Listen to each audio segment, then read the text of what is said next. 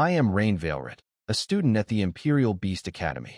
As a noble and a traveler from another world, I have lived under a cloud of disappointment for a long time. While others in my family achieved greatness, my primary companion spirit was a simple bronze tulip. Everyone thought I was a failure because the flower never grew, and I couldn't form new contracts without its progress. My maid, Hea, has always been my closest companion. She has cared for me since I was a child and is the only one who truly believes in me. She often worries about my future and the upcoming academy exams, but I always had a feeling something special was about to happen. Everything changed in a single moment while I was with Heu on my balcony. Suddenly, my tulip began to glow with golden light, and a mechanical voice spoke in my mind. I had finally awakened a special power, the Female Spirit Beast Contract System. This system allows me to train female spirit pets with incredible special abilities. My tulip instantly reached 2 stars and gained a real skill called Empowering Petal. This skill produces a petal every day that can make other spirit pets much stronger. I realized my tulip wasn't useless after all. It was actually a powerful spirit that could eventually become a queen. I also discovered that I can earn points by interacting with my pets. When I gave the tulip a gentle kiss to test this, the system gave me my first reward points and told me the flower was feeling shy and happy. This was a shock, as I didn't know a plant could have such human-like feelings. With this new system and my evolving tulip, I finally have the power I need to earn a title and a land of my own. My journey as a true beast master has just begun. After my tulip leveled up, I decided to seek professional guidance from my mentor, Selena. Before leaving, my maid Hea helped me into my complex noble uniform, a task I still haven't mastered myself. Walking through the academy, I felt the clear divide between social classes. As a noble, I live in luxury, wearing clothes that commoners find foolishly complicated, yet no one mocks me because such conflicts are seen as a waste of time in our society. I arrived at Mentor Selena's grand estate, a place rarely visited by ordinary students. While waiting for her in a beautifully decorated hall, I listened to the elegant sound of her piano music. When she finally appeared, her presence was striking. She is an elf with silver-white hair and pointed ears, accompanied by her powerful golden 9-star twin sound butterflies. Selena was immediately surprised to see that my tulip, previously mocked as the weakest spirit in academy history, had actually advanced in rank. One of her butterflies landed on my flower and revealed something incredible. The tulip has its own intelligence and was asking for more affection. This was a massive discovery because intelligence is the truest sign of a spirit pet's potential. My tulip even gave a golden petal to one of Selena's butterflies as a gift, proving its new supportive abilities. I explained to Selena that I wanted to find a second spirit pet, specifically an offensive type to balance my team. She noted that since my contract book had reached bronze 2-star because of the tulip's growth, I was finally eligible to contract a new beast of the same level. This visit confirmed that my journey was moving in the right direction and that my useless tulip was far more special than anyone had realized. I listened carefully as Mentor Selena explained the best path for my future. She told me that while a fire-type spirit would give me quick power for exams, a mermaid would be much better for long-term growth. A mermaid and my tulip could support each other, creating a perfect balance. Although a light-type spirit would be even better, I knew my father wouldn't pay for it. He has 19 children and considers me a lost cause, providing only the basics for my education and life. Selena surprised me by offering a mermaid she already had. She called the creature a failed experiment because its life essence was damaged during a bloodline awakening. At first, I was worried about bonding with a flawed spirit, but Selena pointed out that even a defective product from a golden-level master like her was a rare chance for a bronze-level student like me. She took me to a beautiful sapphire pool where I saw the tiny mermaid. She was only the size of a palm, with light blue hair and a tail that shimmered like starlight. She looked incredibly weak, pale, and barely breathing. Selena explained that her potential had dropped so much that she was no longer worth raising. However, my system suddenly reacted, revealing a truth that Selena couldn't see. This wasn't just a failed experiment. It was a starlight mermaid with a massive 8-star potential. According to my system, She could eventually evolve into a divine Starsea songstress. I felt a surge of excitement, realizing that my system allowed me to see value where even expert mentors saw failure. I walked to the edge of the water and gently touched the little creature. When I felt her rub her cheek against my finger, I knew I had to take her. I carefully lifted her out of the water and into my palms, ready to give this forgotten treasure a new life as my second spirit pet. When I held the tiny mermaid, she chose to bind her life to mine, becoming my companion spirit pet. This was a deep commitment that surprised even Mentor Selena, as it meant we would share our fate forever. I named her Vivian, and her presence brought me enough system reward points to buy a rare item called the Spring of Life Dewdrop. Back at my dormitory, my maid Hea was delighted by Vivian's cuteness. After I gave Vivian the dewdrop, she transformed instantly. She regained her health, awakened her hidden potential, and learned powerful new skills like Starshower Blessing. When she used this skill, a beautiful rain of starlight filled the room, refreshing Hea and me while making my tulip grow even faster. Life with my two spirit pets is full of warmth, though they can be a bit jealous of each other's affection. They are also quite stubborn. Neither likes staying inside the dark contract book, so I carry them with me instead. That evening, even Vivian joined Hea and me for a relaxing bath, enjoying the warm water as a water-type spirit. The next morning, the atmosphere at the academy turned serious. The supervisor announced the start of practical training missions. These tasks would take us across the Empire to face real combat. For me, the stakes are high. Earning enough stars through these missions could lead to a royal title in my own land. As a contract master, I need a fief to provide the massive resources my spirit pets require to reach their full potential. I soon found myself on a grassy field with Mentor Selena and two commoner girls who are my teammates. I stood there, a tulip in one hand and Vivian in the other, ready for our first mission. Selena looked at Vivian with surprise, but remained professional, ordering us to change into casual clothes and follow her. My journey to become a legendary beast master and secure my future has officially moved into the field. Ryan returned to his quarters and quickly changed into simple clothes with Hea's help. Then he began his daily routine. He gently kissed the tulip's petals and then gave a light kiss on the little mermaid Vivian's cheek. Ding! Your spirit pets, Tulip and Vivian, feel their master's affection. They are shy but happy. Reward: 20 points, current points. 30. Ryan plucked a petal from the tulip and handed it to Vivian to eat. The little mermaid happily ate it while sitting in Ryan's arms, humming softly. Before long, Ryan returned to the meeting point. Selena looked at him and nodded slightly. Our destination is the uninhabited area northwest of the Empire. I'll take you there to see if you can find a suitable wild spirit pet. Really, Mentor? One of the female students with short brown hair and amber eyes widened her eyes in surprise. Another girl's breathing quickened in excitement. Their mentor wasn't taking them on a regular mission, but giving them a special opportunity instead. The girl who spoke was named Olena. A yellow cat, her companion spirit pet, rested on her shoulder. Selena smiled faintly. Of course. But remember, a spirit pet bond must come naturally. It cannot be forced. Everyone nodded and followed Selena to a teleportation array within the academy. With a flash of bright light, they vanished. The next moment, they appeared in a small border town. It wasn't as grand as the imperial capital, but it had all the liveliness of a proper town. The streets were paved with stone, lined with taverns filled with the smell of sweat and perfume, service centers where technicians greeted customers, bustling gambling houses, noisy markets, and caravans rolling by. All these sounds blended into a lively and vivid background. This is Algalon Fort, Selena said, scanning the surroundings. It's the last supply point before entering the northwestern wilderness.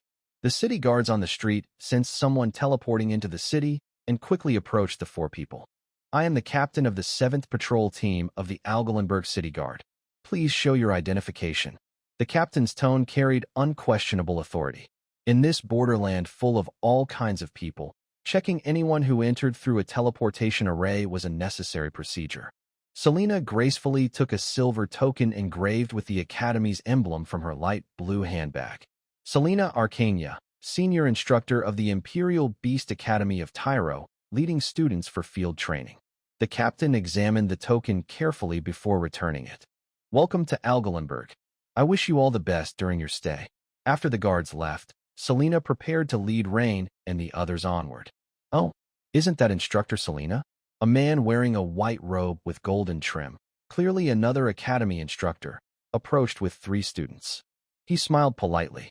Are you also preparing to enter the unclaimed zone beyond the border? This has nothing to do with you. Selena replied coldly, ignoring the usual noble courtesies. Without even a greeting, she turned to Rain and the others. Let's go. Sean chuckled softly. Instructor Selena, it's just a greeting. No need to be so distant, right? Selena's lips curved into a mocking smile. Instructor Sean, you don't need to keep watching me. Our meeting here isn't a coincidence. Anyway, I'm not interested in competing for the position of academic supervisor, so please stop bothering me. Rain quietly observed the scene. It seemed that even among instructors, competition was fierce. So, Selena hadn't refused a mission after all. She had simply kept it secret, worried that Rain and the others might accidentally reveal it and attract interference from other academy teams. Perhaps instructors also had their own evaluations. No one knew what rewards they might gain, but it was clear that greater interests were at stake, maybe even more tempting than a baron's title and land. You think watching you will help me become the academic supervisor? Sean adjusted his gold-rimmed glasses, his tone light. If that's what you believe, that's quite amusing. I don't know, and I don't care, Selena replied impatiently. This is my final warning. There's no conflict of interest between us. Warning. Sean's tone carried a hint of amusement, and even his eyes showed a trace of disdain. It was the look of a true Tyro noble when facing other races. Indeed, even though Selena's family was also part of the Tyro Empire's noble class, in Sean's eyes, anyone who wasn't Tyro was inferior. In fact, every pure Tyro noble naturally felt superior to other races. Rain was no exception. Selena, however, was not human, but a pure elf. Sean's gaze clearly said, Do you really have the right to warn me? He shifted his eyes towards Selena's students, finally stopping on Rain.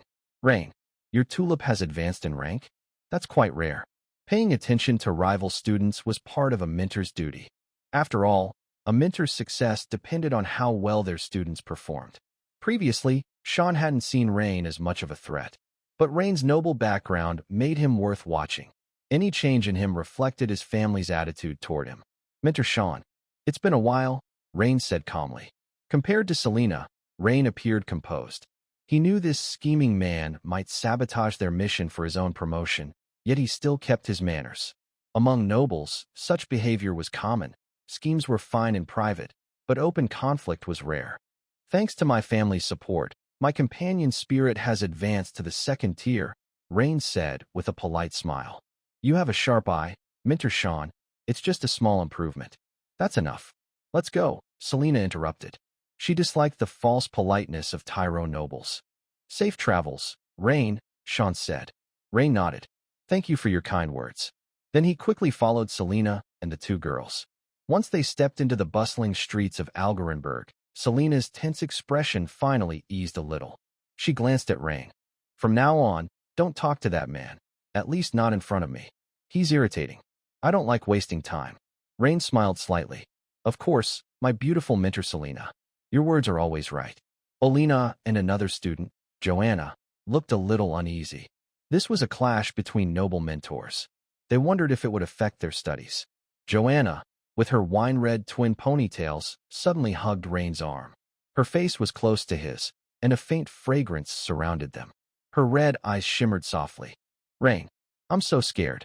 Rain muttered quietly to himself in frustration. Joanna's companion spirit pet was far stronger than Rain's tulip.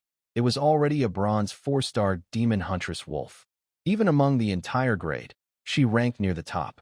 But in the eyes of the nobles, these talented students would still end up serving them after graduation.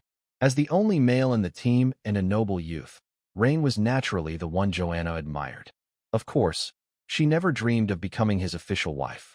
If Rain ever wanted to marry her, Joanna would actually keep her distance, because a noble who married a commoner would lose his title and status. Although Rain didn't yet hold a title, he was still a noble. If he married a noble lady, even without a title, his children would still be nobles. Joanna was willing to stay close to Rain, hoping to gain his favor, much like others who sought noble support. Olina looked at her with clear disdain. She despised Joanna's calculating attitude. Joanna only wanted the benefits that came from being close to a noble. But Joanna didn't care about her classmates' judgment. She believed that the brave enjoy the world first. If she could win Rain's favor, even a small share of his resources would save her and her spirit pet years of struggle. Rain neither accepted nor rejected Joanna's closeness. He simply let her hold his arm and said calmly, "Miss Joanna, with our mentor here, we'll be safe." Without turning her head, Selena's cool voice came from the front. "Unless you face something you truly can't handle, I won't step in." Everyone nodded, understanding her meaning. At that moment, Joanna's curiosity sparked. She noticed a small mermaid in Rain's arms. "Oh, how cute.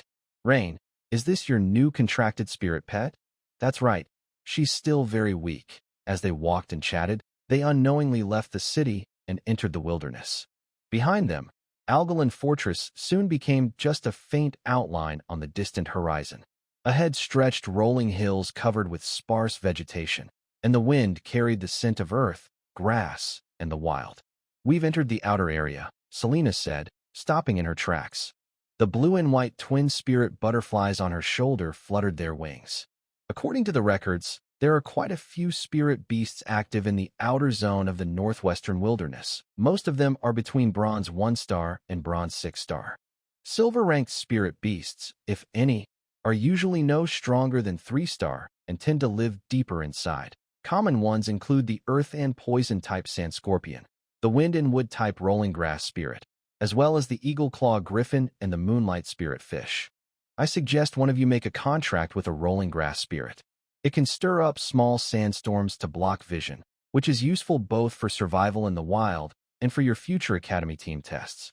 It would also make up for your team's current lack of area control abilities. Even if it's not for the team, every summoner's battle isn't just about sending out one spirit beast. It's a system where multiple beasts work together, which is also very helpful for solo exams. Selena looked over her students. Rain's spirit book is already full. What about you two?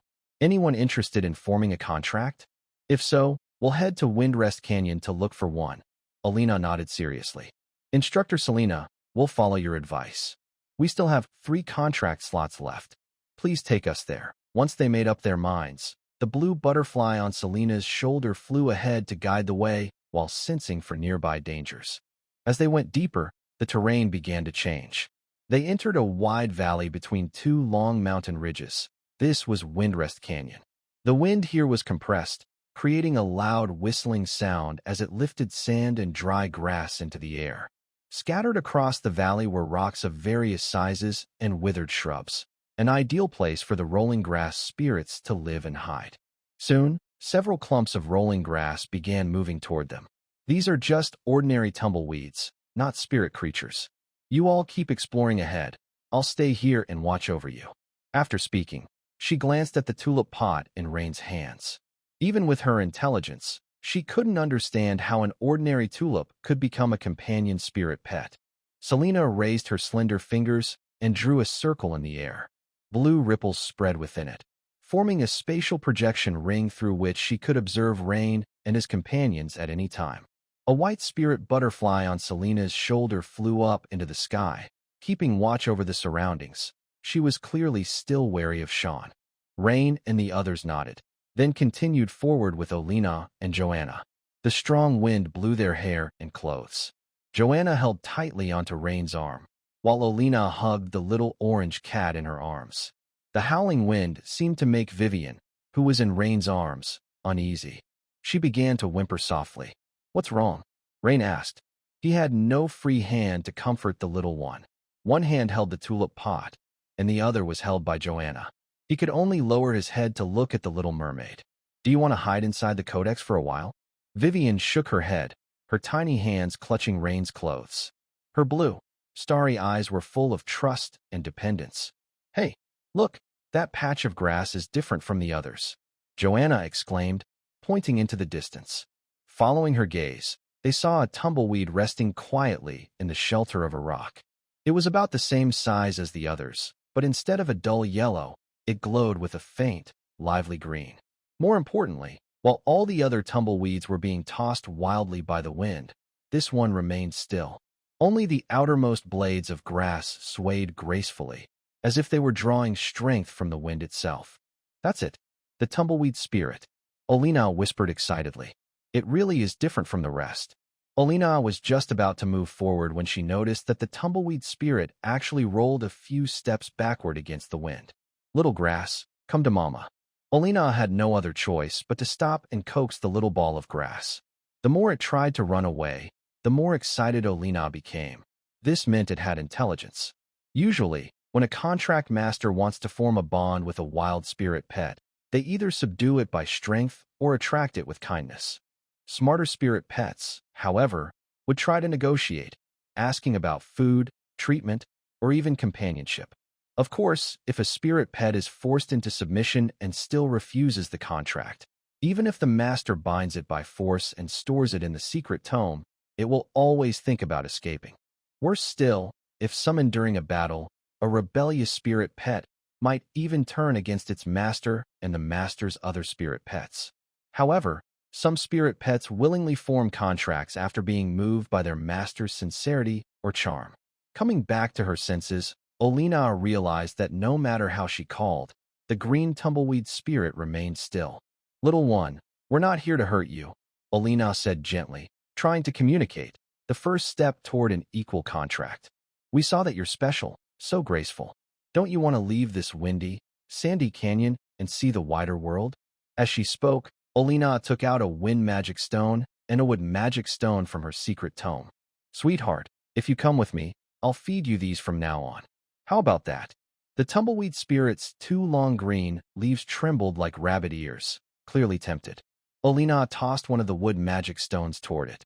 Try it first. If you like it, I have more. To Rain, it looked just like an ant trying to coax a little girl with candy. The wood magic stone rolled to the tumbleweed spirit's feet.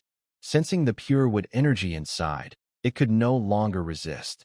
The little ball of grass pounced on the stone, and several thin root-like strands stretched out from underneath, wrapping tightly around the magic stone as it began to absorb its energy.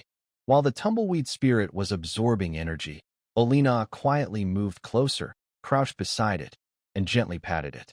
Good little one, take your time. There's more here with me. The tumbleweed spirit continued to draw in energy while brushing its grassy leaves against Olina's fingers. It was completely soothed by her gentle voice. Seeing the moment was right, Olina quickly summoned her bronze 5-star contract tome. Light shimmered in the air as she opened the second page.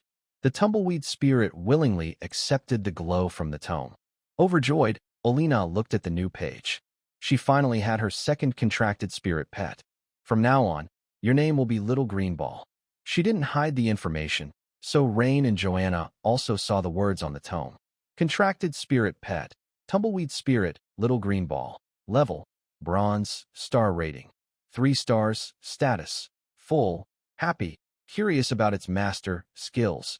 Dust sway, whisper of the wind, basic rooting, 3 stars. And 3 skills. Joanna covered her mouth in surprise, her heart full of envy. Rain was just as amazed. Not every pet's number of stars matched its number of skills. Those depended on the pet's own understanding. Clearly, this little ball of grass was special. It had great potential for growth. Its 3 skills included one that disturbed the enemy's vision, one that sensed movement through air currents, and one that allowed it to root itself in the ground, raising its defense and slowly restoring its energy, though it couldn't move while rooted. In short, it could serve as a shield for its master, blocking attacks, sensing the surroundings, and distracting enemies. Good potential, and the skills fit well, someone commented. As they studied the little spirit, a calm voice came from behind them. It was Selena. You're still a bronze 5-star contract master. 2 spirit pets are enough for you to focus on for now. Joanna, it's your turn, Selena said, turning to her other student.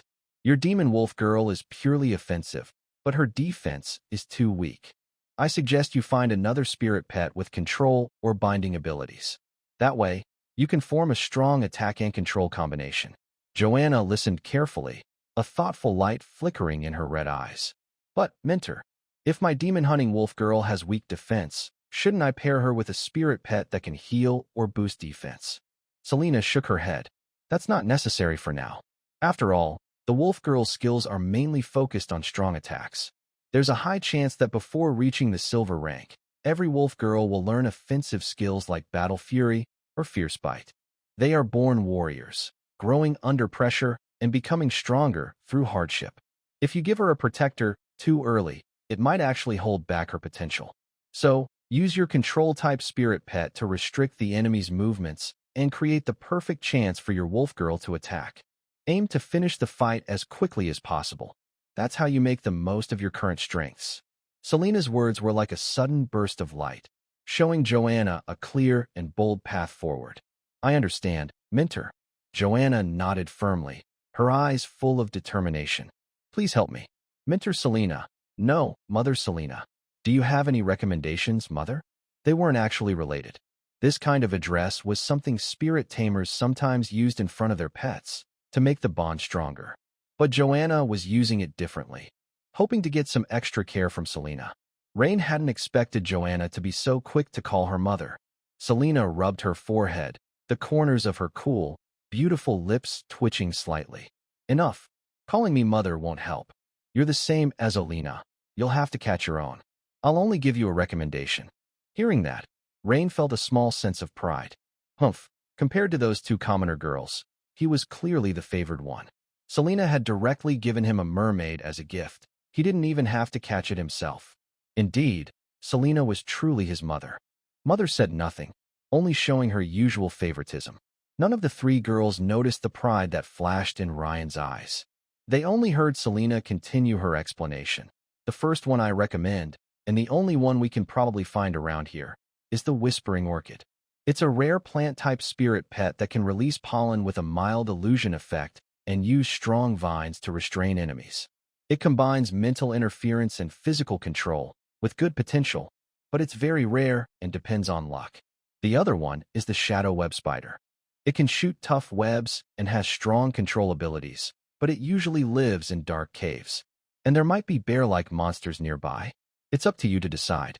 But I can only say this. If we can't find the Whispering Orchid, we'll have to look for another suitable one nearby for you to form a bond with. After all, our time outside is limited.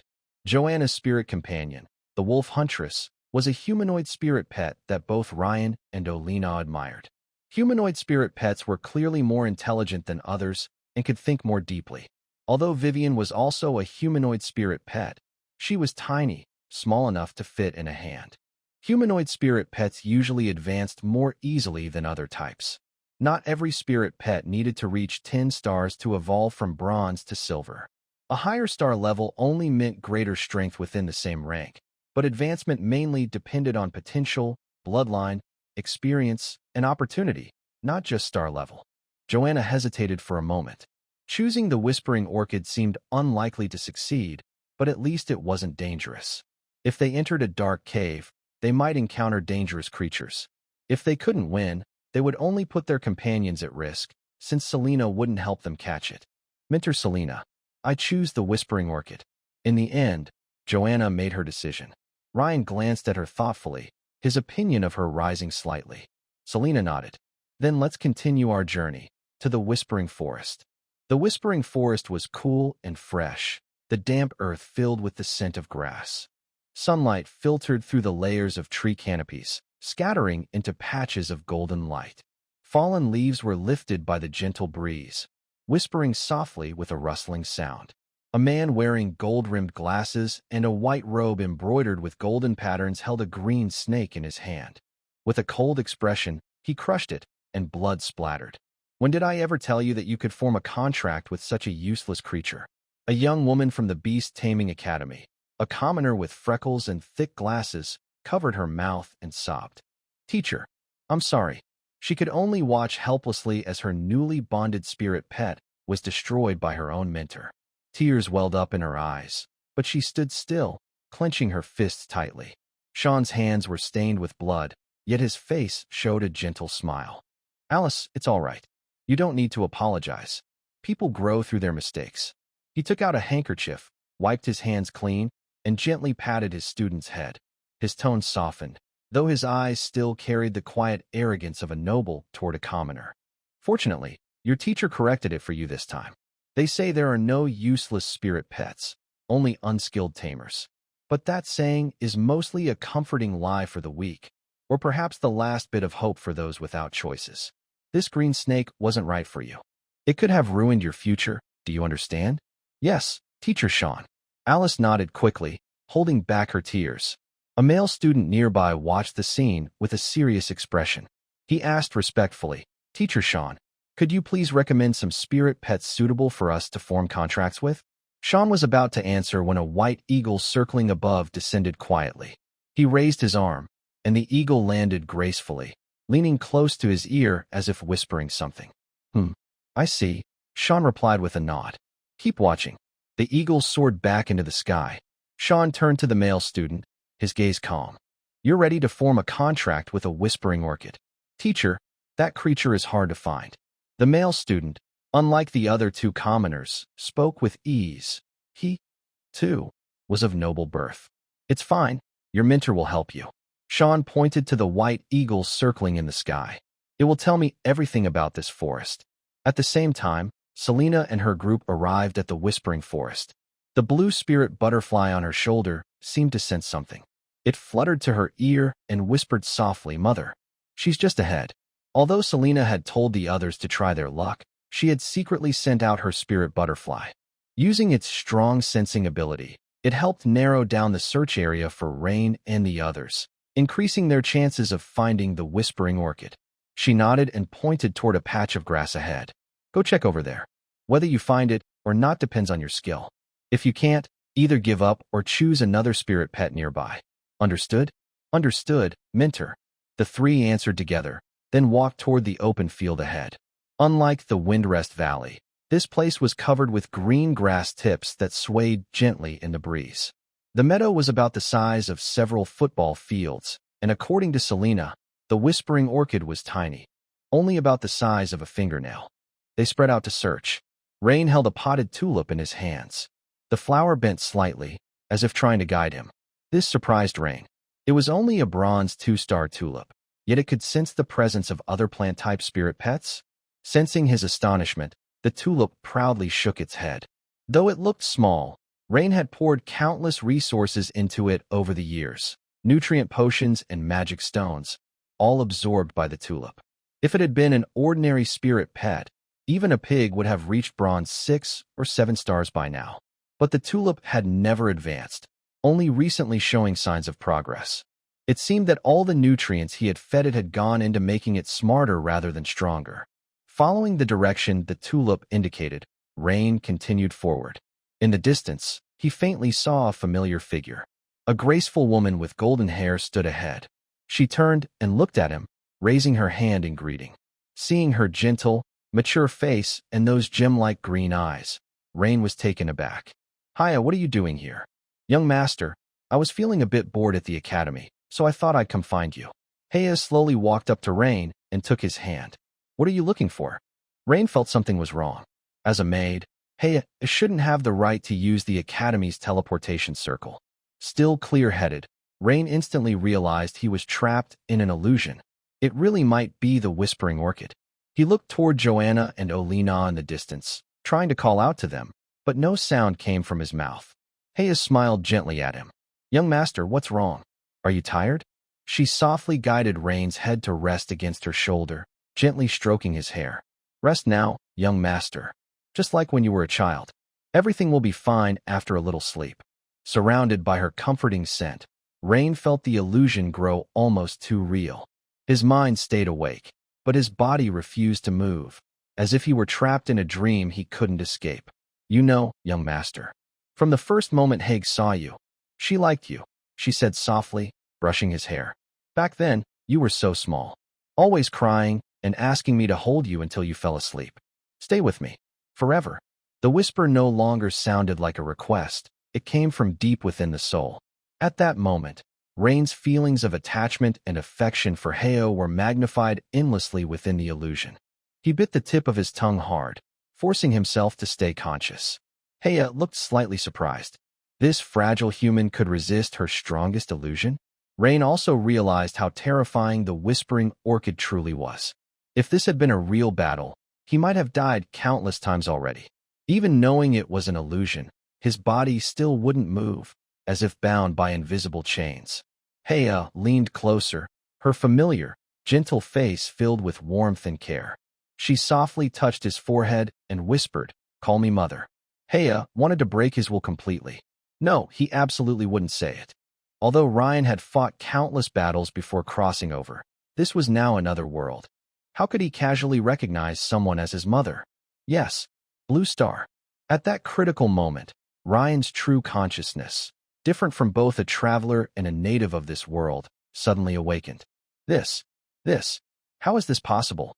Haya cried out in disbelief, her voice sharp. "You're not a good child, Ryan. You're a naughty one." Humph. Ryan's eyes showed a hint of pride. "Haya would never ask me to call her mother on her own. But in your memories, you've called me that countless times." At that instant, a golden light burst forth in the air. It carried the scent of tulips. The golden light gradually wrapped around the illusionary form of the Whispering Orchid, spreading over her entire body. "No, stop. My spirit power. Please stop." Haya shouted desperately. But no matter how she begged, the golden light continued to consume her illusionary form bit by bit. At that moment, Ryan received a message from the system. Companion spirit pet. Tulip. Skill awakened. Absolute parasitism. Absolute parasitism. The tulip releases pollen that falls near rooted plant-type creatures, seeping into the soil to absorb nutrients from their roots. The tulip has absorbed a large amount of life essence. Evolution imminent. Ryan couldn't believe it. Evolution? No, I don't want this. I was about to advance to silver rank. The Whispering Orchid cried out. As a bronze 6-star plant spirit pet, it had been on the verge of breaking through, but just as it was about to devour Ryan's spirit, his own pet had turned the tables. The tulip acted like a fierce little spirit, pressing the Whispering Orchid down without mercy. "Stop. Please stop. I'll recognize you as my master. I'll sign the contract." The Whispering Orchid pleaded bitterly, but Ryan could only watch helplessly. He wanted to form a contract too, but he only had 2 slots available, and his companion spirit beast was far more important. So, the Whispering Orchid's cries slowly faded, and finally, her entire form disappeared. At this moment, the illusion was lifted, and Ryan's bronze secret tome directly upgraded to a silver treasure book. The tulip also transformed into a small flower spirit. Evolution successful. Ryan quickly released his contracted secret tome. Companion spirit. Silver tulip spirit. Unnamed. Level. Silver. Star rating. 3 stars. Status. Newborn. Perfect. Happy. Skills. Empowering petals. Absolute parasitism. Golden Guard. Mental absorption. Golden Guard. The tulip spirit can release petals that land on the target, forming a magical armor to block some damage. Mental absorption. The tulip spirit is immune to mental spells of the same level, and when a unit is affected by mental spells, it releases pollen that absorbs the mental energy from the spell. Reward points. 500. First evolution of the companion spirit. Suddenly, Ryan was stunned. This development was heading toward a divine level support role. Enhancement, parasitism, shields, mental countermeasures. Clumsy master, clumsy daddy. At this moment, the tulip spirit, about the size of a mermaid Vivian and only palm-sized, had 2 petals on her back like wings, flying near Ryan's ear. Her long golden hair was tied into twin ponytails with 2 vine rings. Her skin was fair and smooth, and her eyes sparkled like orange gemstones. She wore a short skirt woven from countless thin golden petals layered together, and a tulip crown on her head. Even her white silk legs had a golden petal leg ring on the absolute territory, and Ryan wasn't sure how her legs remained white silk. Maybe this was the standard for female imps? Hee, she bit Ryan's earlobe. "Silly daddy, silly master, don't peek at my privacy." Ryan knew very well that the tulip spirit's so-called privacy referred to the information recorded in the secret tome he held. But he was once again stunned. A spirit pet that can speak. That means unlimited potential. He didn't understand why.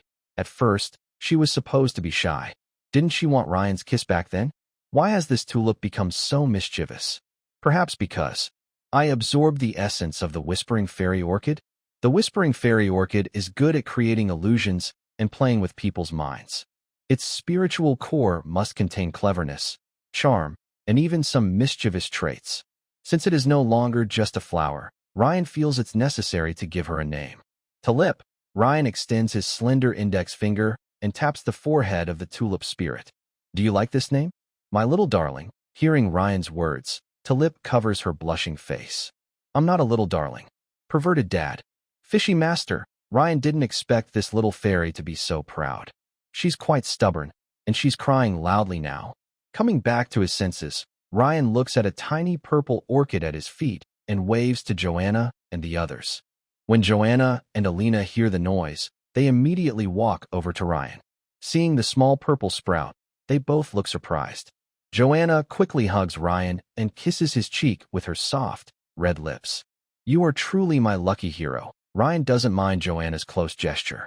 Otherwise, a commoner daring to do this to a noble would definitely be punished.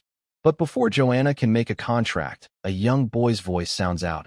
Wait, everyone, this Whispering Fairy Orchid. We found it first. As he speaks, 3 students from Tallow Academy come over. The leader is a boy with neatly combed short brown hair, and like Ryan, he is also a noble. Ryan, we've been watching it for a long time. We saw you standing still and not moving, and we knew you were trapped in an illusion. We were worried we might disturb the Whispering Fairy Orchid and hurt your mind. He explains everything confidently and with a tone that leaves no room for doubt. So, I actually owe you a favor? Ryan sneers coldly, glancing at him without giving him his full attention. This is considered very rude in noble interactions. The young noble's brow furrowed slightly, almost unnoticeably. Rain's rudeness annoyed him, but he still maintained his proper demeanor. Normally, you do owe us a favor. Roger, you don't need to explain these to me. In my view, what I like is mine.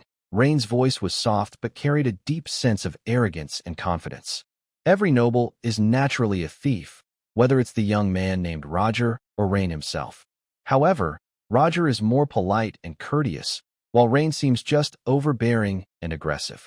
And indeed, Rain is like that.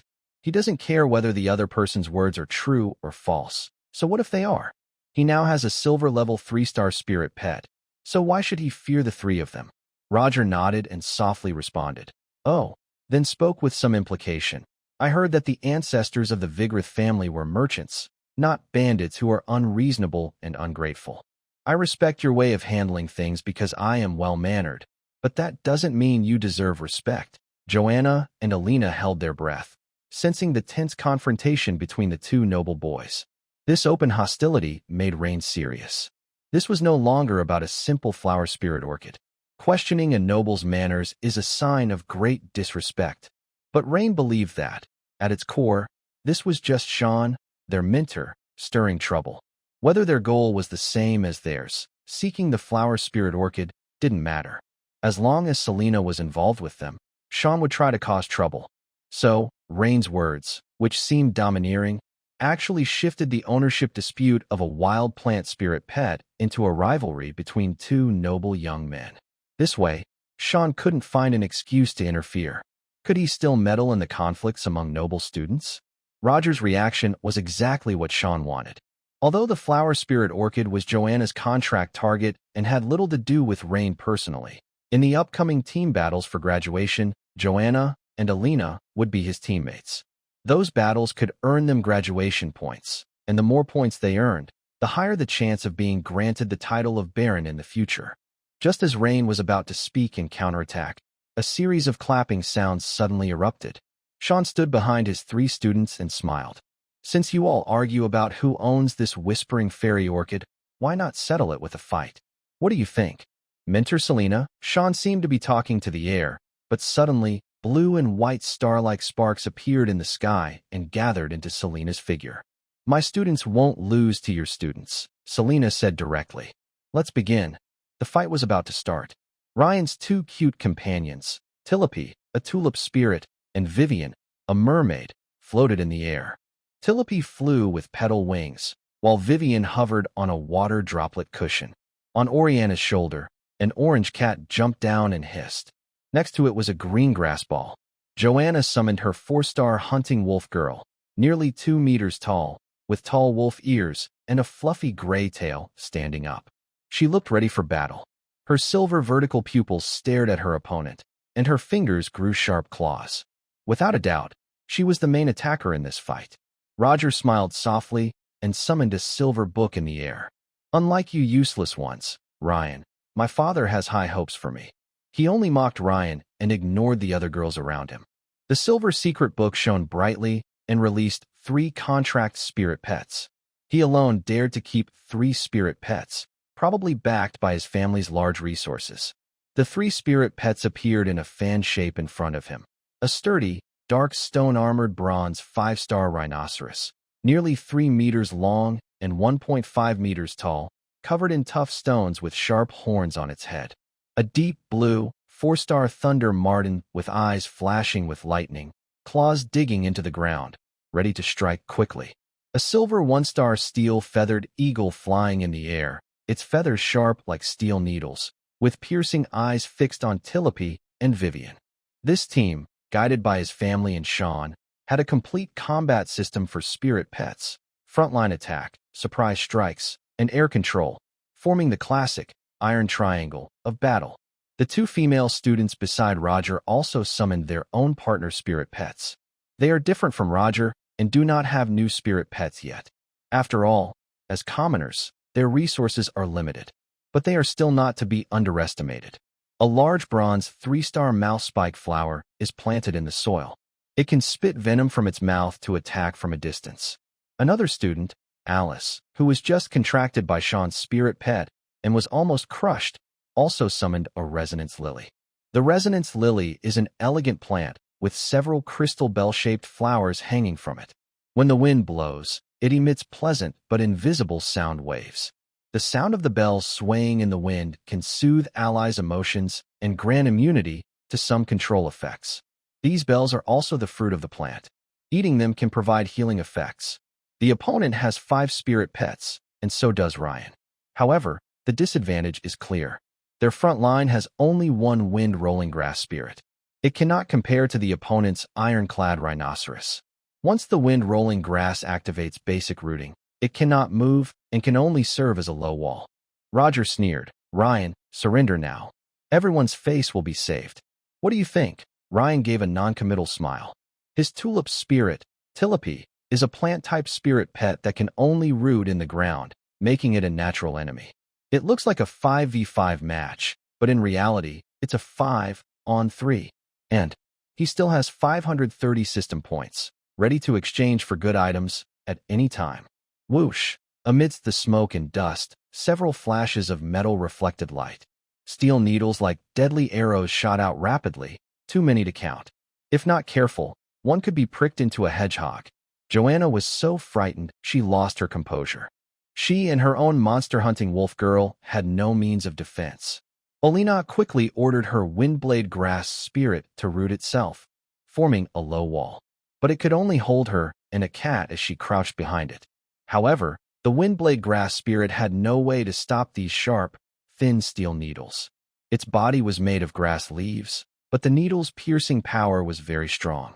There were gaps in the grass wall that the needles could pass through.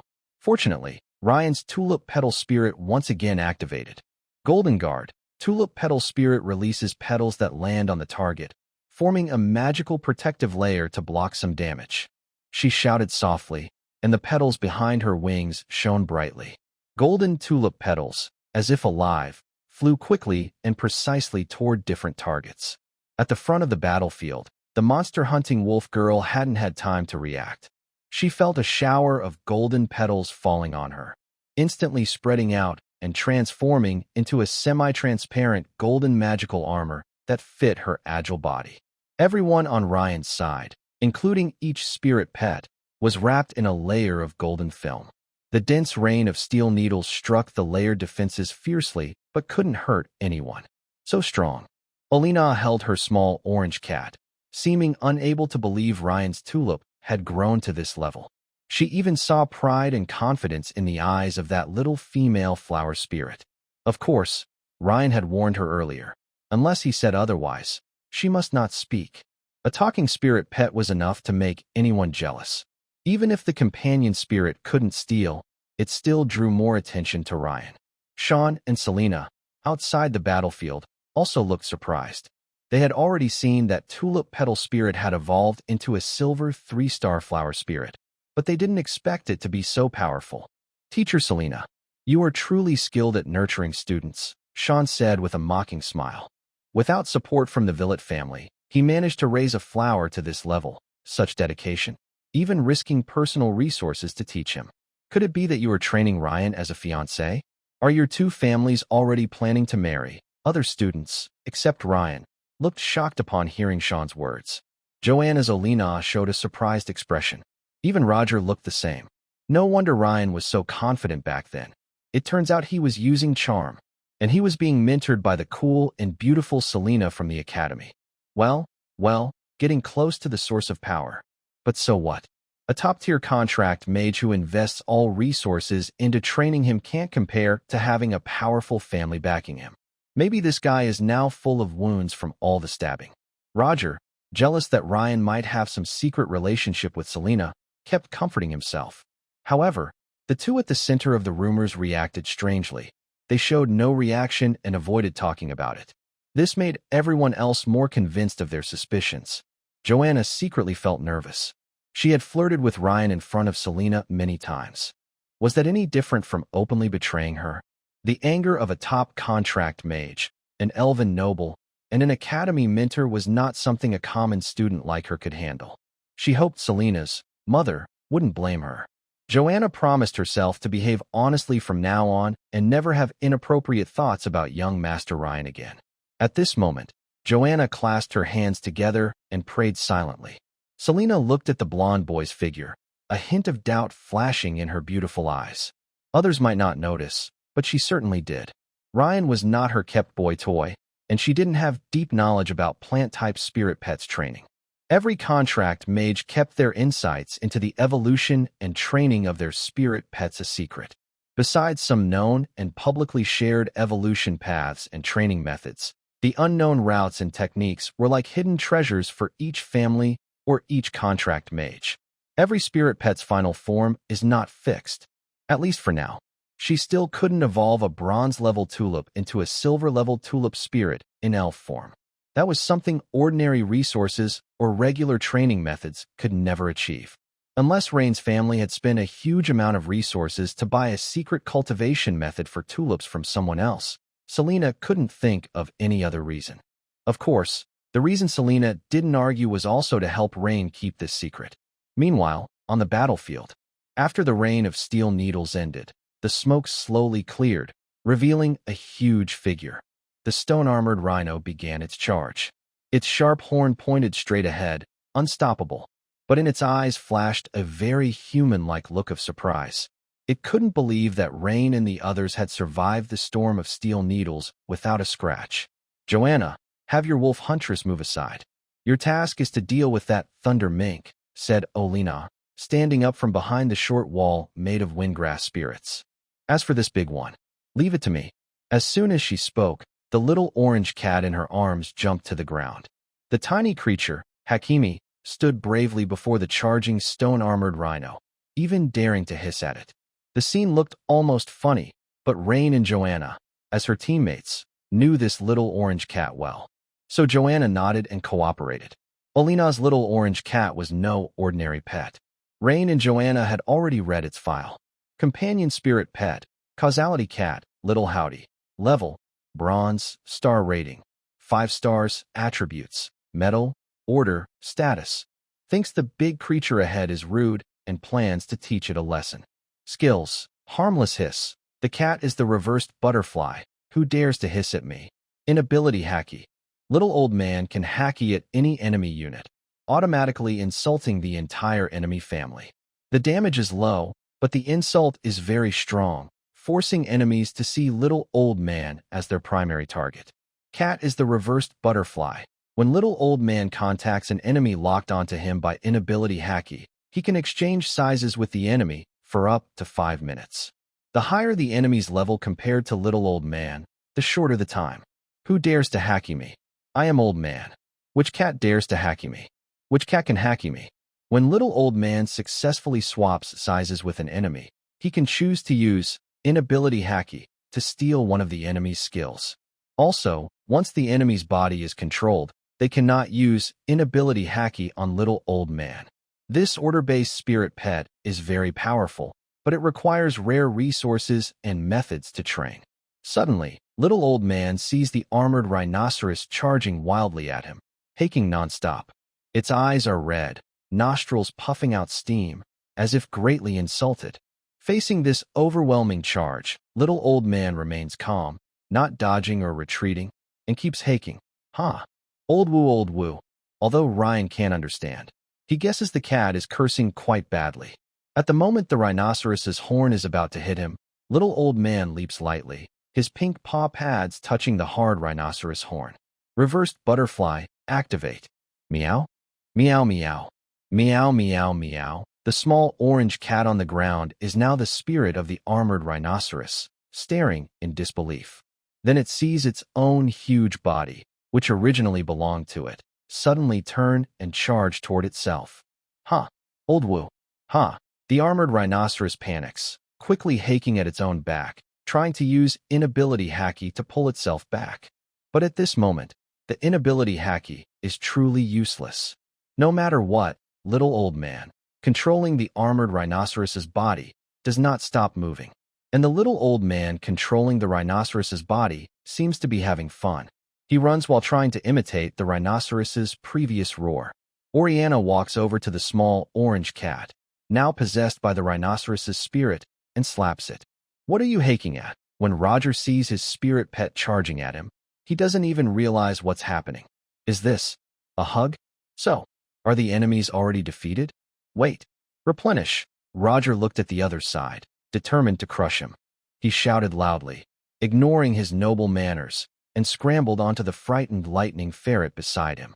The lightning ferret shivered, sparks flashing all over its body. It suddenly shot forward as a blue lightning bolt, carrying the terrified Roger away. Its speed was incredible, reaching the peak of its life as a ferret. Meanwhile, the other two female students in Sean's team saw their plant-type spirit pets suddenly become weak and sluggish. Little Belle, what's wrong with you, Little Belle? Alice shook her resonance bell, trying to calm her pet. Quick, purify it. The resonance bell could soothe the spirit pet's emotions, but it was useless at this moment. Another female student's flower, the thorn flower, was in worse shape. Its once full and fierce bud drooped completely and even started to shrink, making it hard to keep its shape. Seeing this, Roger cursed silently at the two useless pets. Then he commanded his steel needle eagle, a one-star silver-ranked spirit, to charge at the floating mermaid and the tulip spirit in the air. The eagle was extremely fast, and its feathers were like steel needles. If it hit, envisioning his two little pets being hurt, Ren quickly prepared to give them artificial respiration. Tilipy could only activate her golden guard again.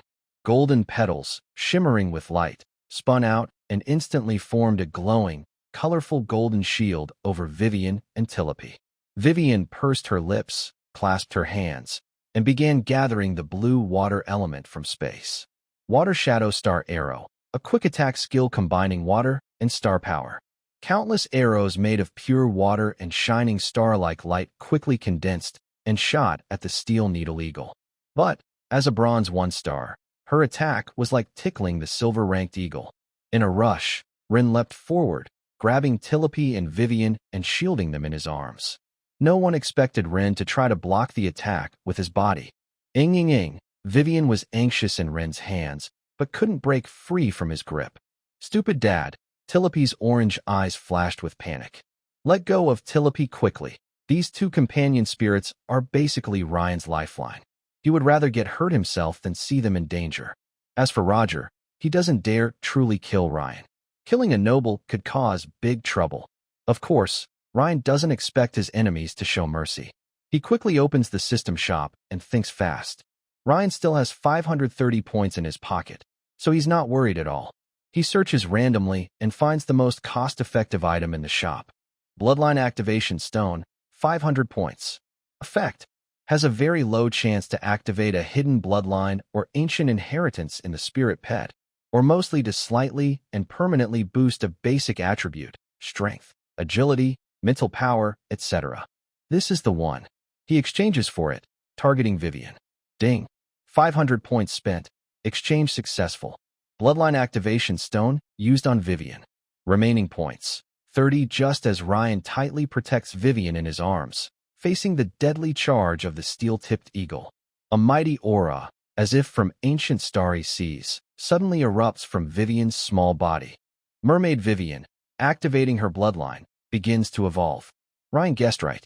Previously, Serena had tried to activate Vivian's ancient bloodline. Now, Ryan has already helped Vivian restore her origin. This time, he's activating her ancient bloodline. Ding.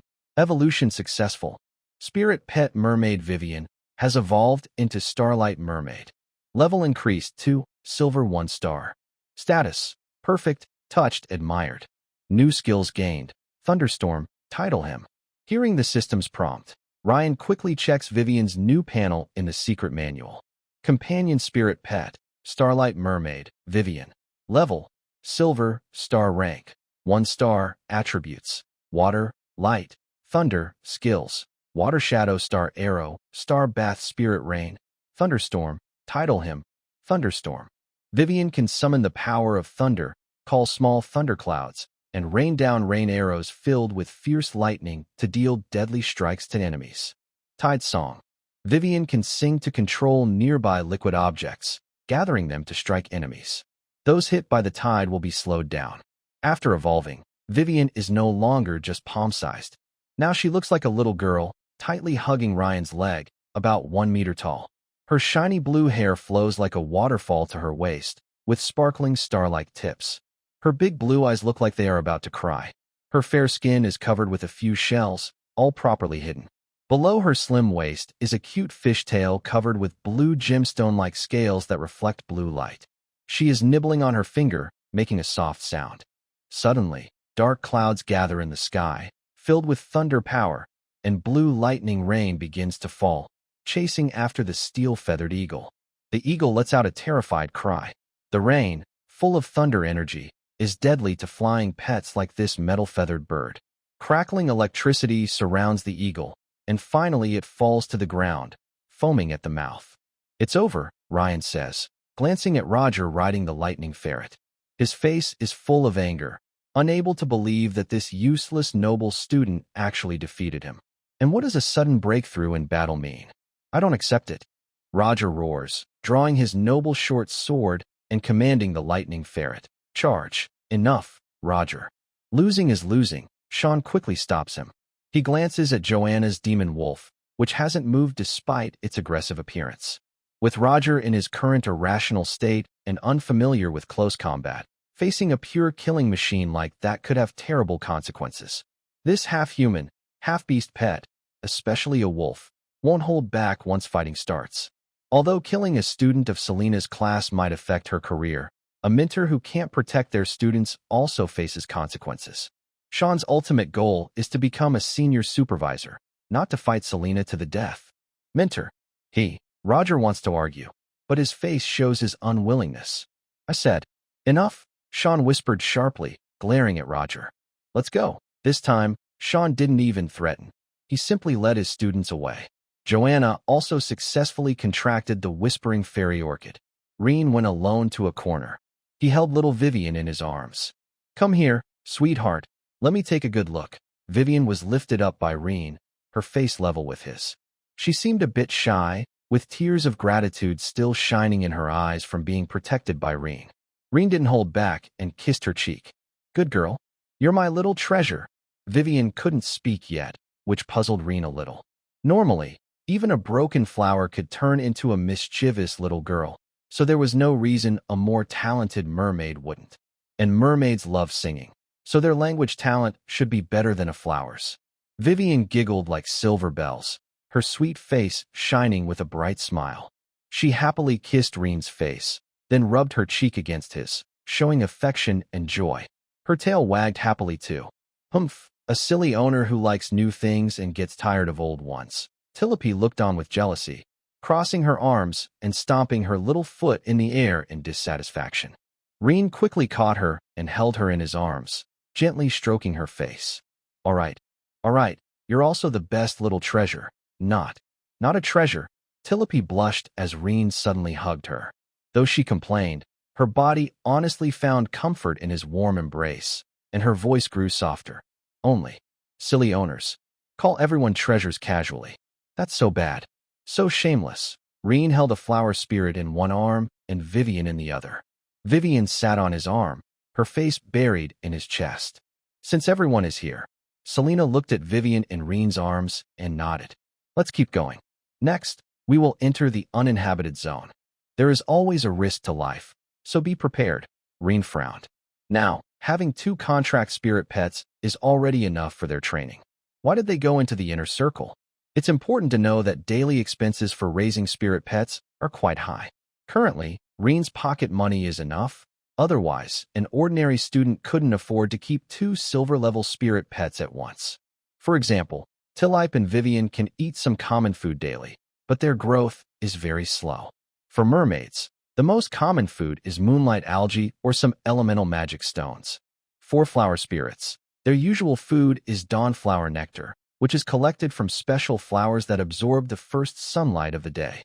This nectar is also not cheap.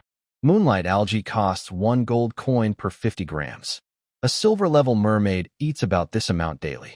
Dawnflower nectar costs 1 gold coin per 30 milliliters. Silver-level flower spirits also eat roughly this amount each day. Of course, this is a luxurious way to raise them.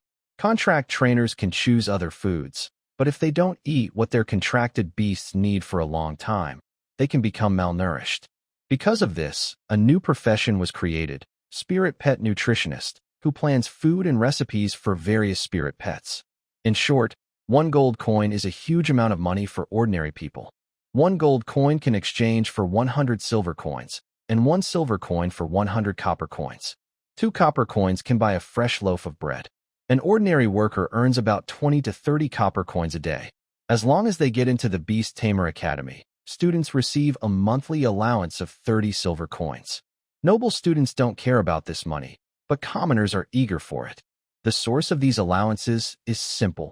The Empire's treasury allocates funds to the Beast Tamer Academy every year. The tuition fees for noble and foreign students are also quite large. Snapping back to reality, Reen realized that Selena might have taken on a complicated task. A few days later, Selena led Reen and the others into the uninhabited inner circle. Compared to the outer area, the environment inside is very different. It looks much quieter here, with no insect sounds or animal roars. Only the gentle breeze passing through the leaves and the soft flowing sound of the river can be heard. Ryan opened the map. By the Seine River, there's quite a lot hidden underwater. Shoo. Selena raised a finger to her lips and pressed it against her mouth. They're coming. Ryan looked in the direction of her gesture and saw a very thin white tiger. It had sharp horns on its head and wings growing from its back. Even though it looked weak, it still dared to jump into the deep water to hunt a crocodile-like beast hiding beneath the surface. Suddenly, a bright flash of lightning covered the entire riverbank, illuminating the dark forest and making the river look as bright as daytime. A deafening thunder followed immediately. The powerful lightning crackled like countless silver snakes moving and exploding underwater. The river boiled violently, white steam rising, and a strong smell of burnt flesh filled the air. Roar, a loud, painful, and furious roar came from underwater, clearly belonging to a large aquatic creature. Then, a giant crocodile over 20 meters long appeared from the water. Its body was covered with thick, black scales engraved with the soul marks of various creatures. It had glowing red vertical pupils, hiding a savage and cruel nature deep inside. Joanna opened her mouth wide. The Golden King Beast, the soul-devouring black crocodile Acto, such named spiritual pets, are the dream companions of many contract masters. However, because of their tempting power, many contract masters have lost their lives, so they are known for their fierce reputation. At this moment, the black crocodile was bitten on the neck by the white tiger, its body covered in lightning. It was clearly suffering intense pain. That is the task we are here for. Selena pointed at the white tiger. The Thunder Sword Tiger, a legendary queen, Krishina, also a Golden King Beast. Krishina, Olena covered her mouth. Isn't she one of the contract spirits of the 7th generation Beast Tamer Academy's headmaster? Yes, Selena nodded. The current 11th generation headmaster, who is the granddaughter of the 7th generation headmaster, sensed through bloodline power that her late grandfather's last contract spirit was about to fall. She issued a request for help to investigate the situation. Should we go up and help? Joanna tightly held Ryan's arm. For a contract master like her, witnessing two Golden King beasts fighting to the death was very dangerous and could cost her life at any moment. Vivian and Tilope also hid in Ryan's arms, trembling. At this moment, these two little ones didn't dare to breathe loudly. Selena shook her head. No, a king has his own way of dying. Besides, our task is already done. The Golden King beast was not an ordinary golden-level spirit pet. It was beyond the star-level classification. Even spirit pets of platinum and diamond levels could fight against a Golden King beast.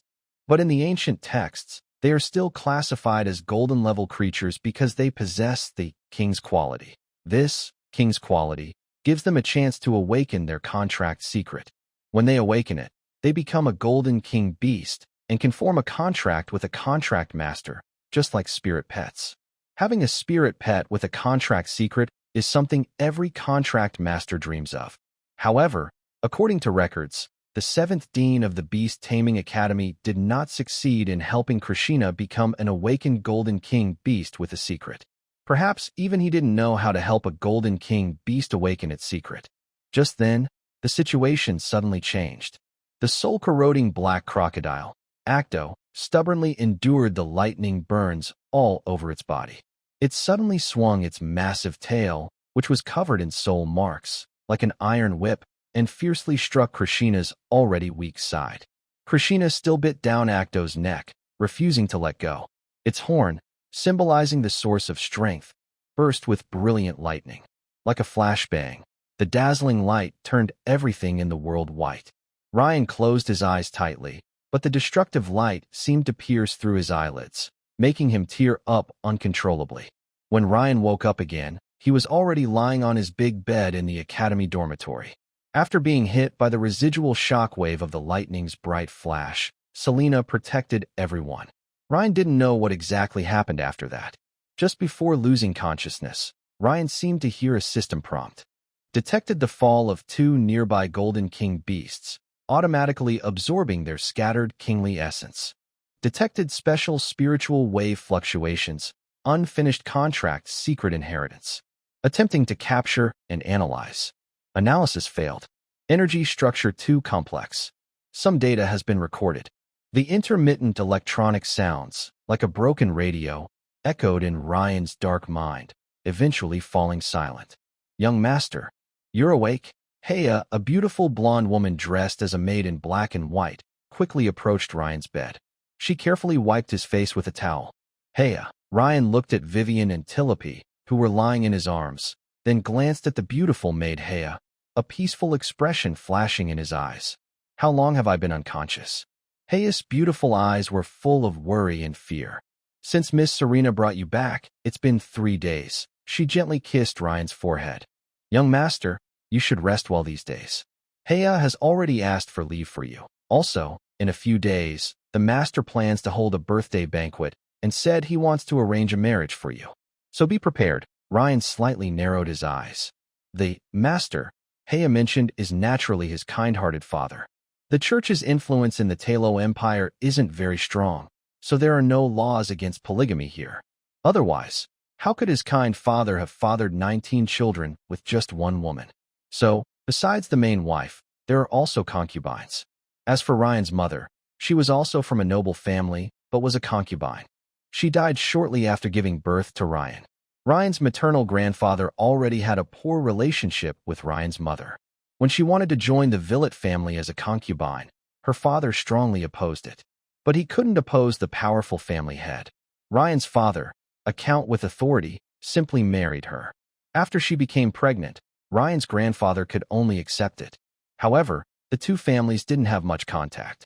This meant Ryan was not very prominent among the many children in the count's household. For the birthday party of the cheap old man, Ryan naturally wanted to attend.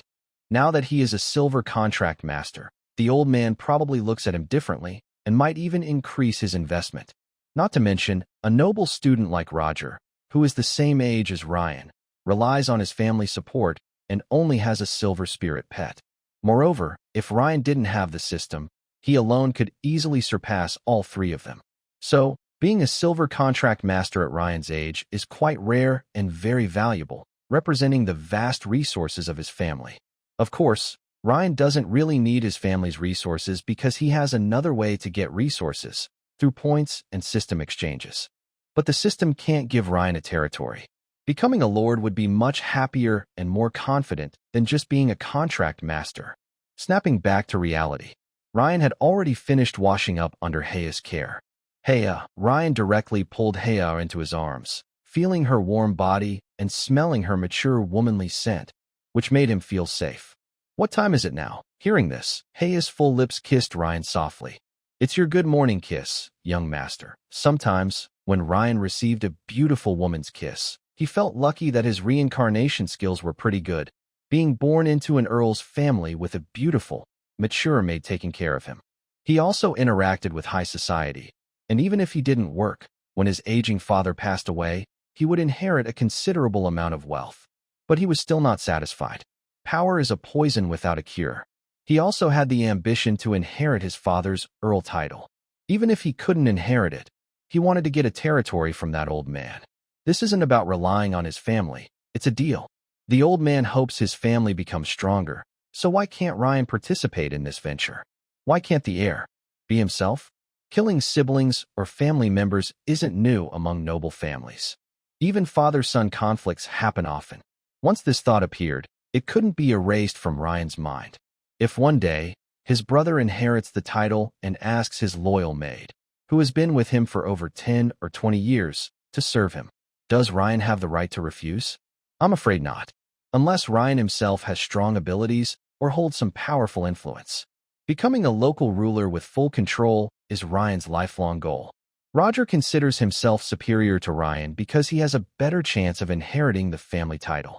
After all, he is the legitimate son, while Ryan is just a common child. Suddenly, Ryan hears the gentle chatter of a beautiful woman. Young master, Heia has prepared breakfast for you. Fish soup, wheat porridge, foie gras, and your favorite medium-rare steak. Ryan nods. Pour me a bottle of red wine. Heia covers her mouth, exaggeratedly saying, Oh my, you just woke up from unconsciousness, and now you want a drink. All right. Hearing Heia's caring and slightly reproachful tone, Ryan doesn't want the lovely lady to be upset early in the morning. But as a reward, isn't my good morning kiss a bit too brief? Heia looks at Ryan with a mix of helplessness and affection, then lifts her face and offers her lips again. This time, it's no longer a quick, light kiss but a more tender, comforting one.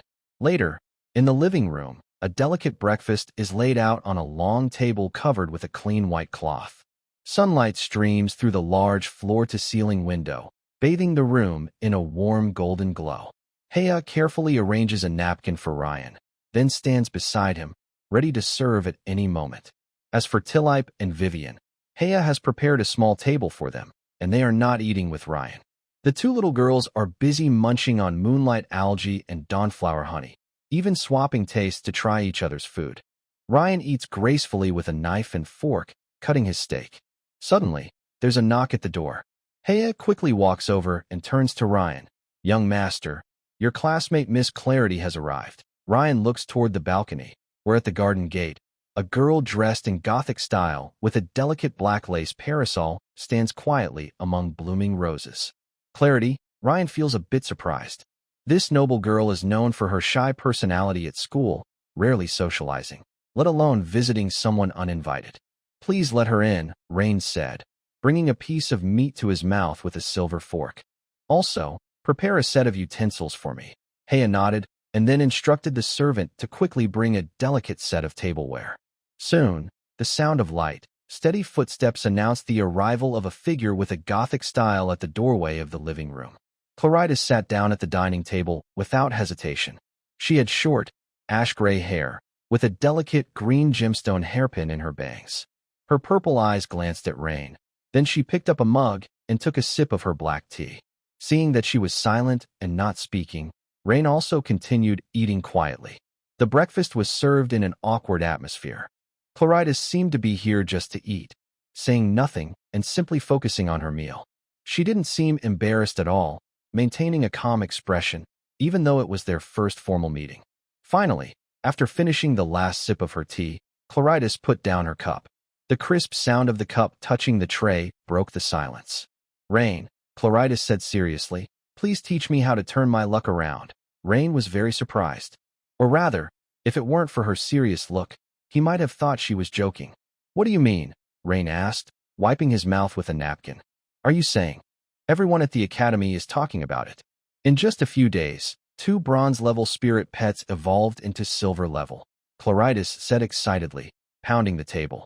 "Even though many suspect you climbed into Minter Serena's bed, I think things are not that simple. At least, you don't seem like the kind of man who would accept being pushed around by a steel wool ball. So, there must be some secret." Stop. Let me finish first. I've observed Minter Serena for a long time. She doesn't seem like the aggressive type. Instead, she might have a submissive streak deep down. But you were just a useless person back then, definitely unable to pin that strong ice beauty against the wall and bully her.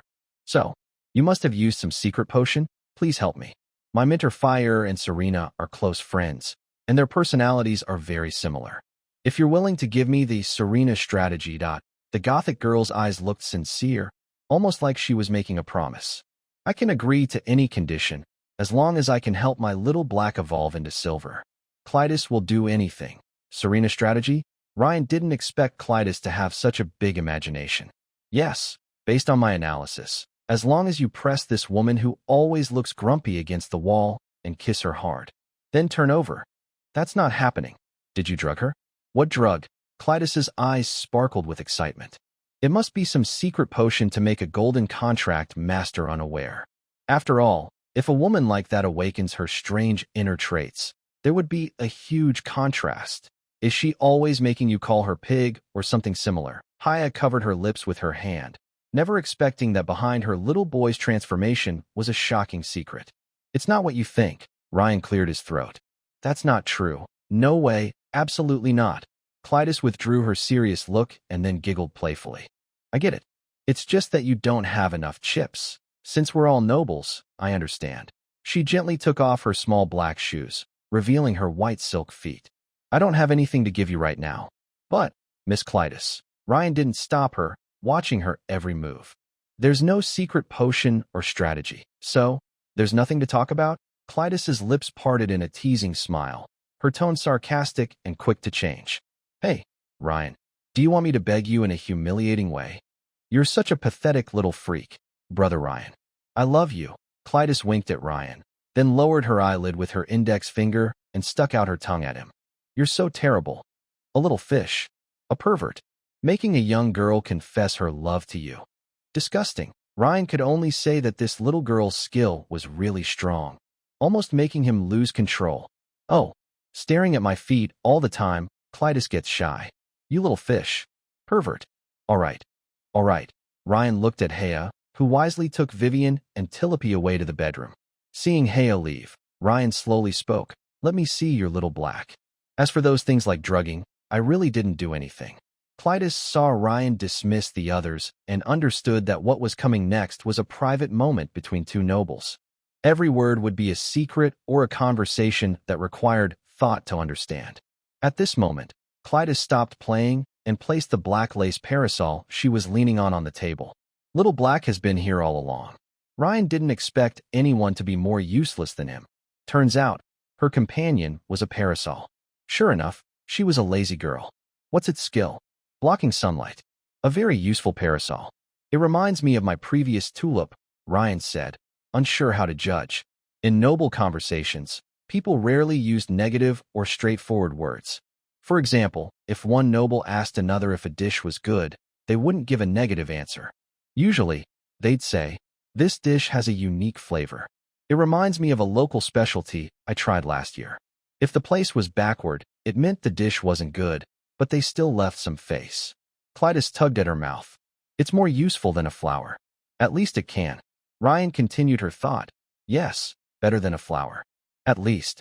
It's a companion that can keep some dignity for its owner during a sudden rainstorm. Yes, that's right. Clytus didn't expect Ryan to be so sarcastic. She quietly poured herself some warm red tea, blew on the steam, and said, "I didn't come today to hear your opinion of my companion. For a contract mage, it's almost impossible to accept anything but a teaching evaluation for their companion, especially for a bonded companion. I can help you." Ryan picked up his fork and knife again. When the other person explained their difficulties, it also meant he could make a condition. But before Ryan could finish speaking, Cletithis became excited again. "What are you saying? You want to give me that medicine? But Minterfiel probably prefers guys, right? If I, a girl, try to kiss her forcefully, but when I turn her over, I can't find anything, and it feels a bit awkward." "I'm not saying that." Ryan's eyes twitched. "What I mean is, I can directly give you the method to raise Little Black." Cletithis' face changed again, and she returned to a serious thinking look. Finally, she slightly curved her lips and smiled gently. "So, what are your conditions, Ryan and Shwe?" "I want a piece of land." When Ryan made this offer, anger appeared in Cletithis' eyes. In the current empire, without external expansion, gaining a piece of land usually requires being granted a noble title by the royal family or inheriting one from your father, or being rewarded by a noble to a promising heir in the family. Lastly, you could follow a noble. If they still hold a title and territory, they might also reward their followers. Trying to become a baron by earning 300 stars in the college graduation assessment is very difficult, because the Imperial Beast Tamer Academy is different from local colleges. It not only has a 1-on-3 teaching model with mentors and students, but also each student only has 1 year to learn. This makes students value their mentors' teaching time highly. Other colleges might have time-wasting possibilities, but at the Imperial Beast Tamer Academy, slacking off for a day means falling behind a month. In just 1 year, to earn 300 stars, you must at least reach 100 stars within that year, and also win the first place in the graduation team assessment for 100 stars, and the first place in the individual assessment for another 100 stars. So, getting a piece of land from his father, even the lowest noble title of baron, is easier than being the top student in the college. "You mean, a spirit pet, a bronze-level spirit pet, that needs to be promoted to the silver level, requires a piece of territory." Claudette could only say that Ryan was definitely daydreaming. "Not to mention whether your price is reasonable or if I can afford it. Even if I had a territory, I wouldn't trade it for this." "That's not what I mean." Ryan tasted a spoonful of fish soup. "What I mean is, I only have a sister, but I have 17 brothers. That's just too many." "Too many brothers?" Claudette picked up a silver knife and toyed with it. For a moment, she looked like a noble young lady. "Sorry, I don't understand. I don't have the ability to kill anyone, nor do I have the power to harm nobles. Basically, I am in the same difficult situation you are facing now." Claudette was telling the truth. She wasn't a legitimate daughter and had no special talents. Her spirit companion was just a useless umbrella, and her family wouldn't give her much support. But she had an advantage. As a woman, even without achievements, she could still marry into a wealthy family. "I'm not asking you to kill anyone. Every noble marriage is a deal. Everyone wants to sell themselves for a good price, and I do too." Ryan gently tapped the table. "My father seems to have arranged a marriage for me." Claudette interrupted him again. "Sorry, I can't get involved in such matters. After all, noble marriages aren't something you can just disrupt with a simple excuse. No, I'm telling you this just to share my current problem," Ryan said, tugging at his collar to control the flow of their conversation. Finally, he revealed his true goal. "I want stars. To be officially knighted by the royal family." Claudette looked at Ryan in disbelief, as if she couldn't believe her ears. She never expected that Ryan, like her, was a useless noble, would have such an ambitious idea. He was the top student among hundreds at the Beast Taming Academy. First in team assessments, first in individual tests. Only by achieving these could he earn 200 stars. Plus, completing various high-difficulty missions within a year to gather 100 stars to be knighted by the royal family. What kind of value did that hold? In the Tylo Empire, it's like crushing all peer contract masters under your foot. It's not enough for their spirit pets to be strong. They must also go through many life and death trials, supported by vast resources. So, Ryan's green eyes flashed with a hint of aggression. "I will help you promote your partner's spirit pet to the silver rank. In return, You help me deal with the other two female students in Roger's group. What does that have to do with them? Claritas seemed a bit confused. And, what do you mean by deal with? What exactly do I need to do? Since Ryan knew that Roger's mentor, Sean, had ambitions to become a senior instructor, he would try hard to train his students, especially noble children like Roger. A mentor's success depends on their students. If Roger and the others rank first in their team during the graduation exam, or if Roger scores first in the individual test, it would be a notable achievement for Sean. I see you're quite good with girls. So, Ryan stroked his mug. Let them occasionally share some team information with you.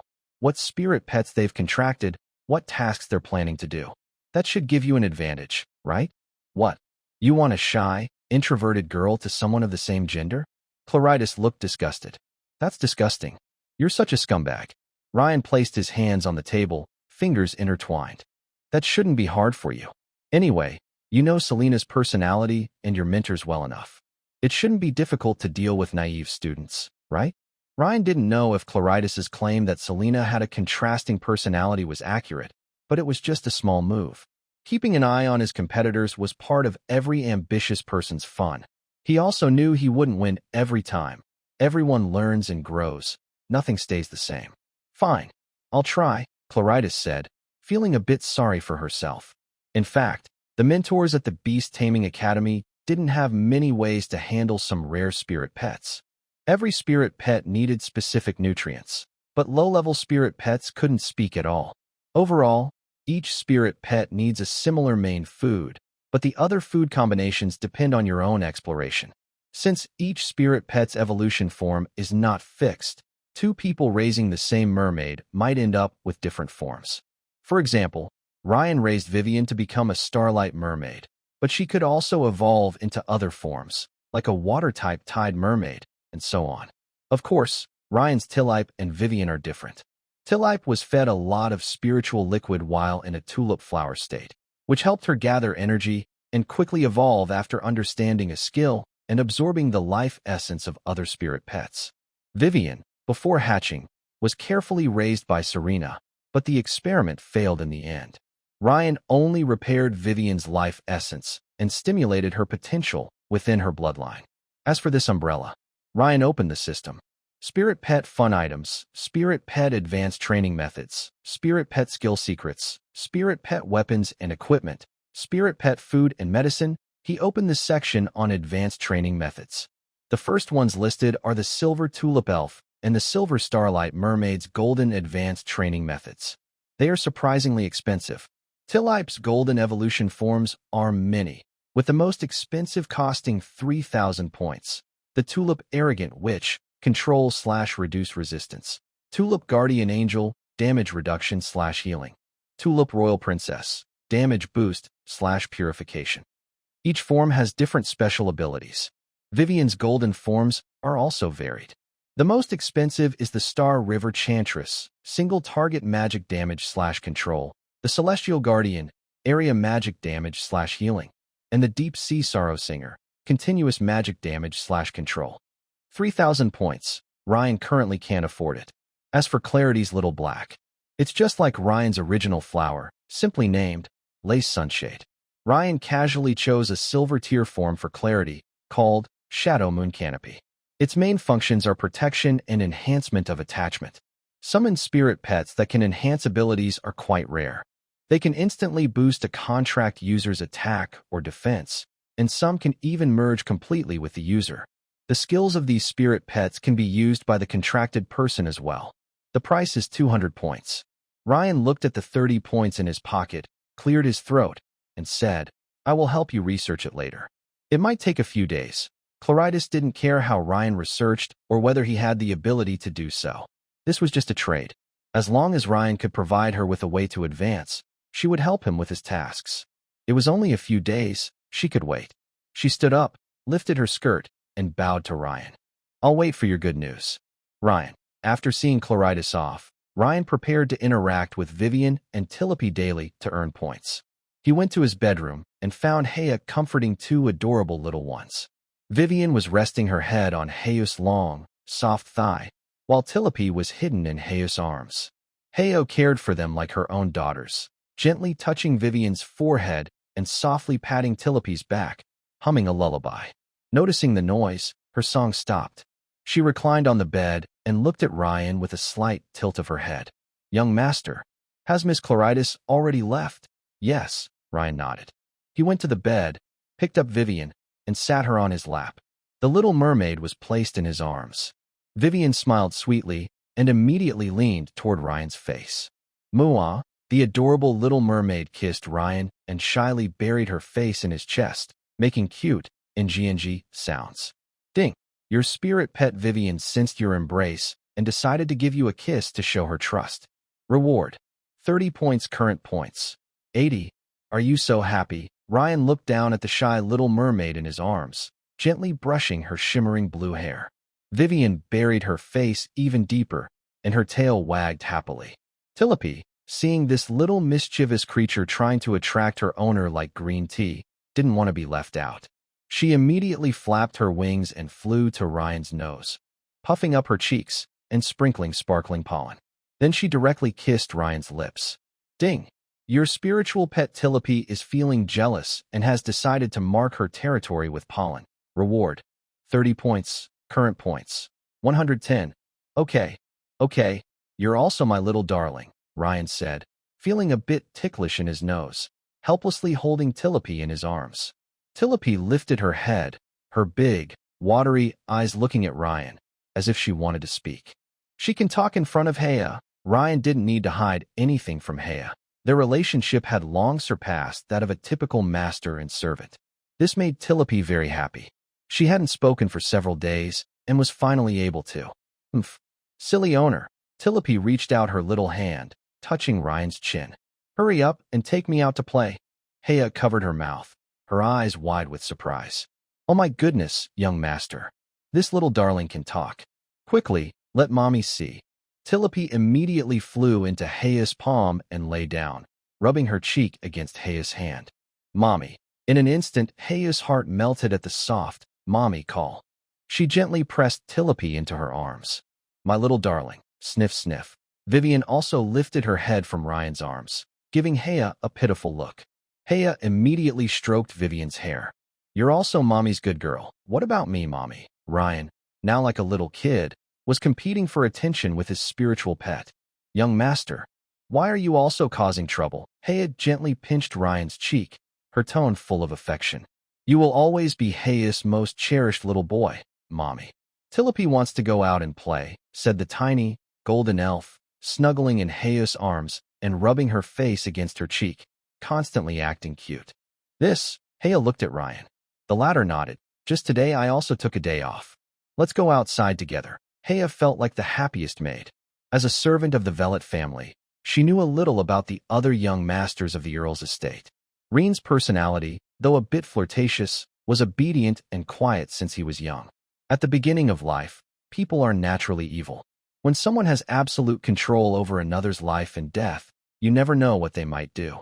While other young masters were spoiled and bullied their servants, Reen quietly studied under his tutor's guidance. Many maids hoped to be assigned to Reen, which was also why his father, Victor, was willing to give him more chances, even if he was considered weak. Children who mature early are rare. Strength isn't the only measure of a noble heir.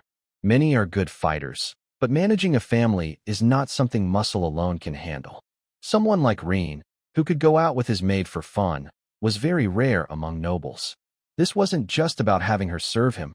They went out together to relax. After all, Hea's life mostly revolved around Reen. When he wasn't around, she wouldn't go out.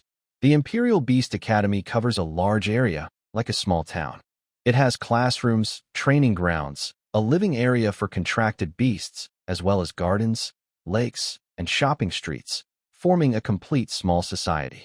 On the shopping street, Reen and Hea each carried a cute little companion. Reen held Vivian.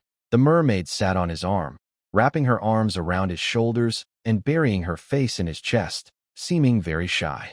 Tillipee was in Hea's arms, constantly observing the outside world with curious big eyes. She pointed at a dessert shop and whispered in Hea's ear, Mom. Hungry? Want to eat? Hea was charmed by Tillipee. Even outside, this little girl listened obediently to Reen, not revealing her ability to speak, but quietly speaking instead. So well-behaved. Haya looked at Reen with anticipation. Young master.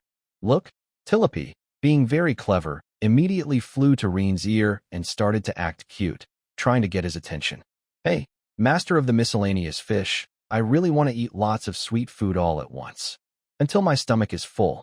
You will satisfy Tilopi, right?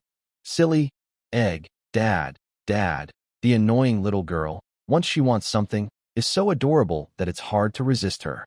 The delicious smell from the dessert shop has already captured Tilopi's attention. Speak again, and I'll put you in the secret space, Rain threatened fiercely, but Tilopi spoke quietly enough, and no one dared to openly stare at a noble. Tilopi made a funny face at Rain, saying, Lalalel. Haya watched this scene and couldn't help but smile softly, her shoulders trembling slightly. She quickly hugged this little cutie in her arms, gently poked her small nose with her finger, and gave her a loving look to signal her to stop. Let's go, Rain snorted coldly, but secretly, he led his family of 4 into the restaurant. At the entrance, a maid saw the young man walking in with a beautiful woman and was momentarily stunned. The young man's short, neat blonde hair was carefully styled, and his sharp green eyes resembled an eagle's. He held a mermaid close to his chest, making him look approachable. He stood tall in a noble student uniform with a blue base and silver trim, and his white shirt collar was decorated with 2 deep blue gemstones. His face was as white as jade, his eyes like stars, like a noble prince from a storybook. WL. Welcome. The maid's voice trembled slightly with nervousness as she bowed respectfully. She lowered her head, avoiding eye contact with Rain, and her ears turned slightly red. Rain stroked Vivian's hair gently, saying, I need a private room, preferably one by the window, quiet. This child is shy.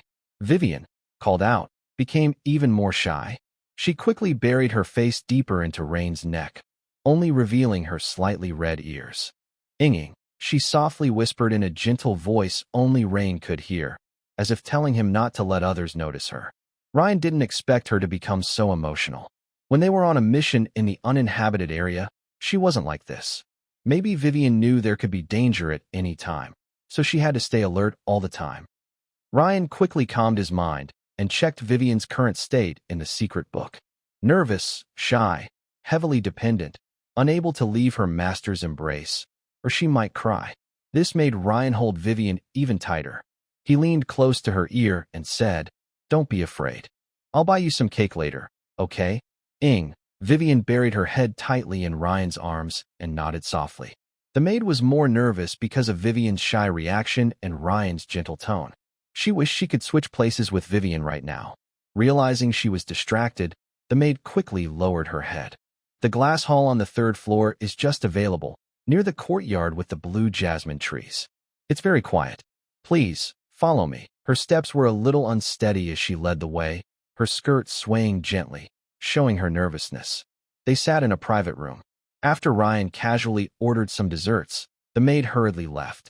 Without outsiders, Vivian didn't hold Ryan as tightly, but she still stayed close to him. This puzzled Ryan. How did such a shy Vivian quickly accept him as her master, including his maid Haya? He was her master as a contract mage, but why Haya? And Tilopi, how did she naturally start calling Haya Mom? Could she really be a genius? A genius who is especially close to spirit pets? Ryan looked at Haya, who was playing with Tilopi across from him. Today, she was no longer wearing the black and white maid dress that Ryan found a bit boring. She wore a graceful, soft purple knee-length dress, paired with gray lace stockings, making her look more mature and charming. Her neckline was decorated with tiny pearls. Her full, golden hair was elegantly styled into a bun at the back of her head, with a few loose strands softly falling by her ears and neck, softening her features and adding a gentle, friendly look. The more carefully he looked, the more excited Ryan felt. Haya's gentle charm, shaped by years of experience, blended with her natural maternal warmth as she cared for Tilopi. This made Ryan instinctively hold her delicate hand and clasp her fingers. Young master? Haya softly gasped, surprised by Ryan's sudden closeness, but her eyes showed affection. Do you want a hug? Ryan smiled gently. Let's hug properly tonight. Haya understood what Ryan meant by his bold words. She didn't expect her little boy to still think about cuddling even outside. But who made her spoil Ryan so much since he was young? A blush of red quickly appeared on Haya's cheeks. She shyly looked down, but the slight lift of her lips revealed her joy and indulgence. At that moment, there was a gentle knock on the door outside the private room. A maid brought desserts. Here are the cream puffs, lemon tarts, tiramisu, coconut cream pies, jam cakes, and 4 glasses of lime soda with moonlight algae. Please enjoy. The maid bowed and quietly left, softly closing the door behind her. Come, try some, Haya said, picking up a silver spoon. Carefully, she scooped a piece of the dense tiramisu and gently offered it to Ryan's lips. Her movements were natural and familiar. Her other hand rested under the spoon, ready to catch any drips of cream. But Ryan kept his lips closed, not opening his mouth. What's wrong, young master? The beautiful woman asked, a little puzzled. Usually, she would try a bite herself, no matter how little Ryan wanted to eat. I don't eat unless I can taste it, Ryan said, pointing to Haya's red lips. Haya understood her little boy's stubbornness. She could only feed him the dessert herself. Then she slowly stood up, bent down, and brought her full, red lips close to Ryan. Ryan caught this special gift steadily. After their intimate moment with the lovely maid, they each continued to feed Tillapi and Vivian. Ryan held a lime soda with moonlight algae close to Vivian's mouth. Eat this. I added your favorite ingredients. However, the little mermaid also mimicked him. She pointed at Ryan's lips, then let out a shy yip, covering her face with her hands. This small girl actually wanted Ryan to feed her the same way Haya had just fed her? Ryan was stunned. Looking at the shy, almost glowing little girl in his arms, he felt both amused and helpless. Well, okay. Tillapi, seeing this, immediately fluttered her tiny wings between Ryan and Vivian. She crossed her arms and declared proudly, Master of the little fish, unless you also feed me like that. Oomph. Ryan looked at Tillapi, who was only the size of his palm. Even if he wanted to feed her, he couldn't. He could only try to persuade Vivian kindly. Sweetie, when you grow a little more, I'll feed you like that, okay? Yip yip. Vivian, blushing and covering her face, nodded softly, seeming temporarily comforted. This made Tillapi angry. She stomped her tiny foot in the air. Hey, silly master, why do you only comfort her and not me? Ryan knew this little girl was just a jealous little thing. He gently held her in his palm and kissed her cheek. All right. From now on, not only will I feed you, but I'll also let you give me lots of little babies, okay? Yay! Tillapi was so excited that her heart fluttered like a little deer. She kept muttering, big, bad, perverted master, shameless. Who wants to have babies with you? And lots of them. No way. Only up to 3. After saying that, she flew out of Ryan's hands suddenly and dove into Haya's arms, her heart pounding wildly. Haya was bumped slightly by Tillapi and looked both amused and helpless. She gently patted Tillapi's back to comfort her and said softly, okay, Mommy will feed you some sweet cake, all right?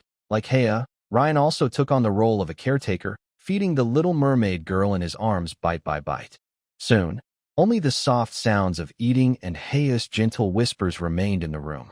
When the last piece of dessert was finished, both little pets finally had their fill. Ryan also left the restaurant with the 3 people. Before leaving, he packed some desserts and took Tia back to his private dormitory gate. Then he spoke to the beautiful woman. I will go find Mentor Selena.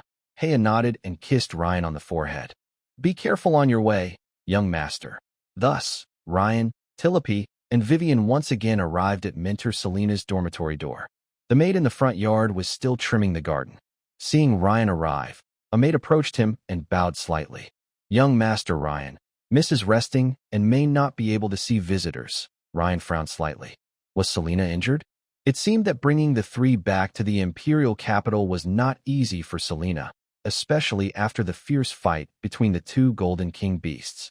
Is it serious? Ryan asked with concern, handing over the packed desserts. This is a small gift. Please pass it to the mentor. I hope she recovers soon. The maid took the desserts with both hands and respectfully replied, Thank you for your concern, young Master Ryan. Mrs. Injury needs rest. The priestess checked her and said it's not serious, just needs some time to recover her strength. I will pass on your greetings and gift, Ryan nodded. All right, thank you. Ah, you are too kind. the maid said, surprised by Ryan's politeness. By the way, Miss said that if her students visit during this time, I should notify you. You have completed a 10-star mission. Ryan couldn't believe it. Just observing the old director's contracted beast was already a 10-star task? That seemed impossible. The only explanation was that the battle between Krishna and Akdo increased the difficulty of the mission. From this, Ryan could roughly guess the current limit of the Academy's assessment of student strength, fighting against a Golden King beast. Of course, this didn't mean the mentor was strong, but that the students' graduation scores were higher. If the mentor always takes on missions that students can't interfere with, then students lack real combat experience. In future team and individual assessments, they might be beaten by other groups that have completed real missions, making them doubt their abilities. The core teaching philosophy of the Academy is to grow under protection, not just survive under protection. I understand. Thank you for letting me know. Ryan suppressed his analysis and understanding in his mind, then nodded to the maid again. Watching Ryan walk away, the maid felt a little distracted. Suddenly, she slapped her cheeks and thought, really? I'm so old. Why am I still thinking about this? On the way, Ryan met Joanna and Alina, 2 girls. Hey, Ryan, have you already talked to Mentor Selena? Joanna, with her wine-red twin tails swaying in the wind, wore a blue school dress today. Her long legs were covered with white stockings with cherry patterns, paired with black leather shoes, making her look quite cute. Ryan saw that both girls were also holding gifts and nodded. Yes, but the mentor is still recovering. Her servant said she's not in serious danger. The 2 girls breathed a sigh of relief. Alina, with her brown hair tied in a cute bun, said, "We just wanted to thank Mentor Selena for safely bringing us back to the Academy." Honestly, they felt very nervous about visiting a noble. According to a normal life path, Selena was probably the highest-ranking person they could ever meet. This invisible class barrier made their gratitude mixed with a bit of awe and unease. Ryan noticed their subtle nervousness and slowed his tone. You can wait until the mentor's injury heals, then give her your thanks face to face. Just as they were about to part ways, a cold, charming, mature woman's voice sounded. You 3, for the next few days, I will lead you. The tall, elegant woman had her long black hair tied into a neat high ponytail. She wore a sharply tailored black mentor's robe. What caught the most attention was her eyes, golden pupils with a red cross-shaped symbol. She had long legs covered with black oil-based stockings, and her feet were in red high heels. She crossed her waist with one hand, and her scarlet X looked like a targeting reticle, locking onto Ryan and the others. My name is Fiel Capes. Until Selena recovers, I will train you. Fiel looked down at the 3 of them. From now on, starting with my words, you 3 must quickly head to the center of the Academy and gather with my 3 students. As soon as she finished speaking, golden light burst in the air. A golden secret book appeared, and Fiel extended her slender hand, placing it on the page of the book. She slowly drew out a long black whip.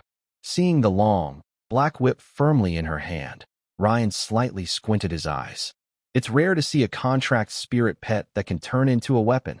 Fear grabbed the whip and swung it toward the feet of Ryan and the others.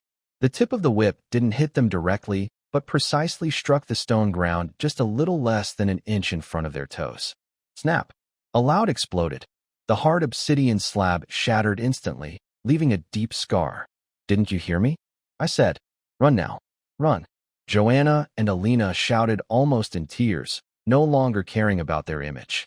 Ryan quickly ran away too. This woman looks tough to deal with. Fear Sepek? Ryan remembered that Clarity once said her mentor was named Fear. He didn't expect to meet her so soon. Clarity also said they had similar personalities? How is that similar? Selena is cold and distant, indifferent, but Fear is like a queen, always ready to whip people. While the 3 were running wildly, Fear had already started chasing. She kicked her high heels and suddenly appeared in the air like a ghost. She swung her long whip and struck Joanna's back. Snap! A dull, loud bang. Ah! Joanna let out a sharp scream. She was whipped forward forcefully, her back burning with pain, overwhelming her nerves instantly. The 3 didn't expect their mentor to really attack. Joanna. Alina turned back and saw this scene. Her face turned pale instantly, but she still wanted to go help Joanna. Fear swung her whip again and hit Alina as she turned around. Alina cried out in pain and staggered to the side. The woman, wearing high heels, stepped closer to the two women, looking down at them. Her red lips parted slightly, a waist with no real physical strength. Even if you become a contract master, you're just a burden to your spirit pet. After saying that, she looked at Ryan, who had turned around. So, what do you think? Fierce crimson X symbol's golden eyes locked onto Ryan. Are you going to lie here with these two useless women just for pointless feelings? Ryan felt like he was facing a great danger. The whip hitting him was unacceptable. He was a noble. If a noble were whipped, it would be too embarrassing. But if he just ignored it, in future teamwork, these two women might start to resent Ryan. The cold, elegant, mature woman seemed to see Ryan's dilemma. Her red lips curled into a mocking smile. If you don't leave now, you can try, little one from the Velvet family. Ryan quickly had Tilope release, Golden Guard. 3 petals floated onto Ryan, Joanna, and Alina, forming a golden protective cloak. Then Ryan hurriedly pulled the two women and ran. Fierce looked at the skill Tilope released in Ryan's arms. Her eyes flickered with distraction, and she even forgot to hit Ryan, just staring blankly as Ryan and the others escaped. Tulip, a nostalgic look crossed Fierce's face.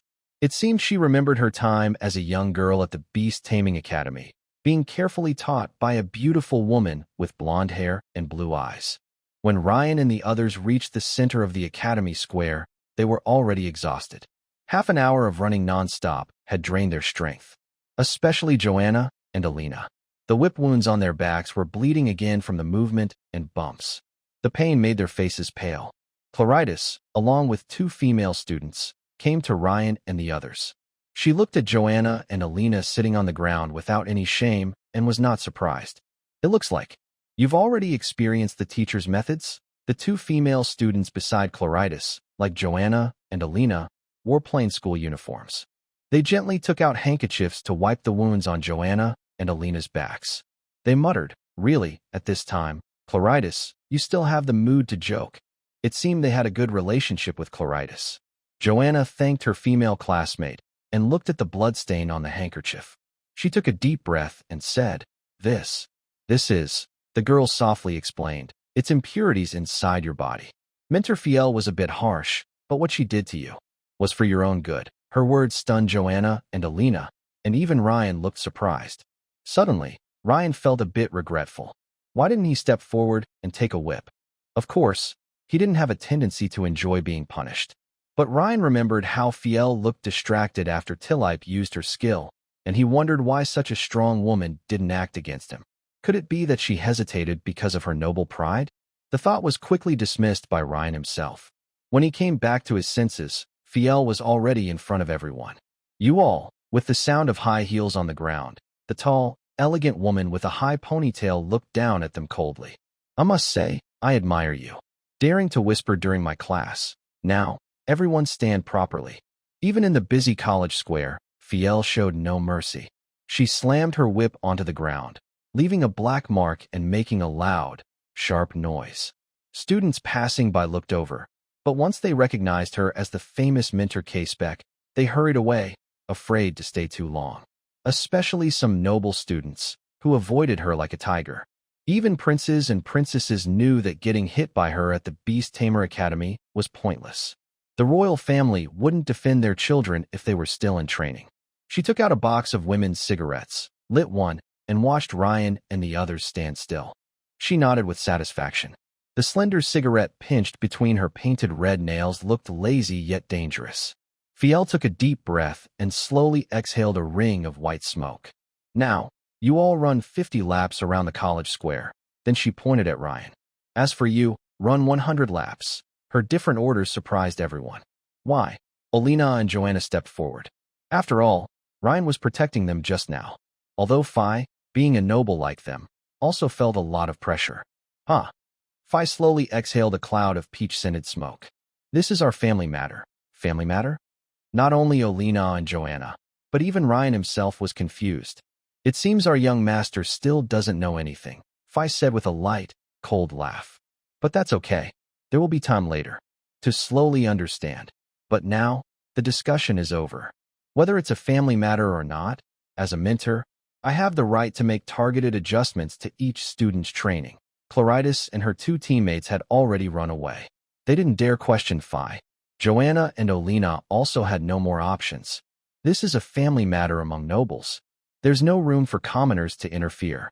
Not only did they have no way out, but Ryan himself was also at a loss. He and Phi had no family relation at all. Could it be that the arranged marriage set up by his father Victor was with this mentor's daughter or sister? Whatever it was, it made him feel uneasy. It meant that in the future, if he had any connection with this mentor at the academy, he would definitely be given special treatment. Still standing there, Phi raised her whip slightly. The tip made a faint cracking sound in the air. Get moving! Ryan finally grit his teeth and started running 100 laps around the academy square.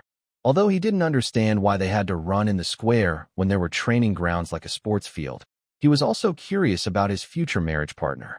Thinking of Phi's cold, mature charm, it didn't seem impossible that she had a daughter of marriageable age.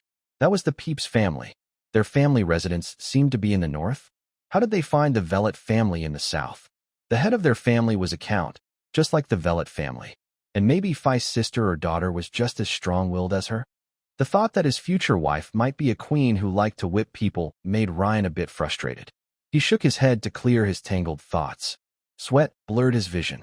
When he finally used his last bit of strength and staggered across the finish line, he collapsed into a soft, warm embrace. A teasing, coolly charming voice sounded in his ear, brushing over his sweaty forehead. Does it smell good? Is it soft? A few other girls were also surprised. Was student Ryan hugging Professor Phi? He was so bold. Ryan, please, let go. Joanna hurriedly pulled Ryan back, and Alina quickly stepped forward to help.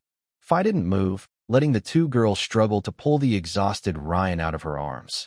It seems your strength is really gone. Phi's voice remained lazy and cool. You can't even stand steadily. But the charming, cold woman's tone shifted, a hint of a smile playing on her lips. Being able to find the best support point precisely might be a kind of talent. Her words made the other girls blush, except for Christie's. You all, Phi didn't let them rest. She continued, go to the high-level Empire training platform for linked practice matches. Everyone's eyes widened. The so-called linked training platform was a space-connected platform linking the Empire Magic Academy, the Empire Knight Academy, and the Empire Alchemy Academy. As long as students from other academies entered, they would be transported to a space for battles. She didn't give anyone a chance to argue or beg. She waved her whip and continued to threaten everyone to move forward. Snap! Ryan and the others could only endure their fatigue and head toward a large domed building shimmering with magical runes. Many mentors and their students were also present at the training platform. Phi pointed at Ryan. You go first. Then she stepped onto the platform in her red high heels, grabbed Ryan's hand, and pressed it onto a stone tablet together. Start, single-player random match mode, Phi announced coldly to the stone tablet. Buzz. The runes on the stone tablet instantly activated, emitting a dazzling light that engulfed both Phi and Ryan standing side by side. In an instant, with a space teleportation, Ryan and Fiel arrived in a forest. Opposite them stood a red-haired girl wearing silver and gold knight armor. Next to the girl was a blonde woman with a mature look. Seeing Fiel, the blonde smiled brightly, showing her cute fang teeth. Hey, Fiel, is this your student? Looks like he's not in good shape. Fiel released her grip on Ryan's wrist. Sophia, mind your own business. Oh? Well, let's get started then. Sophia, the blonde woman, wasn't angry. She pointed at Ryan. Go ahead, Ilya. Make her student cry. Let Fiel feel some pain too. Ryan felt like the girl across from him was a contract spirit pet. Meanwhile, Sophia and Fiel, the dark-haired queen, seemed more like contract masters. They each sent out their trained spirit pets to fight. The red-haired girl, Ilya, nodded without showing any signs of fear. She placed her right hand on her chest, gave a neat knight's salute to Ryan, and moved quickly. Suddenly, a silver flash appeared in the air, revealing a mysterious book. Ryan immediately felt danger. This was no ordinary knight, but a book knight. In this world, mysterious books are not exclusive to contract masters. They are fragments of the world's rules, physical representations of the world's origin. Contract masters awaken the Contract Codex, focusing on training and contracting spirit pets. Knights awaken the Knight Codex, which can enhance equipment, check their own stats, and unlock special battle skills. Even mages can awaken the magic codex. Ilya, the red-haired girl, reached out and drew a simple, ancient-looking sword from the book. She pointed at Ryan and then teleported forward. Book armor. This is one of the core abilities of the Knight Codex. Ryan first ate a sip of Silope's empowerment petal, then a golden protective armor appeared on him. Ilya knew that the weakness of every contract master was themselves. As long as she defeated Ryan, his spirit pet would naturally break apart. But how could Ryan's two little cuties be raised in vain?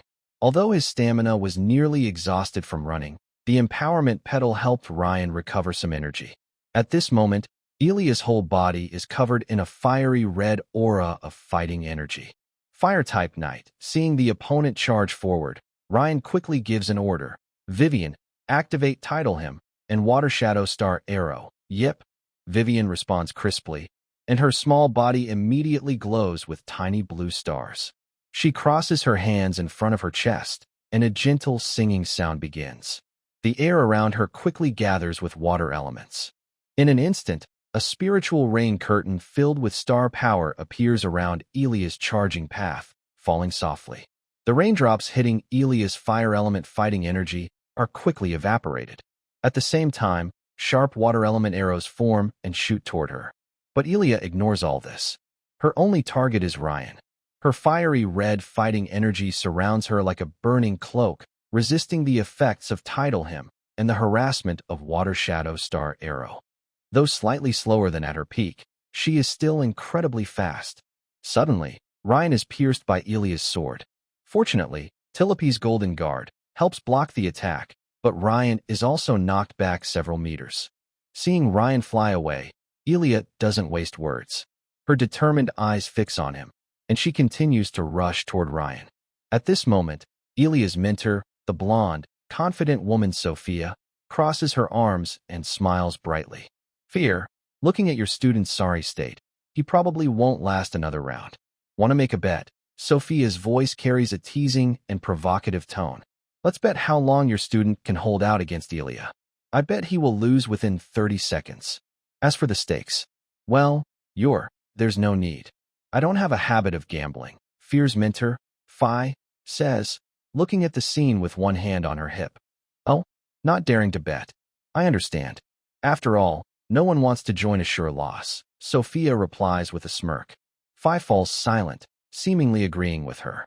On the battlefield, Ilya's speed is simply too fast. She ignores Tilope and Vivian, her spirit pets, and keeps chasing after Ryan to attack him.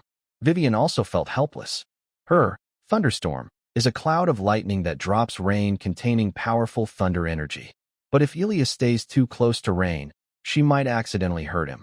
So, Vivian can only use her single Water Shadow Star Arrow to aim precisely at Ilya. It is a long sword made of dense water elements, with a blue shaft and a lightning flickering at the tip. After evolving into a silver starlight mermaid, Vivian mastered 3 elements: water, light, and thunder. Rain had never seen the Water Shadow Star Arrow with thunder power before. He was now rolling awkwardly to avoid Ilya's fierce horizontal slash. Rain had just finished training and was low on stamina. With the help of his 2 spirit pets, dodging Ilya's attacks was already at his limit. Ilya also felt the threat behind her. The jumping lightning made her skin tingle slightly, but she was confident in her armor's defense. As long as she knocked out Rain, everything would be over. So, she gathered a little fiery red battle energy behind her, forming a thicker protective layer, then charged toward Rain. She had already broken the golden shield on Rain's body. Without protection, Rain looked as fragile as paper in her eyes. However, she clearly underestimated the arrow that Vivian unleashed, combining the power of 2 elements. Whoosh! The blue lightning arrow, wrapped in thunder, shot through the air at an incredible speed. Even the blonde, mature woman showed a worried look. The purpose of the mentor's teleportation was to stop any deadly injuries in time. Once the mentor intervened, it meant defeat. Ilya clenched her long sword tightly. The fiery red light burst into the sky. The dry soil beneath her feet vaporized into steam, and the surrounding air twisted from the high temperature. Plants withered visibly. Rain saw this and knew she was about to unleash her ultimate move. As she gathered her energy, the water shadow star arrow behind her also struck her back. The arrow hit precisely at the weak spot where her armor was thin, her shoulder blade connection. The violent thunder power in the arrowhead exploded instantly, as if seeking an outlet, and burst out with a loud bang. Sizzle, sizzle. Aaliyah's prepared move suddenly froze, but she still swung her sword toward Ryan. Her greatsword, empowered by battle energy, was over 20 meters long. There was no way she could miss Ryan. Yip! Vivian let out her sharpest scream ever. Tilope watched anxiously from beside her. Her skills were useless here. The opponent wasn't a plant-type contract mage, but a secret knight. All of Aaliyah's abilities, including those of the tulip elf, could be ignored. It was just a matter of increasing her defense. Only Vivian's method seemed effective in this fight. Watching the fiery sword swing down, Ryan's last thought was that he really needed to raise another spirit pet. Not bad. For a beginner contract mage to fight a top-tier secret knight to a draw, the blonde, mature woman nodded. Truly impressive. Fierce stepped on her high heels, ready to block Ryan's attack. But Ryan had a system. With the system, how could he lose? That would be pointless. System shop categories: Spirit Pet Fun Items, Spirit Pet Advanced Training Methods, Spirit Pet Skill Secrets, Spirit Pet Weapons and Equipment, Spirit Pet Food and Medicine. Ryan quickly opened the Spirit Pet Skill Secrets. He still needed 110 points. He had planned to save up to 200 points to buy the advanced training method for Clytus's Black Umbrella. But now he had to use it. After all, Fi was watching nearby. In Ryan's mind, this woman might become his mother-in-law or aunt someday. If he could impress her, maybe she would support him with resources. A giant crimson sword, carrying the aura of destruction, pressed down. The hot air made it hard for Ryan to breathe. He found it. A skill description instantly caught his full attention. Flower Edict. Tilope can consume half her magic power to communicate with all nearby plants, respond to the edict, and grow wildly to trap enemies or entangle allies for protection. Points: 100. Redeemed. Current points: 10. Ryan quickly redeemed it. As soon as the skill was infused into her, Tilope was stunned at first. Then her eyes burst with bright light. As Fayer prepared to intervene, she saw the tiny flower spirit fly in front of Ryan, shining with golden light. This made her eyes slightly widen in surprise, not expecting Ryan to have a hidden card. An invisible wave centered on Tilope spread out like water ripples across the forest clearing in an instant.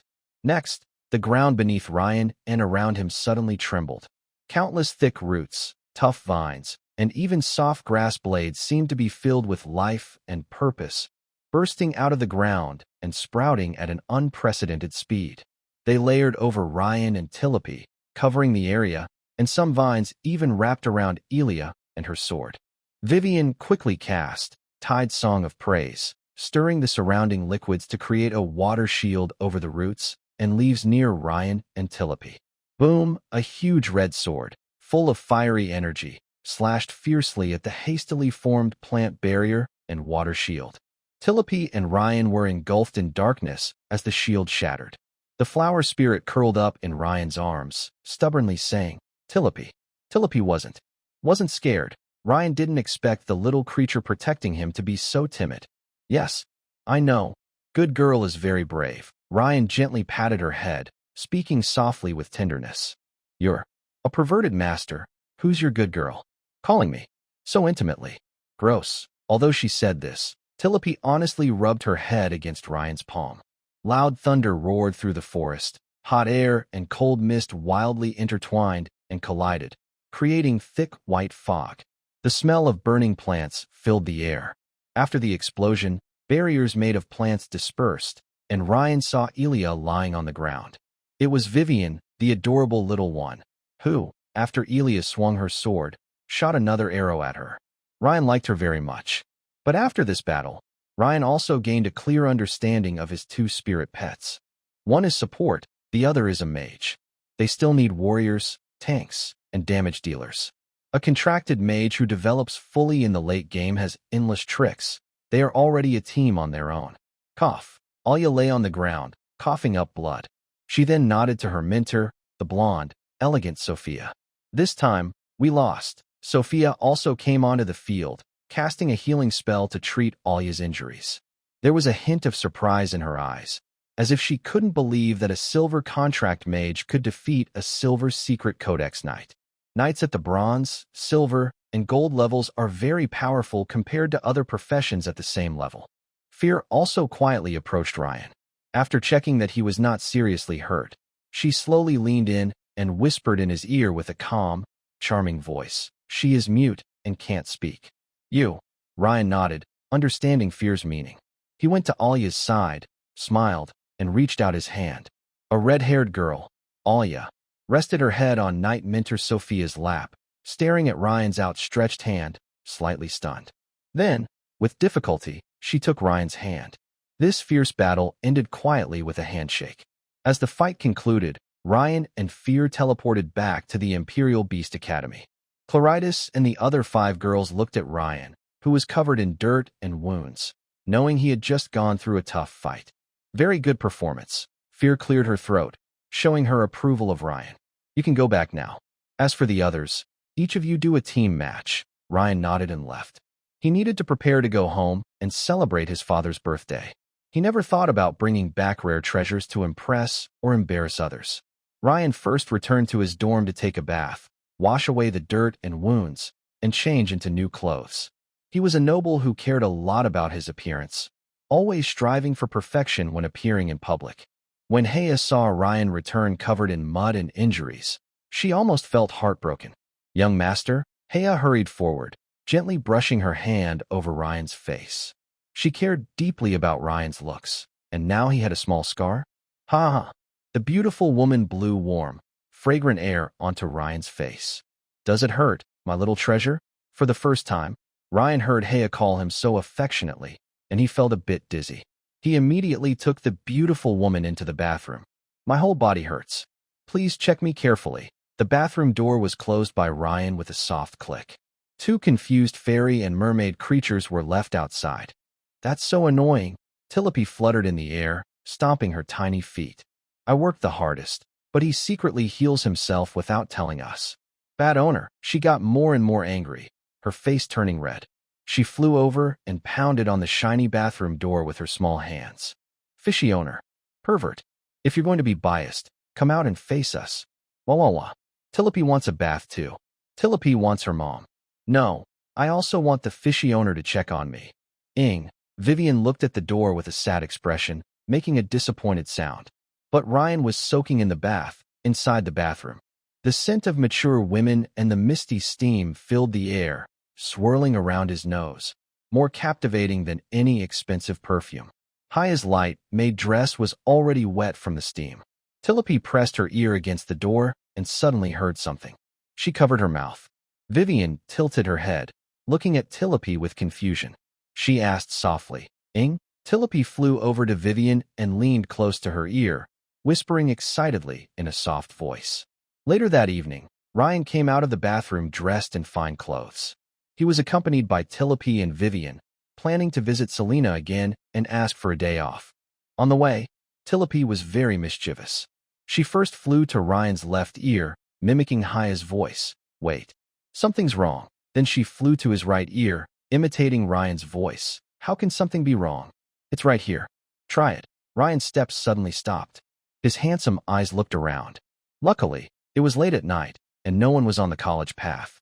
He reached out to grab Tilope, but she suddenly flickered and made a funny face at him. Boo, fishy owner pervert. Vivian still sat comfortably in Ryan's arms, her head buried in his chest. But under the moonlight, her ears were slightly red. Tilope flew directly onto Rain's head, playing with his hair. Master of the minor creatures, I hear you're secretly healing your wounds. Can't I check your injuries for you? Next time, I promise, Rain replied, letting the little flower spirit rest on his head. When you grow a bit more. This answer seemed to soothe Tilope for now. She hummed a little, then flew to Rain's cheek and gave him a gentle kiss, leaving a faint scent of tulips. Muah, Vivian, hearing the kiss, looked up with teary eyes. Sniff. Her soft cry made Rain quickly kiss her back to comfort her. At the same time, Rain swiftly reached out and gently kissed Tilope to prevent her from thinking he was showing favoritism as her master. Vivian, after being kissed, let out a shy, satisfied sound and happily snuggled back into Rain's arms, smelling his scent. This time, Tillapi was no longer acting proud. She flew into Rain's embrace along with Vivian. They arrived at Selena's door. Rain tidied up Tillapi's messy hair and straightened his collar. The maid at the door recognized Rain in the moonlight. "Young Master Rain, I have something to discuss with the mentor. Please come this way." The maid gestured invitingly. "I'll go inform Mississippi." "Thank you," Rain said politely. He was led into a side room. When he arrived in the morning, Selena didn't want visitors, but since Rain visited twice in one day and her injuries weren't too serious, she was willing to see him. Soon, Selena arrived at the side room. She wore a light blue slip dress, revealing her long, fair legs, barefoot on the soft carpet. Her complexion wasn't as pale as outsiders might think, which made Rain suspect she was just pretending to be sick or unwell. "Mentor Selena." Rain stood up and pretended to help her as he approached the door. Selena's gaze lingered for a moment on the hand that Ryan used to hold her arm. Then she looked up into his clear green eyes. She waved her hand and said, "I'm fine." After saying that, she looked at Tillapi and Vivian sitting on the sofa. "Are you planning to take a leave and go home?" Ryan was a bit confused. His father's birthday was coming up at home, and the mentor still remembered? When did the mentor become so attentive to her students? But Ryan didn't dwell on it. "Yes, about 3 days." The icy beauty sat down on the sofa with Ryan's help. She invited him to sit beside her. "Honestly, I don't recommend you go back. This year is your golden learning period. Missing even one day could be a regret." At this point, the silver-haired, blue-eyed elf woman looked at the flower spirit and mermaid beside her. "But I've seen your growth recently." "Then, you can go with Pippi. It's on the way, after all." "Pippi?" Ryan looked confused.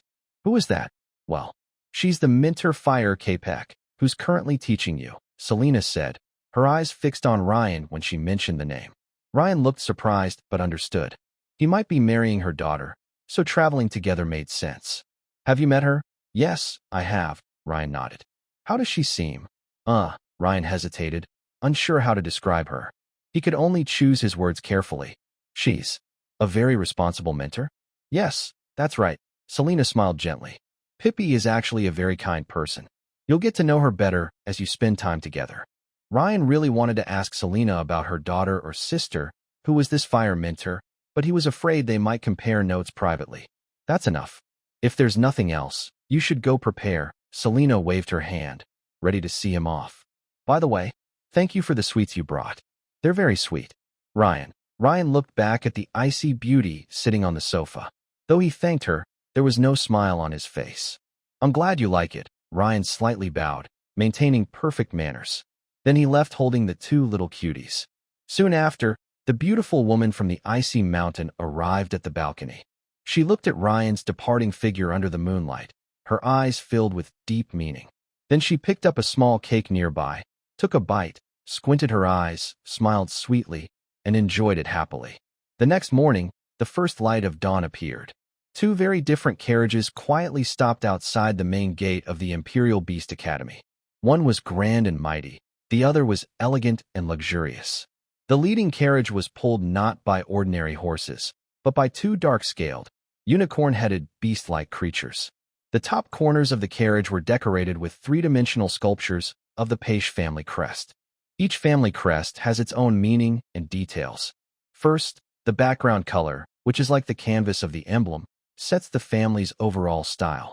Gold represents honor and is often used by royal and noble families.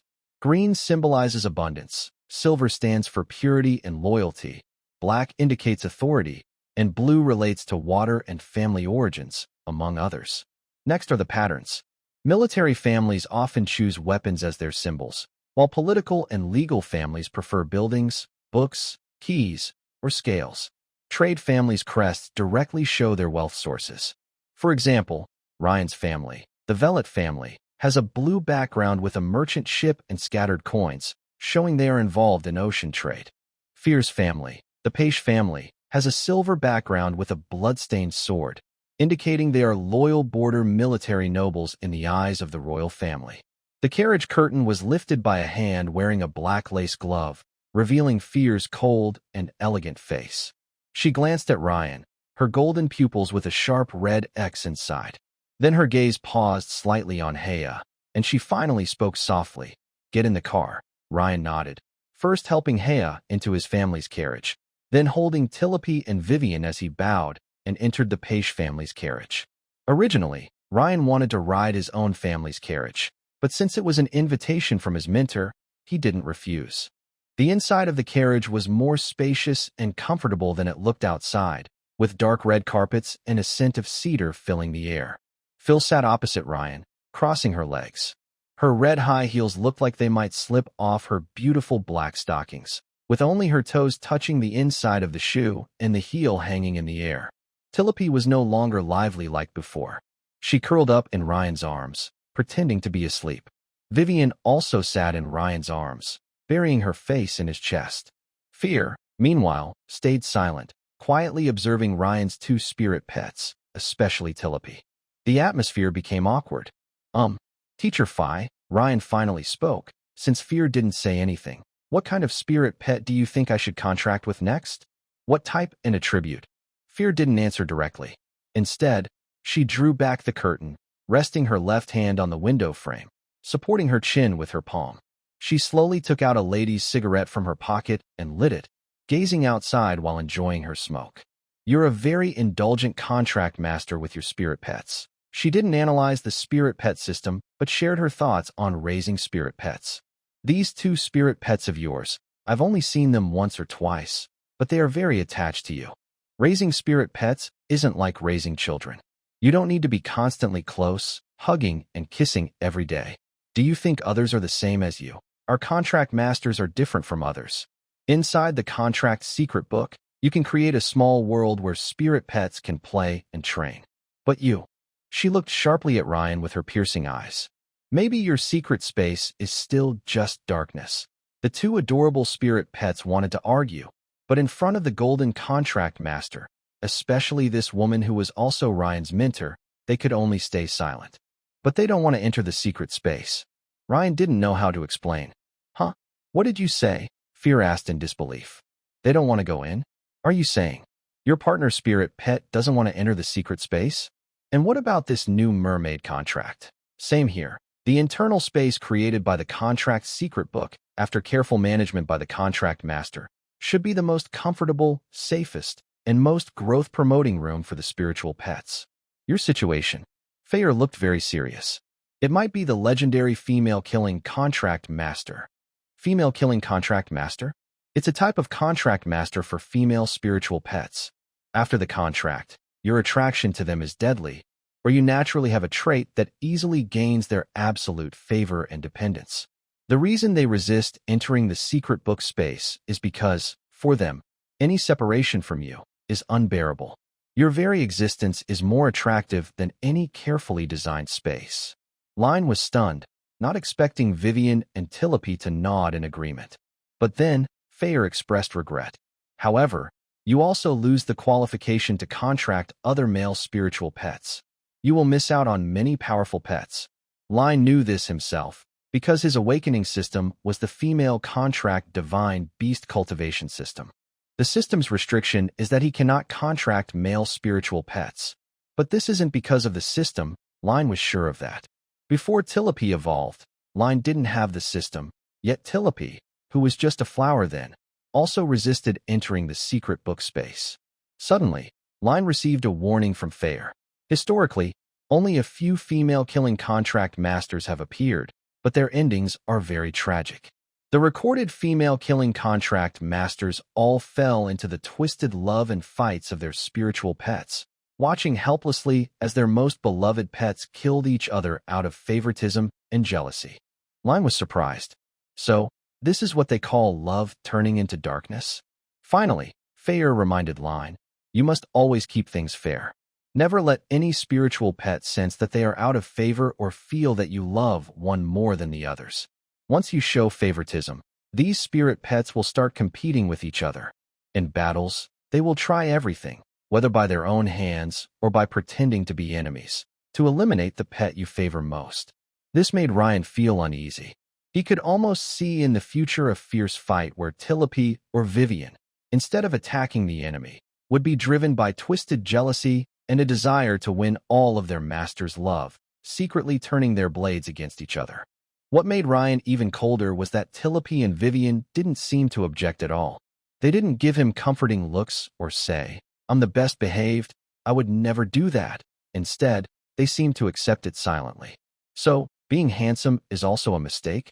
But forming a bond with a spirit pet through a special contract has its benefits. Fiel cleared her throat.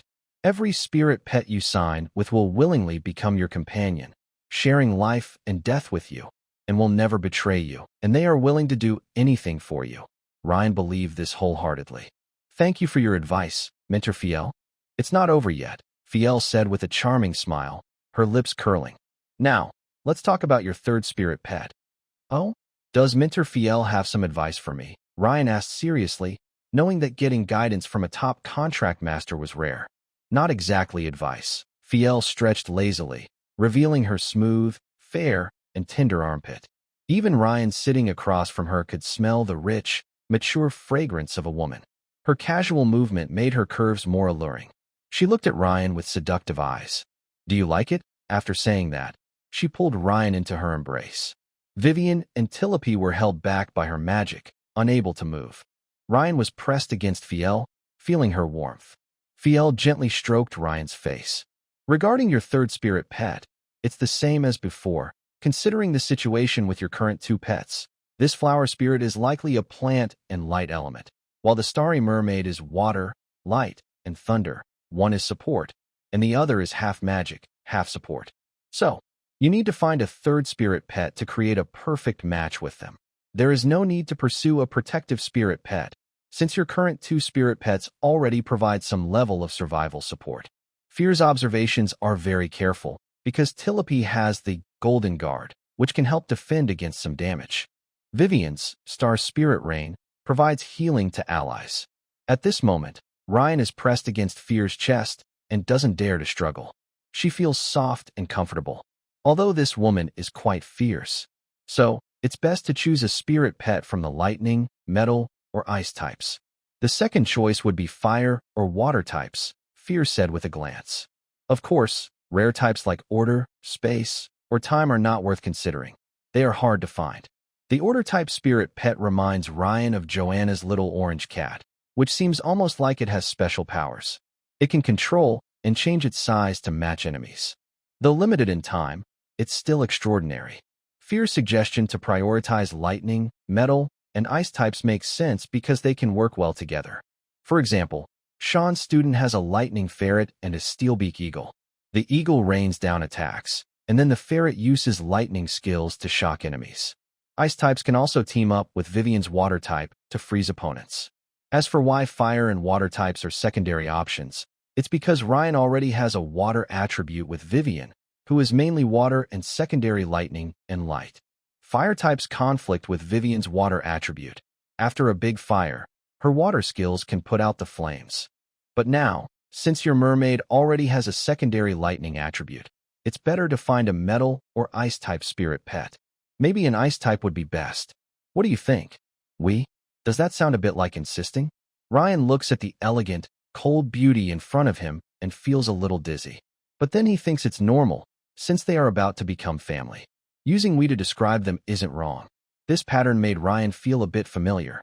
He had once asked Selena for advice, and she told him a lot, finally insisting that he needed a mermaid and that Vivian should be given to him. Could it be the same now? Is he naturally someone who relies on others? And just as Ryan thought, Fiel gently tapped his forehead. "I've prepared everything for you. When you return home, you'll see." Ryan wondered if that ice element spirit pet was part of the bride price. Fiel reached out her hand and covered Ryan's eyes. "Sleep now. Just a little while, and we'll be home." The cool touch from her palm and a strange, calming fragrance seemed almost magical, making it hard for him to resist. Watching Ryan sleep peacefully on her lap, Fiel gently stroked his forehead, her eyes showing a tenderness she shouldn't have. Ryan's family, the Velet family, is located in the port city of Blue Harbor in the southern province of the Talo Empire. As a noble family, their territory includes the bustling port and rich lands nearby. The Velet family's wealth and power are greater than most other counts. Even the Sipsch family, where Fiel's Minter comes from, has long been established in the northern border of the empire with many military achievements. But compared to the Velet family, which grew rich through sea trade, they seem a bit less wealthy. Of course, in the eyes of these old noble families, the Velet family might just be a nouveau riche family. The carriage finally stopped in front of the grand archway of the main castle. Servants, who had already received the news, lined up humbly to welcome them. The head butler, Abel, bowed carefully. "Young Master Ryan, welcome home." "Lady Sipsh, the Count is waiting in the living room." Abel, dressed in a tailcoat, with white hair, had watched Ryan grow up. Now, he was surprised to see him at the age of marriageable age. This made him feel a bit dazed. He had a good impression of Ryan. The boy was not arrogant like other young masters and was quite gentle to the servants. But that unpromising tulip had often made Abel sigh behind his back. Looking again now, this young master has become a silver contract mage. He gazes at the flower spirit and mermaid in Ryan's arms, both glowing with spiritual energy, and at the powerful northern lady nearby. This makes Abel feel deeply moved. Perhaps Ryan's late mother had already arranged everything for him. Compared to his other siblings, Ryan's appearance is a bit different. All children with Velet bloodline have light blue hair and pink eyes. Only Ryan inherited his late mother's golden hair and blue eyes. Feli and Ryan walk into the living room, which has a soft handmade carpet with intricate wave patterns. The walls are decorated with smooth, polished deep-sea pearl shells that shimmer with a mysterious glow. Above, a huge crystal chandelier hangs from the ceiling, each crystal carved into a droplet shape. In the center of the living room is a dark silver wooden coffee table, and an old man sits at the main seat. This is Ryan's kind-hearted father, Victor Velet. He wears a deep blue velvet robe and doesn't have many accessories, but his authority, gained from long years of power, creates an invisible presence that fills the space. "Ryan, you're back." Victor's hair, now mixed with noticeable silver strands, is a light blue. His voice is a bit hoarse, typical of old age, but still deep and strong. He looks at the two spirit pets in Ryan's arms and nods. "It seems you've grown a lot at the academy." Victor's tone shows no praise or criticism, just neutral. Ryan and Feli sit across from Victor. The boy looks at his aging father with a slightly distant gaze. "Yes, thank you for taking care of us, mentors." Victor responds with a simple, without much emotion. "Let's hold the wedding celebration after graduation." He glances at Feli. "What do you think?" Feli, who has been silent, slowly speaks. Her lips part slightly. "Everything can be arranged by your excellency." The old count didn't mention the fief or noble title, and Ryan didn't ask about it. But the words he used made Ryan feel a bit confused. "Us?" He glanced at the beautiful woman beside him, his eyes filled with disbelief. "Minter Fire, that's right," Fire said casually in front of Victor. She smiled softly. "The person I want to marry is you." Surprised, Ryan, this answer almost made Ryan explode. "She's his wife now?" It all happened so suddenly. "What's wrong?" Not happy, Fire leaned slightly forward, looking at Ryan's stunned face. Her cold, beautiful lips curved into an intriguing smile.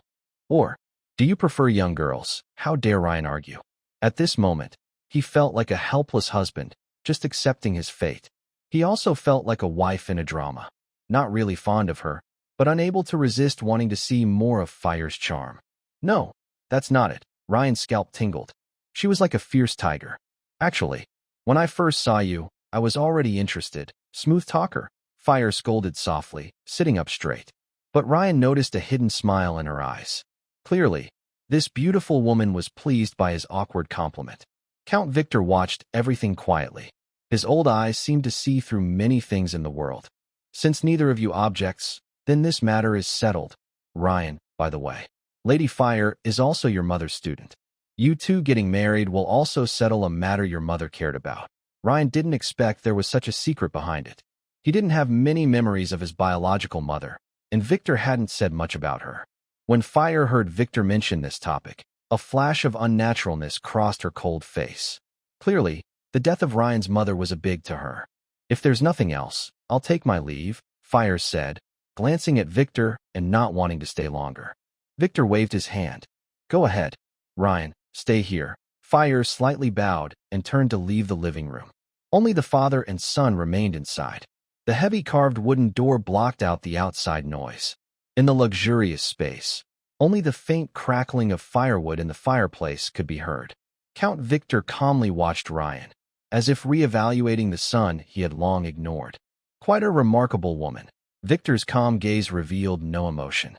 As a baroness, she voluntarily offered to marry you, which surprised me. You might not realize how lucky you are. She is a baroness who has never married before.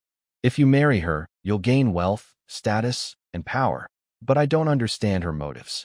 Even considering the past teacher-student relationship, there's no need for such extreme actions. It doesn't make sense for a ruler. Victor looked at Ryan with a hint of scrutiny. So, is this love between a man and a woman, or is there another reason? From your strength, you're just a silver contract mage. You don't have a noble title, but this gold contract mage, who carries the baron title and land, is willing to marry you. Ryan, what do you have that she needs? These questions made Ryan wonder too. What does Felta want from him? Is it because he's young, handsome, or because of his small allowance and lower inheritance order? Clearly, none of these. Before Ryan could answer, Victor slowly spoke again. You used a very clever method to instantly gain wealth, status, and some influence in the north, things most people struggle to achieve in a lifetime. I think. Inside, you might feel a bit of joy, right? Victor's eyes saw through a lot. But as a father, I must remind you that everything Felta Sepesh gives you actually comes from her family. In other words, in the future, you'll need to care for your wife's feelings, but also be careful not to be abandoned by the Sepesh family. Otherwise, you'll end up with nothing again, even worse. Finally, Victor added meaningfully, of course, you will always be part of the Verlet family. Your roots are still in the southern lands, in Blueport. This reminder made Rin think deeply. It is indeed unusual for northern nobles to seek marriage alliances with southern nobles. And the match is with his own illegitimate brother? Rin carefully recalled what happened before he met Fire. It was when Selena took them on a mission, and during that time, his two spirit pets broke through to the silver rank in succession. They even defeated Roger's small team. Then, he witnessed a duel between two Golden King beasts, fainted, and was taken back to the academy by Selena. When he woke up, Haya told him that his family planned to arrange a marriage for him. Selena also pretended to be sick so Fire could substitute for her in class. When Rin first met Fire, she had already hinted that she was training Rin as part of family affairs. Perhaps, behind this marriage alliance, Selena is also involved. For a moment, Rin couldn't understand. What are these two beautiful women plotting together? I understand now. Father, Rin nodded at Victor, though he had many questions he didn't ask. Like, how did his mother die? But he chose not to ask, knowing he wouldn't get an answer. After saying goodbye to Victor, Rin went to his room and found a girl lying on his bed. She had short, light blue hair, big pink eyes, and wore a pure white dress. A gardenia flower was tucked into her hair. Big brother. The girl's voice was soft and a little coquettish. Why didn't you reply to all of Golia's letters? Do you know Golia thinks about her big brother every day? Golia Villet is the only girl among 19 children in the family, and also the youngest. Rin gently closed the door and walked to the bed. How many times have I told you not to sleep on my bed? Golia curled up more into the soft velvet blanket. But I want to. I feel safe sleeping with your scent. After saying that, she looked at the two spirit pets in Rin's arms with curiosity. Hey, is that flower from before? It's turned into a spirit now. It's so tiny, and there's a mermaid too. Please let me play with them. I beg you, big brother. No, they're not toys. Rin gently patted Golia's head to stop her. His palm was warm and comforting, making Golia feel relaxed and squint her eyes happily. Tillapi also curiously looked at her master's sister. After sensing she wasn't a bad person, she flew out of Ryan's arms and sat on his shoulder. Because of Ryan's restrictions, she still couldn't speak freely all the time. Vivian was no longer shy and socially anxious like before. She dared to turn her head in Ryan's arms and look at Golia. All right, if you want to play with her, just go ahead, Ryan said, seeing the two pets showing interest in Golia, and he didn't stop them. I can finally talk. Silly owner, Tillapi said, flying onto Golia's head and sprinkling golden pollen to mark her territory. Silly owner's sister, you don't seem like a fool. Don't sprinkle pollen everywhere. It tickles, Golia said, touching her nose and a little annoyed. Don't call my brother a fool. Suddenly, she realized something and quickly covered her mouth. A talking pet. Brother. You. Oh my, a tulip fairy has become a spirit and can even scold people. Hey, hey, hey. Why do you talk so rudely? Tilope stomped her foot in the air, annoyed, and corrected Golia. I'm not a spirit. I'm an evolved being. A noble tulip fairy. Golia giggled happily, her pink eyes forming crescent moons. She poked Tilope with her index finger. Then, noble tulip fairy, would you like to be friends with Golia? Don't poke people with your finger, that's very rude. Tilope quickly flapped her wings and flew away. But since you call me a noble tulip fairy, Tilope, I'll reluctantly agree to be friends. Tilope's face turned redder as she spoke, her voice getting softer. Inging, Vivian, seemingly touched by the warm atmosphere, peeked out from Ryan's arms and gently called out to Golia. Her fishtail wagged happily, as if she also wanted to be friends. Golia stretched out her hands. Brother, can I hug her? Before Ryan could answer, Vivian made a soft, ing sound, as if agreeing. The girl had no resistance to these adorable spirit pets. Carefully, she picked up Vivian and muttered in complaint, really? Why didn't Golia awaken the contract's secret tome? I also want to raise a spirit pet. In Blueport, a wealthy port city in the southern province, there are still about 3,000 homeless children within the territory controlled by the Vitrette family. Inside the Blueport City Hall, the eldest son of the Vitrette family, Locke Vitrette, sat at the head of the table, speaking to the city councilors. If we ignore them, in a few years, they will become thieves, bandits, or members of various gangs. Although our city has many problems to solve, the issue of children concerns the future of our city. Locke wore a simple white shirt, all the buttons made of blue gemstones. He leaned slightly forward, elbows on the table, hands clasped under his chin. If I, as the ruler of Blueport, don't pay attention to them, who else will? Who else will give them a chance at a different life? As soon as he finished speaking, enthusiastic applause filled the room. This eldest son of the Vitrette family was no longer young but middle-aged, with light blue hair slicked back.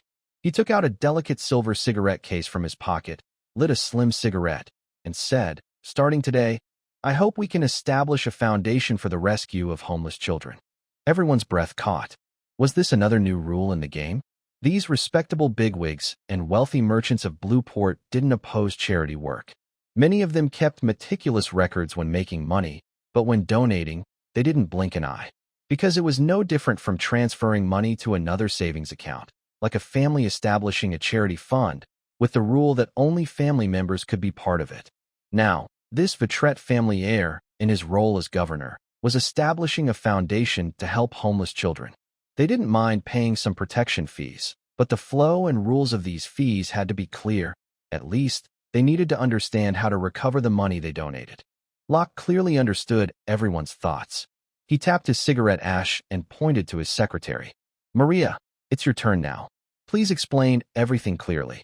Make sure to take good care of the future of the stray children in our Blue Harbor. I have only one request. The children's homes, food, clothing, and education must be purchased and used through legal channels.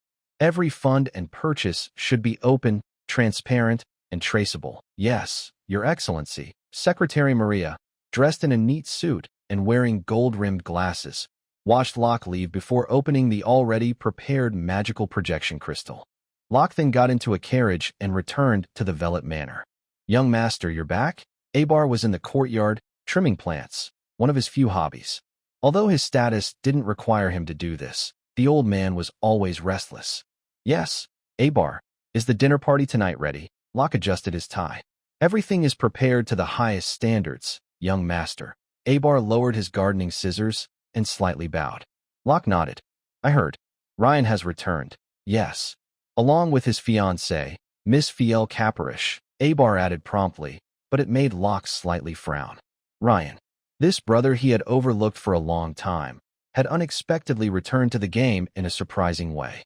The old count was no longer long for this world, which meant the power transfer was counting down. This was the consensus among all his sons. Now, Locke, who had already been confirmed as the first heir, knew that the most important thing right now was to protect himself. He had been the heir for nearly 100 years.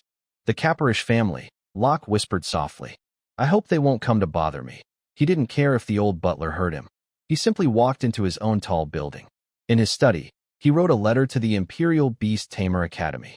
Then he picked up a gift box on the table, smiled, and left his courtyard, heading straight to the main hall. This year, the old count's birthday was celebrated with great grandeur. The main hall was filled with the scent of luxurious spices and fresh flowers. After trimming the plants and relaxing, Butler Abel also began his busiest time of the year. That is, receiving guests. In front of the magnificent gilded gates of the estate, a long line of carriages formed, marking the start of a grand event to show off the power and wealth of the hosts. Almost all the noble families and important figures from the southern province came to attend. Even if some marquises couldn't come in person, they sent representatives instead. Although Blue Harbor is not the capital of the southern province, if Maria is the political center, then Blue Harbor, owned by the Villi family, is the economic hub of the region. It has the busiest and richest port, which has made many older noble families envious.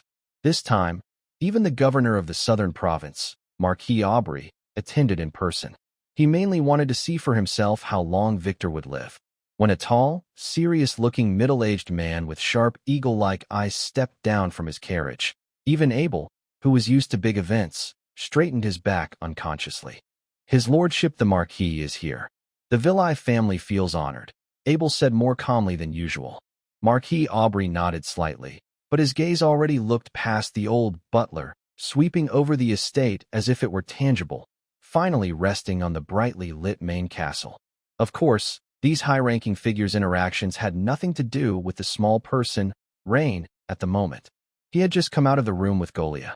Brother, tonight Golia can sleep in your room again. No, wait. This is Golia's room now. When you're not here, I live here. The girl hugged Rain's arm tightly, tilted her head, and her pink eyes were full of dependence and confident, spoiled affection. Rain gently pinched Golia's cheek. No, go back to your own room to sleep. Please no. Fear also arrived at Rain's door, watching the close brother and sister, feeling a bit uncomfortable inside. It seems, you and your sister are very close? The elegant and cold voice of the beautiful woman interrupted the warm atmosphere in the corridor. She leaned against the doorframe, arms crossed, with golden eyes marked by a red X symbol, calmly watching Ryan and Golia, showing no emotion. Hearing Fia's voice, Golia hugged Ryan's arm tighter, her eyes flashing with suspicion. She believed her big brother was not the type to forget his sister for a pretty face. Ryan also let her hold his arm, but he looked at his mature fiancée, unsure how to address her. So he tentatively called out, Fee? What's wrong? Fee approached Ryan, a smile curling her lips. She raised a finger to lift Ryan's chin and carefully examined his handsome face. Now, our main task is to quickly attend your father's birthday party and then return to the academy. Not here, arguing with your sister about who should sleep on which bed tonight. After saying that, Fee kissed Ryan right in front of Golia. The kiss caught Ryan off guard. The scent of a mature woman kept wafting over. Golia covered her mouth, her pink eyes wide with disbelief as she stared at the scene before her. Her big brother was being kissed by her suddenly appearing, fierce fiancé. After a long while, Golia, unable to bear it any longer, realized she had to separate the two. She pushed them apart immediately. No, kissing my brother. Officially confirmed, Fee said calmly, then looked at the sulking Golia. I'm your sister-in-law, so why can't I kiss your brother? Golia was silenced by Fia's confident retort. Her face turned red, and tears welled up in her eyes. She shouted in a tearful voice, No, I won't allow it. My brother is mine. You bad woman. Hearing this, Fee didn't get angry. Instead, she chuckled softly. Ryan snapped out of his daze and quickly changed the subject. Let's go. The birthday party is about to start. Fee led the way, while Golia clung to Ryan's arm, burying her face in his chest, competing with Vivian and Tilope for a spot. Her voice was choked with emotion. Wait, until she gets married, Golia. I want her to look beautiful. Vivian gently stroked Golia's hair, making soft, comforting sounds. Tilope also flew over and whispered quietly into Golia's ear. If other contract magicians saw this scene, they would definitely be shocked.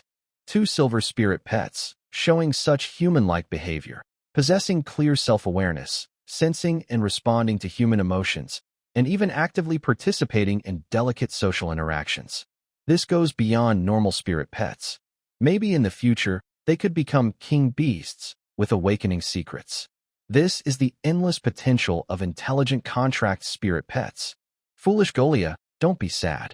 That fierce-looking ant may be annoying, but your silly owner definitely cares about you the most. Tilipy can vouch for that. He even calls your name in his sleep at night. This surprised Ryan a little. Tilipy even lied. Fear was also hearing that the talking tulip was the first time. Her steps slowed slightly. Realizing she had caused trouble, Tilipy quickly covered her mouth. Earlier, Ryan had strictly forbidden her from speaking in front of others, even in front of Selena. But Fear didn't say anything. After a brief pause, she continued walking ahead. They arrived at the banquet hall, where a dazzling crystal chandelier lit the room as brightly as daytime. Elegant court music and restrained conversations of the guests intertwined. Ryan and the others didn't attract much attention upon arrival. Even Fear, among the southern nobility present, wasn't very noticeable. If not for her mother being the head of the Capes family, a northern baron, she wouldn't even have the chance to meet Victor. But others who noticed Ryan had to admit he was definitely riding on the coattails of a wealthy family. In a married couple, if the husband has no title but the wife does, it means that even if they have children in the future, if they divorce, the children will still be taken by Fear. Legally, Ryan and Fear's children, inheriting only the mother's title and rank, reflect the more humane side of imperial noble laws. First, it is important to take care of the person with the noble title to ensure that Fear's title can be inherited in the future. Next, consider the child's future, giving priority to their ability to inherit the core assets from their parents. However, if the two do not divorce and Fear passes away someday, Rain would become the first heir to the title because he did not marry into the Chepek family, but married Fear into the Velet family. Of course, even if Rain inherits the Baron title, it can only be passed down to their children. If Rain remarries and has children with another woman, those children cannot inherit the title. This does not stop some people from envying Rain, as being able to avoid decades of struggle always makes others jealous. Similarly, no one would be foolish enough to cause trouble for Rain at an old count's birthday party. That would be too dramatic. It's like giving this count a bad impression, unless the two families are sworn enemies.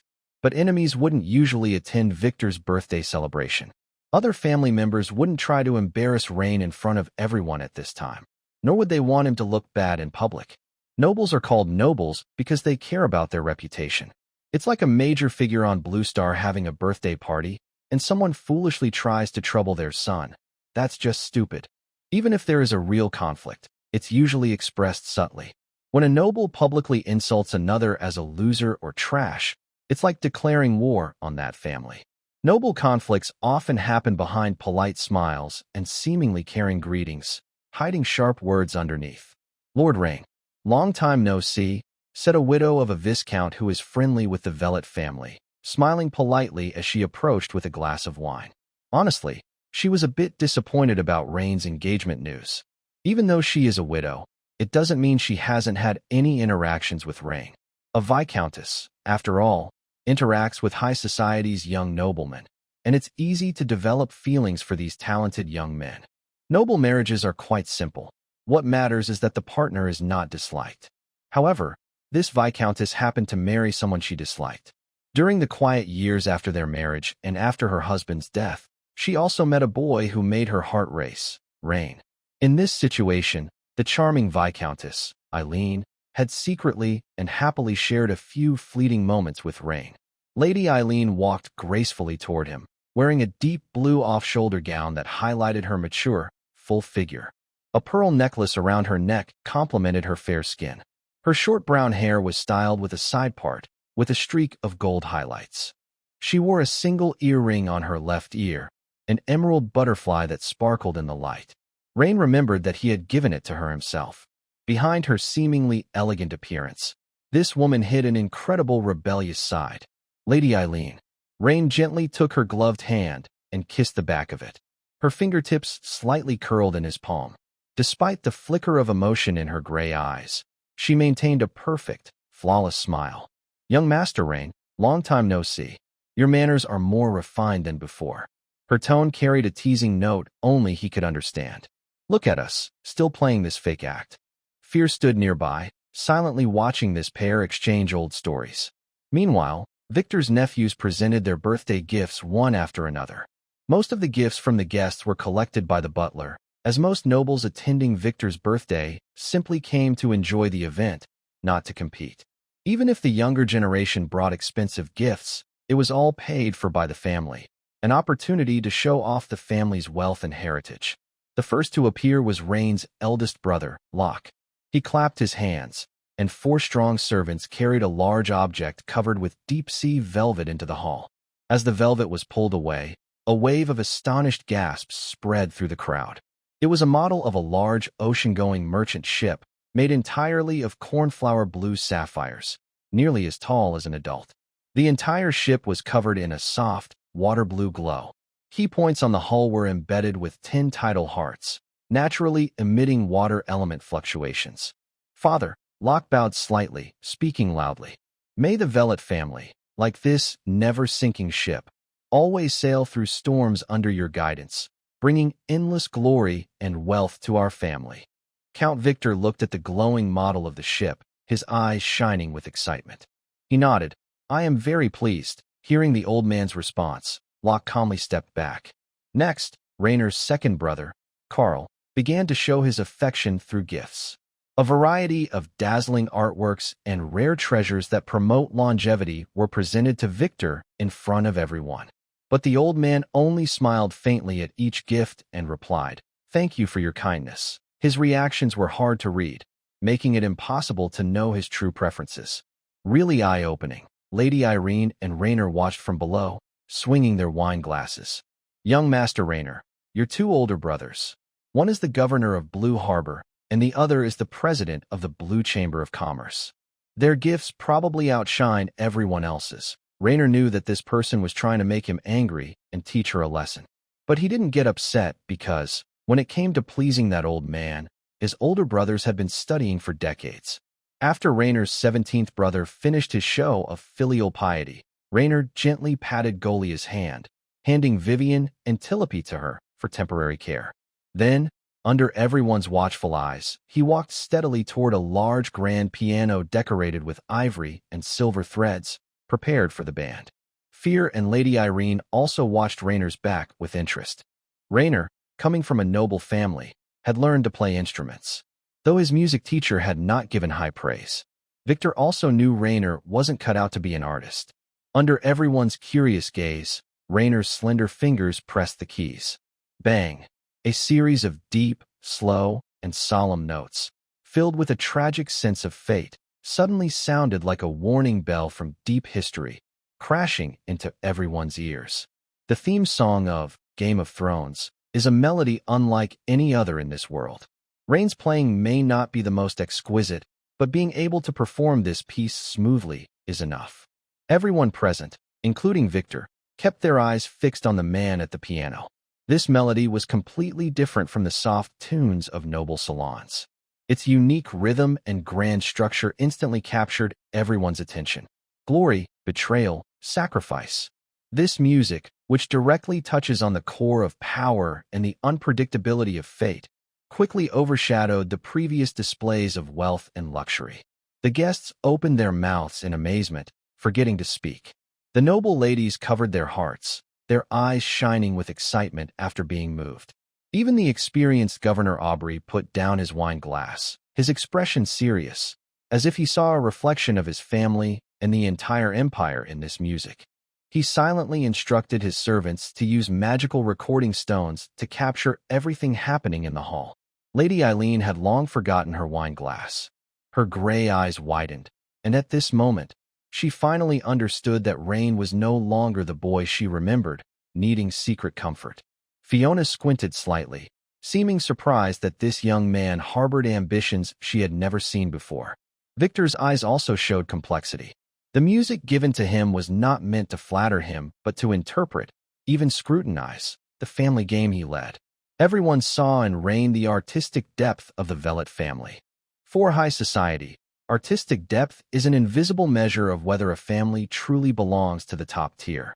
Clearly, from today on, the Vellet family would no longer be labeled as new money by the old aristocrats, unless their members could create a piece of music that outshone Rain's. When the last note fell, the banquet hall fell into a long, suffocating silence. Rain slowly stood up from the piano, slightly bowing to Victor. "This is my gift to you, Father." After a long silence, Victor finally spoke, his voice slightly hoarse. "That was an impressive piece. What is it called?" "Game of Thrones, Father," Rain replied calmly, meeting the old man's gaze. "Game of Thrones," Victor repeated softly, examining Rain again. "Rain, I am very pleased." This sentence made Locke and Carl frown because tonight, Victor only told the two of them, "I am very satisfied." The governor of the southern province, Marquis Aubrey, sat beside Victor. He gently stroked the magic recording stone in his hand and said, "Mr. Ryan, I hope to present the piece you just played to His Majesty. I believe she will also enjoy such a thought-provoking masterpiece." When this piece was played, it was worthy of a governor calling Ryan, Mr., which shows respect for the art. Count Victor's eyes slightly narrowed, and a flash of sharpness crossed his gaze when he looked at Marquis Aubrey, but it quickly returned to calm. He said nothing, as if weighing the pros and cons. He knew Aubrey was trying to stir up trouble within the Vellet family. After all, neither the eldest son Locke nor the second son Carl had the chance to stand out before the Emperor. But Victor also believed that such a piece should be heard by the Emperor, and even by the important figures in the capital. Let them see the Vellet family in a new light. "Since the governor wishes to recommend you to His Majesty, shouldn't you thank him?" At this moment, Victor directly agreed on behalf of Ryan and looked at his youngest son. "Ryan, thank you for your guidance." Ryan understood. Victor's agreement was a way of showing that he was being groomed as a key family member. Of course, Locke, who was written into the inheritance document, was still the primary heir of the family. But every noble's death could bring surprises. Like if he suddenly lost his mind and decided to name another son as heir. Locke and Carl exchanged glances. They were both legitimate sons, and no matter how fiercely they fought, they couldn't accept Ryan, a younger son, as heir. However, while they were lost in these thoughts, Ryan had already boarded the carriage and left the Vellet estate. Inside the carriage, besides Ryan, Peel, and the two spirit pets, there was also a special passenger. A white cat with heterochromatic eyes, covered in pure white fur that shimmered with a faint blue glow like ice crystals. It was elegant in size, about the same as a normal house cat, and was quietly curled up on a soft cushion. The creature emitted a visible cold aura, causing the temperature inside the carriage to drop slightly. Its most striking feature was its mismatched eyes, one a deep icy blue like eternal winter, the other a silver gray that seemed to hold a storm within. As Ryan glanced at it, a system notification appeared. "Ding! Detected an uncontracted female spirit pet. Extreme Frost Phantom Cat. Juvenile stage / early bloodline awakening. Level: Silver. Star rating: 3 stars. Status: spiritually exhausted. Resisting contract. Future ultimate form: 9 lives goddess / winter cat queen / frost and snow order ruler. Suggested training focus: 9 lives goddess / frost and snow order ruler. Training value: 8 stars. Maximum 10 stars. A silver 3-star spirit pet with an 8-star training value. Could this be Fiel's dowry? However, the cat seemed very proud. It only glanced at Ryan briefly and then turned away disinterestedly. That's normal. Although Ryan is a female Slayer contract master, he only has a strong attraction to contracted spirit pets. Uncontracted spirit pets don't naturally attract him. This is a Northland special creature, the Extreme Frost Phantom Cat, Fiel explained to Ryan. And this is the best one we've found so far, with the highest talent. But even I, a gold-level contract master, can't persuade it to contract. I don't like forcing contracts on spirit pets. If even you can't do it, returning it to the Northland is its best choice. Ryan looked around. Over the past 2 days, he had interacted with Tilope and Vivian. Before returning to the southern province, his points were 10. Now, they are 70. He opened the system shop. Spirit Pet Pleasure Items, Spirit Pet Advanced Training Methods, Spirit Pet Skill Secrets, Spirit Pet Weapons and Equipment, Spirit Pet Food and Medicine. Ryan directly selected the Spirit Pet Pleasure items and found something suitable for this aloof little cat. Catnip Perfume, 50 points. Made from magically cultivated, enchanted catnip, it has a strong, irresistible attraction for most feline spirits. When sprayed, it quickly increases their affection and curiosity toward the user, making them relaxed, happy, or even infatuated. This reduces their alertness and resistance. Heart-shaped ice chain, 70 points. A delicate necklace carved from eternal ice crystals, with a warm red heart-shaped gemstone in the center. When worn, it transforms some of the pain inflicted by the user on the feline spirit into pleasure. Key Touch Cat Toy, 100 points. A seemingly simple cat toy that contains the power of rules. When used to tease feline spirits, it greatly stimulates their hunting and playing instincts, quickly and steadily increasing their closeness to the user. Each successful interaction, pouncing, catching, slightly enhances the spirit's sense of belonging. Rain looked at his 70 points and wondered what he could do. He decided to exchange for the necklace. Exchange, heart-shaped ice chain. Cost, 70 points. Remaining points, 0. A beautiful, exquisite necklace suddenly appeared in his hand. The chain is made of countless tiny, never-melting eternal ice crystals, with intricate patterns entwined around a heart in the middle. This design made Rain think of some unpleasant things. Seeing such a necklace, the white cat with heterochromatic eyes felt it was not a proper thing, so it hissed. But it was useless. Under the pressure of Fiel, the golden contract master, Rain successfully put the necklace on the cat. Then he grabbed its snowy white tail and lifted the entire cat. An unbelievable thing happened. Any feline, when grabbed by the tail and lifted, usually feels uncomfortable. Meow meow. The white cat instinctively hissed in anger, but its voice carried a hint of charm. Rain once again used the system to check the white cat's status.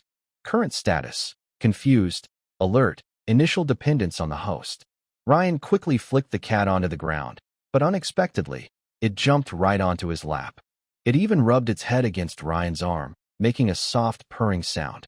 Such a little troublemaker, Ryan said with a look of disdain, but for some reason, the white cat looked at him with even more affection. Meow. The white cat with different colored eyes rubbed against Ryan's hand and made a sweet sound. Really hopeless. Where did that cold attitude go just now? Ryan chuckled mockingly. Fear looked at this scene, feeling a bit surprised. Could this guy really be that charming? No wonder he's a contract master. Well, I guess I'll reluctantly make a contract with you, Ryan thought, and a silver light burst out in the air. At this moment, Ryan gave it a name, and the information appeared in the magic book. Companion Spirit Pet, Frost Illusion Cat, Shirley, Level, Silver, Star Rating, 3 stars, Attributes, Ice, Dark, Status, Deep Addiction, Absolute Obedience, Craves Interaction, Skills, Frost Claw, Ice Cat Illusion, Winter Shield, Frost Claw. Shirley can gather ice and dark magic into her claws to attack enemies. When hit, enemies will suffer continuous frostbite and dark corrosion pain. Ice Cat Illusion, Shirley's shadow, infused with ice and dark magic, can temporarily activate and move short distances away from her body to attack enemies twice. Winter Shield, Shirley summons cold air to form an icy shield, which can absorb damage. When enemies are covered with water elemental magic, attacking Shirley or being attacked by her will cause freezing effects. Wearing Accessory, Harmonious Heart Ice Chain. Congratulations, the host has contracted a silver level, 8-star potential spirit pet, earning 500 points. Current points, 500, another 500 points earned, enough to fix that broken parasol from Clytus. This is a luxurious cat, but I wonder how good its combat skills are. And after accepting the contract, Shirley inexplicably wanted to get close to Ryan. This time, Ryan didn't throw it away again. As a female extermination contract master, Ryan understands the art of balancing the harem. Favoring one over another would cause internal imbalance. He let the heterochromatic white cat freely nuzzle in his arms. Now, Ryan was surrounded by spiritual pets. On his left was a mermaid, on his right a cat, and in his arms, there was also a tulip spirit. When Tilipy grows up, he wonders what to do. Does every outing mean he's covered in small accessories? If he contracts more pets later, the fourth, fifth, will he be able to handle it? Meow. Shirley kept purring, trying to please Ryan. Vivian and Tillapi also looked at their new companion with curiosity, but the cat was completely unaware, not even thinking about greeting its two seniors. Right now, in its eyes, only its owner matters. But in front of Ryan and Fiel, the golden contract master, they wouldn't fight.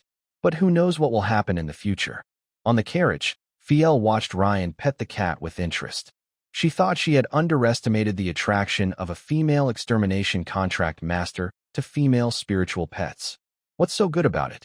But Fiel wasn't a spiritual pet, so she didn't know that once contracted with Ryan, the spiritual pet could feel the intoxicating scent he emitted. Being held by Ryan was like the warmest, softest bed in the world. Such talent was more powerful than anyone imagined. But the tragic outcomes of previous female extermination contract masters might not happen to Ryan. After all, he was a system-equipped man. The journey from Blue Harbor to the Imperial capital was short. If they took a boat, it would be even faster. But even traveling by land, the special magical warhorse's speed was still astonishing. In just one day, the two had already returned to the academy. "Is this your new contracted spiritual pet?" In Selena's dormitory, Ryan sat facing the icy beauty. Today, the icy beauty wore an elegant, pure white elf dress with silver trim. Her white stockings were decorated with several golden leg rings, wrapping around her thighs. She elegantly crossed her legs, her toes wrapped in white stockings gently touching the ground. To Ryan's surprise, today Selena's toenails were painted in emerald green, shining with a smooth, translucent glow under the soft light of the side hall. However, from Ryan's point of view, Selena still wasn't very good at matching her accessories. For example, deep red or emerald-colored toenails look best with thick black stockings, which add a mature charm. Fear is one of the best examples of this. As for white stockings, they can be left unpainted or in light colors, like soft cherry blossom pink or pearl white. Of course, if Selena pairs her golden leg rings, she could also paint her nails gold. Selena clearly hadn't noticed Ryan's gaze, as she kept looking at the white cat on Ryan's calf. When she finished speaking and saw that Ryan didn't respond, she raised her beautiful eyes to look at him, noticing that his eyes seemed a bit distracted. The icy blue eyes of the elegant woman flashed with a hint of surprise. Her slender eyes narrowed slightly, and her eyebrows furrowed. "Ryan, it seems your attention is somewhere else." A rare faint blush appeared on her usually cold face. Coming back to himself, Ryan quickly nodded. "Sorry, Mistress Selena. I just think your outfit today is very unique. The clash of white, gold, and emerald is quite impressive." "No, I mean, her name is Shirley," Ryan hurriedly explained, sensing something was wrong. He gently stroked the white cat on his leg and introduced her as his new spiritual pet. "You're now in the most important golden learning period of your life. I know at your age." Cough. Selena cleared her throat and changed the subject. The slight embarrassment in her icy blue eyes gradually faded, replaced by coldness and scrutiny. Matching ice and water elements is quite good. Selena used a common tactic everyone uses, pretending to be busy when feeling awkward. She picked up the coffee on the table to taste it while commenting on Ryan's spiritual pet, especially the Starlight Mermaid, born to be a water-type favorite. And what else? The Tulip Fairy, with a light-type secondary attribute. Although this conflicts a bit with the dark secondary attribute of this cat. Never mind. Her words flow smoothly and sound professional, but the slight redness of her ears and her slightly hurried speech reveal her inner unease. Finally, Selena decides not to pretend anymore. She places her coffee cup with a click on the crystal table and says, "Anyway, I was a bit bothered by you staring at my feet the whole time." Ryan secretly thinks, as expected, "I can't escape. This icy beauty doesn't seem as tolerant as she appears." As soon as she says this, the icy noblewoman covers her mouth, realizing what she just said. She didn't expect to be so blunt about her feelings, which is completely out of character for her usual cold and composed demeanor. "Forget it. Let's pretend I didn't say anything." Selena waves her hand. "I heard Pepe say you played an epic-level piano piece at the banquet. I want to hear it live now, as a sort of apology." Sure enough, she still cares a lot. Ryan's heart tightens, hoping this icy beauty won't hold a grudge. The Pei Pei Selena mentioned is naturally Fei Kai Pei Sure, their nickname for each other. Ryan wasn't surprised by Selena's request. She loves music, and from the first time Ryan visited her, this icy beauty was already practicing her piano. It's an honor to perform for the mentor. Ryan stands up politely, showing just the right amount of respect. Maybe we can understand and communicate more through music. Let's talk. I want to hear it now. The icy beauty seems to be throwing a little tantrum, her slightly spoiled tone contrasting with her usual cold image. Ryan is momentarily stunned. According to Cletus, this icy noblewoman indeed has a strong contrast. And it's a contrast others haven't seen before. Yes, ma'am. Mentor. Ryan walks to the piano and sits down, his slender, fair fingers beginning to dance across the keys. Selena had already put down her coffee cup, her icy blue eyes fixed on Ryan's focused and deep-side profile as he immersed himself in music. She slowly closed her eyes, took a deep breath, and listened to Ryan's performance. The coldness of power, difficult choices, sacrifices behind glory, and the unquenchable fire of ambition, all were perfectly expressed through this piece. When the last note fell like a crown crashing down, Selena opened her eyes again. Her beautiful eyes remained cold, but now showed some hard-to-explain emotions. Amazement, admiration, curiosity. Ryan, you have shown me a different possibility, one where the elves in the Talo Empire might have a different fate. Selena stood up, gently touched Ryan's hair, and spoke softly. Good boy. Perhaps, while teaching you the way of the contract master, we can also explore some deeper things. Music, history, philosophy, politics, the relationships and coexistence of different races on this continent. This elegant woman's voice was gentle this time, and her mature figure exuded the natural fragrance of a refined elf woman. Of course, all of this depends on you handling your own issues well, like your spiritual pet, your graduation grades, and so on. Ryan felt a slight movement in his heart. Selena's words went beyond ordinary mentorship. They felt more like an invitation for equal exchange. But before he could thank her, Selena asked a soul-deep question. Creating a masterpiece like Game of Power requires extraordinary experience and insight. It's not something a young man who lives peacefully under family protection, avoids conflicts, and even secretly flirts with widows can easily do. Ryan, your heart is lying. You are a man eager for power. Ryan was surprised. Selena seemed to have even figured out his bank card password. How could she know? He and Eileen had never told anyone about their relationship. Could this be the woman's sixth sense? Did Faye sense something between them and tell Selena? But even as a close friend, there was no need to reveal such noble scandals, right? Does she like me? In an instant, Ryan had a bold idea. However, I am not the kind of teacher who likes to pry into students' privacy. Seeing Rain's surprised expression, Selena quickly explained and then issued an order to leave. All right. I've also seen the new contract's magical pet and listened to the music. I forgive your rudeness just now. If there's nothing else, Miss Clytus once said that, based on her analysis, just a simple kiss on this icy beauty who always looks upset could cause an amazing reaction. Before Selena's order to leave was fully spoken, Rain moved. He didn't bow politely as usual. Instead, he suddenly took a step forward as he stood up. He reached out and wrapped his arms around Selena's soft waist, pulling her close to him. Selena's pupils shrank sharply, and her mind went blank because of this unexpected and inappropriate action. Then, before Selena could fully react, he lowered his head and kissed her. Ugh! Selena's icy blue eyes widened in shock and confusion. Tillapi, Vivian, and even the small white cat with different eyes seemed frozen in place. What's going on? Master, what's wrong? Why is your face? As Rain entered the dormitory living room, the gentle blonde woman Hea, who was wiping a vase, immediately saw the flirtatious lipstick mark on his left cheek. Rain touched his cheek. Sure enough, the beautiful woman moved gracefully to his side. She didn't ask many questions or show any displeasure, but instead thoughtfully took out a handkerchief and carefully wiped his face. Taking care of her master's image was part of her duties as a personal maid.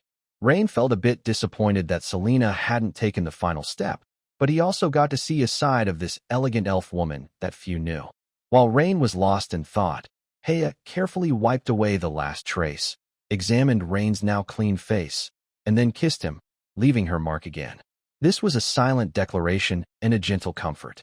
Ryan looked at Heyo's caring and gentle expression, feeling warm inside. He immediately lifted her into his arms. If he couldn't get what he wanted from Selena, he would take it from Heyo instead. So, the familiar, comforting scent of Heyo filled the air. The next day, Ryan woke up feeling refreshed. The gentle night with Heyo had fully eased the regret caused by Selena. After quickly having breakfast and asking the beautiful lady for a good morning kiss before leaving, Ryan finally headed out. The three of them went to the center of the academy square as summoned by Selena to accept their task. Just like before, Selena didn't give any details in advance. She only reminded them, this mission will involve fighting again. Be prepared, everyone. The icy beauty still looked cold and distant, wearing a simple white elf dress. Her silver hair flowed like a waterfall, and her calm, icy blue eyes were steady. But when she saw Ryan, she would quickly look away, avoiding eye contact, showing a deliberate distance. Of course, except for Ryan and Selena, Alina and Joanna didn't know about the underlying tension. They all headed toward the Academy's teleportation array. While Alina and Joanna chatted happily, Ryan quietly followed behind Selena, grabbing her delicate, fair hand. Her hand was cool and soft, with skin so fine it was hard to believe, carrying the slight coolness typical of elves. Selena's big eyes opened wide, and she gently struggled. You? Let go of me. The icy beauty kept her gaze forward, pretending nothing was happening. But her gritted teeth and whispered words sounded almost like a plea or a tease to Ryan. Selena didn't expect Ryan to be so bold. The key point was that this scoundrel's fiancée was her close friend. How could he be so daring? A traitor. But Ryan knew he had to hold back. This wasn't indoors, and who knew how many eyes were watching outside? His actions were just a test to see Selena's reaction. In the western part of the empire, a region bordering neighboring countries, rich in resources but often unstable, some areas were still in chaos. This place was a chessboard for local nobles and the royal family to compete for power. On the edge of a small town near the border, in front of a simple but fairly tidy wooden house. Polly, how many times have I told you? Starting today, you're not allowed to go to the tavern. A middle-aged woman, wearing a plain, faded linen dress, with a face marked by years of hard work, was pulling the arm of a teenage boy. Mom, you don't even know what I'm doing. The young man was somewhat thin, but his eyes showed a stubbornness that didn't match his age. I don't need to know that. Do you know what you're doing? Planning to rebel. The woman's eyes reddened. Mom is old now. If I leave, what will I do? Ah. The young man suddenly broke free from her grip, glaring angrily at his mother. Think about it. You worked so Lord Morris's estate for many years, but you only got a small wage. We eat moldy bread every day, drink bland vegetable soup, and are looked down upon, bullied, insulted. But what about them? Those nobles, the lord and lady, and their young masters and misses. They do nothing all day but enjoy life. They attend dances and banquets.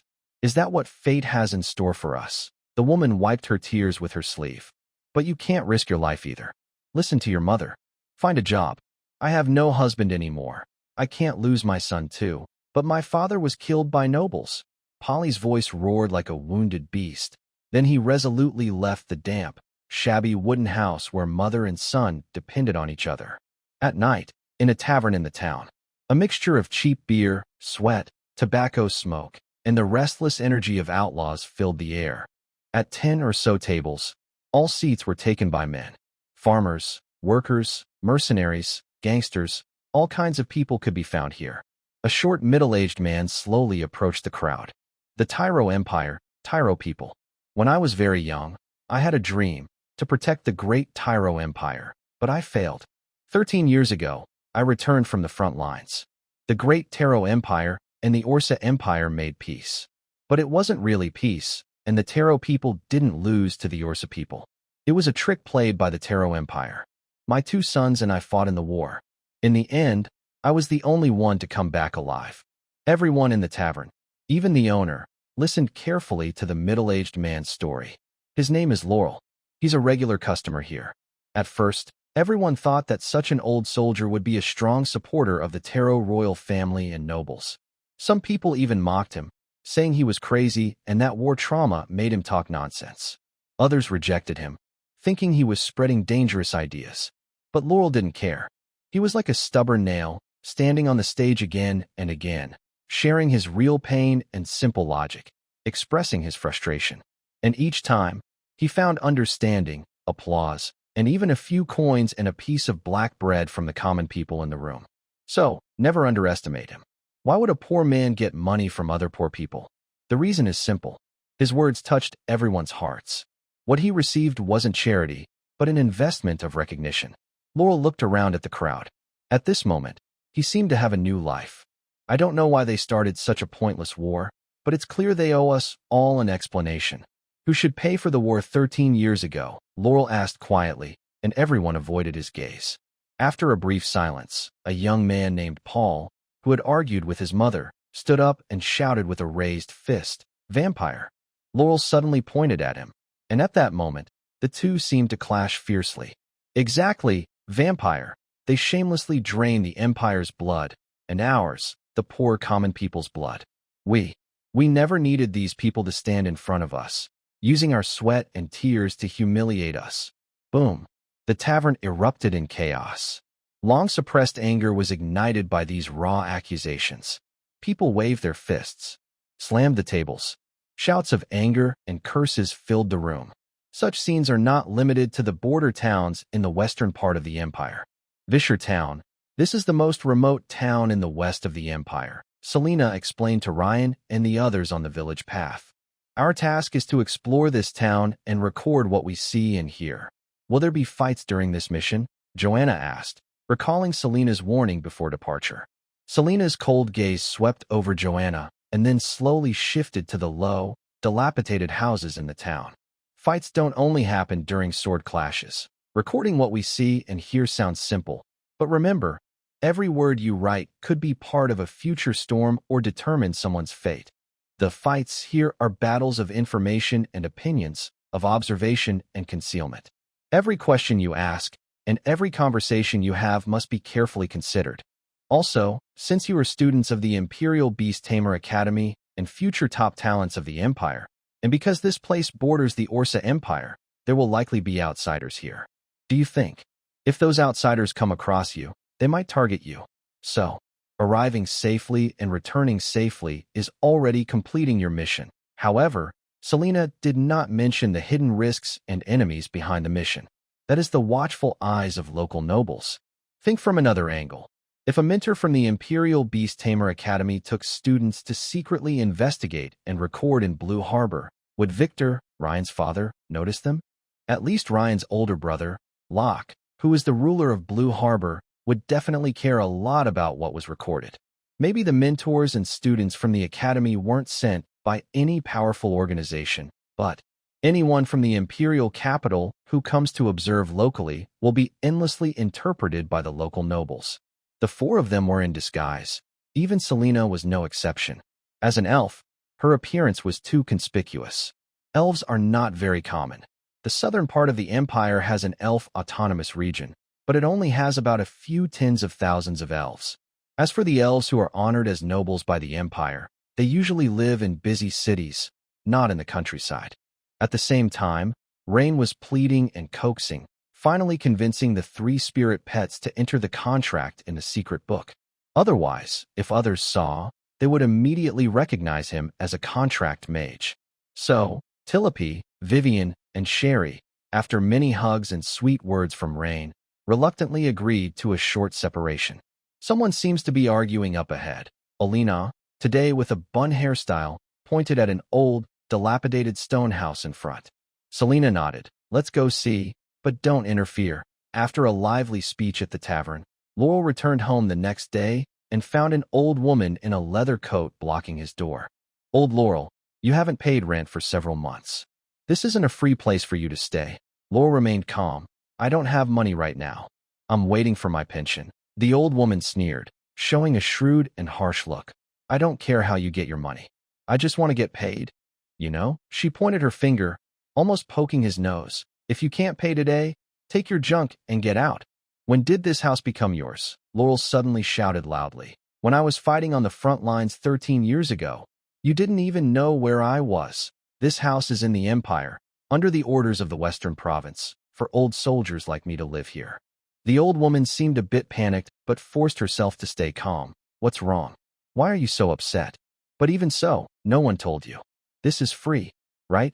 You, go ask the town mayor, asked Baron Morris. I, an old man who lost 2 sons in the war and has a crippled leg, can't pay rent for this broken house. It's because of people like you, animals like you. This is my house, and you're just an accountant at the Weschel Town Hall. I want to ask, under what authority are you collecting rent from me? Do you have a deed? What right do you have to collect my rent? In the end, does this money go into the town hall's public account or into your pocket? The old woman was stunned by the shouting. She clenched her teeth and said, I also work for the people above. Anyway, if you don't pay this money, how can we keep the accounts? Ryan and the others watched everything quietly. Compared to Alina and Joanna's angry glares, Ryan remained calm and composed. This is just how the world is. He was lucky to be born into a good family. Born into a noble family, he had seen and experienced many things. For example, nobles often talk about more than just eating, drinking, and entertainment. They discuss how to make common people more obedient. They learn from each other and share experiences. But Ryan also knew that each social class could gain certain benefits, which was a sign that the Empire's rule might be about to fall apart. Selina was a clever woman. She understood what everything happening here meant. She knew her students included both commoners and nobles, and she herself was a noble. So she said nothing and didn't let anyone speak. After Ryan and the others quietly noted everything, she led them away. Old Laurel could have shown many proofs and medals to prove he lived in his house without needing to spend money. He could have shown evidence that his wealth was stolen from him, but he couldn't prove anything. People like Old Laurel were common. There were many, even too many. Did Selina and Ryan not know? Of course they knew. How could they not? But as a noble, Ryan wouldn't comment on this. As an academy mentor, Selina was only responsible for teaching beast tamers. She had no duty to tell her students how to react to such situations. Maybe silence was the best answer. Then, they continued to walk around. A pale, thin child rummaged through trash for food. A numb-eyed woman sat on the doorstep, staring at an empty grain bin. A carriage decorated with jewels sped down the street. A burping patrol guard wandered around aimlessly. As evening fell, they arrived at an inn, and the atmosphere grew quiet. Selina looked at Ryan. Tonight, you go to the Broken Axe Tavern in town. Based on the assignment. Well, your task is just to go there and check it out. Joanna looked at Selina. Teacher, what about us? Alina also looked at Selina with a confused expression. We can't go out. Selina shook her head. In this environment, even if you can protect yourselves, women shouldn't wander outside at night. Showing our strength is revealing our identity. And here, if our identities are exposed, the trouble could be much bigger than you think. This is not just a safety issue, but also a matter of political awareness. Ryan nodded. He casually picked up an old coat and put it on, then walked to the door of the room. The door creaked open. Be careful. Selina's cold voice came softly from behind Ryan. Ryan nodded and then disappeared into the darkness outside. The streets of Wisher Town at night were even emptier and quieter than during the day. Only the wind occasionally blew debris around, making rustling sounds. In the distance, faint barking of dogs added to the lonely atmosphere. Following the smell of beer and the noise, he easily found the tavern called Broken Axe. Men of all kinds crowded around rough wooden tables. He randomly chose a table and sat down casually. Not everyone drinking here knew each other, but they definitely weren't strangers. The men at the table became curious about the newcomer. Hey, buddy, a thin young man elbowed Ryan. You look new here. Where are you from? Oh, I'm Polly. And you? Ryan picked up a wooden cup and took a sip of cheap beer. I came with a trading caravan for a quick trip. Trading caravan? Coming to our poor town at this time? Another man, with a red face and strong arms, looked Ryan up and down. With your build, you don't seem like a porter. Huh. I'm just the accountant, trying to make a living, Ryan sighed, acting like a young man with unfulfilled dreams. Not in a good mood, so I came out for some air. The sturdy man next to him took a big sip of wine and wiped his mouth. Unlike us, we can't read a single character, even the notices posted by the town hall. We just listen to those guys fooling us. Shoo, he's coming. Polly raised a finger to his lips, then stood up and shouted with a fist in the air, "Laurel! Laurel!" Many other drinkers, encouraged by Polly, also stood up and shouted, "Laurel! Laurel!" However, Ryan didn't join in the cheer, since he was new here. Until the middle-aged man stepped in front of everyone. The noisy tavern suddenly seemed to quiet down, as if an invisible hand had turned down the volume. Tylo XII. Tonight, Laurel was even more bold, directly mentioning the former emperor of the empire. The moment this name was spoken, the air in the tavern seemed to freeze. Even Ryan clenched his fists around his cup. He lied to me, and he lied to everyone here. Laurel looked around the room. He told us that war was for the glory of the empire. Ryan quickly focused on the secret contract book. Laurel's reckless words could cause trouble. He had to make sure that if chaos broke out, he could summon his spirit pets immediately to handle it. Inside the secret space of the book, thanks to the presence of 3 silver spirit pets, a small grassy field was forming, with faint sunlight shining through. This was thanks to Tilope. In the center of the grass, a clear, sparkling little lake reflected the light, full of water element energy, thanks to Vivian. Near the edge of the grass, there was a small snow-capped mountain, created by Sherry. This was like a miniature world, where spirit pets could create some environment within the secret space. They all saw their created environments as their territory. Spirit pets that liked farming would ask Ryan for building materials and plant seeds. They could even build a small farm here. But female spirit pets usually wouldn't set up a farm in the secret space because they didn't want their territory to smell bad. Even when planting, they wouldn't do large-scale farming. They might grow a few special flowers or herbs that could be eaten.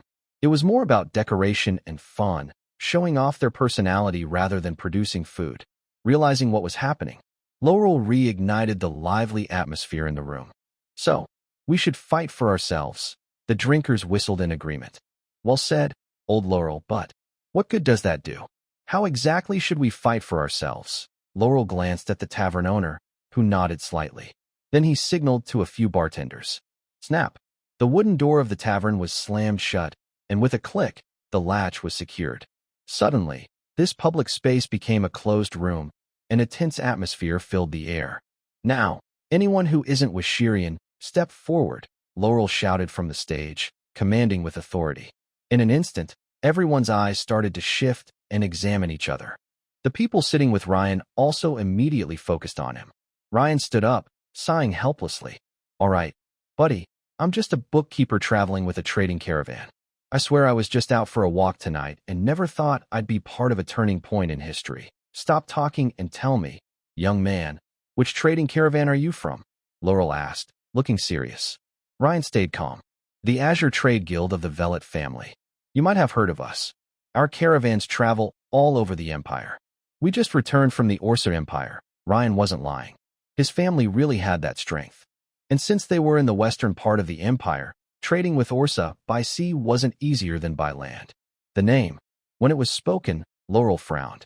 One of the most notorious bloodsuckers in the empire. This comment immediately drew hostile looks from others. But Laurel didn't dwell on it. He didn't expect the person in front of him to be a noble boy. After all, how could a young master come to such a shabby tavern? "But I can tell you have a strong southern accent." "Don't worry, what we're about to discuss is open and transparent." Laurel pressed his hand down, signaling Ryan to sit. It seemed he wanted to create a serious environment and atmosphere, just to make everyone focus. This was a clever form of psychological influence. First, establish authority through a strong and commanding attitude. Create fear and unity, then show kindness at the right time to turn potential opponents into allies. Reen sat down as instructed, and his opinion of lore improved even more. He learns quickly, probably from his early military training with officers. We want to create an organization where everyone can find safety and support. I still keep in touch with old friends from different places, Wisher Town, Windhelm City, Black Iron Fortress, and others across the western part of the empire. We are all doing the same thing, bringing together those who face unfair treatment. We call it the Get High Society. Lore raised his hands as he spoke. Maybe we seem small now, but if everyone unites, any member who faces injustice can speak out. We might even organize protests. Reen listened quietly. The idea of forming this group brought together a mix of people from all walks of life. but it seemed almost useless because they had no income. Soon, reality would crush their hopes. Even if they stayed united, they might just become a gang, maybe collecting protection money from merchants. But if they dared to commit crimes, like violence, theft, or attacking noble estates, they would be quickly suppressed by the empire's official armed forces. Nobles are not easy targets. However, this plan was beyond Reen's expectations. I can tell you that the Get High Society is not simple. If you join us, you'll get a salary of 2 silver coins for the first 3 months. That's enough to feed everyone. 2 silver coins. Even a regular family's monthly expenses are about that much. Even if they only stay for 3 months or just take the money without staying, what happens after that?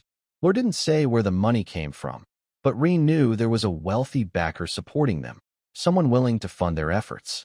Our goal is to unite everyone because the time is coming soon, Lore said excitedly.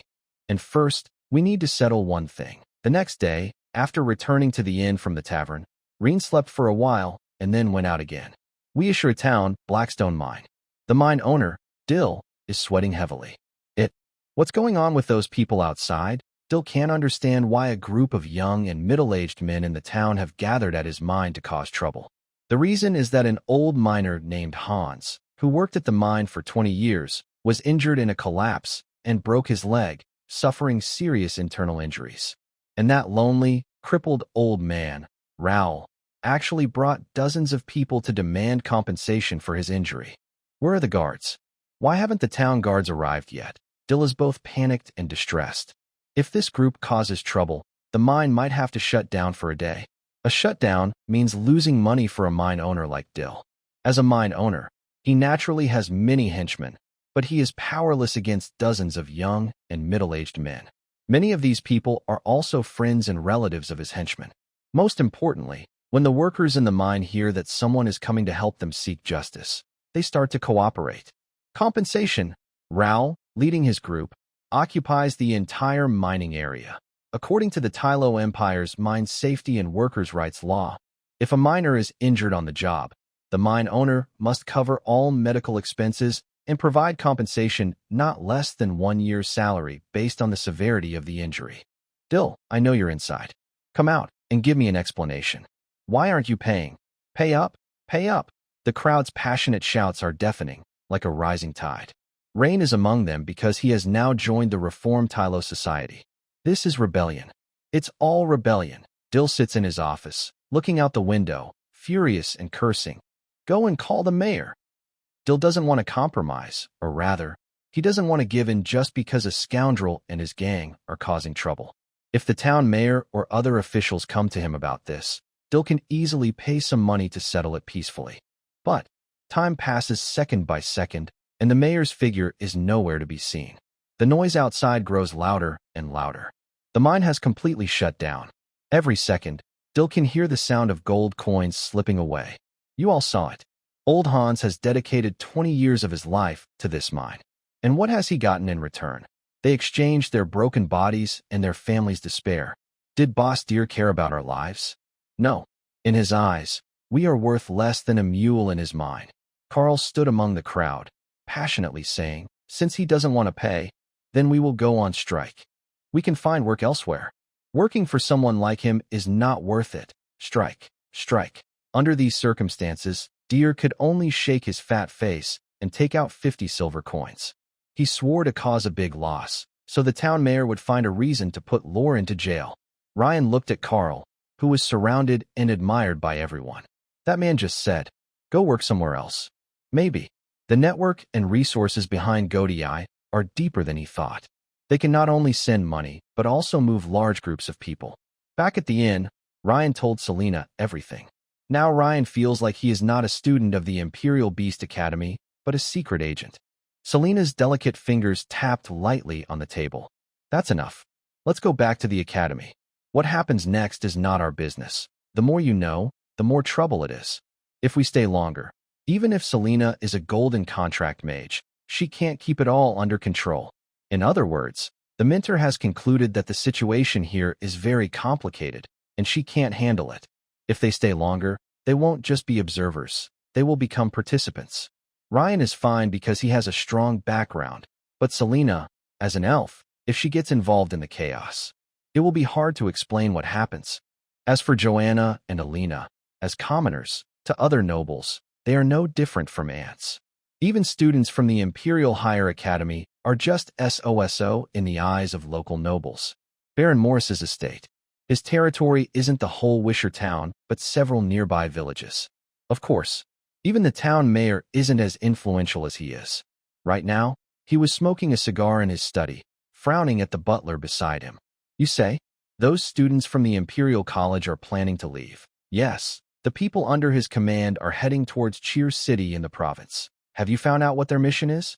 And what have they been doing in town these past 2 days? Baron Morris has a long white beard, which he is gently combing with his fingers. His eyes are slightly cloudy but shining with light. The butler has clearly done his homework and quickly reports. From the information gathered at the inn and taverns, their task seems to be the usual regional ecology and community observation. But what exactly they are doing?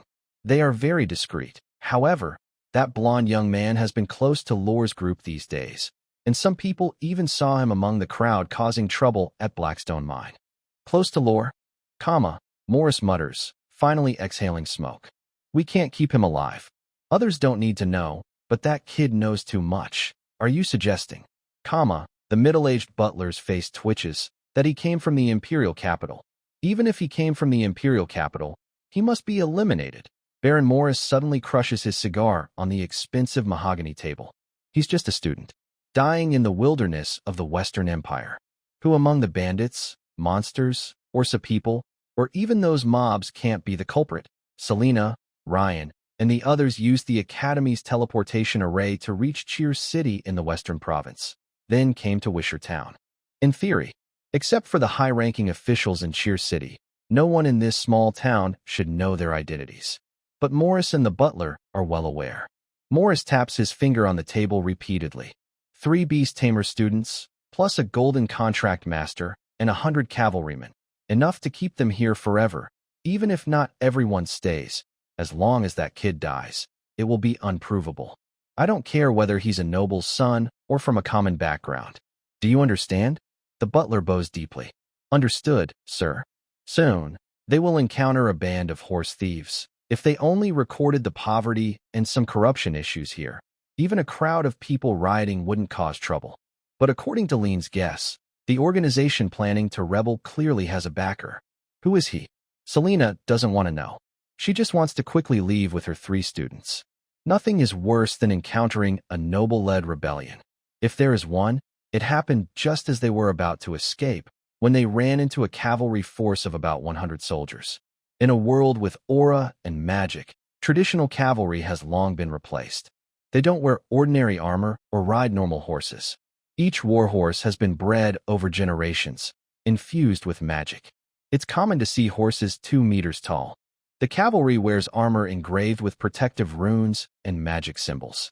They carry enchanted weapons shining with aura or powerful crossbows loaded with anti-magic bolts. This is a real killing machine, the secret weapon of noble lords. Lean couldn't understand where this cavalry came from. Wisher Town is a remote place, ruled by only a baron. A baron usually doesn't have the funds to support such a powerful cavalry force. Could it be that the Orsa people have come to challenge the town? Stand behind me. Selena waved her hand, and a magic tome glowed with golden light in the air. The leader of the cavalry sneered. They are just contract mages of gold, after all. They have fought and killed before. All troops, listen up. The cavalry captain suddenly raised his enchanted longsword, burning with silver aura, and began issuing commands through his helmet. First and second squads, flank around and take high ground on both sides. Use anti-magic crossbows to cover fire and suppress the large spirit beast that the gold contract mage might summon. Limit her movement. Third squad, charge head-on with me. Target that blonde kid. Kill him at all costs. Fourth squad, flank from behind to block their escape from the other side. In an instant, the 100-strong cavalry force, under the captain's command, activated like a precise killing machine. But they clearly underestimated the value of the gold contract mage from the Imperial Beast Academy. Perhaps they have defeated a golden contract master, but possessing a single golden tier spirit pet or several golden tier spirit pets still makes someone a golden contract master. Moreover, Selena's companion spirit pet is a 9-star Holy Sound twin butterfly, a pair of twin butterflies with divine music powers. Little white, little blue, Selena's cold voice rang out, "Launch your attack." The white butterfly began vibrating its wings rapidly, producing sharp sound waves that made the warhorses cry out in pain. The blue butterfly whipped up a cold wind, causing the surrounding temperature to drop suddenly. But that wasn't all. From the Golden Secret Book, another golden tier spirit pet appeared. A 6-winged, icy angel with a nearly 2-meter tall, upright, perfect figure. Its eyes were bound with white cloth, and it held a long, pure light energy sword in its right hand and a blue transparent round mirror in its left. It raised the round mirror, shooting out a wide beam of blue light. The cold light instantly covered the cavalry, freezing their armor with a layer of frost, and even the nearby plants turned white from the cold. Selena alone controlled the entire scene. Ryan and the others were all stunned. But it wasn't over yet. From the secret book, another golden tier spirit pet appeared, as if golden tier spirit pets were as common as free. In the sky, a girl with dragon horns appeared, dressed in a silver dress that floated without wind, shimmering with golden light. She extended her jade-like finger, pointing at the soldiers below, releasing streams of dense cold air that spread out like silk. This was an 8-star golden spirit pet, the silver scale sacred Yalong princess. Before Ryan and the others could react, the girl in the silver dress spoke. "You lowly ants, how dare you offend my master? The noble Selena Alcania is protected by Aidenes and is Aidenes' mother. How dare you attack her? Unforgivable." Ryan didn't expect Selena to have such a rebellious dragon girl. The icy beauty's eyes twitched slightly. "All right, shall we? Transform into your armor quickly. It's Aidenes, Mom." Densi retorted, then quickly transformed into silver scales that covered her original armor, outlining more elegant and powerful lines. Even the edges of her 6 wings were coated with a shimmering silver border. Fusion form, silver-winged dragon radiant angel. The 6-winged, cold, gleaming angel suddenly spoke in a calm, mature voice. Then she charged down from the sky toward the cavalry captain. The cavalry captain's pupils shrank suddenly. Not only him, but the entire cavalry unit felt fear. Is this the true strength of a golden contract master? One person can defeat 100 cavalry soldiers? Her skills are incredible, controlling the battlefield, attacking, air-to-ground strikes, and a single soldier's combat ability with her armed angel. In almost an instant, the entire cavalry was slaughtered, thanks to Serena's 4 golden spirit pets working together. In the end, only over 100 bodies remained on the field, along with the bloodstained, standing armed angel. "Come back." Serena held the golden secret tome. One by one, her spirit pets turned into streaks of light and entered the tome to restore their magic power. After putting away the tome, Serena looked at Ryan with a complex expression. The mermaid she gave Ryan before, if it hadn't failed in cultivation, would have been even stronger now. But she didn't say much, only softly said, "Let's go quickly." The 4 continued toward City Seer, but Ryan was silent on the way.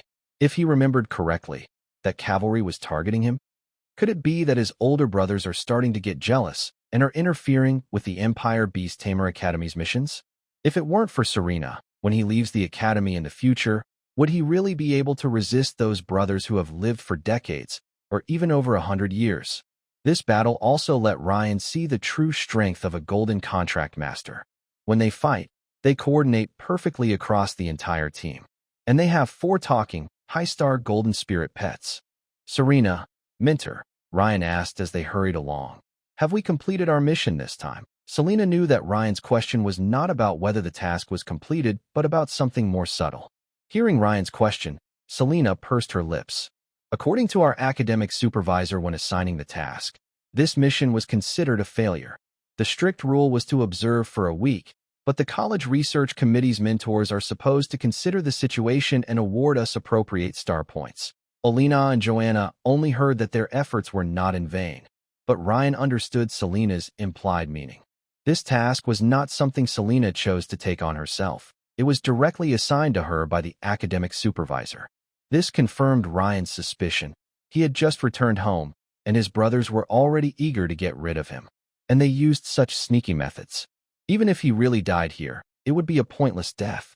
They used the college's assignment system to lure him to the chaotic western part of the empire, then used local nobles or rebels to eliminate him. Every noble's growth involves risks. They live most of their lives under threats of assassination and schemes. Selena, leading her students on assignments, also faced harassment from rivals. Ryan wanted to earn star points, but he was also harassed by his family brothers. They quickly traveled, passing through the western province capital, Chier City, then used a teleportation array to return to the college.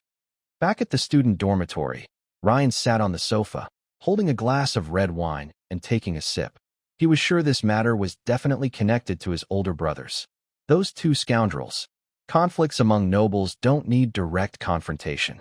Even though he rarely interacted with his brothers, Haya also knew Ryan was in a bad mood.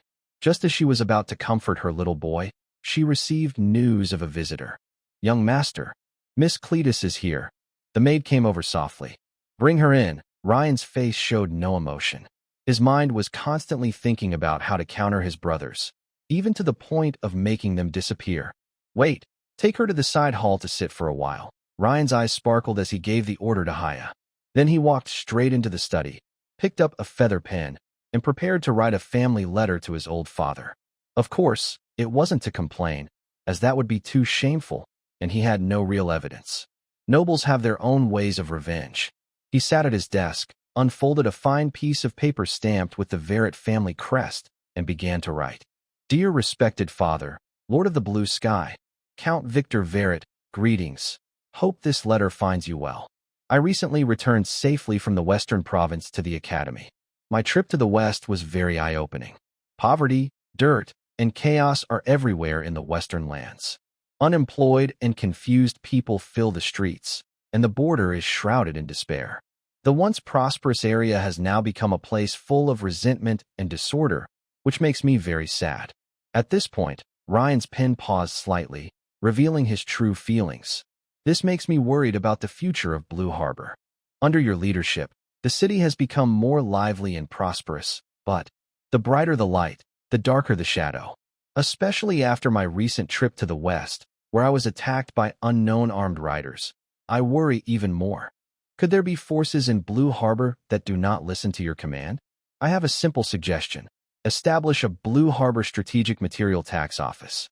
This office would classify all military-related supplies, grain, weapons, steel, warhorses, ship parts, magic stones, and other materials needed by the Army, as territorial strategic resources. All sales and transportation of these resources should be monitored by tax authorities.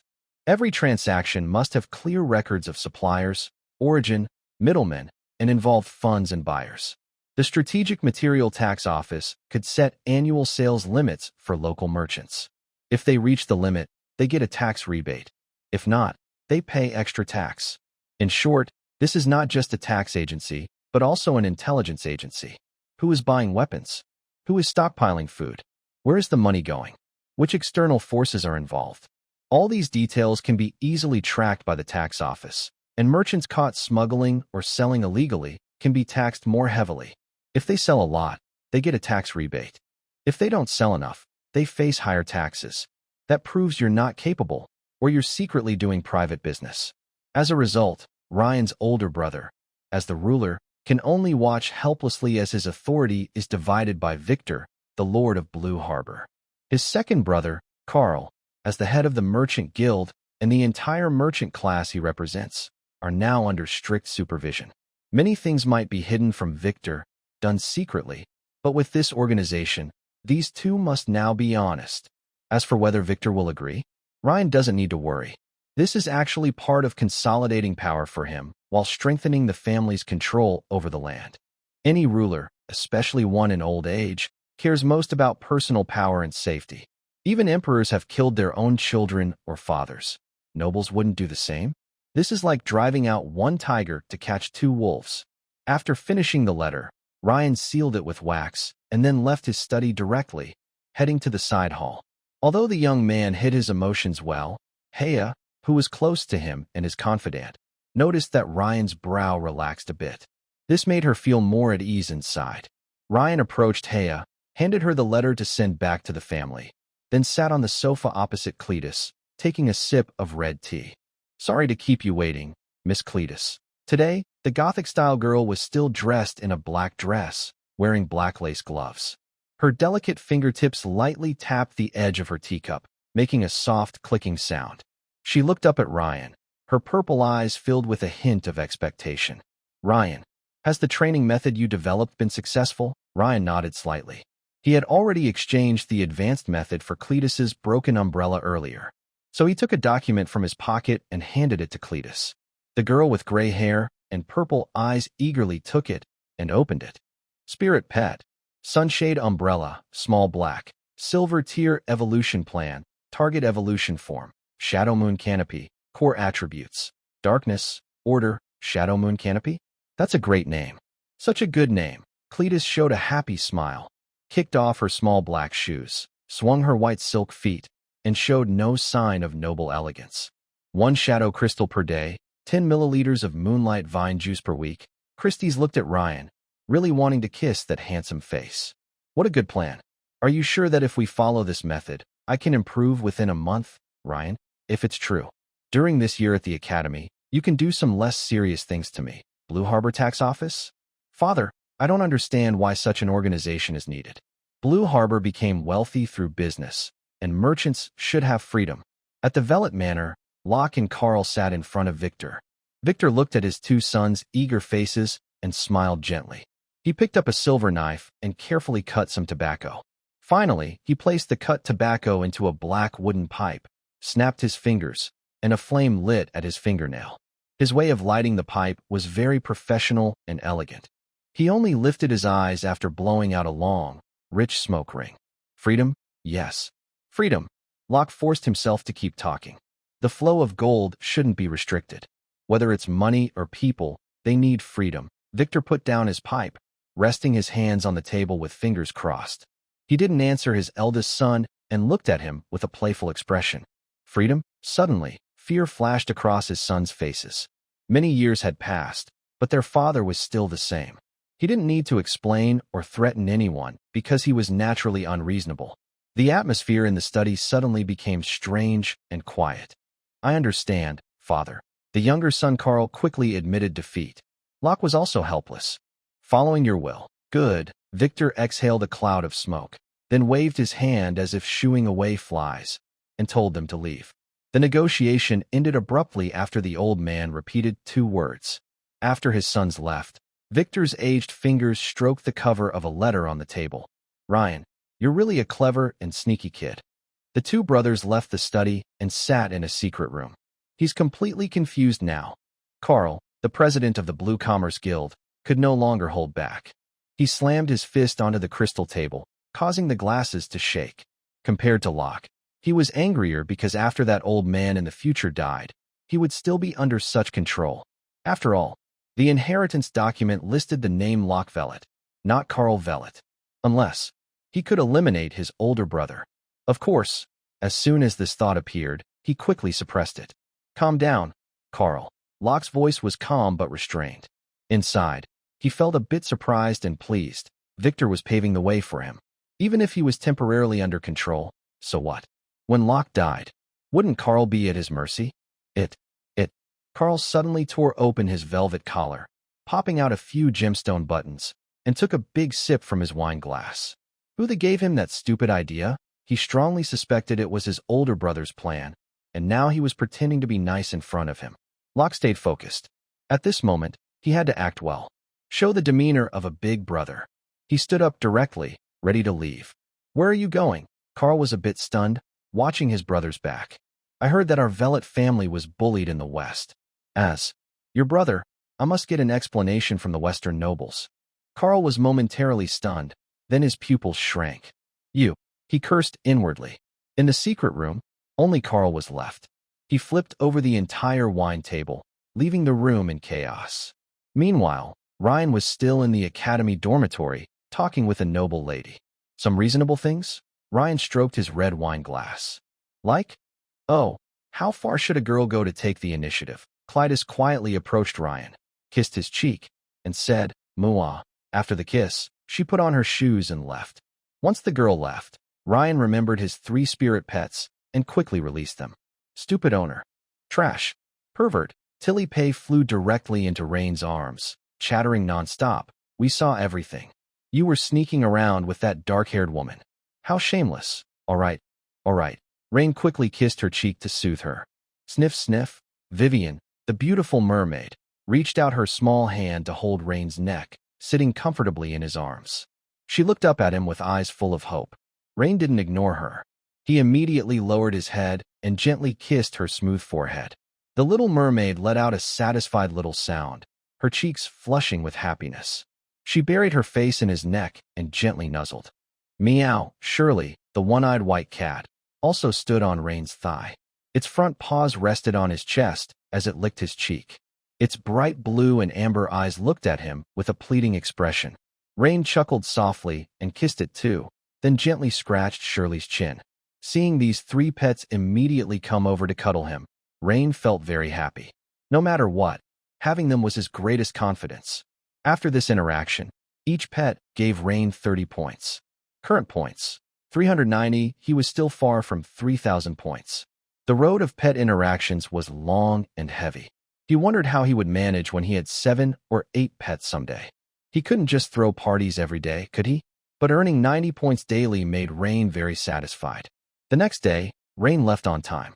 The Beast Taming Academy didn't always give missions.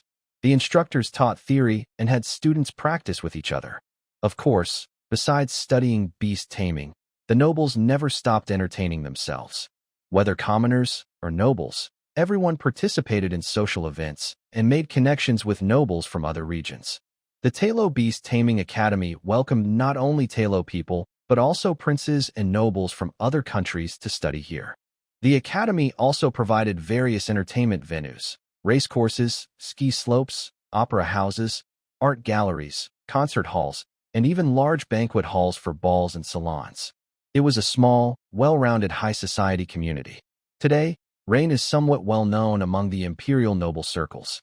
His song, Game of Thrones, has attracted the attention of many noble young ladies and noble women for its music and artistic value.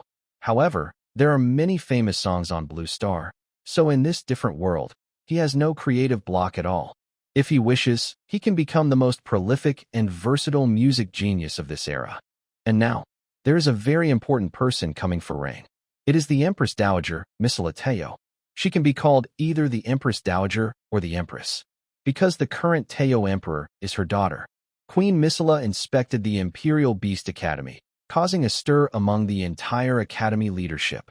The dean, 3 vice deans, the academic supervisor, teachers, and other respectable figures all gathered to welcome her with the highest standards. Even the dean ordered the most outstanding students to line up neatly for the welcome ceremony. A serious and tense atmosphere filled the air, different from usual. Rain, who looked flawless, was naturally called to participate in the welcome. At the academy gate, the royal carriage stopped. The attendants bowed as they opened the carriage door, which was decorated with the Empire's emblem. A delicate hand in black silk rested on the female guard's hand, and a beautiful, plump noblewoman stepped out of the carriage. She wore a deep purple gown embroidered with gold thread, featuring a phoenix pattern. Under the hem, her long, slender legs were wrapped in thin black stockings. Her crimson high heels were embedded with black gemstones, hiding her toes painted with dark red nail polish. Dangerous, yet elegant. Her chestnut hair was styled up, and her diamond crown reflected cold light from every corner. Queen Misala had a perfect oval face, and beneath her chestnut bangs, her deep crimson eyes sparkled with a mysterious glow, swirling with a golden 6-pointed star pattern. Seeing the queen appear, the academy dean, a noblewoman who usually carried herself with dignity and authority, stepped forward immediately. She gracefully lifted her dress with both hands and bowed deeply in a perfect courtly kneel. "It is an honor to have your highness visit. The entire Imperial Beast Academy is grateful. May your highness's brilliance shine forever on the path of the empire." The plump queen lifted her wine-red lips into a gentle smile and said, "No need for courtesy. I just wanted to step out of the palace for some fresh air. As soon as the Queen Solara finished speaking, a group of palace guards dressed in black armor and red cloaks began to enter the academy. They moved quickly and neatly, making no unnecessary noise, only the sound of firm footsteps. They systematically took control of all the key passages, entrances, and high points of the academy. Now, the entire academy's security was under the control of the Queen's personal guards. Everyone was intimidated by the Queen's commanding presence and the fierce aura of the guards. Rain stood among the crowd, sighing inwardly. This is what a great person looks like. This is the respectable life he aspired to. With every gesture, he commanded respect, and the world seemed to clear itself. Your Highness, please follow me, the beautiful Dean woman invited. Solara nodded and, guided by the Dean, slowly moved forward. Her scarlet high heels clicked on the stone pavement. As she passed the students' formation, the Queen suddenly stopped. She slightly turned her head, her fiery red eyes with swirling golden six-pointed stars locking onto Rain precisely. You. A simple word, but it made everyone's hearts race. Your Highness, Rain Velvet, awaits your orders. Rain quickly bowed. He didn't know why this beautiful woman had called him. Selena and Fiel, among the mentors, felt their hearts pounding wildly. Come here, good boy. Fortunately, the Queen did not get angry, just beckoned with her hand. Rain immediately stepped forward, kneeling on one knee. The Queen extended her delicate hand covered in black silk. Rain hurriedly kissed her ring. The soft texture of the silk and the cold hardness of the diamond touched him at the same time, carrying a faint, regal scent. The royal iris perfume. After just a quick kiss on the ring, Rain could smell her fragrance. Lift your head so I can see you clearly. The Queen's voice came from above, lazily observing. In front of her, Rain felt like a plaything, no different from an object. Following her command, Rain looked up, meeting her swirling, star-shaped red eyes. The Empress looked closely at his face, gently touched his hair with her jade hand, and smiled down at him. Her full, red lips looked especially tempting. The game of power. This light question was more shocking to Ryan than any scolding. You haven't truly seen real power, yet you can understand such a melody. I like you very much. I really enjoy this piece. While kneeling and being patted on the head, Ryan felt a bit angry. The way she treated him like an obedient pet made him uncomfortable. Before Ryan could speak, the Dean stepped in first. Your Highness, if you like, we have prepared a performance in the music hall. Villet can play for you anytime. Misala let out a lazy sound from her nose, nodded, and said, that's fine. Repeating the same scene over and over is boring, but nothing beats experiencing it firsthand. However, I am a bit greedier. I want to hear your other works. Can you do that, my good boy? Art is always a powerful tool to attract nobles and women. Thank you for your kindness, Your Highness. It is Ryan's honor to perform for you. Besides the game of power, I have recently come up with some new ideas. They are not as mature as the first, but if you don't mind, I would like to present them to you and ask for your guidance. Ryan felt the black silk hand resting on his head, secretly remembering this humiliation. But to others, this young noble from the Count's family was simply very lucky. Being able to perform in front of Misala was an opportunity many people could only dream of. It was a great favor. Just because he had a good appearance and some talent, he gained the favor of the Empress? That was pure luck. Misala's crimson eyes flashed with a golden six-pointed star even faster. Very good. Her black silk hand stopped caressing him, and her jade finger traced circles in Ryan's hair, pulling his golden locks gently. This caused a tiny, barely noticeable sting. Then she withdrew her hand completely. I'm very looking forward to your new work. Stand up, my good boy. Until the Empress turned and took a few steps away, Ryan slowly stood up as instructed. He silently followed at the end of the line. Many eyes around him looked at him with envy or jealousy. When they arrived at the music hall, Misala sat in the front row. Next to her was the beautiful woman, the Dean. Apart from that, there was no one else. A group of high-ranking officials sat behind the third row. This child is a bit rebellious, the Queen suddenly spoke. Her voice was soft but clear, reaching the nearby Dean's ears. She did not look at the Dean, still focusing straight ahead, speaking calmly, as if she were describing a tiny flaw on a piece of porcelain. The Dean had not paid much attention to Ryan, mostly learning about him from snippets of conversation with Selena and Peel. But she knew how to follow the Queen's lead in conversation. Your Highness, please be assured.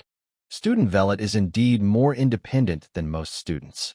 Perhaps this is one reason he composed pieces like Game of Thrones. Young people are always full of spirit. Hearing this, the Queen smiled noncommittally. Spirit? I like children with energy like that. The side door of the hall silently opened, and Ryan appeared at the entrance. He first bowed to Miss Serena and the noble Lady Dean on stage, then sat down at the piano. The theme from Game of Thrones began to play. Queen Serena closed her eyes, tapping her fingers lightly on the armrest in rhythm with Ryan. Some students and teachers present had not heard this piece before. They didn't expect that this usually unnoticed student, Ryan, had such talent. Claudette, a noble girl, had bright eyes full of excitement. This intense, fateful music seemed perfectly made for a teenage girl like her. When the last note fell, the hall fell into brief silence, then erupted into enthusiastic applause. Many young ladies and noble women blushed, their eyes fixed on the blonde boy on stage. Excellent performance. Serena's red lips parted slightly, and the room instantly quieted. Now, let me hear your other inspirations. Ryan took a deep breath, recalling the melody in his mind, and his fingers fell. Moonlight Sonata. This is music that can make many people cry while listening. Its 3 movements each hide different emotional secrets. The first movement, a slow and sustained tempo, with its slow and deep melody, seemed to show everyone present countless silent nights he spent as the useless tulip young master. In the second movement, a lively allegro with an elegant yet slightly humorous melody. Finally, the scene changes suddenly. The third movement is a passionate presto. This wave of music sweeps through the entire hall. Clarity trembles with excitement, while Selena and Fiel are completely shocked by the wildness deep within Rain's soul. When the final destructive chord falls, silence envelopes the hall. After a long pause, Messala, opening her eyes, begins to clap first, and everyone else follows, including the Queen. At last, all eyes, including Rain's, focus on the most noble woman of the Empire. Wonderful soul transformation, Messala says with shining eyes. Good child, what is the name of this piece? Tell me, Your Highness. This piece is called Moonlight Sonata, Rain bows slightly. Moonlight? Queen Messala repeats softly, her lips forming a meaningful smile. But in the third movement, I hear not moonlight, but strength, something wild and fiery, yet cautious, with love that is both controlled and hard to control. Hearing this, Messala licks her red lips, feeling a little excited. This love, pouring out almost to the point of destroying everything. Is it meant for me? Thinking this inwardly, Messala's red eyes shine even brighter with a 6-pointed star of golden light. Good child, the Imperial Beast Academy is not suitable for you. You need a better platform to show your talent, such as the Imperial Art Academy. When she says this, all the mentors present, including the dean, become tense. Although the Beast Academy doesn't focus much on music, it doesn't prevent the school from making Rain its flagship. If Rain agrees, he will immediately leave the Beast system and become the Queen's artistic favorite. Though it's a bit regretful that the Queen has taken him away now, they still hope Rain will accept. It's not just hope. Rain will definitely agree. He has no right to refuse. Your Highness's kindness is deeply appreciated, Rain says. I can't transfer schools. I don't want to be a court musician, even if I work in the palace. But, for me, music is like breathing, coming from life, full of feelings. But bonding with my spirit beasts, spending time with them, leading them in battles, that's where I find my inspiration. Silence flickered in Messala's eyes, and she stood up directly. Is that so? I am satisfied with your performance today. Let's leave it at that. This dismissive ending clearly made her angry. The noblewoman, the dean, quickly caught up. After the event, Selena looked at Ryan with a cold face. Come to my place, Ryan nodded, knowing this icy beauty was upset. They walked in silence, only the sound of heels and shoes hitting the ground. When they entered Selena's elegant side room again, the atmosphere was very different from usual. The hall was filled with calming incense and Selena's cold aura. The icy beauty snorted and pointed at Ryan's nose with her finger. Do you know what you've done? Soon, this will spread. An apprentice from the Imperial Spirit Beast Academy defied the Queen's will. Do you know what kind of trouble this could cause? Before Selena finished, Ryan suddenly hugged her waist and kissed her small, talkative mouth. The icy beauty's scolding stopped abruptly. She didn't expect Ryan to be so bold again. In the hall, only their breathing remained. Stop. Stop being so bold. Selena tried to push Ryan away but didn't put much strength into it. When she finally caught her breath, her voice was shy and angry. You're so daring. Do you know what you've done? Ryan gently brushed his thumb over her red lips. Minter Selena, I know exactly what I'm doing. Whether it's refusing the Queen in the music hall or kissing you here, you'll get into big trouble. The icy beauty finally sighed, her tone softening. So what? Ryan smiled gently. At least I proved to you that some risks are worth taking. This sentence was very suggestive, as if Ryan had deliberately rejected the Queen just for Selena. Why you? Nonsense. You're Pepe's fiancé. The icy beauty's eyes flickered with conflict. What does your choice have to do with me? Is it really none of your business? Reen moved closer again, grabbing her wrists and pinning them against the wall. Selena was caught between the wall and his chest, a hint of panic flashing in her icy blue eyes. If I really went to art school, would you honestly not care at all? Who cares about that? Selena's eyes widened. Come on. Meanwhile, in a courtyard at the Beast Tamer Academy. This was the residence prepared by the dean for the Queen. Whether the Queen stayed overnight or not, from the moment she entered the academy, there had to be a place for her to rest. The night breeze brushed past the carefully trimmed magical plants, making a soft rustling sound.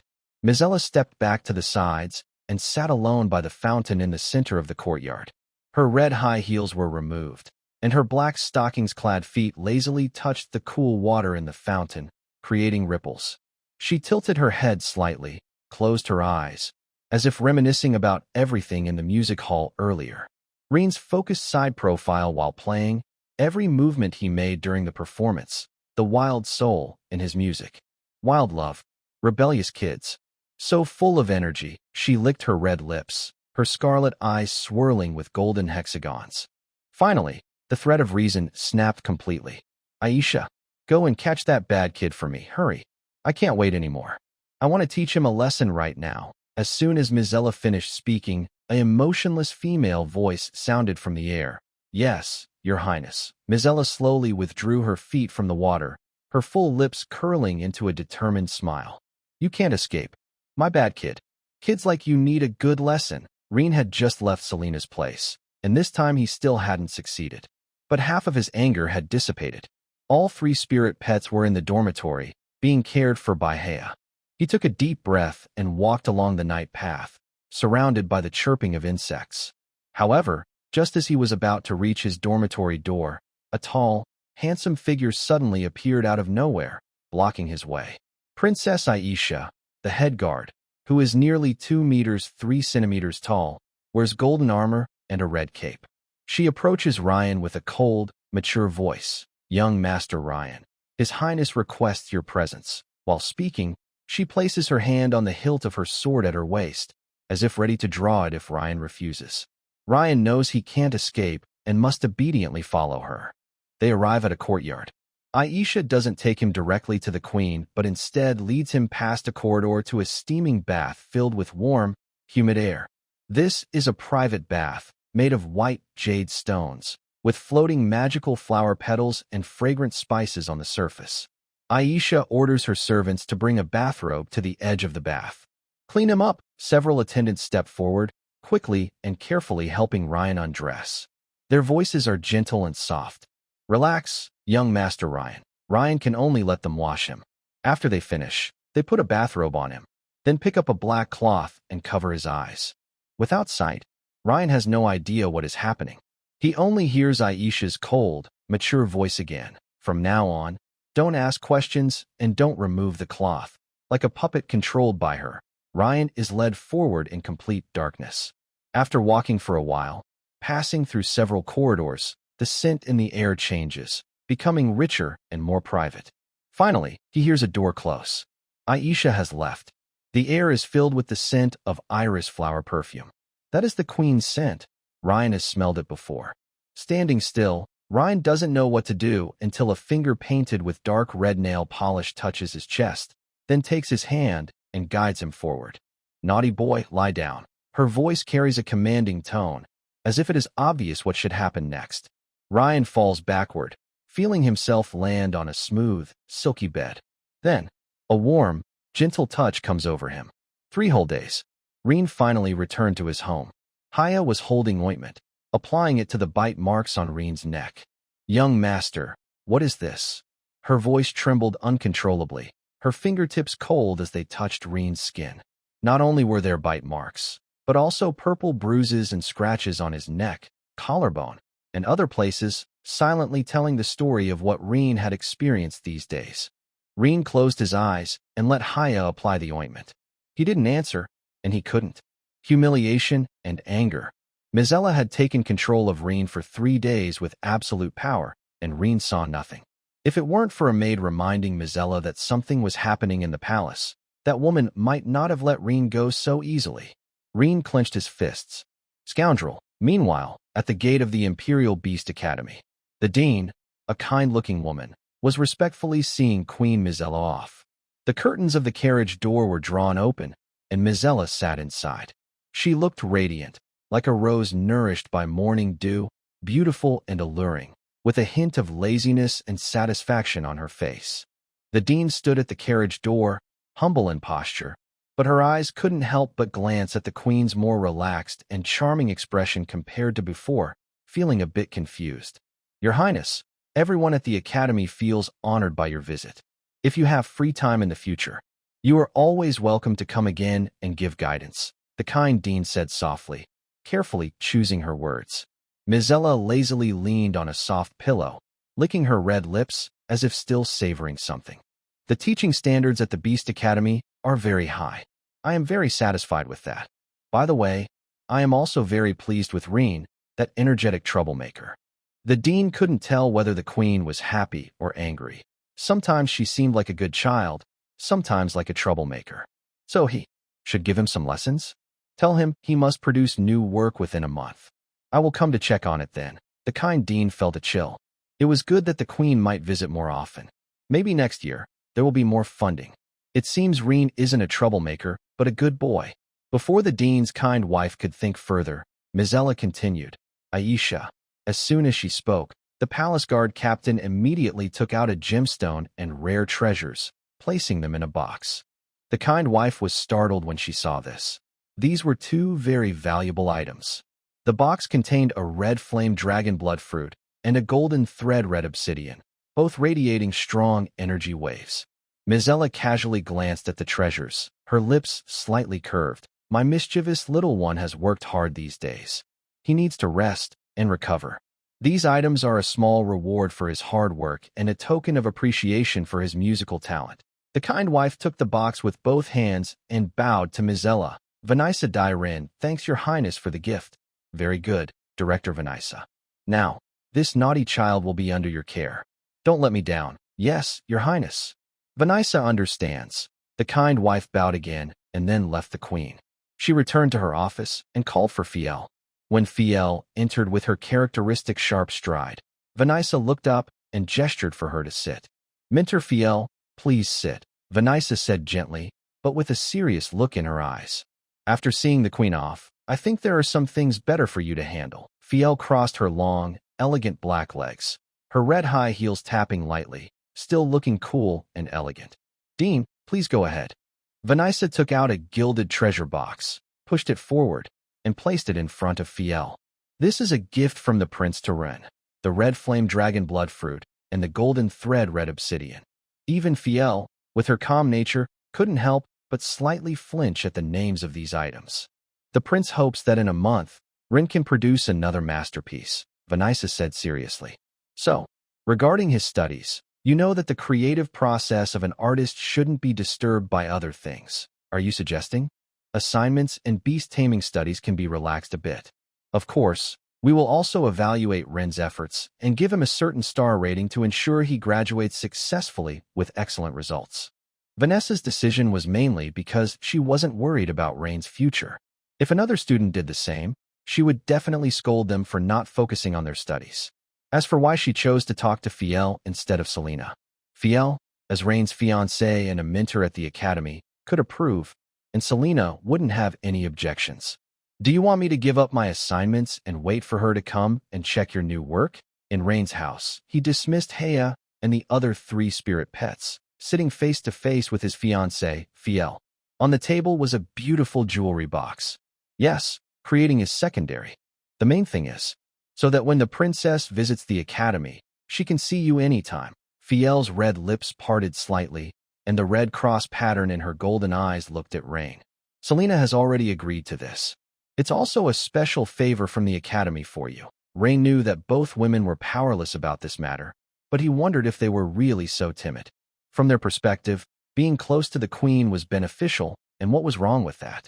This woman was one of the highest ranking in the empire. Even if she spat on Rain's face, he could profit from it. As for what Rain had experienced these past few days, Fiel and Selena didn't know. Rain also understood that he couldn't keep resisting the queen repeatedly. If she got angry, not only Rain but his family behind him would suffer. All right, I understand. But I want to know, if we serve the queen well and make her satisfied every time she visits the academy, can we reach 100 stars? Since he couldn't resist, he might as well enjoy it and maximize the benefits. Rain had a flexible bottom line. Wasn't it just being a male companion for a year? Rain, you probably don't realize what kind of incredible wealth you're about to encounter. Your vision is too narrow, Fiel, Rain's fiancé, said with some disappointment. That's the queen, you know. Even if you risk everything to get 300 stars, it would only mean the royal family might grant you the title of Baron. But if within this year you satisfy the queen, it will become your most valuable political capital in your entire noble life. Your Highness the Queen is happy. Bestowing you the titles of Baron and Viscount is like casually handing out some pocket money. Besides, even if you are not officially granted a noble title, when you return home, who wouldn't want you? Fear's words were sincere and heartfelt. Even without the support of the Virolt family or the Capes family, many high-ranking nobles would want to bring you into their circles in the future. The queen likes to know what you eat and drink, your hobbies, what you do daily, and what you dislike. You're an expert in all that. Just hearing you talk about this makes me nervous. I'm not talented, but I once caught the queen's favor while studying at the Imperial Beast Academy. I was often summoned by His Highness and discussed music, art, and life philosophies deeply with him. Who wouldn't want you? This advantage is something others can't achieve no matter how hard they try. This kind of gold is not something others can easily imitate. That woman is the current Queen of Terlo, the biological mother of His Majesty Terlo XIII. Fear's words grew more passionate. Finally, she pulled Ryan into her arms. My dear, trust me. It's fine. Anyone can try to harm you, but I wouldn't hurt you. Ryan was held close, feeling her smooth clothes and warmth on his cheek. I understand. That's right. Fear leaned down and kissed Ryan. Ryan rested in Fear's embrace, holding her head, his fingertips unconsciously playing with a few strands of her long black hair. This position carried a strange intimacy and dependence, as if he were a young boy needing an older noblewoman's comfort. All right, stop acting so spoiled. She parted her lips and gently stroked Ryan's cheek. Otherwise, I might just eat you up completely. As the saying goes, girls are easy to win, but noble women are hard to find.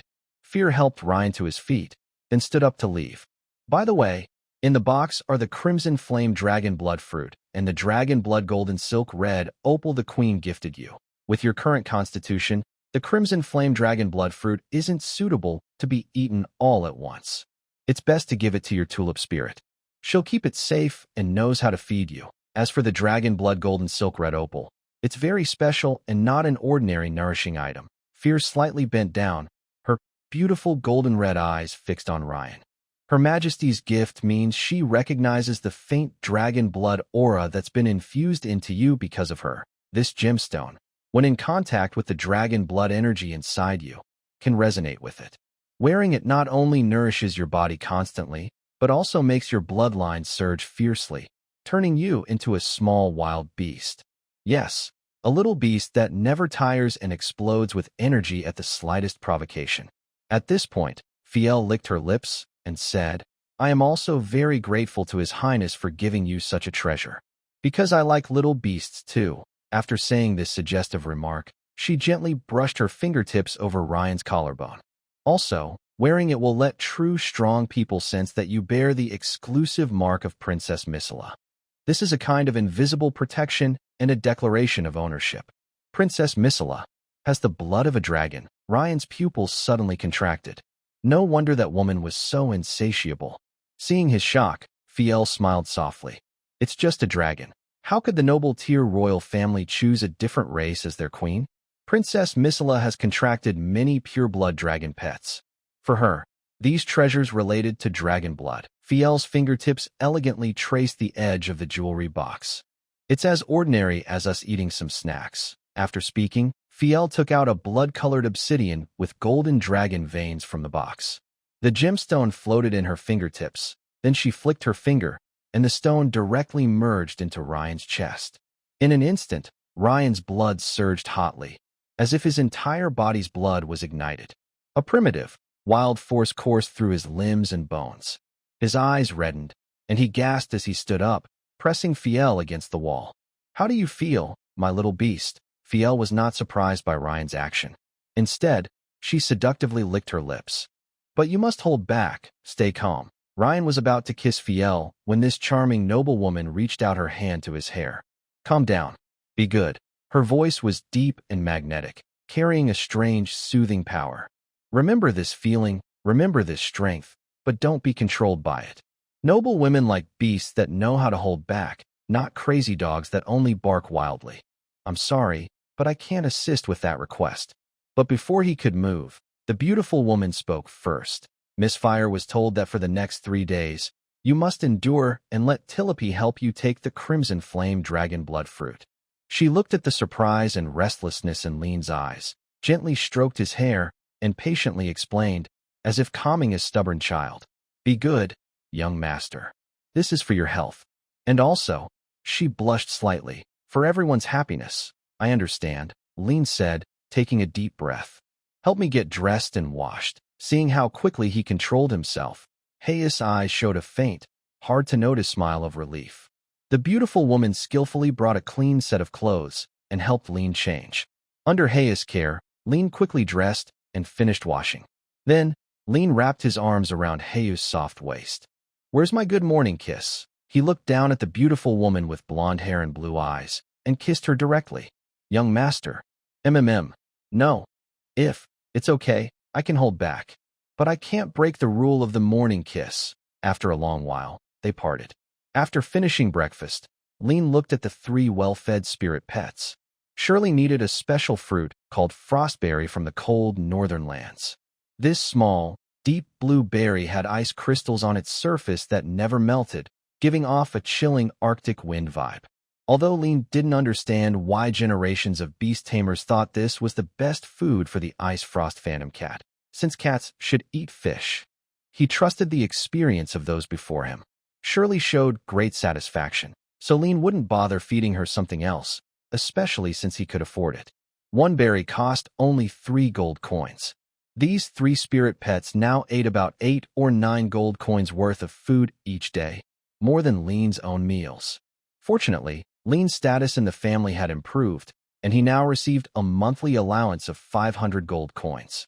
After breakfast, Lean carried the 3 adorable pets to the living room sofa and took out the Crimson Flame Dragon Blood Fruit from his treasure box, handing it to Tilope. Shirley and Vivian immediately showed disgusted looks when they sensed the fruit's smell. Only Tilope's big, orange gemstone-like eyes lit up instantly. "Foolish. Foolish owner, is this for Tilope to eat?" "Of course not," Ryan said, pinching Tilope's small face. "This is for me to eat.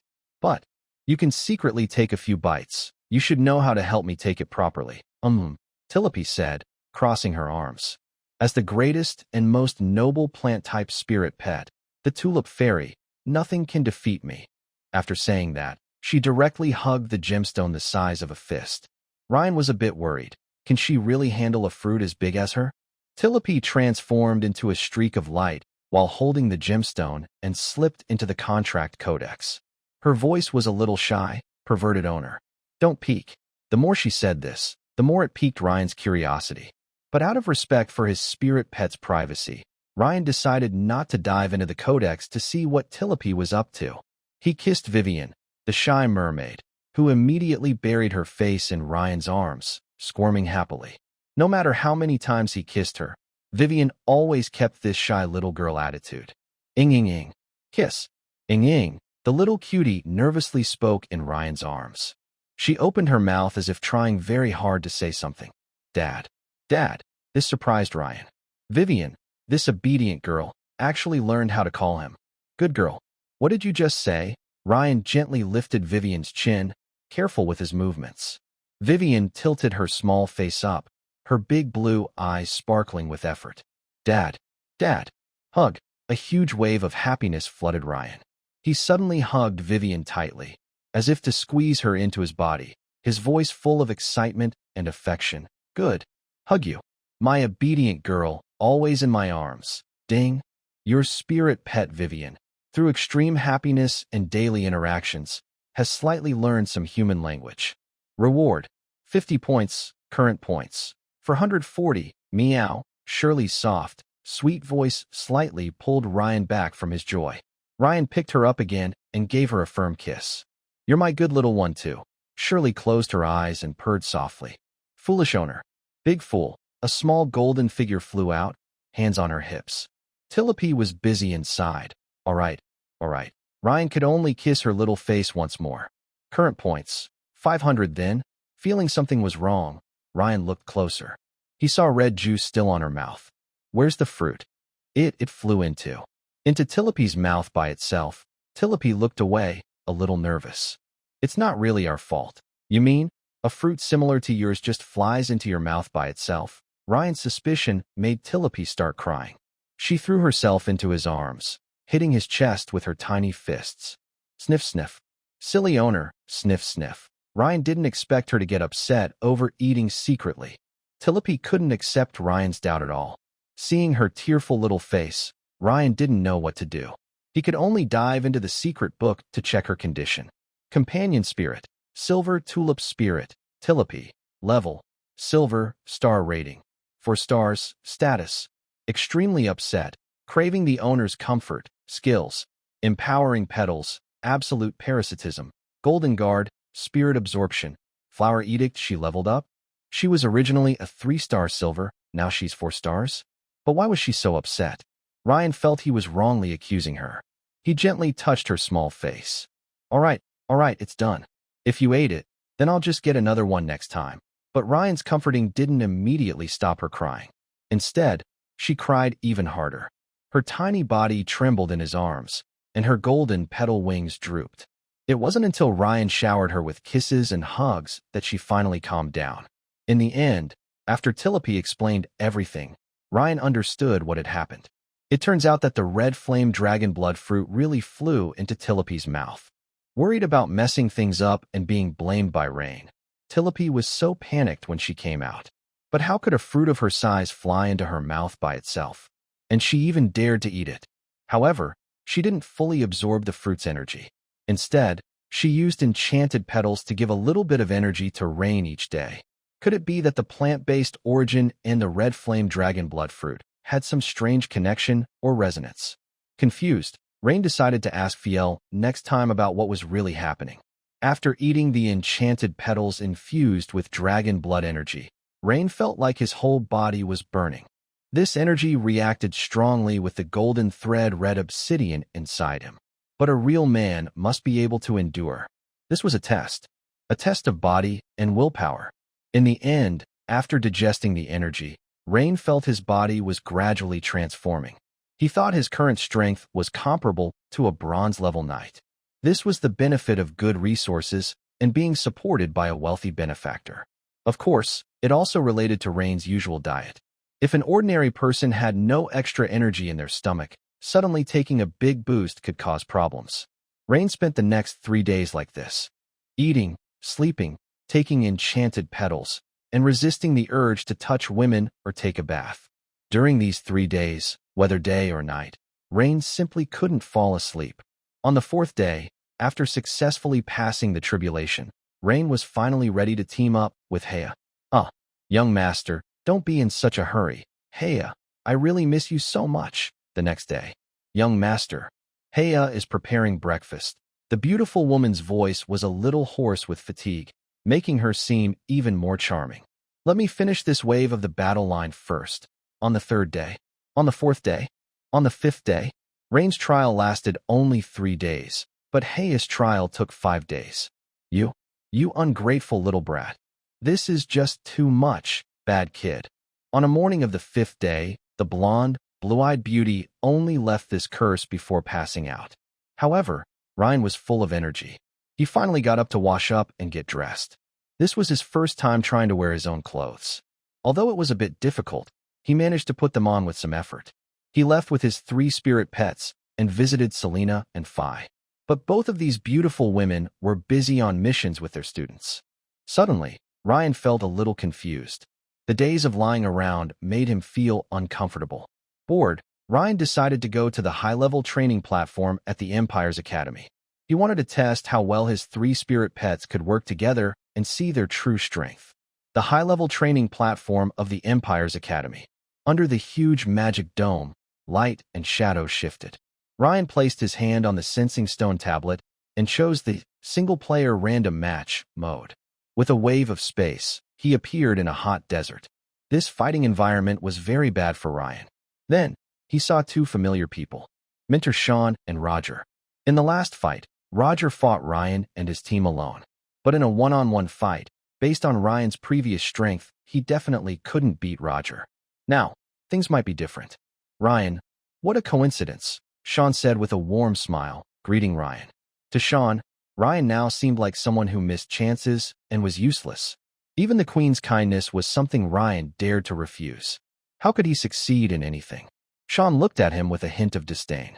Indeed, what a coincidence, Mentor Sean and classmate Roger, Ryan replied calmly and confidently. Ryan hadn't seen the two when he entered the training platform. Maybe they had already started matching and were waiting here. So, Ryan was sure this wasn't a trap. Old enemies meeting again always sparks anger. Roger looked at Ryan and slightly squinted his eyes. Ryan, coincidence and luck are not the same thing. Oh, Ryan raised an eyebrow with a playful tone. What do you think about that, classmate Roger? We match with each other by chance, but it's also your misfortune, Roger said. After his last defeat, he reflected deeply and worked hard to improve. Maybe he didn't have a system like Ryan's, which made spirit pets evolve quickly, but he had also received many good items from his father. Fear can produce a silver spirit pet to form a contract with Ryan. Roger has family support, so he can naturally find a new spirit pet. He suddenly opened the silver secret book, and its glow was even brighter than before. The 3 spirit pets appeared again, but their forms and aura were completely different from the last time they fought. First is the stone armor rhinoceros. Its dull stone armor now shone with a flowing metallic luster, as if coated with a layer of secret silver. Bronze 9-star. The lightning mink was smaller, like a slightly larger cat, with arcs of black-purple electricity jumping all over its body. As a mink, when it saw the feline Snowy, it immediately hissed. Snowy only glanced at it and ignored it directly. Its expression seemed to say, "You, Hakimi, are not qualified to hiss at me." How could the lightning mink be insulted like this? Its purple-black electric light suddenly surged, shouting, "Old Wu Mambo ha!" Although it's not a feline, it clearly understands hissing. I don't know what it said, but Snowy and Ryan's arms suddenly got angry, jumped to the ground, and started hissing at the lightning mink. Woo! Hiss!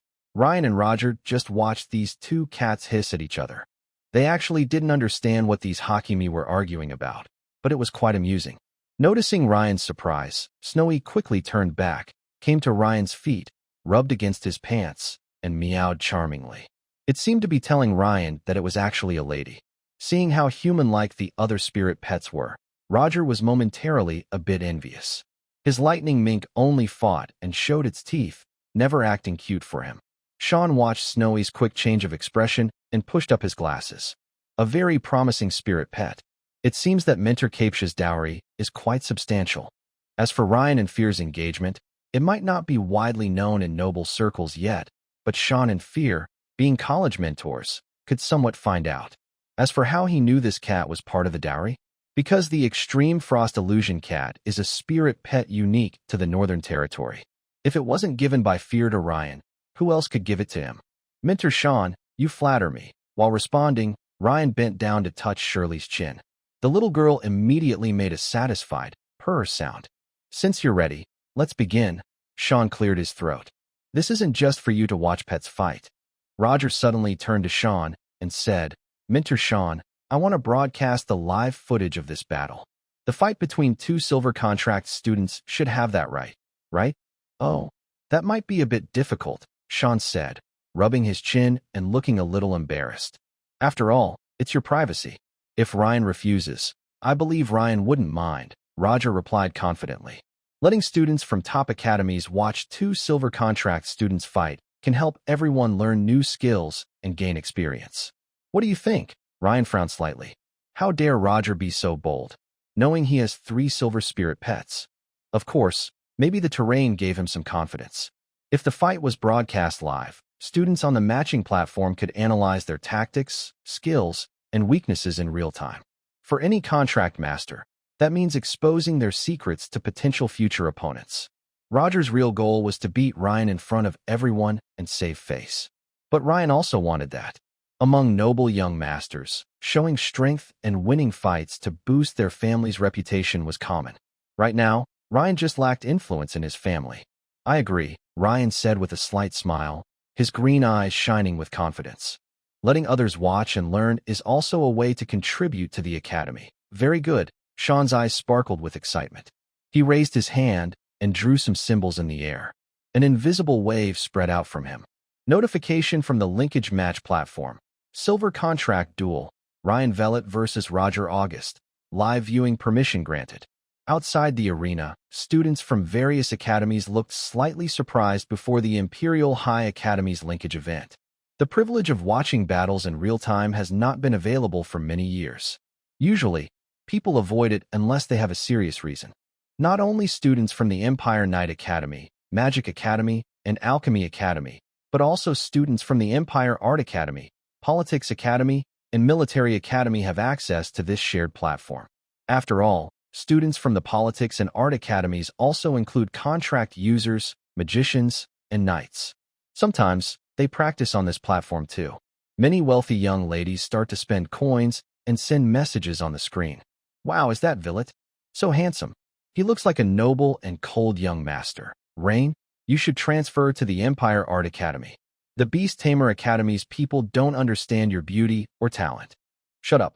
Rain is our treasure at the Beast Tamer Academy. Art Academy, step aside. Stop arguing, everyone. Listen to me. Rain, I want to have your babies. Humph, he's just a commoner's son. Lucky with a little charm and luck. Mermaid sister is so cute. She looks shy. I want to hug her. Various messages appear on the screen. Even in this virtual space, Rain and his friends can see them. Seeing that no one is paying attention to himself and all the spotlight is on Rain, Roger is very angry. Rain Villet, Roger shouts loudly, his voice twisted with extreme anger. Don't get too proud. Oh, our young master is getting anxious. As soon as Roger finishes speaking, a message from Rain's fan appears, sarcastically teasing Roger. The worst part is, Roger doesn't even know who the sender is. It's driving him crazy. Calm down, Roger. Sean coughs lightly, reminding him. Now, I declare the battle begins. Roger also realizes he's lost his noble manners and quickly calms himself. Stone Armor Rhinoceros, charge, Roger commands, taking a deep breath. The Stone Armor Rhinoceros roars loudly, its thick front hooves rising high, glowing with heavy yellowish light. It charges fiercely toward Rain with great force. Rain has no good way to deal with this big monster. Even though Shirley is a silver-ranked battle pet, she cannot defeat the stone-armored rhinoceros in direct combat. Tillapi, activate Golden Guard. Ryan quickly organized his thoughts. Vivian, prepare Thunderstorm. Shirley, activate Winter Shelter. As Ryan gave his commands, the lightning ferret on the other side quickly moved to his side, while a steel needle eagle began releasing countless steel needles. Several tulip petals covered Ryan and his pets. Ing. Vivian panted, struggling to gather a thundercloud, ready to unleash rain with lightning. In the desert terrain, Shirley and Vivian's fighting power was greatly reduced because there was very little ice and water element energy. Seeing the mermaid panting and gasping for breath, Ryan quickly gave her a comforting look. The thundercloud also shrank significantly, looking unstable, as if it could be blown away by the hot desert wind at any moment. The stone-armored rhinoceros had very high defense, but was also very heavy. In fact, it was no match for Ryan's 3 pets. Because Tilipy and Vivian could both fly, one with wings, the other able to gather water elements to float in the air. As for a cow trying to hit a cat, that was simply wishful thinking. So, the big rhinoceros charged directly at Ryan, but the 3 adorable pets had no effective way to stop its charge. Fortunately, Ryan's physical condition was no longer what it used to be. He easily dodged the rhinoceros's long horn by slightly turning his body. Meanwhile, Shirley took the opportunity to instantly teleport in front of the lightning ferret. The lightning ferret didn't expect this cat to be so fast. It tried to dodge, but it was too late. Shirley's paw struck down. This was no joke. Roger saw his spiritual pet get hurt, and there were people outside cheering. It was really heartbreaking. Maybe the difference between him and Ryan is that his contracted spiritual pet isn't cute enough.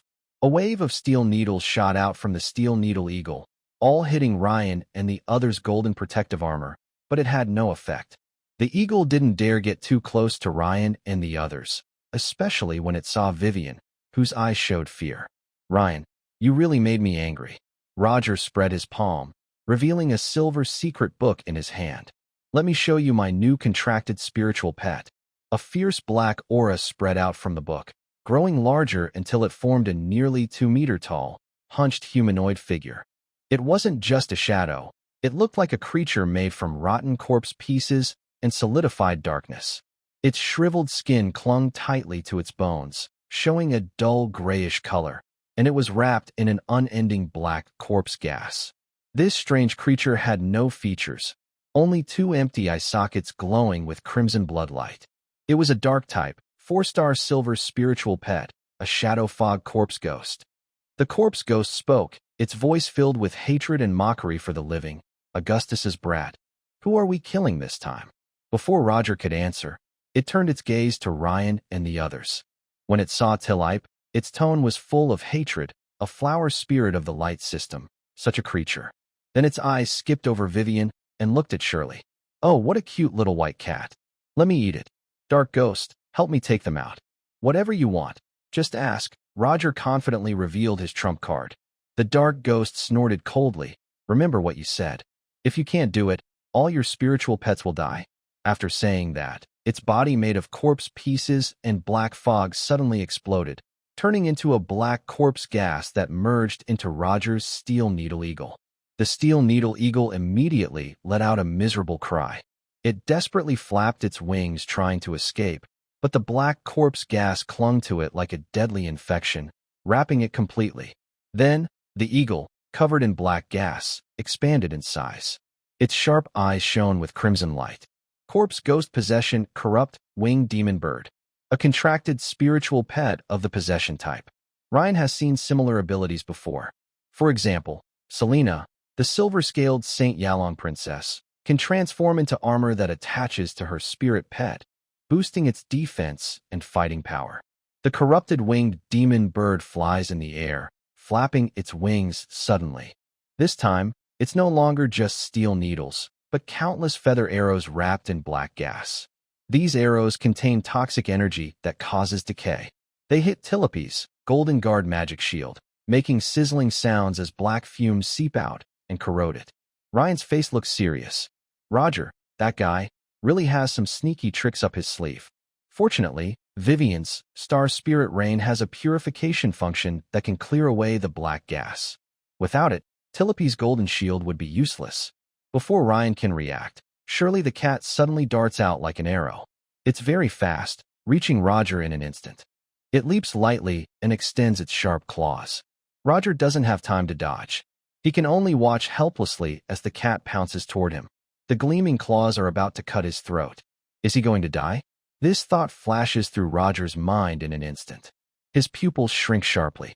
Sean quickly reaches out to stop him, placing his palm in front of Roger's neck. Suddenly, Sean's glowing hand is scratched through by Shirley's claw. Then, the white cat is thrown by Sean and crashes into Ryan's arms. Ryan sees Sean's hand, torn and bleeding, with the wound's edges writhing with tissue. The wound glows with golden light, and, in the blink of an eye, it heals completely, leaving no scar. Sean adjusts his gold-rimmed glasses calmly and gracefully. Very sharp little fellow. You win, Ryan. Match ended. Winner, Ryan Vellet. Roger is still shaken. He doesn't dare to boast about winning, so he doesn't argue with Sean. Healed instantly? Is this the power of a golden contract master? Little Shirley is so strong. She actually pierced through a golden contract master's defense? Outside, more comments fly in, making Roger clench his fists. Throughout the fight, he felt completely invisible. Ryan didn't expect the battle to end so quickly. This little white cat is really too strong. No way. Who told you that this battle is over? The possessed steel needle eagle let out a fierce, unwilling roar and lunged at Ryan. I want to eat this white cat. This is one of my few chances to advance to the gold level. Stop. Emogue, come back to me. Roger was anxious. It's common for contracted spirit pets to disobey their masters, but the fight was already over. Continuing to fight might cause trouble for Ryan's cat, and if Ryan got hurt, Roger would have a hard time explaining. You useless thing.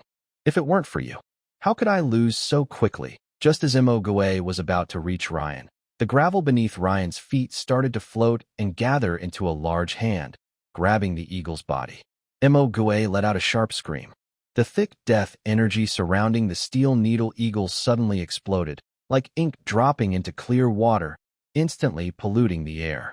Who told you that you can act so boldly in front of me? Sean snapped his fingers. The gravel hand pulled Emogue out of the steel needle eagle's body. Emogue let out a piercing, miserable cry. Under the crushing grip of the gravel hand, his body twisted and contorted. A mere silver-level zombie ghost dares to break the contract and defy my judgment. Sean pushed up his glasses, which reflected a cold light. It seems my student has been too lenient with you. As a mentor, I need to help him, Sean said as he stepped forward. A golden secret book floated above his head, shining with golden light. Finally, the golden light condensed into a robe and a staff around him. Sean's steps were steady and commanding. With each step, his aura grew more solid and intimidating. No, you can't do this. Emogue struggled wildly in the gravel hand, fear finally showing in his red eyes. Master, I was wrong. Spare my life. Ryan held his three little friends close, staying alert and keeping his distance. He had already seen how strong the tutors at the Imperial Beastmaster Academy were. Selena alone could destroy a 100-man cavalry unit. Sean's strength was probably not much weaker. Sean didn't say much. He simply raised his staff and pointed at Emogue. Decree. Dispel. The shadow ghost let out a loud wail. Its body, originally made of dark mist and rotten flesh, was now split into two parts. Wow. They actually shattered the spirit pet's form directly. Is this one of Sean's spirit pets, the true word staff? Interesting. Continuous comments floated through the space, but Sean ignored them. Law. Purify. The gemstone at the top of the staff shone with a pure white light this time. The shadow ghost felt its soul and body being burned repeatedly. The dark mist and rotten flesh gradually disappeared. Law. Restore. The dark mist about to vanish completely, and the rotten flesh turned to ash began to gather again, as if a rewind button had been pressed, and they started to come back in a strange, reverse way. Just 3 laws made the shadow ghost fall into a cycle of torment until it finally surrendered. True word staff, 9 laws, it's really too powerful. It should be weakened. Reen watched the comments appearing in the space. Clearly, many mentor-level figures were also observing Sean. In the end, he didn't know how it happened, but he was instantly teleported back to the platform. Holding his 3 spirit pets, Reen hurried back to his dorm. The golden contract master was too strong. Reen didn't even know what kind of people could stand against them if they were in other places. This is the foundation of the Imperial Capital. They would rather be mentors in the Imperial Capital than be local tyrants in the countryside. The Imperial Capital is the core of power and a city that embodies the strength of the Empire. If Reen guessed correctly, Sean's so-called true word staff should be a spirit pet of the Order element, which made him feel envious. The heavy carved wooden door closed behind him, and Reen returned to his building. Hea was already awake, dressed, and washed. When the beautiful woman saw Reen, a hint of fear flickered in her eyes. After all, 5 days of continuous battles, even a fierce woman like her couldn't withstand a small wild beast like Reen. It was too crazy, but she quickly masked her feelings and gently approached Reen. "Young master, you're back?"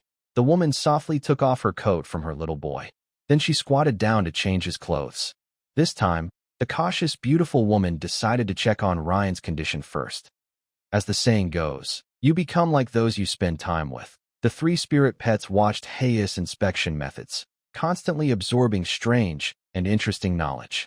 Later that evening, during dinner, Ryan couldn't help but speak softly to the beautiful woman. "Hea, you did very well. I'm happy with you, but there's one thing I find it hard to accept." Hearing this, the woman was surprised inside. She had already tried her best to serve her young master, so why was there still something she felt was wrong? "Young master, is there something Hea did poorly?" She quickly came over to Ryan, kissed his forehead, and looked at him with a hint of sadness and confusion. The boy's brows relaxed under her gentle kiss. "It's not that I think you did badly. It's just," seeing her young master hesitate, the woman's beautiful green eyes darkened with sadness. "I understand. Young master, Hea is getting older." "No." Ryan quickly pulled her into his arms when he saw her upset. He wrapped his arms around her soft, plump waist. "What I mean is, next time there's a fire, when you go to put it out, please pay attention to hygiene. At least, consider my feelings. Like the good morning kisses you give me every day, you know I need to kiss you every morning." Hearing this, Hea was furious. She punched Ryan in the chest. "Young master, you kept pressing the fire extinguisher's button the whole time, and now you're blaming me? Disgusted with me? And I even cleaned the extinguisher after using it." The 3 spirit pets couldn't understand their human's secret language at all. They just kept eating happily. After fussing with her beautiful woman, Ryan finished his meal. Watching Hea tidy up the dishes with her graceful back, he felt warm inside. But when he looked at his 3 spirit pets, that warm feeling was immediately replaced by a slight headache. Tilope and Vivian were chasing and playing on a soft cushion, making cheerful, purr, and giggle sounds, looking like close sisters. And what about Shirley? It was just sitting quietly on the armrest of the nearest sofa, with its elegant, unusual blue-green eyes fixed on Ryan, as if the whole world only existed for him. When Ryan's gaze occasionally swept over it, it would immediately nuzzle his arm with its head, making a soft purring sound, while its tail tip gently wagged, showing its affection and dependence. Shirley and the other 2 spirit pets seemed to have no interaction with each other and did not mingle. They only tried their best to please Ryan. This made Ryan a bit overwhelmed. They say 3 women make a show, and now it already feels like a performance. The proud Shirley had no interest in mermaids or flower spirits, and even looked down on associating with them. Internal competition among the females had already begun to show after Shirley joined. But it's undeniable that today, Shirley was the biggest contributor to the fight. However, if Ryan became too close to Shirley, it might cause the other 2 spirit pets to feel jealous. Ryan had seen how Roger's contracted spirit pet disobeyed orders today. Ryan picked up Shirley, and the little one immediately purred charmingly, even leaning close to Ryan's face and licking his cheek. This immediately caught the attention of Tilope and Vivian, who both flew into Ryan's arms. "Silly daddy. Tilope wants a hug too." Tilope started to act cute. Vivian was not willing to be outdone, rubbing her small face against Ryan's chest, then lifting her head to lick Ryan's chin, making a soft sound. Ryan could only gently put Shirley down and let her lie in his arms. The female killing contract master's power over female spirit pets was still too strong. As soon as Ryan paid attention to one, the others would immediately cling to him, vying for affection. All right, you're all good babies." Ryan was quite busy and a bit annoyed, as the 3 spirit pets took turns to cuddle and kiss him. He was very busy and a little troubled. Maybe others couldn't imagine it, but this was his daily life. There were 8 months left until graduation. In the past few days, Ryan's life had hardly changed. He would go to the library to read, then go home to eat empowered petals, cook a few dishes with Hea, and finally play with his spirit pets. Sometimes, he would also match opponents for battles. His days were fulfilling until Selena returned with Joanna and Olina after completing their mission. Ryan, what have you been doing these days? In the dormitory lobby, Rain sat close to the beautiful woman. Read books and train your spirit pet. Rain reached out to hold the elegant woman's soft waist, but was gently pushed away. Don't start touching so quickly after just a few words, comma. Selena rolled her eyes at Rain. Although you can't go out on missions for now, you must keep practicing combat skills, understand? Yes, I've been matching with others online, Rain said, grabbing Selena's gentle hand. The beautiful woman struggled a little, but then let him hold her. It seemed her struggles were just for show. I'm relieved to hear that, comma. Selena sipped her coffee. By the way, now that you're done with your studies, have you thought about where you'll go after graduation? Hearing this, Rain suddenly remembered that he would soon part ways with this icy beauty. Selena, what about you? Will you stay here, or? The beautiful woman raised her finger and gently pressed it to Rain's lips. I don't plan to stay on as a mentor. Why not? Comma. Rain looked confused. Usually, being a mentor at the Beast Tamer Academy meant good treatment. Because I've waited for the person I was meant to wait for. Comma. Selena softly stroked Rain's hair, her eyes full of kindness. Selena, are you in love with someone? Comma. Rain asked with a small smile. It seemed unlikely that a woman like her would be content to be someone's side partner, especially after marrying a man with her best friend. No. Comma. Selena blushed. I've been waiting for you to come to the Beast Tamer Academy. What? Comma. Rain looked puzzled. You've been waiting for me? Pepe, another lady, and I. All of us were students of your mother, Selena said, a hint of sadness in her eyes. Eleanor was a great mentor in our lives. Eleanor was the name of Rain's biological mother. When we went to Blue Harbor to complete a mission, your father was introduced to us by our mentor. We even joked about becoming mentors ourselves and teaching her children someday. Unexpectedly, nearly 20 years had passed in the blink of an eye. So, that person Sean is actually quite funny. Pei and I never thought about promotions or anything like that.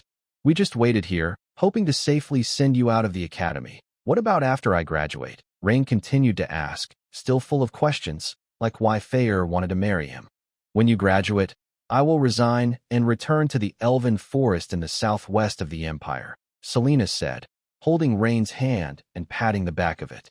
She spoke earnestly. Maybe you'll stay in the Imperial capital to be a court musician, or perhaps go back to Blue Harbor. The Villet family isn't like other families, honestly. I don't want you to go back, at least not alone. You could go with Pei to the north. Although, halfway through, Selena was interrupted as Rain suddenly pressed her head and kissed her. Rain's kiss was firm and commanding, mixed with a hint of hidden frustration and fate's arrangement. This time, the icy beauty's eyes no longer showed shock or resistance. Instead, they filled with complex emotions, then affection and acceptance. Her graceful arm wrapped around Rain's neck, responding to his kiss. After a long moment, they parted lips. Are you satisfied now? You little rascal who always pushes your luck. Selena's beautiful blue eyes shimmered with water, but when she saw Rain's dark gaze, her heart skipped a beat. Selena, why are you doing this? Rain grabbed her shoulders. You gave me the mermaid, took care of me in every way, and even tolerated anything I did because of my mother. Fayer married me also because of my mother. Even my forceful kiss was a response to that so-called kindness. Rain's tone carried a hint of resentment. Is this your charity, or some kind of task? No, Rain. Listen to me. The icy beauty hurriedly spoke, her voice trembling with panic. In my heart, you will always be what? The little kid you need to take care of? Rain clenched his fists. Or are you just a vessel for your feelings towards your mentor? I thought our relationship was normal, mutual attraction and admiration. I never expected you to tell me that all of this was just a deliberate arrangement. Mentor Fayer is willing to marry me. I don't really care because, in noble marriages, people always want to sell themselves for a good price. If someone is selling, someone is buying, at least. There is some benefit between her and me. In the future, I might still be able to gain a noble title from my father. But, Selena, I like you, Rain said firmly. Not because you're a golden contract mage, not because you're an elf noble, but because you accept me and care for me warmly beneath your cold exterior. But I like you, so I get close to you. And all your kindness in return is based on gratitude to my mother. Is that right, Minter Selena? Before Rain could finish, the icy beauty kissed him, passionate yet gentle. She held his face with both hands, tears in her eyes, gazing into his. This time, her kiss was very intense.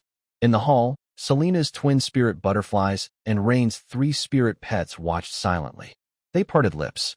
Selena's eyes shimmered with tears. Rain, you're a good boy. Maybe someday, we will be apart. But you must remember one thing. Just remember, I will always love you. So, don't be afraid. No matter how time fades or how the world changes, I will love you forever. Always. Every moment, I will accept you. After being with you, even if you are Eleanor's child, in my heart, I already see you as my own. Rain didn't return home all night. Haya was very worried. Luckily, Selena's maid came to Rain's dorm and explained that Rain was practicing at Selena's house. This eased the lady's worries. Her biggest concern was that Rain might cause trouble at the academy. This is the capital's top university, where many students have backgrounds even deeper than Rain's. She wanted Rain to take her to a pure land, a place where no one could hurt them. Even if she were a baron living in the countryside, she could care for Ryan all her life until old age. But the thought of Ryan not returning home at Serena's house for a night made her eyes darken. Bad boy, do you know? Haya is waiting for you. Thanks to Missala's investment, Ryan became more demanding. Even someone like Serena, an icy beauty, felt her magic power inside was too strong. It was clearly overpracticed. In Serena's cold, floral-scented, and charming bedroom, she never thought that this boy she watched grow up would have such an aggressive side. Ryan gently held Serena, who was exhausted and about to sleep. Feeling Ryan's warmth, Serena looked up, full of charm and a hint of annoyance. Next time, don't practice so late, and don't call me that anymore. It's too embarrassing. Ryan smiled awkwardly. He was used to it. He leaned close to the icy beauty's ear and said those 2 words. You. Serena instantly blushed and angrily punched Ryan's chest. You kid. How shameless. I told you not to call me that. The icy beauty had never encountered such a clingy boy before. He dared to say anything, but thinking of how her mother had passed away shortly after Ryan was born, she clearly lacked some love. Her eyes softened with kindness as she hugged Ryan. From now on, only quietly. Ryan felt a bit overwhelmed by this maternal, loving tenderness and acceptance. If it continued, he wouldn't even dare to get angry. Indeed, this kind of maternal-like acceptance was too much for any man. That night, Ryan and Serena had dinner together. They had already finished washing up, and Ryan had long sensed Serena's feelings for him. But the icy beauty returned to her previous state, as if their interactions hadn't affected her personality. Ryan, I've said this many times. Even if Mom... no. Serena quickly corrected herself. Even if I indulge you, you must behave honestly when you're eating. This is the etiquette of nobility. I understand. Ryan sat back in his chair, picking up his fork and knife. Minter Selena, after I graduate. You. The icy beauty slapped the table, trembling slightly. You little rascal. Didn't I already say? After graduation, we will still have musical exchanges. You're still not a good kid. No, don't question me. Do you understand? At this moment, Selena clearly asserted her authority, showing a very commanding presence. Ryan, without hesitation, stood up and sat on Selena's lap, snuggling into her embrace, using his charming ways. That's so after I graduate, you'll still stay by my side, right? Bad boy. Selena was a bit overwhelmed by this kind of relationship and even struggled to get used to Ryan's clingy behavior. Just stay with you, okay? Now go back to your seat. You're really breaking the rules. Hearing Selena's response, Ryan smiled softly and kissed her cheek. You're the best. Hearing such an honest confession, Selena's emotions burst out. She held Ryan tightly, tears streaming down her face. Good boy, my good boy. I will love you forever. No matter what difficulties come up, I will always protect you, understand? Don't hide anything from me, no matter what. Whether I'm with you or not. Do you understand? Selena hugged Ryan tightly, rubbing her cheek against his head, tears falling onto his hair. The love you have is no less than anyone else's. You are my man, and also a good boy. I will always watch over you. I can't live without you, and I swear I won't leave you." The dinner continued in this warm and tender atmosphere until Selena gently sent Ryan away. Ryan felt that he was on an unstoppable path of learning and growth. But teasing a noble lady like this is really addictive. However, Ryan's behavior as a charming young man also shows that deep inside, he is a little boy craving unconditional love from every beautiful woman. Late at night, Ryan returned to his dorm. The living room was dimly lit by a single wall lamp, casting a soft yellow glow. Haya sat on the sofa, her figure outlined in the faint light. She wasn't waiting in her bedroom like usual, but was here instead, seeming to have waited for a long time. When she heard the door open, she immediately stood up, her face showing worry and a hint of tiredness. When she saw Ryan walk in safe and sound, her tense shoulders relaxed slightly. "Master, you're back," she said gently, as always, but Ryan noticed a sadness in her voice. Usually, when Ryan went out on errands, Haya wouldn't look or sound like this. But today, she knew he had stayed overnight at another woman's house. Even though she was a maid, she had taken care of Ryan since he was a child. This time, her actions of helping him with his clothes felt distant. She knew Ryan was engaged to other women, but it didn't matter to her, because she believed Ryan still carried some feelings for her.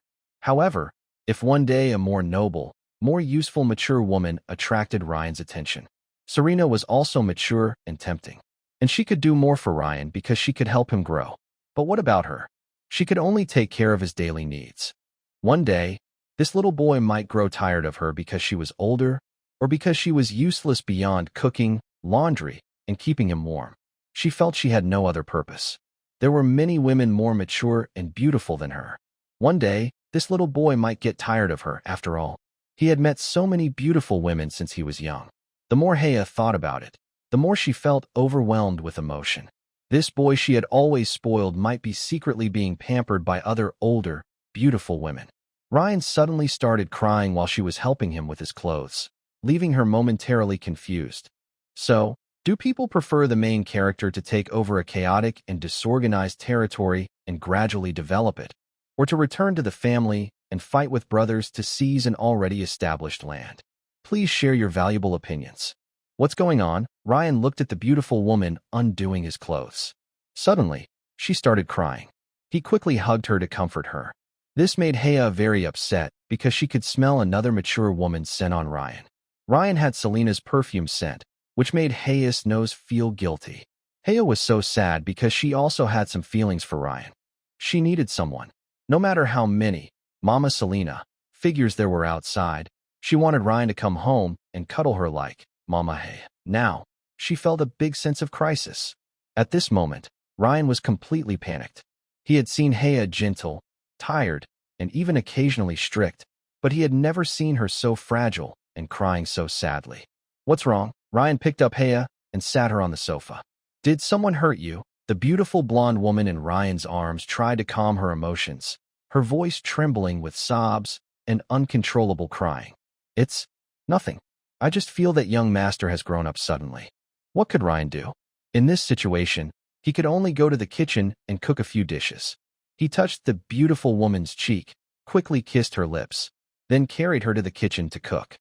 The level of secret manuals is divided into bronze, silver, gold, platinum, diamond, and king. Beyond that, it's something we can't access for now. On a grassy field at the academy, Selena sat with Ryan and the others, patiently explaining the knowledge of contract masters. When spirit pets reach the gold level, a qualitative change occurs, such as fusion skills. The three people listened intently as the beautiful woman continued to speak. Different spirit pets, if their power systems are combined skillfully, can create effects greater than the sum of their parts. You might have seen the last battle footage of Ryan, for example. Your mentor Sean's Truth Staff is a spirit pet of the Order system, which can work with sound system spirit pets to expand control. Ryan thought for a moment, surprised by this clever combination. Another example is the six-winged cold light angel I contracted last time. Its attributes are light, ice, and order. When paired with a main metal attribute and a secondary time and ice attribute, and when it can possess a silver-scaled holy dragon princess, the divine armor formed from her will be granted the power of Order Judgment. Order Judgment? Ryan's eyes showed confusion. Mentor Selena, what kind of effect would a weapon with the power of order judgment have? Selena's cold gaze fixed on Ryan. Let me show you. A golden glow appeared in space, revealing a secret scroll. The tall, six-winged cold light angel appeared before everyone, radiating a pure, yet alluring aura. Standing nearly 2.3 meters tall, with fair skin that shone like snow, her long silver hair flowing to her waist. Her eyes were covered by a sheer white cloth, adding mystery and a sense of awe that forbade disrespect. She wore silver armor decorated with gold patterns, a white short skirt, and a purple ribbon around her waist. She looked somewhat like a digital monster's angelic creature. Suddenly, a dragon roar echoed from the golden scroll, and cold air began to envelop the angel. This cold air flowed like liquid metal, fitting tightly around her, quickly forming a more intricate and delicate silver dragon scale armor on her body. Finally, she extended her slender hand, summoning a long sword made of light magic. With a pure, sacred aura, she approached a large tree, gently swung her sword, then returned to Selena. The tree she struck did not fall, nor did it even show a cut, but it quickly withered. Within a few breaths, the lush canopy turned from green to yellow, leaves falling like rain. The thick trunk shriveled visibly, cracking and peeling, revealing decayed wood inside. Ryan and the other two were surprised. They couldn't believe how strange Selena's spirit pet was. This is called judgment power. When she hits a target with her judgment sword, this power activates and judges the target for death. The silver-scaled Saint Yalong princess can use this order power to quickly unleash magic that affects time. In an instant, she can take away all the time from the judged target. At this moment, Ryan couldn't help but ask, how is this different from directly using time magic? The silver-scaled Saint Yalong princess already has time magic herself. Can't she do it alone? He looked at the pure and beautiful woman beside Selena, his eyes a bit eager. She was a very tall, beautiful woman. Holding her in his arms, he thought he might be able to be spoiled like a little boy. Selena seemed to appreciate Ryan's question. Her cold lips slightly curved, and she said, "This is a different type of spirit pet. They have different abilities, and combining them results in this. Since the silver-scaled Saint Yalong princess is a support spirit pet that attaches to others and a divine beast, she doesn't have attack power on her own. Even if she truly masters attack-type time magic, she is still less effective than this kind of cooperation. This time power, combined with the order power, is very forceful. It doesn't just speed up time. Instead, it uses the order power to directly declare the survival status of a tree as ended. In other words, without the order judgment as a foundation and framework, the Yalong princess's time magic can't completely take away all the time from an object. This advanced knowledge of cooperation was still too far ahead for the three of them. But Selena didn't care. She taught, and they had to learn. Although you haven't yet become golden contract masters, in the upcoming battles, you must try to make your spirit pets work together, she ordered coldly. Today, I want you three to think of a combined attack move based on your spirit pet's abilities, even if it's just a concept. Listen carefully, I don't want you to perform it now. I want you to come up with a concept, and this concept must be practical. Don't just make things up. After she finished speaking, Selena noticed Ryan staring at the six-winged angel behind her. She clenched her teeth and said, "Ryan, you have 3 spirit pets. You must think of 2 concepts. Six-winged, cold light angel. Her name is Xia." This pure and beautiful woman seemed to notice the intense desire in Ryan's eyes. She lowered her head and whispered a few words into Selena's ear. The content made the icy beauty blush. "Little X, how can you?" Selena exclaimed in disbelief upon hearing her spiritual pet's request. But even spiritual pets have needs, especially for a high-level being like Xia, who possesses great wisdom and emotions. However, such cross-species courtship is very rare. The lively energy in Ryan and the dragon blood within him undoubtedly attracted Xia. The icy beauty quickly turned her head. "You can't be with him. You can't have children together." While explaining to Xia, Selena glanced at her 3 students out of the corner of her eye. She was relieved to see they hadn't overheard their conversation. "Like," Xia softly spoke, her ethereal voice ringing out. "He is very cute. All right, just satisfy you," Selena thought. She could only pamper her own spiritual pet. So, Ryan and the others sat on the grass, pondering. Suddenly, they noticed the six-winged, cold light angel behind Selena step forward slightly, wave at Ryan with a gentle smile. This sudden move shocked Joanna and Alina, and Ryan himself was stunned. But with Selena's approving glance, he stood up and went to Xia's side. The pure and beautiful woman, standing tall at 2 meters 30, looked no different from a young boy when Ryan stood before her. She extended her slender arm and embraced Ryan in her arms. The sacred aura and faint coldness radiating from Xia, mixed with an indescribable warm, fragrant scent, completely enveloped Ryan. Her embrace was not tight, but carried an undeniable sense of acceptance and protection. One arm wrapped around Ryan's back, while the other gently stroked his head, like soothing a frightened child. Then she lifted Ryan's face and kissed him with her red lips. Joanna and Alina were completely frozen, forgetting to breathe. Selena's mentor's spiritual pet not only embraced Ryan, but also kissed him. The icy beauty stood nearby, watching this scene, her hand under her sleeve clenched slightly. After a long while, Xia finally stopped Ryan from acting spoiled towards her. She patted Ryan's head and leaned in close to his ear, saying, "With you by my side, my child. Ding, congratulations. You have received the blessing of the golden spirit pet, six-winged cold light angel Xia. Favor and protection from the Mother of Holy Light. Favor and protection from the Mother of Holy Light. Within 10 days, your attractiveness to female angel-type creatures will double. Reward points. 200. Congratulations. You have received an invitation from the golden spirit pet, six-winged cold light angel Xia. Xia hopes to have a duel with you. Reward points. 200. Current points. 1350. Over the past 5 days, Ryan has been interacting with his spirit pet daily, earning 90 points each day. Plus, with Xia's affectionate gesture, he gained an additional 400 points. Before Ryan could react, Xia looked at Selena. After getting her approval, she lifted Ryan onto her shoulder and then took him into the secret space. Mentor, where are they going? Joanna asked, a bit stunned.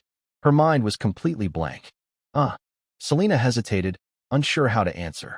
Little Xia prefers Ryan, so she's taking him for special training. Joanna and Olina exchanged glances, both sensing shock in each other's eyes. This must be some kind of unusual training, right? By evening, Selena finished her teaching and returned to her dorm. She sat on the sofa in the hall, her hand holding a coffee cup trembling slightly. What is wrong with me? She wondered, her icy blue eyes flickering. Why do I feel? When I see that scene, Selena originally thought she would feel jealous, envious, or angry, but her true emotions were different. When she saw Ryan hugging another woman in front of her, instead of jealousy, she felt anticipation. Finally, she decided to immerse her consciousness into the secret space to observe. The moment this idea appeared, it was irresistibly tempting. In the evening, Ryan finally emerged from the secret library. His clothes were a bit messy, but his eyes showed great satisfaction. As Ryan looked at the messy hall, he seemed confused. Mentor Selena? The icy beauty saw Ryan come out and hugged him. I'm sorry. Ryan didn't expect that his beautiful wife Hea had cried in his arms last night, and now Selena was here again? What is going on? Selena's voice was choked with emotion. I'm done for, Ryan. Please, go back to the secret library one more time. I beg you. At that moment, Selena's icy image in Ryan's mind completely shattered. Ryan could see all kinds of emotions in Selena's eyes. Confusion, pain, struggle, and a kind of almost hopeless vulnerability, including enjoyment. There were even traces of tears on her cheeks, shining faintly under the dim light. Looking at this beautiful woman, who was completely out of control, tearful, and even begging humbly, Ryan kissed her. But Ryan's kiss made Selena feel even more guilty. When they parted, Selena's eyes looked a bit broken. Ryan felt confused. What's wrong? Did something happen? The icy beauty shook her head. I can't explain it to you. But, she spoke while summoning her secret library. I'm sorry, Ryan, I know this isn't right. I shouldn't do this. But, please, I beg you really. Anything you want in the future, I will agree. After saying this, Ryan was thrown back into Selena's secret library, puzzled. Wait, what's going on, sister? Before Ryan could react, he found himself inside the domain of the six-winged angel Hea. shining with cold light.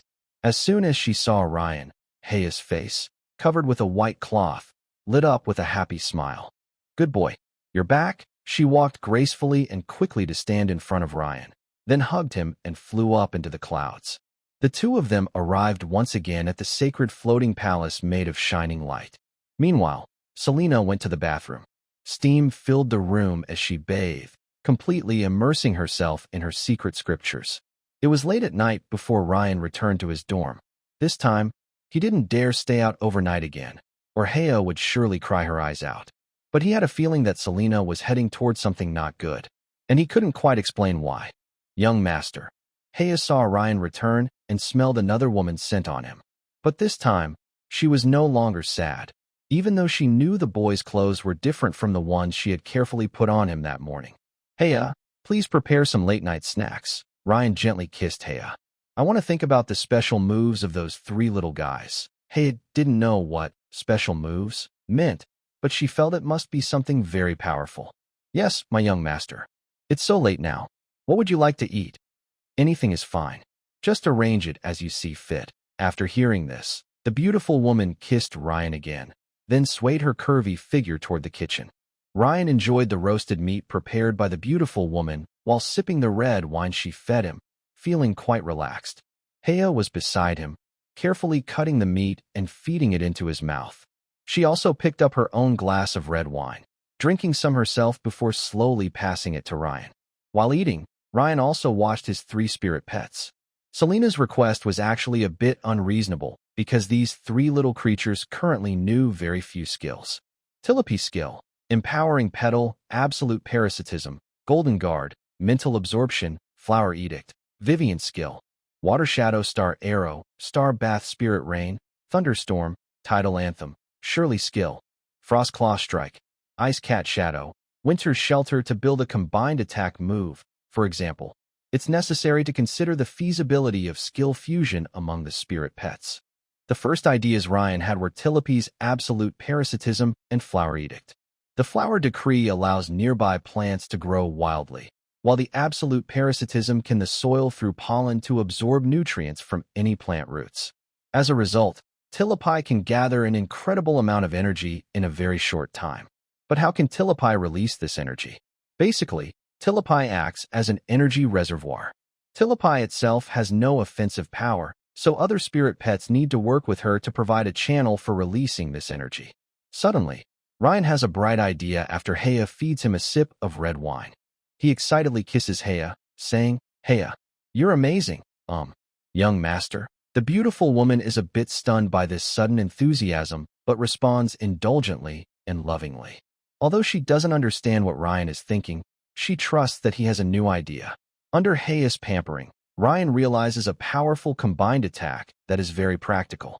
The plan is for Telepathy to absorb a large amount of life energy through the flower decree and absolute parasitism, then use empowered petals to let Vivian eat it. And what can Vivian do? She can use this huge amount of life energy to activate the Stardew Spirit Rain. If this spiritual rain, full of immense life energy, falls, what would happen?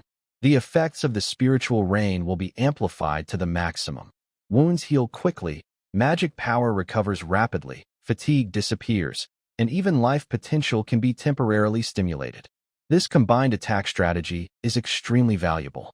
In future battles, Ryan could use this move on the battlefield to revive his entire army. Although it's uncertain whether it can bring the dead back to life, widespread healing means that as long as there's still a breath left, there's a good chance to save them. As for the other combined attack, Ryan currently has no ideas, so he can only go to sleep with Heya for now. Originally, Heya hoped to always stay by Ryan's side, but now, she's a bit overwhelmed. It's too intense, like a tireless little wild beast. This is the wonderful use of dragon blood treasures. The next day, Ryan wanted to tell Selena about this strategic level attack idea, but the icy beauty had already gone out on a mission with 2 students. Ryan also didn't understand why Selena was in such a hurry. Could it be because she saw a hidden side of this icy beauty yesterday and didn't know how to face him? Thinking carefully, Ryan actually admired Clytus. At first, he didn't believe Selena could have a wild side deep inside, but no one expected her to be more playful than anyone else. "Hey, Ryan, On the school path, sunlight poured down. A girl in a black dress holding a lace umbrella stood quietly, looking at Ryan. A breeze blew her light, gray short hair, and her purple eyes sparkled with cleverness and curiosity in the shade of her umbrella. What a coincidence. I was just about to find you. Ryan looked at the black umbrella in her hand. Has it upgraded? Clytus pretended to be surprised, covering her mouth with her gloved hand, and walked gracefully toward Ryan, carrying a sweet rose scent. Yes, Little Black is now very strong.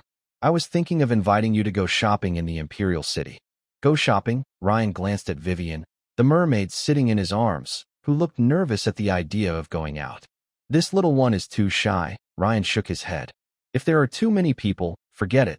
Don't worry, Clytus said with a clever smile. It's just a trip to the auction house. I'll book a private room. How about that? To the auction house? Ryan shook his head. I don't have any money left to spend. You know I spend a lot on these 3 spirit pets every day. Before Ryan finished, Clytus took out a purple crystal card and handed it to him. This is what Mentor Fiel asked me to give you. She said you should have some fun.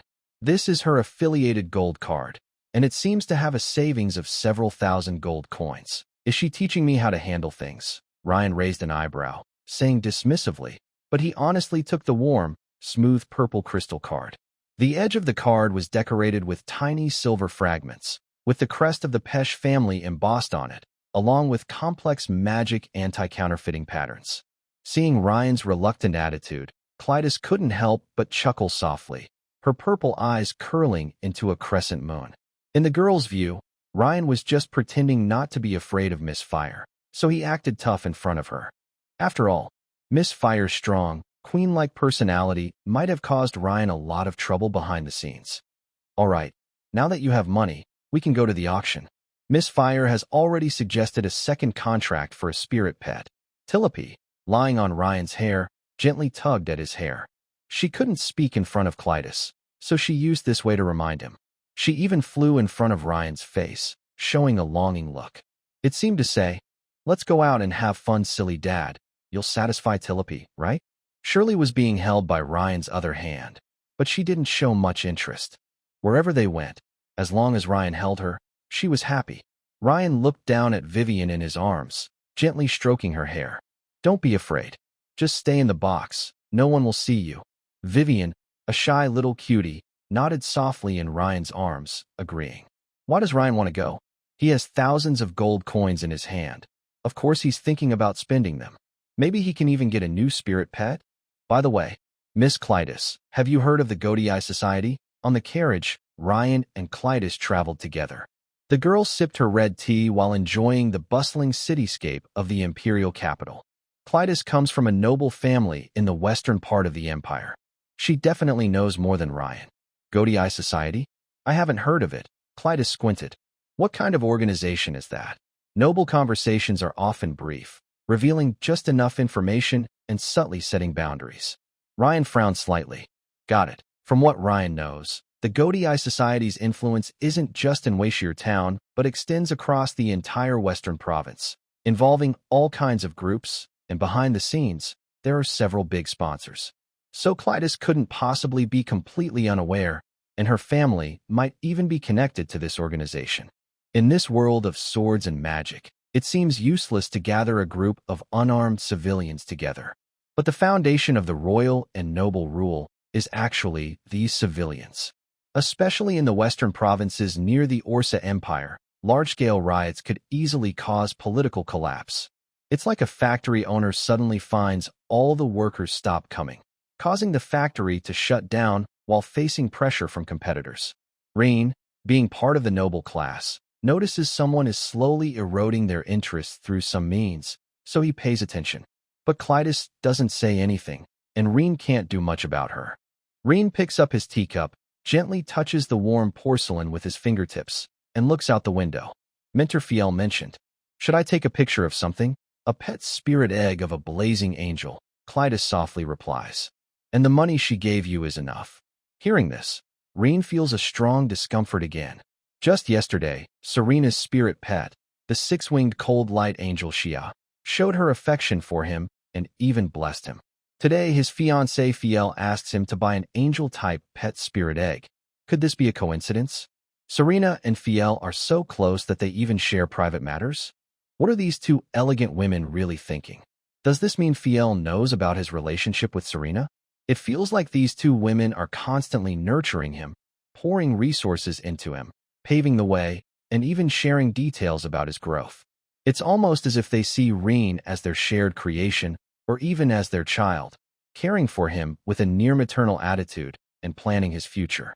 Serena gives him knowledge, opportunities, and favoritism, while Fiel provides power and wealth, even using herself to marry Reen. Reen used to feel proud that he could navigate between these mature women and even seem to have the upper hand. But now it seems, in the eyes of these two beautiful women, he's just a somewhat mischievous boy they can easily control. Because in front of these two women, he has no privacy at all. It seems that even what he wears is used as gossip by these two beautiful women. The Sufuyu auction house is located in the heart of the Taro Imperial City. It has been around for nearly 800 years. It is one of the oldest and largest auction houses on the continent. This auction house covers many types of items, including paintings, books, sculptures, jewelry, weapons, and even pet spirit eggs. Of course, in a proper auction house, live animals are not sold. Especially under the rules of the Taro Contract Master Association, any auction involving living spirit pets is considered illegal. But even with these rules, the greed of the nobles cannot be stopped. The trade of spirit pets is part of a larger industry, and some contract masters even have their female spirit pets serve others to make more money. However, such transactions are almost impossible in top-tier auction houses like Sufuyu. Right now, in a luxurious private room, the air is filled with the scent of mature, beautiful women. Pepe, I really don't know what to do. I'm addicted now. I just want to watch that child interact with other women. Am I too obsessed? A stunning woman with silver hair and blue eyes, and a cold, elegant woman with black hair tied in a high ponytail, sit on a sofa. Fear listens to this and sighs softly, then takes out a slim lady's cigarette and lights it. Serena, this isn't a big deal. Psychologically speaking, you're not just obsessed, it's a form of extreme possessiveness. I'm not just obsessed? Serena's breath catches, and she glares angrily at Fear. Pepe, how can you say that about me? Cough. Fear clears her throat, feeling a bit speechless about her friend. Let me put it this way. Your possessiveness over that child is more advanced and greedier. You want to see him blossom, see him desired and chased by others, even touched. And after all those temptations and experiences, he still chooses to stay in your arms, cuddle you, call you mom, and ask for kisses and hugs. At that moment, you can feel a great sense of control and satisfaction. Through her rational explanation and analysis, Serena's emotions gradually calmed down. Since last night, her heart has been screaming, cursing, and blaming herself for being so mean and twisted, which also tainted her pure relationship with Xia. But, Pepe, is this normal? Selena suddenly seemed to need comfort or approval from others, or she might break down. Normal? Fire chuckled softly, elegantly crossing her long legs wrapped in black silk, the tip of her red high heels gently tapping the air. What is normal? Is it okay? Could it hurt, Ryan? Hearing this, Fire gently brushed away Selena's tears with her red-painted fingers. How could it hurt? He wishes you would spoil him like this. Are you serious? Selena still couldn't quite believe it. But he said he liked me, and I, as someone he likes, personally handed him over to another woman, even enjoyed it. Is that too cruel for him? Fire could only say that elves are still too naive. It's just some strange hobbies, after all. For human nobles, there's nothing unacceptable about it.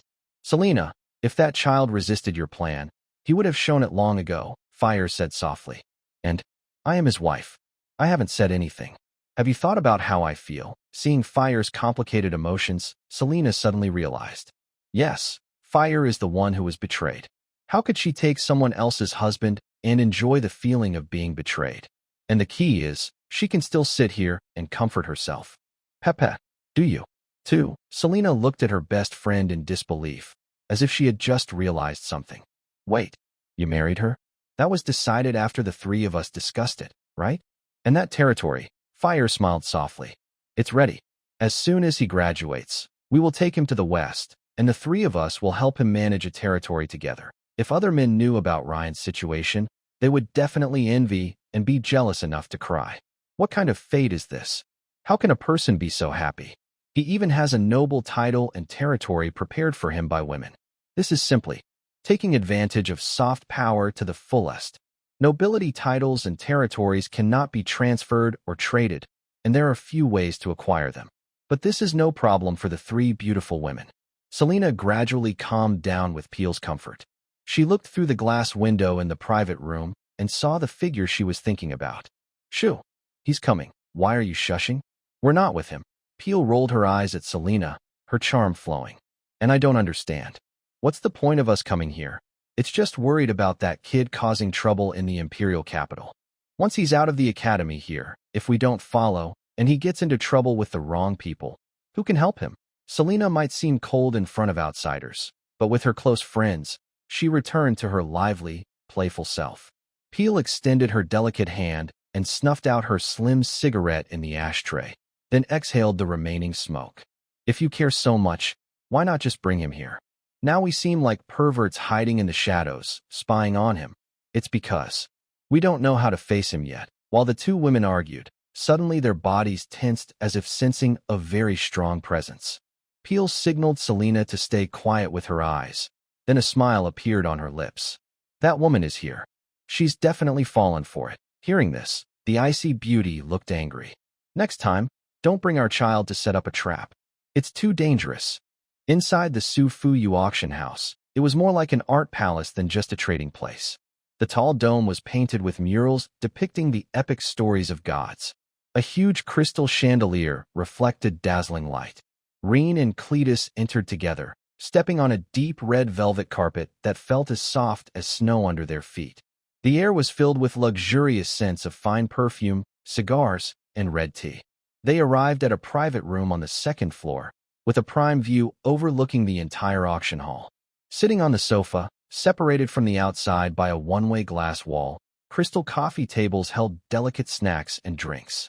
Below, the city's powerful and noble figures, dressed elegantly, whispered and waited for the auction to begin. Tilipe lay on Ryan's head, her big eyes full of curiosity about the outside world. Soon, the auction officially began. First was the preview phase. The auction staff, dressed in uniform and wearing white gloves, carefully displayed each precious item on red velvet tables for guests to view up close.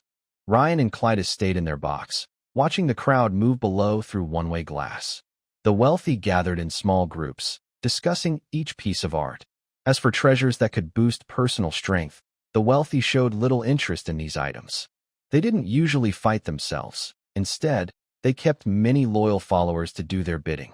Ryan also saw a crystal stand holding a carefully placed spirit egg. It was about the size of an ostrich egg, with a white shell decorated with gold and red patterns. Ding! Detected high potential female spirit pet, Seraph Angel, unhatched, status, full of energy, pure bloodline. Sensing the host's presence, full of anticipation, blessing bestowed. Main attribute. Order secondary attributes. Light, fire future ultimate form. Light Judgment Goddess / Holy Wing Power Ruler / War Balance Valkyrie, suggested training focus. All three options training value. 8 stars. Maximum 10 stars. Seeing this information, Ryan was excited. Another little treasure. Must get it.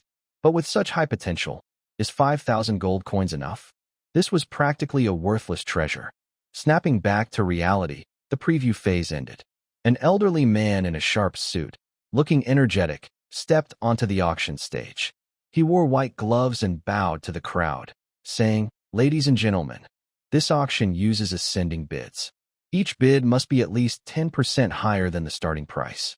After 3 bids without further increases, the item will be sold. Buyers must pay the full amount within 3 days.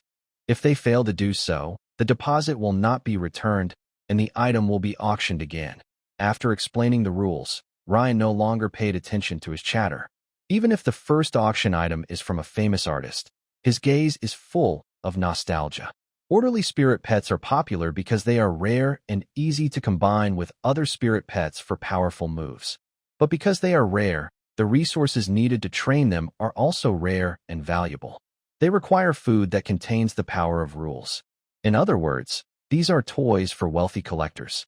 The Flaming Angel Spirit Egg, according to Ryan's budget, is worth at least hundreds of thousands of gold coins. Ryan looked at Clarity. Are you saying that? Minter Fiel gave me a few thousand gold coins to buy such a potential-filled pet spirit egg. Originally, Ryan thought he was here to find a bargain. Maybe if the Flaming Angel Spirit Egg was damaged or something. But it was completely intact, clearly a good item. Clarity was also a bit confused. Actually, her thoughts were similar to Ryan's. Maybe that Flaming Angel Spirit Egg was actually a dead egg or something? I don't know. Clarity's purple eyes flickered, and her beautiful black silk hand waved in the air. Don't look at me. I'm telling the truth. I'm not joking. Clarity didn't dare offend Ryan. After all, her little black was still relying on him. Maybe in the future, she could even learn how to upgrade her little black to a golden spirit pet from him. Just as Ryan was worried that his money wasn't enough, another mom stepped in. This beautiful woman had also hurt Ryan before. In a top-floor private box at the auction house, a woman wearing a crown and a purple long dress gently lifted her red wine glass and took a sip. Her gray lace legs were crossed, and she looked lazy. Are you saying that naughty Ryan is on the second floor? Yes. Your Majesty, the auction house's behind-the-scenes boss, Masila, bowed deeply in front of her, not daring to breathe heavily. He wore a noble white robe with gold embroidery and bowed to Masila.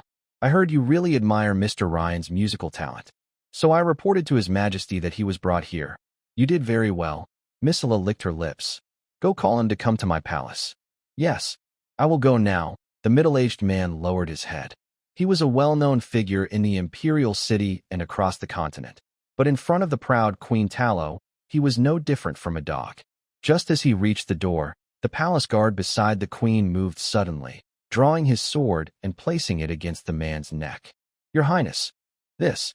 The cold killing intent made the man's hair stand on end, almost causing him to collapse. I said you did very well, but that doesn't mean I am satisfied with you. Masila gently swayed the cup filled with blood-red wine. Her scarlet eyes spun with a golden six-pointed star. From now on, stop trying to probe me.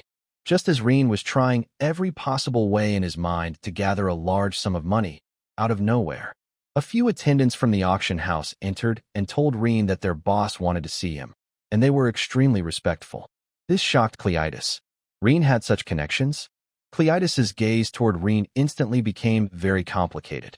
How many hidden cards did this guy still have that she didn't know about? Fear's favor, Selena's preference, and now the active goodwill from this business magnate. Could it be that the Velet family was already so powerful? It was simply terrifying. But only Reen knew his own situation. Did he really have family support? Otherwise, how could he not come up with at least 100,000 gold coins? Just as he was pondering why this was happening, he followed the attendants to the top-floor private room. His 3 spirit pets were temporarily stored in his secret space. After the door was closed, Reen saw a beautiful woman with chestnut hair, dressed in a noble, deep purple court gown, standing with her back to him. She was tall and curvy, standing on a huge crystal wall, overlooking the cityscape of the imperial capital. She had a tall, elegant figure, over 1.90 meters, even taller than Reen. Sunlight shone through the crystal wall, outlining her chestnut hair and voluptuous figure with a dazzling golden glow. Just this silhouette alone radiated a commanding, suffocating aura of control over everything. This back view, Ryan saw only once, but it was unforgettable. Queen Masera. Only he and the queen remained in the room, so quiet that he could hear his own rapid heartbeat. Masera did not turn around. She continued to look down below, her voice slow, lazy, and slightly magnetic. Bad child. When you see your Majesty, do you know how to bow? No manners at all. I don't like spoiled little fools who think they are special. Ryan immediately focused and knelt perfectly with proper court etiquette, placing his right hand over his chest and lowering his head. Ryan Velet, greetings to Her Majesty. May her brilliance shine forever over the Empire. Hearing this, Misra's lips curved slightly. She turned around and sat on the sofa, beckoning Ryan with a finger. Ryan stood up nervously and approached her. Masera patted her thigh and signaled Ryan with her eyes. And what could Ryan do? Could a humble count's son escape the queen's grasp? No, he couldn't. So he obediently moved to stand in front of Queen Misera and sat sideways on her lacy, gray silk legs. The confident queen smiled with her red lips, reached out her jade arm, and wrapped it around Ryan's waist, pulling him into her embrace. Ryan buried his face in her arms. "That's right, you naughty child. You're really adorable." Then she snapped her fingers, and a magical screen appeared showing the auction scene. She confidently pointed at the screen. "Pick what you like, and tell me." Ryan took a deep breath. Honestly, he didn't want to do this. But making money isn't shameful. He really wanted that fiery angel. So he decided to try to persuade her a little more. "Your Highness," Ryan, buried in Misera's embrace, tried to act cute like Vivian did with him. Ryan has already gotten what he wanted. "Oh," Misera gently touched Ryan's chin with her finger. "And what is that?" "Right now, I've received the warmest hug on the whole continent, loved by the most noble woman here." When Queen Misera heard Ryan's words, she was momentarily stunned. Then she let out a lazy, gentle laugh, tightening her arm around Ryan's waist. Little trickster, Queen Misera's bright red eyes show a hint of genuine happiness. The golden six-pointed star in her pupils spins rapidly. Her tall nose touches Rain's forehead. "Warmest embrace on the whole continent. Most honored love," she repeats Rain's words, then speaks to the air. "Aisha, go see the auction today. Whatever is left, as long as this naughty boy can use it, bring it all here to give to him." Although Rain sees Misera as talking to herself, her words and actions already decide how today's auction will end. This is the taste of power. It's truly fascinating. The more Rain thinks this way, the more he buries himself deep in Misera's arms. One day he wants to become a big person like her. Even now, in Misera's arms, he feels like a small pet, but he still has strong ambitions.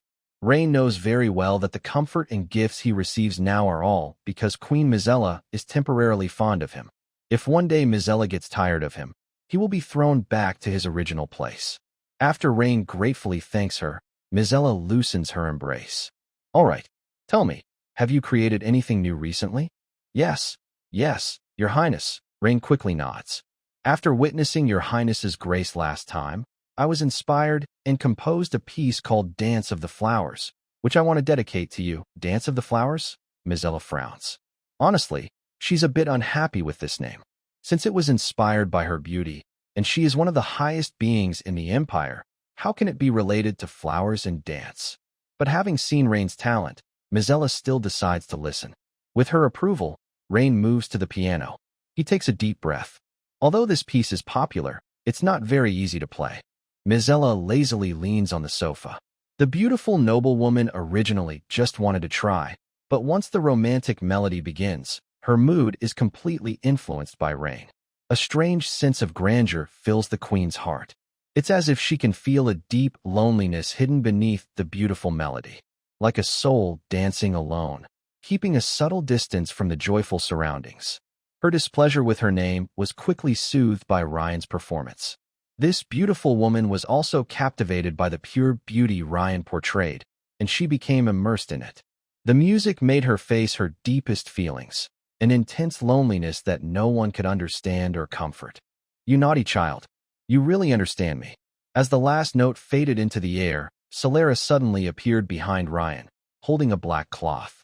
And so, poor Ryan was once again blindfolded. "Now, let me see if you've grown, you naughty child." Two fair hands with wine-red nail polish gently touched Ryan's cheek from behind. Ryan, whose eyes were covered, couldn't see or move. He could only feel changes happening to him. Solara, a beautiful woman over 6 feet tall, cast a spell that made Ryan much shorter. Suddenly, Ryan's height was just a little over half of Solaris. Meanwhile, in the space of the contract's secret book, in a garden, Tilope was talking to Vivian. "Can't reach it. What should I do?" Vivian looked at the tiny Tilope, who was standing on tiptoe, trying to pick a flower but failing, with a slightly playful look in her eyes. "Oh no, help me please." Seeing how anxious the little cutie was, Vivian made a teasing squeal. "She actually made me get a stool to stand on. That's so humiliating." Tilope's frustrated voice echoed in the secret space. But what could she do? She had to bring a small stool, stand on it, and finally, she succeeded in picking a flower petal she wanted. A few days later, Ryan returned to the academy. Before leaving the Sufuyu auction, Solera removed her magic, and Ryan let out a sigh of relief. At least, she left him with some dignity. This time, he returned with a lot of things: books, paintings, musical instruments, and a pet angel's spirit egg. Ryan could only think that Aisha was quite stubborn. The tall, red-haired female knight carefully carried out Misila's orders. Misila said that anything helpful to Ryan should be taken and given to him, and she really did that. To the head of the palace guards, Ryan was an artist, so art pieces were helpful to him. As for the pet spirit egg, she almost forgot about it. All the swords, armor, and magic tools were ignored by Aisha. Back at the academy, Ryan found that his two beautiful women had gone out on errands again. So he could only bring the pet spirit egg of the Seraph to the Dean Winissa's office, asking for her help. Besides Selena and Phi, the only person he could turn to was the Dean. Usually, it's very hard for a student to meet the Dean alone. But Winissa, even if she didn't care about Ryan's reputation, cared about the Queen's opinion, so she agreed quickly to let Ryan into her office. "Ryan, did you encounter any trouble?" What is this?" Dean Winissa, a beautiful woman dressed in a long, elegant green noble gown, had black fishnet stockings that showed her slightly firm legs beneath the skirt. Her fluffy purple curly hair had a vintage charm, perfectly outlining her mature face, which showed the beauty of age and experience. Sometimes, a hint of sadness could be seen in her eyes, giving off a captivating mature aura. On her smooth forehead, there was a purple lotus flower in bud, and beneath her long, thick eyelashes, her beautiful eyes had a purple lotus pattern in the pupils. When she saw Ryan, her expression was a bit surprised. The young boy in front of her was holding a spirit egg as big as an ostrich egg in his left hand and a mermaid-like girl in his right arm. A tulip fairy was resting on his head, and a white cat was standing on his right shoulder. Such a funny scene eased the sadness in the purple-haired woman's eyes. Ryan didn't know how to explain. His spirit pets had already grown on him, and these little guys just refused to leave him. "Actually, Dean, I want to learn how to successfully and safely hatch this spirit egg," Ryan said softly. The purple-haired woman gently beckoned him. "Good boy, sit down first. Are you tired standing with so many things in your arms?" Hearing this kind concern, Ryan didn't hold back. He sat directly across from Winissa and slowly placed the spirit egg on the dean's desk. "These little ones have great potential," Winissa said. Her purple lotus eyes just glanced, and she clearly understood the information about Ryan's spirit pets. Ryan had heard some rumors about Winissa. She was the 11th dean of the Imperial Beast Academy and the granddaughter of the 7th dean. She is an expert in the study of plant-type contracted spirit pets. Many students inside and outside the academy hoped to get her guidance. The sadness in her eyes, which seemed never to fade, was probably because she missed her deceased daughter. According to some rumors, Ryan heard that this beautiful dean had a strained relationship with her husband because he was responsible for their daughter's death. But whether this is true or not, and how she died, Ryan didn't know. Winissa's voice was gentle and pleasant, like a spring breeze brushing the strings of a musical instrument. "I can feel that this little one really wants to come out and meet you. That's good. Not every spirit pet hatches and immediately forms a contract with the spirit egg. The hatching ritual of spirit pets is closely related to the energy used for hatching." "What do you mean?" Ryan was a bit confused. He had never encountered this knowledge before. The elegant, melancholic purple-haired woman smiled softly. "For example, an archangel has 3 attributes: order, light, and fire. If you try to help her hatch using materials containing fire energy, she will gradually adjust her main attribute based on the energy she absorbs. For example, shifting from the main attribute of order to fire. Of course, many contract masters find this difficult because resources are limited." Hearing this, Ryan's alarm bells rang. He stood up and bowed to the woman. "Thank you for your guidance, Dean. I will go buy some items containing order energy. Do you have any recommendations?" "There's no need to buy anything," Winissa said gently with a warm smile. She extended her delicate hand, and her fair palm opened. A purple lotus flower bloomed in her hand. This noble and elegant purple lotus was also one of Winissa's spirit pets. A soft, majestic purple glow spread like water ripples, enveloping the spirit egg. The eggshell eagerly absorbed the glow emitted by the purple lotus. Although it is a plant-type spirit pet, Ryan estimates that under Winissa's care, its main attribute might be order. Otherwise, the Archangel wouldn't be so happy eating. Winisa looked at Ryan with encouraging eyes, her violet pupils shining. Come on, good boy. She took Ryan's hand and placed his palm on the eggshell. As she leaned closer, Ryan could smell her lotus fragrance, full of mature and charming allure. Sense her, call her. Winisa's voice was soft like a whisper, carrying a comforting magic. Ryan closed his eyes and focused his mind. Good baby, come out and meet me. Snap. A tiny but clear cracking sound stood out in the quiet office. Cracks spread quickly across the eggshell like a spider web. Finally, a large piece of shell was pushed open from inside. A delicate, fair-skinned little hand with a hint of baby fat struggled to grasp the edge of the shell. Regarding the system, using it is a matter of a moment's thought. There will be no standing still. A small, delicate figure appeared beside Ryan. She was about the same age as Vivian, both small girls, with shining golden hair like woven sunlight, naturally curly and flowing over her shoulders. Her tiny, oval face had incredibly delicate features, and her red eyes seemed to burn with a fiery spirit. Behind her fragile back, a pair of small wings fluttered clumsily. She looked at Ryan and tentatively spoke. Poo-poo, good girl, come here. Ryan was amazed. She could speak right after hatching. She must be a very intelligent spirit pet with great potential. Hearing Ryan, she flew straight into his arms. As he held her, she turned her head to look at Winisa.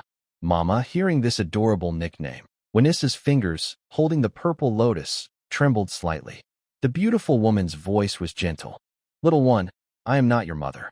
I am Winisa, one of the people who helped bring you into this world. The small fiery angel blinked its big eyes, looked at Vanessa, then tilted its head to look at Ryan. Its little face was full of confusion. It seemed to be asking Ryan why he didn't take the mother. Ryan quickly covered its tiny mouth, saying, This is Director Vanessa, not your mother. Do you understand? The little angel with blonde hair and red eyes nodded quickly. But after Ryan's hand was released, it still looked at Vanessa and softly asked, Mom? It seemed to be asking why she didn't want it anymore. Director Vanessa looked at the small fiery angel with almost tears in its red eyes and sighed gently. All right. The beautiful woman moved gracefully to Ryan's side, bent down to touch the angel's cheek, and kissed its forehead. Listen to Mom. Follow him, okay? Feeling the gentle touch, the angel's sadness in its red eyes instantly disappeared. It nodded, and a golden light shone from its whole body. Ryan's silver secret codex also appeared in the air, emitting silver patterns that intertwined around the angel. The codex turned to the 4th page, showing its information. Companion spirit, fiery angel, unnamed, level, silver, star rating, 1 star, main attribute, order, sub-attributes, light, fire, status, newborn, healthy, curious, skills, power play, light and fire armor, power play. The fiery angel can modify the skills of our units or enemy units. The effect depends on the strength of the angel and the target, as well as how well they work together. Light and fire armor. The angel can communicate with nearby light and fire elements, merge them into its body, and create magical armor. This greatly increases its defense and attack power. The more magic used, the larger the armor. Congratulations to the host for contracting a silver level, 8-star potential spirit pet, earning 500 points. Current points, 1850. Ryan almost got too excited. This greatly improved his spirit pet team. This fiery angel can act on the front battlefield, like a warrior. Meanwhile, Tillapi is a strong support, Vivian is a mage and helper, and Shirley is an assassin on the side battlefield. Vanessa looked at the skill description on the secret book page, her eyes a bit dazed. The skill, powerful manipulation, is almost like a divine technique. Of course, if the gap between their statuses is too large, even this fiery angel might not be able to change much. Good little one, Vanessa softly said. Nice child. If you have questions in the future, you can come ask me. Reen nodded gratefully, but understood her meaning. She was telling him he could leave now. Someone as busy as her probably has a tight schedule every day, and Reen understood that well. Without her, this fiery angel might not have hatched so quickly. Reen had just sensed it. This little newborn clearly preferred to form a contract with Vanessa. If the melancholy beauty hadn't politely refused, her angel would have been with her now. By the way, Dean, this little one is very close to you too. Why not give her a name? Reen suggested. Vanessa was slightly surprised by his suggestion. Looking at the little angel with golden hair and red eyes in his arms, a wave of maternal love grew in her heart. She paused for a moment, her violet eyes shining with gentle and deep light. Leona, she softly said, her red lips slightly parted. She extended a delicate finger and gently touched the fiery angel Leona's forehead. A purple lotus appeared on Leona's forehead. Then, the melancholy beauty turned around, her back facing Reen, hiding her expression from view. Go now, Reen. Guide Leona well. Her future is worth looking forward to. Reen could feel that the woman was heavy-hearted. Her plump figure in the green dress exuded deep sorrow. Leona was also the name of her deceased daughter. Now, she had given this name, carrying endless longing and sadness, to this newborn fiery angel with whom she shared a strange bond. Reen fell silent for a moment before saying goodbye to the elegant woman. As the door closed, he seemed to hear a trembling sigh from inside. Be happy, my Leona. Hearing this whisper filled with suppressed sadness, Reen's eyes softened. This motherly figure, who is quite worried, is very kind to him. He genuinely wants to comfort her, but since they are meeting for the first time, it would be too sudden and strange if he suddenly cuddled her and acted affectionately. So, Ryan had no choice but to quickly leave the dean's office building. Right now, he just wanted to try a quick match to see what kind of power Leo, this little girl, had. He went to the high-level academy's matching system and pressed the stone tablet. Single-player random match, start. A white light enveloped Ryan, and he was then transported to an open space. The area was empty and vast, like a fighting arena. Ryan stood quietly in place. After a few minutes, a middle-aged mentor and a teenage boy appeared in front of him. The boy was dressed in silver clothes, not like the uniform of the Imperial Beast Academy, nor like the clothes from the capital's university. From Baran Academy in the northern province, silver contract mage, Brandon Cepek. Please advise, the boy introduced himself. Then he looked up at Ryan with a surprised expression. Uncle. Uncle-in-law. He had black hair, and his eyes were like ice, with golden irises and red slashes. The moment he saw Ryan, his body tensed up immediately, and his eyes showed fear and pity, as if he was sympathizing with Ryan's marriage and recalling how terrifying Phi was. Ryan didn't expect such a strange fate. Seeing the same-age boy calling him uncle-in-law felt awkward. Just call me Ryan. After saying that, he looked at the mentor behind Brandon, signaling that the fight could begin. But before the mentor could speak, Brandon spoke first. How about? I admit defeat. If I get beaten up badly, my aunt wouldn't know what to do with me. After saying this, Brandon's eyes showed a bit of envy. Maybe the reason he could eat into their family's soft spot was because of that handsome face? If he accidentally got hit and left a wound on Ryan's face, wouldn't Phi beat him half to death? Ryan thought about it. Could he tolerate that? Do you still think you can win? As soon as he finished speaking, Ryan's 4 spirit pets spread out and started setting up a formation. Hearing Ryan's words, Brandon's eyes flashed with disdain. Although he also comes from an Earl's family, he is the eldest son, while Ryan is a younger son. The support they receive from their family is completely different. In noble families, there is also a hierarchy of respect. However, when he saw Ryan's 4 spirit pets, all of which were silver rank, a hint of surprise flashed in his eyes. But it was just a small surprise. Don't you dare go complain to your aunt if you lose, or she'll say I bullied her little white face. Ryan didn't respond to Brandon's trash talk. Instead, he looked directly at the mentor behind him. The mentor nodded and announced the start of the battle. Both Brandon and Ryan had a very icy illusionary cat, and when there were 2 cats on the field, the hidden code was automatically triggered. First was Shirley, who bent over and hissed at the other cat. Hiss. Mambo. The opponent didn't expect Shirley to start insulting so harshly. Its fur bristled, and it hissed back defiantly. Hiss. Old Woo.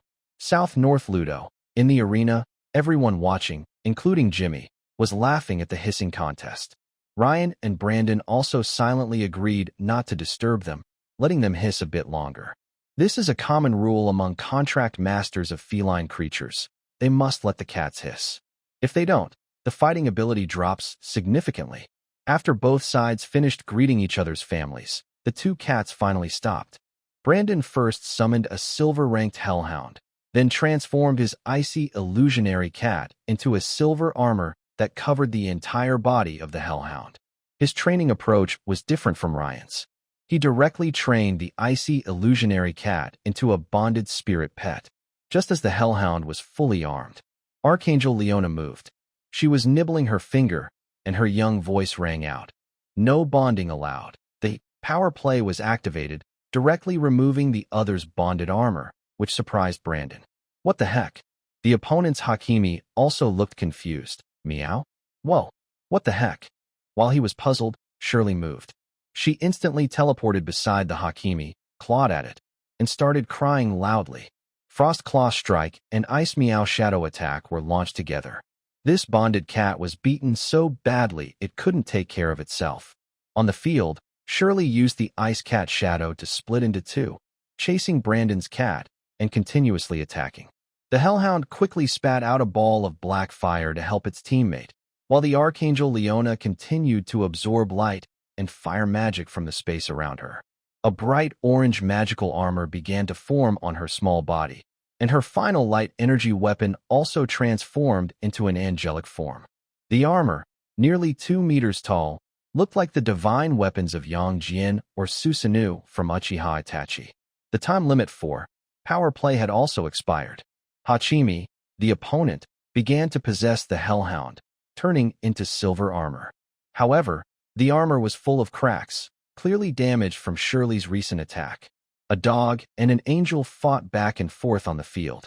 Brandon immediately felt like a great enemy was approaching. Ryan's angel was too powerful. Not only could it dispel possession armor, but it could also block 2 attacks with one. He summoned a spirit pet again. Come out, Swamp Toad. With his command, the ground of the training arena instantly turned muddy. A large, deep green toad covered in disgusting pustules and mucus emerged from the swamp illusion. It was about 2 meters tall, kneeling like a giant elephant. Its swollen cheeks made a gurgling sound, and its dull yellow eyes fixed on the most threatening figure on the field, Leona. This was Brandon's hidden third main spirit pet, a silver level 5-star swamp toad. Poison mist spit. Brandon ordered immediately. The huge mouth of the swamp toad opened wide, and a wave of foul, greenish poisonous mist burst out like a tide, quickly spreading. It not only covered Leona's magical armor, but also affected Ryan's area. Brandon had watched Ryan's battle videos and knew that Ryan didn't have a wind element spirit pet, so he had no way to counter this poisonous mist. Before Ryan could react, Brandon continued, Poison Tongue Bind.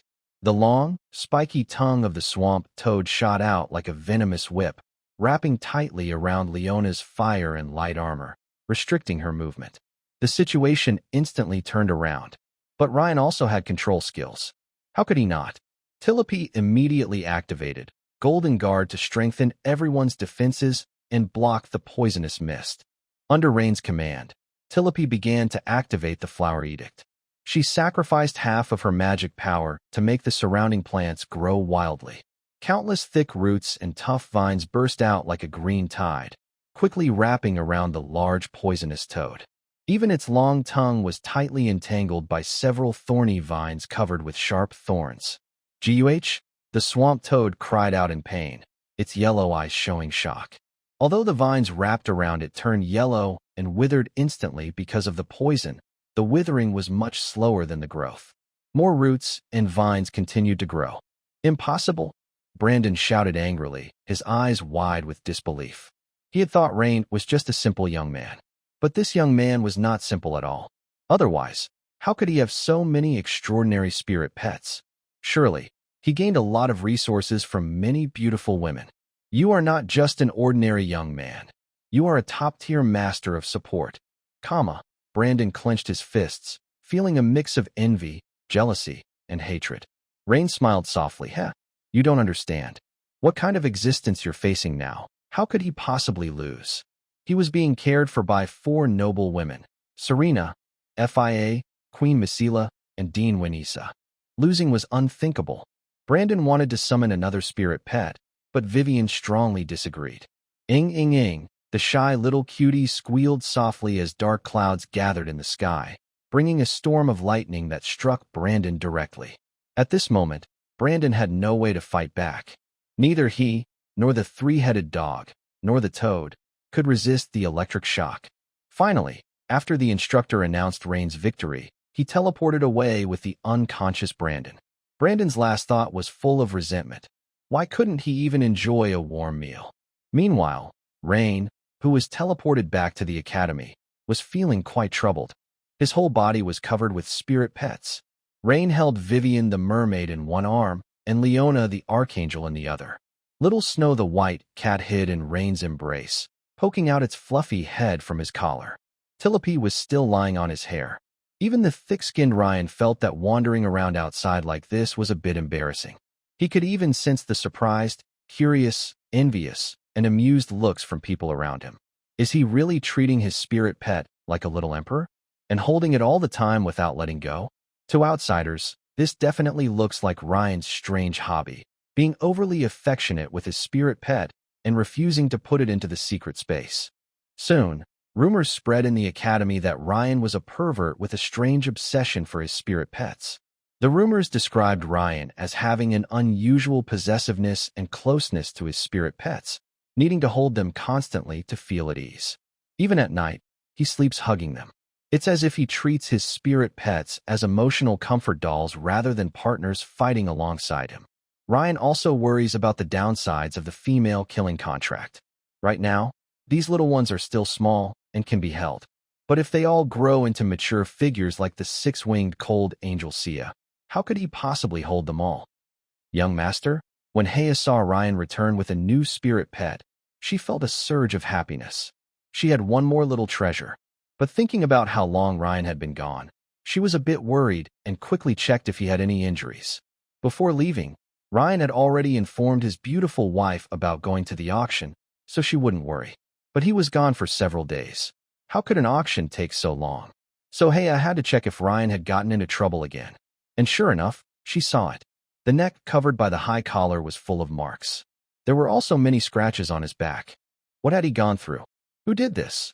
The beautiful wife's eyes shimmered with tears as she applied ointment to Ryan. How could she do this? She was too rough. Ryan sat on the sofa, quickly comforting his wife. It's nothing. Just some small injuries. I'm feeling better now, but you shouldn't be playing so recklessly. Heya felt heartbroken and distressed. Young master, next time, you must make her behave better. At this moment, Heya was like an helpless husband, waiting to welcome his wife who had just gone out and returned from her ordeal. She was also reminding her wife to make that man behave himself. Listening to Heya's tearful scolding and cautious advice, Ryan's expression was quite lively. He wanted to explain, but didn't know how to start. Could he tell her that all this was just a sudden idea from the most noble empress of the empire, Misala? So Ryan could only reply vaguely, yes. Yes, I understand, Heya. Next time, I will make her pay attention. After Heya applied medicine to his wounds, Ryan finally relaxed and sat down on the sofa. Thanks to Heya's help, the pendant on his body finally stopped bothering him. Shirley and Leona also seemed to naturally like Heya. Ryan thought that maybe it was because Heya had been with him, taking care of him, so her scent was very close to his, and these spirit pets loved their owner, so they also liked Heya. In short, Heya naturally took care of these little treasures, and they didn't resist. The beautiful woman was very fond of the new little girl, Leona, holding her in her arms and showering her with kisses and hugs. Leona also showed a sweet smile, constantly calling Heya Mama. That soft, tender Mama completely made the beautiful woman forget everything, as if she was lost in happiness, eager to give her heart to this new little daughter. Our Leona is so beautiful, the cutest little angel in the world. Heya praised generously, forgetting her earlier tears over Ryan's evidence of guilt. Meanwhile, the other spirit pets naturally showed off their adorable tricks, attracting the woman's attention, each trying to outdo the others. Tillapi flew in front of Heya, starting to feel jealous. Mom, did you forget? Tillapi is your most adorable child, right? Vivian kept snuggling into Heya's arms, making cute, squeaky sounds. The little white cat lay on Heya's lap, rolling onto its belly and purring. The woman felt like she had fallen into a jar of honey, wrapped in layers of sweetness and happiness. Oh, All good children. All mom's sweet babies. Haya smiled so happily she couldn't close her mouth, wishing she had more arms to hug all the little ones at once and love them dearly. Reen looked at the happy face of the beautiful woman and suddenly felt unnecessary. In the past, only he could be sweet to her, but now, as a Waka student, he had a bunch of Waka girls competing for his attention. During dinner, under Haya's careful care, Reen finished his meal when he heard his beautiful wife make a request. Young master, Haya wants to become a spirit pet nutritionist. Seeing her eager eyes, Reen knew he would have to spend some money again. A spirit pet nutritionist is a job that developed from contract masters. They study the food for spirit pets, plan meals based on their condition, create recipes, and most importantly, cook. This profession serves contract masters, so it doesn't require awakening a contract secret book and can be learned freely.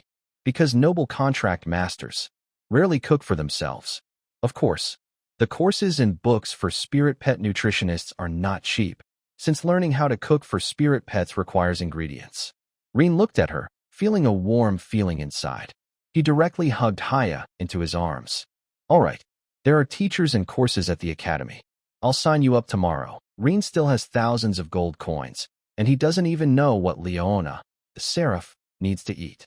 Order-type spirit pets are already rare, and angel-shaped spirit pets are even rarer. According to Wanisa, if you feed a spirit pet with secondary attribute ingredients during its growth, it might change its main attribute in the next evolution. Right now, he couldn't gather 3,000 points to buy Leona's promotion method. If Haya becomes a high-level nutritionist in the future, it would be very helpful for Reen. With his little boy's approval, Haya finally relaxed. She proactively kissed Reen and quietly shed tears of warmth. Thank you, young master. Thank you for letting Haya take care of you forever. She held Reen tightly, as if to pour all her determination and future promises into that kiss. Ryan was first stunned, then gently responded to her, softly patting her back to soothe her excited feelings. The next day, bored, Ryan took a few clingy spirit pets to the library to look up information. Actually, he also wanted to bother Wenisher again and ask what a seraph should eat.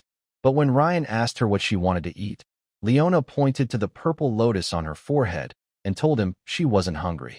This silent care made Ryan feel grateful. However, he couldn't always rely on these beautiful women. A true soft-hearted man needs to learn to cook himself. So, when he found some books about contract spirit pets, he was shocked by what he read. The books recorded that some extreme contract mages once tried to turn their highly talented descendants into spirit pets. For example, a border baron once learned that his daughter had awakened the knight's secret codex and possessed a rare starry soul body. He attempted a forbidden bloodline transformation ritual to turn his own daughter into a growing humanoid spirit pet, the Starshine Knight. The books said that the ritual ultimately failed thanks to the timely intervention of the Contract Mage Guild. The Baron was sentenced to death, but the girl with the starry soul body was irreversibly damaged, her starshine dimmed, and her future ruined. This made Ryan quickly think of Dean Wenisha. According to rumors, her daughter was killed by her own husband, but no one knew exactly how she was killed, and the Empire didn't pursue the case. The man still active in imperial politics. Considering Dean Wenisha's deep sorrow, Ryan could be quite sure that this guess was probably close to the truth. She might have not only lost her daughter, but also witnessed the tragedy of her daughter being turned into a tool by her husband. The murderer was her own husband, but she was powerless, unable to bring him to justice or even get a divorce. Even though Ryan had guessed Dean Wenisha's situation, he wouldn't impulsively shout about punishing her husband. All of this was just his speculation and not solid evidence. Maybe those rumors are false. So, wouldn't he become a fool then? Even if it were true, he couldn't risk everything for a little kindness from Wenisha. He didn't have that ability, and even if he did, he wouldn't take the risk. Nobles are not emotional beings. Without benefits, they don't take risks. Just as Rain was about to leave the library, the dean sent someone to tell him that his old father had come to the academy and wanted him to go to the dean's office immediately. Rain didn't know why Victor had come to visit the academy. He knocked on the door. Inside the office, Wenisha sat at her desk, while Victor sat on a nearby sofa. Rain, you are expelled. When Rain entered the office, the old count didn't say anything friendly. He just coldly said this. Rain knew very well that this was not a negotiation, but an order and a notice. Dean Winnichet didn't say anything either. She just sat quietly at her desk and signed Rain's expulsion papers. A few days later, during these days, Rain didn't see anyone. Only Fiel came to see him, asking him to sign a marriage document. Fiel told Rain that they would take him away in a few days. Maybe, this month, they will hold a wedding banquet. As for taking him away, Rain thought it might be for a honeymoon or something similar. In Blue Harbor, at the Velvet Manor, inside Victor's study. Are you still wondering why I asked you to come back? Victor and a young boy sat across from each other in the study. Victor was striking a match to light his pipe. I really can't understand. Rain sat opposite Victor, showing no strong emotion in his eyes. You are dragging everyone in the Velvet family to the gallows. Victor exhaled a cloud of smoke, staring intently at his son. Rain carefully thought about what the old count said. Could it be that Victor said this because he was too close to the queen? Have you figured it out? Victor gently tapped the desk. The Velvet family was able to rise quickly in just 100 or 200 years because of the support of the former emperor. Our loyalty is always to His Majesty. After Victor pointed this out, Rain suddenly remembered. The imperial faction struggle. How did the former emperor die? Rain only knew that he died from a failed war, overwhelmed with anger. But such a great person should not die so foolishly. After the former emperor's death, the empire had two voices. One was the empress's faction, and the other was the Empress Dowager's faction. The Virulent family, as a new noble family promoted during the former emperor's time, had its roots and loyalty naturally tied to the former emperor's line. Now, he was unknowingly entangled with the powerful Empress Messala. Even if Ryan was the passive party, even if Ryan was just a minor son, to outsiders, this was undoubtedly a very dangerous sign. I don't know what methods you used to attract that woman, but in front of her, you're no different from a sheep, Victor said, pointing at Ryan. If one day she suddenly goes mad and says you offended her, the entire Blue Harbor and even the southern provinces will become battlegrounds for imperial politics. Actually, Victor's predictions were not impossible, but Ryan believed he was hiding many things. Perhaps this old man was very afraid that the Empress would use Ryan to weaken the Virulent family. For example, controlling Ryan, then killing Victor and the eldest son, Locke, so Ryan could inherit the title. But clearly, this possible story was cut off by Victor in time. Stay in the estate, spend more time with your elder brother. I think you have many new ideas. In the future, support Locke well, and it will be enough to bring you lifelong wealth and honor. Ryan clenched his fists. Victor wanted him dead. Could he still not see that Locke wanted to kill him? And he was pretending to comfort him, saying he should support Locke in the future? This old man actually believed in so-called brotherly love? Ryan absolutely did not believe it. Ryan's eyes instantly darkened. The old count seemed to see his son's ambition. He exhaled a thick cloud of smoke. It's not that I won't give you a chance, Ryan. If I didn't take you back to the imperial capital, you might die in some random night without reason. In other words, since you started contacting that woman, you're no longer suitable. Because power only answers to its source. Victor's meaning was very clear. As a member of the Emperor's faction, he naturally had to be responsible for this faction. So, he couldn't trust a son who might someday obey the Empress to take over the family. He couldn't even be sure which side Ryan would take when family interests conflicted with the Queen's will. Father, I once heard a noble say something, Ryan said, hands crossed on the table, he said. He can't decide how many sons his father will have, but he can decide how many brothers he will have after he inherits the throne. And now, this noble is sitting in front of me, telling me to support my older brother in the future. Victor wasn't surprised that Ryan could say such things. Since creating Game of Thrones, he understood that Ryan had learned the true nature of a family. So, what do you want to do? Victor exhaled smoke. Locke is a good heir, patient, cunning, humble, and he understands the power of Blue Harbor well. His family on his mother's side also praises him. I believe Locke will become a loyal servant of the Emperor, just like me. I'm not someone who likes to take risks. At least, I don't see the need to gamble with him. You have great talent that can be used in the Virulent family. The family needs an artist like you. Locke isn't petty. Put away your thoughts. Cooperate with me, and we can keep playing this game. Refuse, and you'll be out. After saying this, Victor crossed his legs, leaned back, exhaled a thick cloud of smoke, and quietly watched Ryan, waiting for his reply. Ryan clasped his fingers and met Victor's gaze.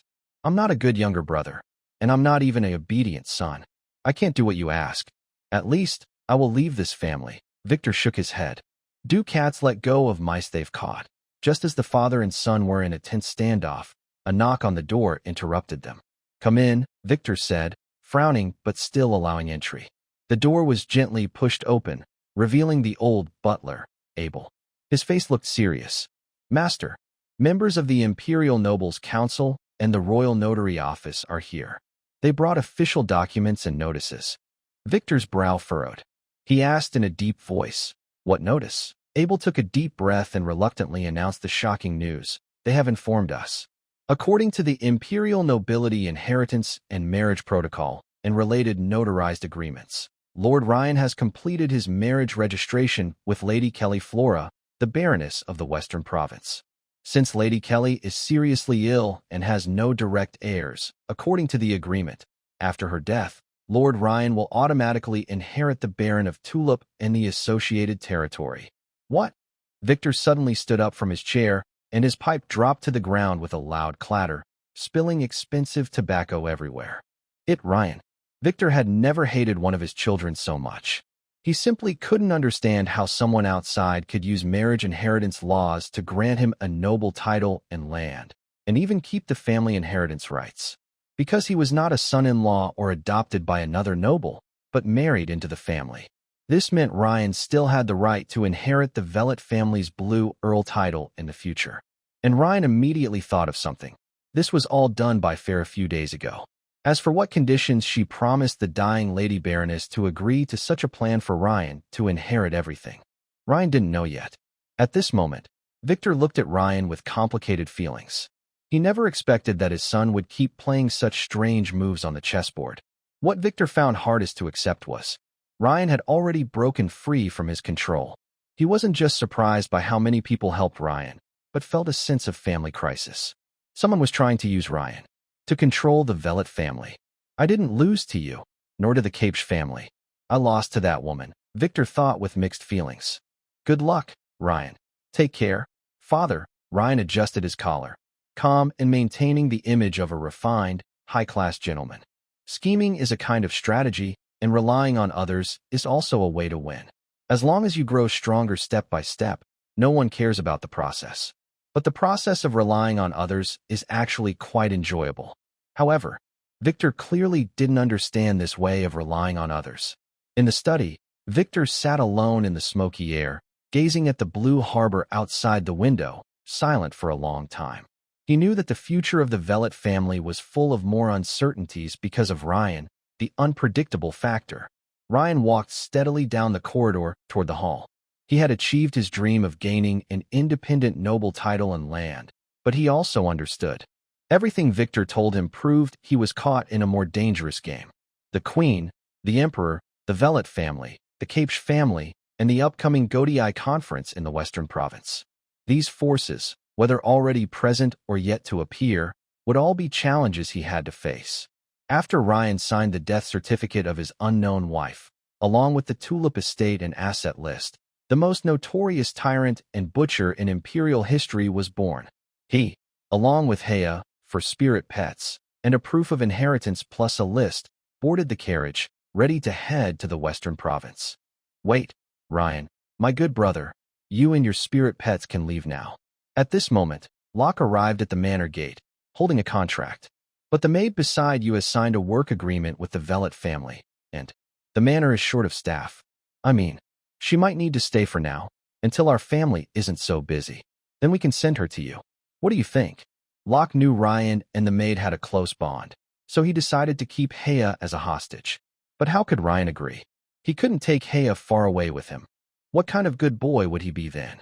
Hea was momentarily confused, worried that Ryan might clash with the young master or leave her in a place where Ryan wouldn't come back. Master, maybe. Hea should stay. Before she finished speaking, Ryan raised his hand to stop her, walking up to Locke. You really are something, coming to bother me before I leave. Locke shrugged. Ryan, we're brothers. Your words disappoint me. I promise, once we have enough maids, I'll send her back.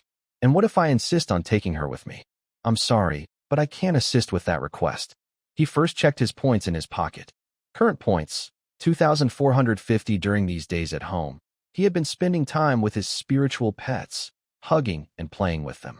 Interacting with one pet earns 30 points, and he has 4 pets, so he earns a steady 120 points each day. But when he really arrived at Tulip territory, his face turned serious after getting off the carriage. This place is even worse than Wexier Town. In the sparse farmland in front of the castle, the crops are yellow and short. They look more like weeds than real crops. The roads are muddy, and the air is filled with a sense of poverty and despair. He even saw a few unburied skeletons along the road, clearly starved to death. The few villagers watching from afar looked pale and thin, with dull eyes. When they saw Ryan, the new lord, they showed no emotion, only deep exhaustion and fear. He also saw 2 villagers, tying up their children, exchanging them with neighbors. The children were very thin and kept crying, seeming to know they were about to be sold as livestock. "Let them go," Ryan shouted loudly. Since he was here, he wouldn't allow such terrible things to happen. Ryan's loud shout made the nearby villagers kneel in fear, some fainting from shock. This scene was truly heartbreaking. "Hey, take Shirley and Leona to the nearby town to buy some food," Ryan said. He didn't want to be too kind, but these commoners were even willing to exchange their children for food. If they didn't eat soon, they would go crazy from hunger. There weren't many people left, and if they kept starving, they would die. He originally had 5,000 gold coins, but he spent 3,000 on a course for Hea. But Hea only attended one day of the course, and the money couldn't be refunded. She just brought back a big pile of books. When the villagers heard that the new lord would buy them food, they all knelt and bowed, crying out, "Thank you. Thank you, Lord. Thank you, noble sir." Hea's eyes also showed pity. The faces of the villagers on the ground were sunken from hunger, covered in dirt. However, before Hea could leave, several officials dressed in white arrived at Tulip Castle in a carriage. Rain initially thought they were local officials and prepared to ask what they were doing. However, they were not allies. They came to collect debts. "Please wait a moment, Lord Baron. We are staff from the Imperial Credit Bank." One official stepped out of the carriage and politely approached Rain. "You inherited this land, and according to the Imperial Constitution, you also inherited a debt of 2,000 gold coins, including interest. Could you give me a few more days?" Rain frowned. These people were very punctual and well-informed. It hadn't been long since he arrived, yet they seemed to have already caught his scent. The white-clad official shook his head. "Sorry, but this debt has been overdue for too long. Paying off the Imperial Credit Bank is a sacred duty for every noble. For the past 3 months, we have imposed an economic blockade on Tulip land. No one is allowed to leave this territory, nor can any merchant convoy pass through. If you do not plan to settle your debt, any department of the Empire will cooperate with the bank and continue the blockade. Sometimes, we may even request the Imperial Armed Forces to legally enforce debt collection, including inspecting your assets. You're quite clever." "I will remember you," Rain said, pulling out a crystal card with a balance of 2,000 gold coins and handing it to him. Rain had never seen such aggressive debt collection methods. He had no money, and they were blocking his land. Wasn't that just making things worse? It seemed like they were forcing the villagers to rebel and rise up, then revoke their titles and land. As for why the common people here hadn't rebelled and still feared the nobles, Rain didn't understand yet. The official took the card from Rain, then pulled out a magic crystal from his pocket. After swiping the card, he forced a polite smile and said, "Please don't make things difficult for us, your lordship. We are just messengers doing our job." After receiving the card, Rain saw the official sign a receipt quickly and smoothly. The official bowed slightly and remained polite. "The debt is settled, Lord Baron. The blockade is lifted immediately. Wishing you success," Ryan called out to him. "Now that I have paid off the loan, can I borrow again?" The official in white turned around with a professional smile. "Sorry, Lord. After overdue payments, even if you settle the debt, you cannot borrow again within a year." After saying that, he didn't stay any longer, fearing Ryan might chase them for more money. He quickly got into a carriage with his men and left. Ryan could only watch this cursed group of debt collectors ride away, clenched his fists. Now, he only had his last remaining assets, 3 gold coins and 45 silver coins. Where is the local finance officer? Ryan helped a kneeling commoner, an old man trembling with fear. This was a noble helping a commoner himself. But Ryan had nothing left now. He couldn't even win the people's trust.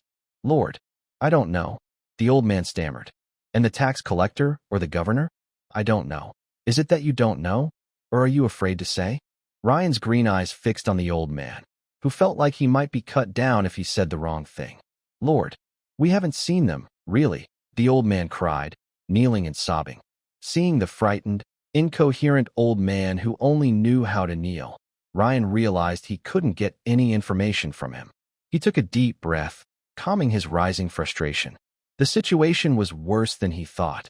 Administrative systems had completely collapsed, and it seemed there was no army in the territory. This meant he not only had to solve the survival problem, but also build a management system and army from scratch. "Get up," Ryan said more softly but still with authority. "I don't blame you." The entire territory had no shops, no trade routes, and no way to get supplies. These 800 people were desperate enough to eat grassroots. In the evening, Ryan left the territory and went to a nearby town. He spent 2 gold coins to buy nearly 5 tons of poor-quality black rye, stored in his secret space. This was about enough food for the 800 villagers for 14 days. During this time, each person could only have a bowl of thin black rye porridge a day, just enough to keep them alive. And they couldn't eat too much, or they might be able to travel long distances and run away. Now, he must find a new food source within 14 days, or the people will face widespread starvation. As night falls, a small campfire burns inside Tulip Fortress. The air is filled with the rough smell of rye bread. Every household can smell it, and they not only smell the food, but also feel hope. Reen watches the line of people.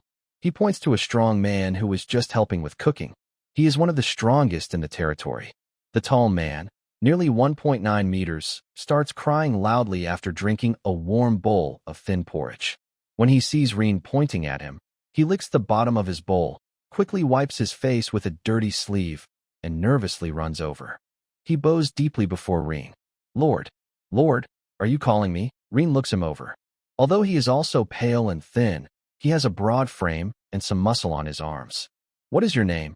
"Yes, sir. My name is Barton," the strong man says nervously. "Barton is a good name. Now, you are the leader of our Tulip Territory's militia." Reen pats his shoulder. "Now, tell me, what is really going on here?" Previously, when the Lord was still alive, although he was often seriously ill and unable to work, the steward would send people to inform the villagers about what to plant and when to pay rent. After the old steward passed away, no one took care of these matters. He pointed to the barren fields. Later, even the seeds stopped coming, and the harvest got worse and worse.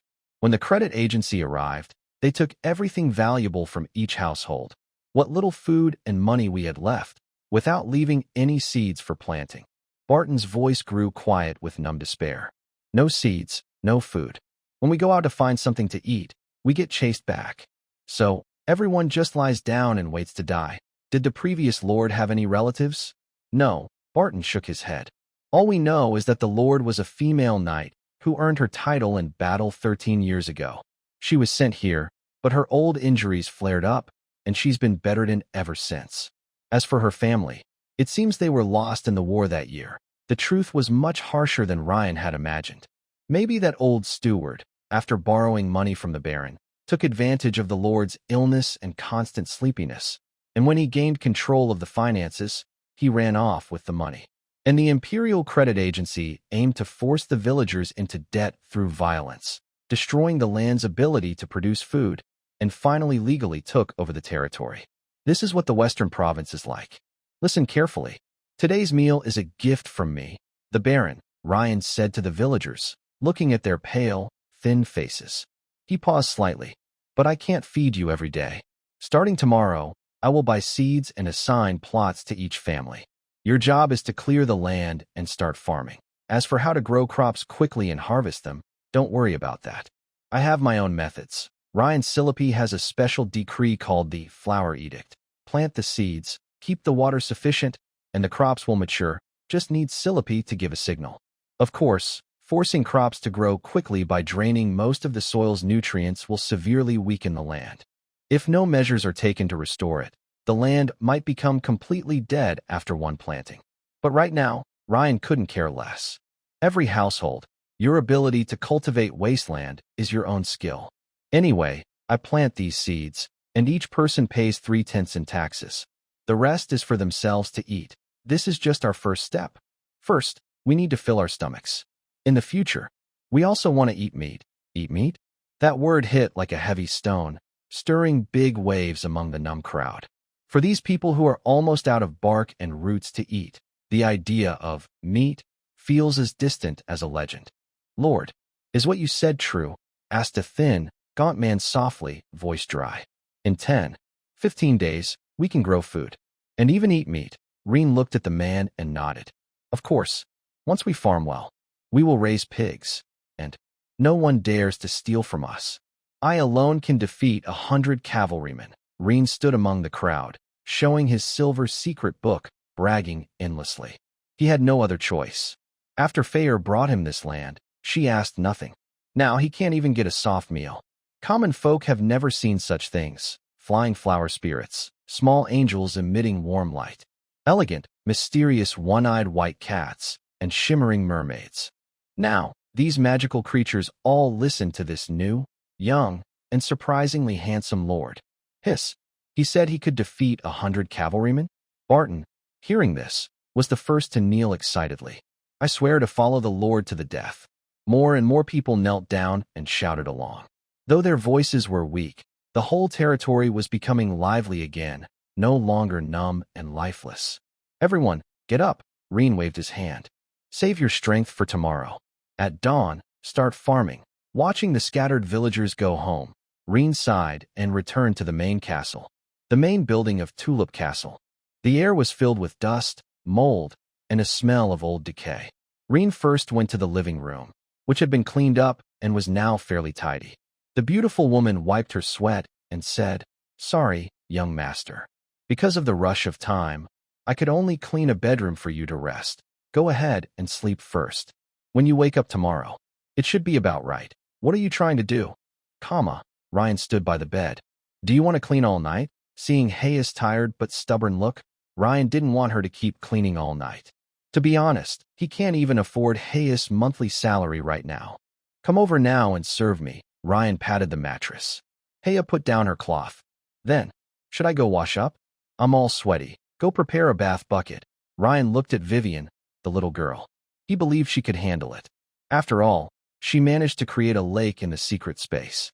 Casting spells inside the secret space might be different from outside, but filling a bath bucket shouldn't be a problem.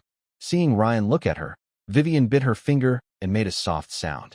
Tonight, Ryan didn't dare act as casually as he did at the academy. Not because he lacked the ability, but because Haig still needed to work the next day.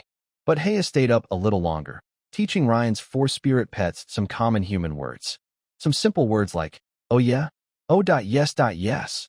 The next day, who farms, who is responsible, and who gets the share after a few days. Barton shouted the slogan Ryan relayed to him while patrolling the fields. Even though he was starving himself, with his stomach pressed against his back. Some elderly, weak women and children started a fire in the fields, quickly clearing the surface vegetation. These farmers, experienced from years of farming, knew what to do. They burned the weeds to death, and the ashes could be used as fertilizer. The men began tying sharpened stones to sticks to make primitive tools. This was the only way, as all the farm tools in the territory had been taken by the credit agency as interest. Free citizens, if they hadn't committed crimes, couldn't be enslaved. But in the Northwest province, they had ways to deal with these people. If you didn't want to be they'd starve you to death. See if you still want to be one. In short, powerful people only want to see results and money. The common people without farming tools can only rely on stone tools to cut wood and sharpen sticks. Each person holds a hard wooden stick with a pointed end, lines up, and inserts the sticks into the ground. They use leverage to lift the soil, then move back and repeat. This method only makes small holes on the surface and cannot deeply till the land. But for crops like rye that don't need deep soil, it is enough. Their faces are pale, lips cracked and peeling. Long-term hunger leaves them with little sweat to shed. They work based on instinct and hope inside their hearts. But Ryan wants this kind of result. They must not eat too much. Otherwise, if they have strength, they might run away. Haya also organizes some elderly women who can't move easily, or children, to build fires and cook porridge. Ryan keeps Shirley and Leona with Haya, so these starving villagers dare not come forward to steal. An old woman working in the field, seeing her granddaughter faint from exhaustion while helping with the land, collapses behind her. She immediately carries her hungry, faint girl out of the field, kneels at Haya's feet, and tears stream down her face. "Madam, please, let my granddaughter have a bowl of porridge first. She's really going to die from hunger." Haya is momentarily stunned. She looks at the countless eyes in the field staring at her. If she gives in, others will come to beg her too. But if she watches that girl die from hunger, the woman kneeling and crying, holding the frail, thin girl who looks like just bones. Seeing this scene with her own eyes, Haya feels as if an invisible hand is squeezing her heart tightly, making her almost unable to breathe. She instinctively looks at the large pot boiling over the fire, with the thin rye porridge inside. That poor amount of grain was carefully measured by Ryan to sustain everyone's lives and keep them working. Her hand holding the iron spoon trembled slightly. If she now shared a bowl of porridge, the hungry eyes in the fields would instantly ignite with hope. Order would collapse, and chaos would destroy all the hope that had just been kindled. Finally, she clenched her teeth and said, "All children under 7, come and get a bowl of porridge." In an instant, all the families with young children in the fields became restless. Countless women in the fields bowed to Haya. "Thank you, madam. Thank you, kind lady. May the goddess bless you. Madam, long live the madam."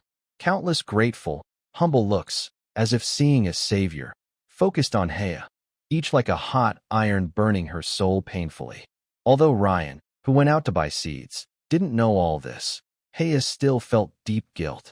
She wasn't sure if this counted as betrayal, but in this human, if she chose to be cold and indifferent, how could she face Ryan with that kind, gentle smile? In the end, she could only hold Shirley and Leona, sobbing and crying. "Line up. Let the children line up. Others stay where they are and keep working." Haya held Leona, burying her face in the little angel's arms, her voice tinged with a barely noticeable crying tone. When the last child received food, the porridge in the pot was almost gone. Haya looked at the half-empty pot and thought about Ryan's possible expression when he returned. The huge pressure, guilt, fear, and disappointment overwhelmed her all at once. She staggered back a few steps, unable to stand, and squatted down weakly. Shirley and Leona surrounded her, constantly comforting her, but they couldn't stop her tears from flowing. Meanwhile, Ryan was in a small town closest to Tulip territory, Stone Crow Town. The town wasn't big, but much better than Tulip territory. At least there was no famine here. Ryan's goal was clear: buy as many rye seeds as possible. He arrived at a shop filled with burlap sacks, emitting the smell of grains and mustiness. "Rye seeds? Ah, yes, we have some." The shop owner, with a mustache shaped like the character 8, looked at Ryan's fancy clothes and noble appearance. "How many do you need, sir?" he asked. He patted a burlap sack beside him, dust falling from it. "The seeds we have are the best in the western province. Full grains and high germination rates." 20 bags, Ryan said, naming a number within his budget. One bag of seeds could plant about 4 to 5 acres. 20 bags could cover at most 100 acres. Although Tulip Valley now owns 1,500 acres of barren plains. The owner, upon hearing this and seeing Ryan's attire, immediately guessed he was a wealthy person. In fact, Ryan didn't want to change clothes, but all his clothes came from the Willett family, making him look like a rich young master. He couldn't wear commoner clothes.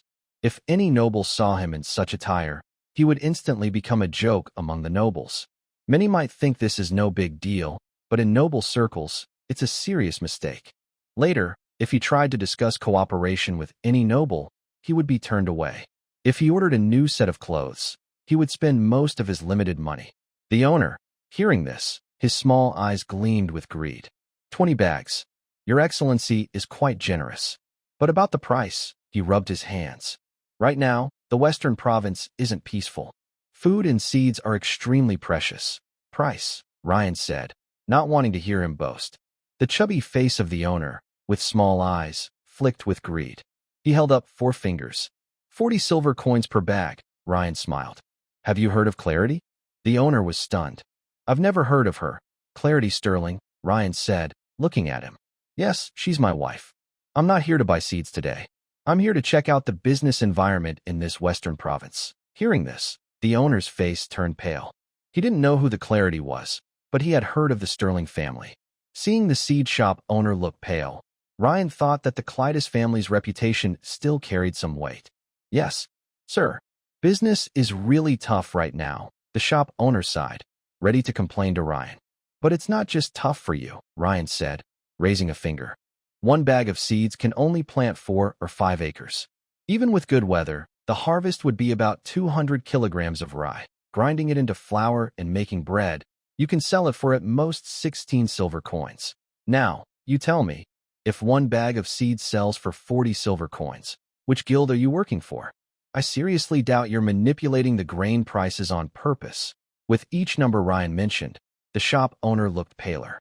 What's your name? Ryan asked, pulling out paper and pen to write down. Please, sir. Please. Let's talk nicely. The owner panicked, voice trembling with tears. It was a moment of foolishness. I was blinded by greed. Just tell me a fair price. I'll fix it right away. But Ryan was merciless. No need for excuses. I asked your name, and you didn't tell me. That's okay. I've already remembered your shop. The owner hurriedly knelt and clasped his hands. Please, sir. Have mercy. My name is Old Kyle. I run a small business. Please, show some mercy. I'll lower the price to 13 silver coins. How about that? People passing by saw the seed shop owner kneeling and begging a noble, thinking some secret investigation was happening in town. Some quickly ran to find the town mayor. Ryan realized this was a bad idea.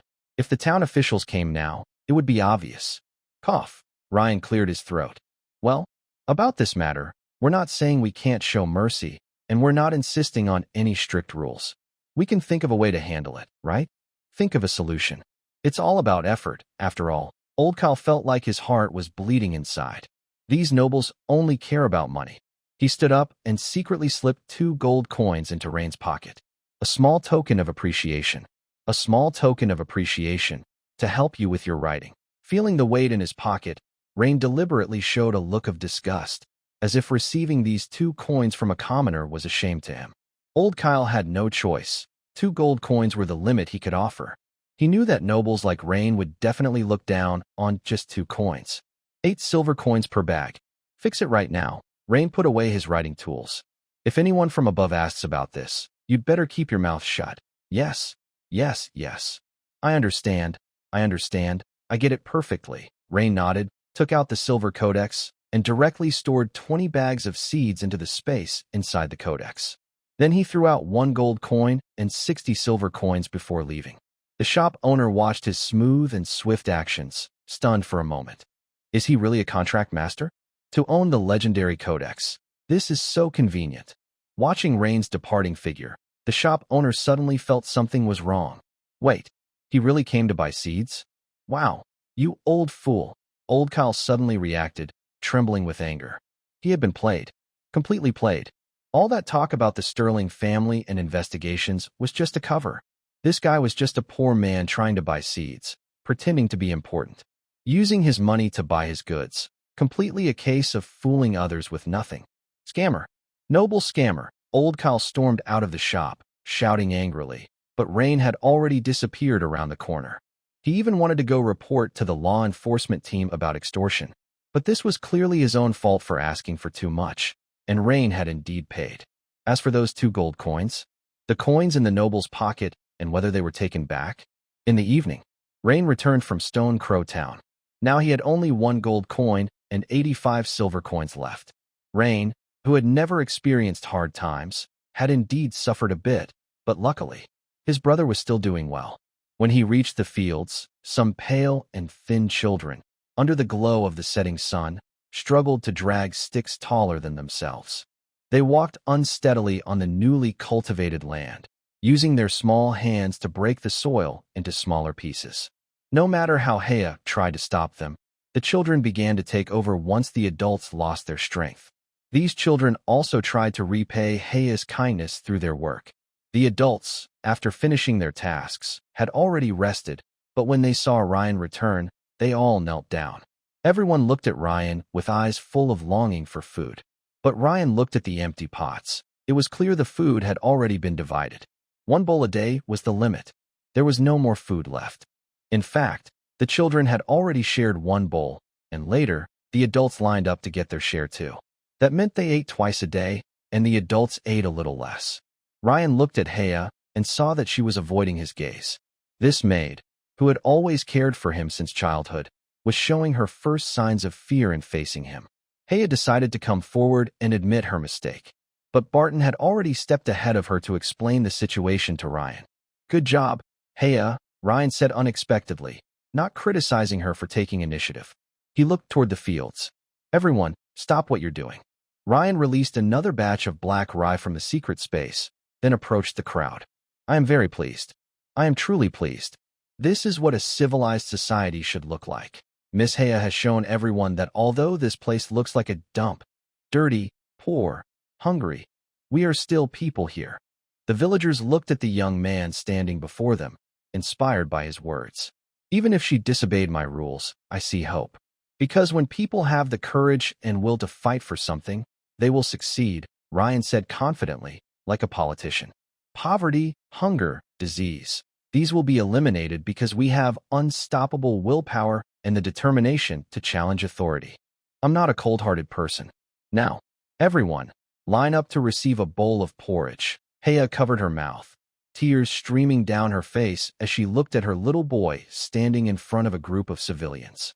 He raised his right arm and shouted loudly, "For the rebuilding of Tulip territory, for the children, for everyone to eat every day. We are unstoppable." As Ryan finished speaking, Barton quickly raised his right arm and shouted with all his strength, "Ryan, Ryan, Ryan, Ryan, Ryan, Ryan." At first, only a few people echoed, but soon the voices merged into a loud, united chorus. Men raised their rough fists. Women held their children and responded loudly. Even the children who had just learned to speak called out softly. At this moment, everyone remembered the name of this handsome young leader, Ryan. Ryan stood in the middle of the crowd, feeling the ground shake beneath him. He slowly raised his right hand, and the shouting gradually quieted. All eyes focused on him. "Remember today, remember the day we chose to become people. From now on, everyone in Tulip territory must live with dignity. Anyone who tries to block us, I will eliminate them." Ryan's declaration was like a sword cutting through the night sky, bringing hope to all the starving villagers. After speaking, he walked toward the fields amid grateful looks. Although there were about 800 people in the territory, only around 200 could truly be considered laborers. Using primitive wooden sticks and stone tools to clear land was very slow, and everyone was still hungry. But in the face of survival crisis, all the elders and children joined in helping. They helped with tasks like clearing roots, moving stones, and leveling the land, turning it into a nationwide effort. Ryan glanced around. Today, they probably cleared about 40 acres of land. Tomorrow, they could plant seeds. To be safe, Ryan decided to try planting some seeds first. He took out a dozen or so seeds from the secret space and scattered them. The little mermaid in his arms was munching on his fingers, making soft sounds. It was as if invisible ripples spread through the air, gently stirring the moisture in the soil, making it slightly damp. Ryan found that Vivian and Leona, being small girls, also had the habit of their fingers, just like human babies. Just as he was thinking about whether to correct this habit, Tillapi, a little troublemaker, stood on Ryan's shoulder, crossing her arms. "Humph, finally it's my turn." She reached out her hand, palm facing the ground, toward a dozen seeds, and her body began to emit a gentle green glow. Flower decree. A miracle quietly happened under everyone's watch. The tender green sprouts broke through the soil visibly quickly, grew taller, turned a lush green, and then shimmered with a golden hue like wheat waves. The strong life energy dispersed the despair and fatigue in the air. In less than a minute, a small patch of golden, heavy wheat ears appeared on the once barren land. All the villagers stared wide-eyed and opened their mouths in amazement. They knew magic and contract magic were powerful, but they didn't expect it could be used for farming. Ryan grabbed a handful of seeds and scattered them on the ground. Soon after, a few sparrows flying in the sky began to land and peck at the seeds. This reassured Ryan. If birds come to eat, then people can eat too. Ryan called Barton to harvest the black wheat. Afterward, he noticed the surrounding soil had turned grayish-white, with tiny cracks on the surface, as if all vitality had been drained. The fertility issue still needed to be addressed. Are you two planning to resign? In the Imperial Beast Tamer Academy's dean's office, Winisa looked at Fair and Selena with a slight frown. Fair, Dean, and Selena. Dean, the school year is already halfway through. If you suddenly change your students' mentors now, it will definitely affect their academic progress. It might not seem like a big deal to you, but at the Beast Tamer Academy, even a small change can alter a student's life path. I suggest you think about it carefully. Dean Winisa still hoped to keep these two top-tier contract magicians, so her tone was earnest. The teaching philosophy and mode at the academy have always been responsible for each student. Think back to your own mentor, Eleanor. If she had abandoned her students casually, what kind of people would you be today? Feeler's shiny black silk legs crossed under the table, her delicate face showing no signs of hesitation. She slightly parted her red lips and said, Dean, you're right. But because of that, we understand even more that some responsibilities are more important than teaching contracts. Selena nodded beside her. Compared to Feeler's charming and sharp appearance, she looked cooler and more steady. Dean, this isn't a careless decision. All lesson plans, student progress assessments, and future teaching suggestions have been organized into a file to ensure a smooth handover to the next mentor, minimizing impact on the students. Dean Winisa leaned back in her chair, lightly tapping her fingers on the mahogany desk. She understood her two subordinates well. Is there a problem? Or is it because of student Ryan? The two beautiful women's thoughts were clearly seen through the dean's sharp eyes. Feeler and Selena exchanged a glance, seeming to signal each other to speak. But just as they hesitated, the dean delivered her final remark. If Feeler is worried about her fiancé, I can understand. But Selena, how can you be so impulsive? This made Selena very embarrassed. A faint blush appeared on her usually calm and fair face, and her steady expression showed some cracks. Dean, the cold and beautiful woman was at a loss for words, feeling awkward after her feelings were seen through. I think your worries are unnecessary. Dean Winisa stood up and poured them each a cup of red tea. Ryan is actually a very good kid. I've seen him. Sometimes, you don't need to protect him too much. Giving him some challenges and time might make him even better in the future. Besides, if you really care about him or are worried, you can take on some assignments in the Western Province and visit him occasionally. Winisa took a sip of her tea gracefully and set the cup down. This way, you can ease your worries without completely abandoning your responsibilities at the academy. Let us think about it for a few more days. Feeler sighed. She knew quitting wouldn't be so easy. So, the two women went to Selena's residence. Tell me, what should we do? Western Province, City of Chier, Provincial Council Hall. The governor of the Western Province, Lion, is a middle-aged man with silver hair styled in a slicked-back manner. He wears gold-rimmed glasses and appears elegant and friendly. At this moment, Marquis Lion stands at the podium, looking serious as he addresses the provincial councillors. As autumn arrives, we will carry out a special campaign to improve security within the province. We must stop any private groups supported by foreign powers or certain nobles from obtaining the resources, technology, or authority they need. We have received reports that some groups, made up of various people from different backgrounds, are gathering: farmers, workers, mercenaries. Even teachers from schools have joined a so-called organization called Gritai Society. Lion clenched his fist and slammed it down on the podium, startling the councillors. These groups are causing big problems for our business environment. I don't understand why, just because of one private organization, so many false accusations are appearing. Things like unpaid wages, uninvestigated cases, or even accidents where a carriage hits someone and causes death. Now, because of these issues, some places are experiencing large-scale strikes. He paused, scanning the faces of the councillors, some of whom looked uncomfortable. Some people broke out in cold sweat, feeling guilty. But clearly, their goal is to slowly weaken and overthrow the authority of the provincial council.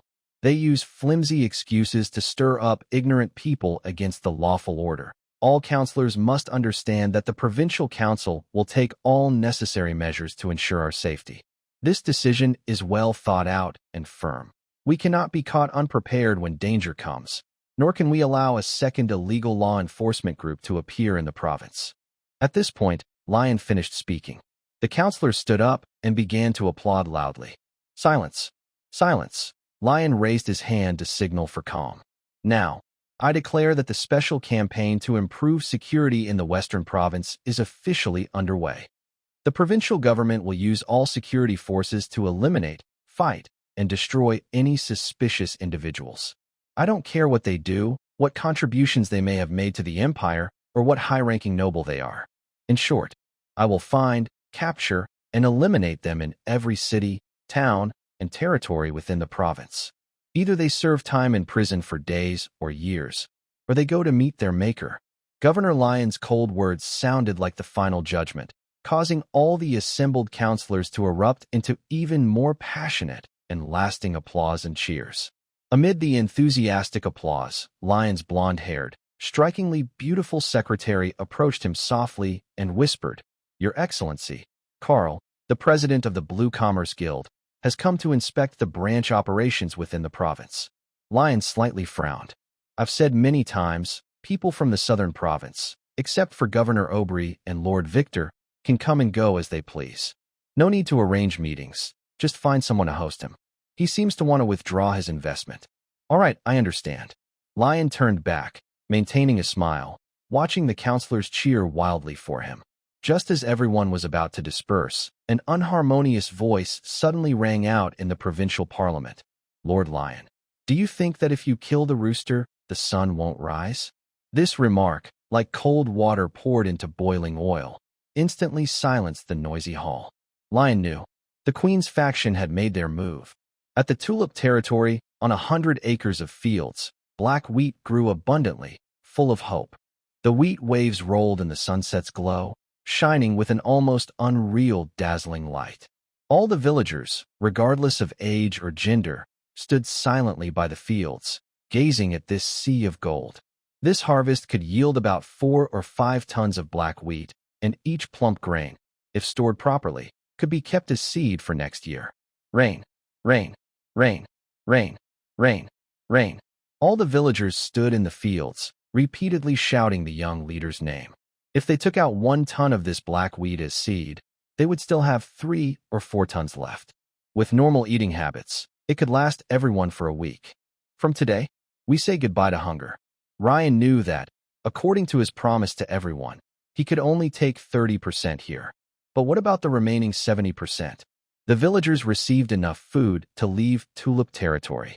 Now don't say anything. Everyone go to your own fields to harvest wheat. Cook porridge. We will eat until we're full, then continue harvesting.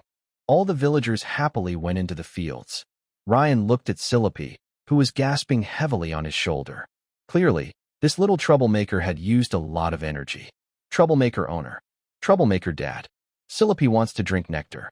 Ryan held her gently and comforted her. "I'll buy some for you now." Normally, besides Leona, who has Venice's purple lotus mark, the other 3 spirit pets need to eat 8 or 9 gold coins worth of food every day. Silopi hadn't had nectar for 2 days, and Vivian and Shirley had only been able to eat some regular food these days. Although these foods could fill their stomachs, they only kept them alive. For these spirit pets that rely on elemental energy to stay active and grow, it was like humans drinking only water, just enough to survive. Ryan didn't have much money, but he had points. Current points, 2570. He opened the system shop.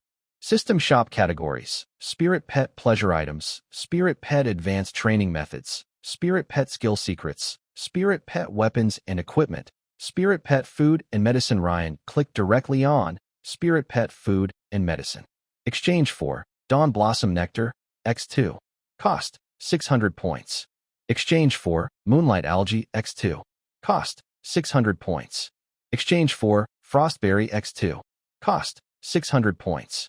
Current points, 770. The reason these items are so expensive, the system explained, is because they are provided instantly and are not affected by market prices. If you want them, the system has them, and they are always at this price. As for how others might copy the prices outside, that's their business.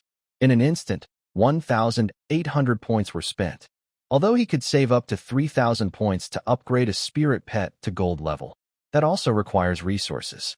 Changing methods without resources to support them is pointless to save. These can only be eaten for 2 days. If saved carefully, they might last for 4 or 5 days. The 3 spirit pets saw the food in Ryan's hand, and they drooled with hunger. Young master, just as Ryan felt a bit distressed, Hea, the beautiful woman who reassures him, came over. Recently, I've been reading some books on spirit pet nutrition.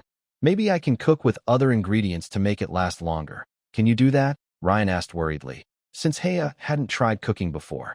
If she failed, all these ingredients would be wasted. Well, I don't really know. I just wanted to help you, the woman said uncertainly. Maybe we can try? But I only learned from books, so I'm not sure if it will work. Meow. Vivian, the little cutie, held her moonlight algae and handed it to Hea. Meow. Shirley, holding her frostberry, walked gracefully to Hea's feet, looked up at her, then at Ryan. Hea crouched down and reached out her hand. Shirley gently placed her berry in Hea's palm. This moved Hea so much she hugged the 2 little ones. Mommy's good babies. Mommy will make something delicious for you.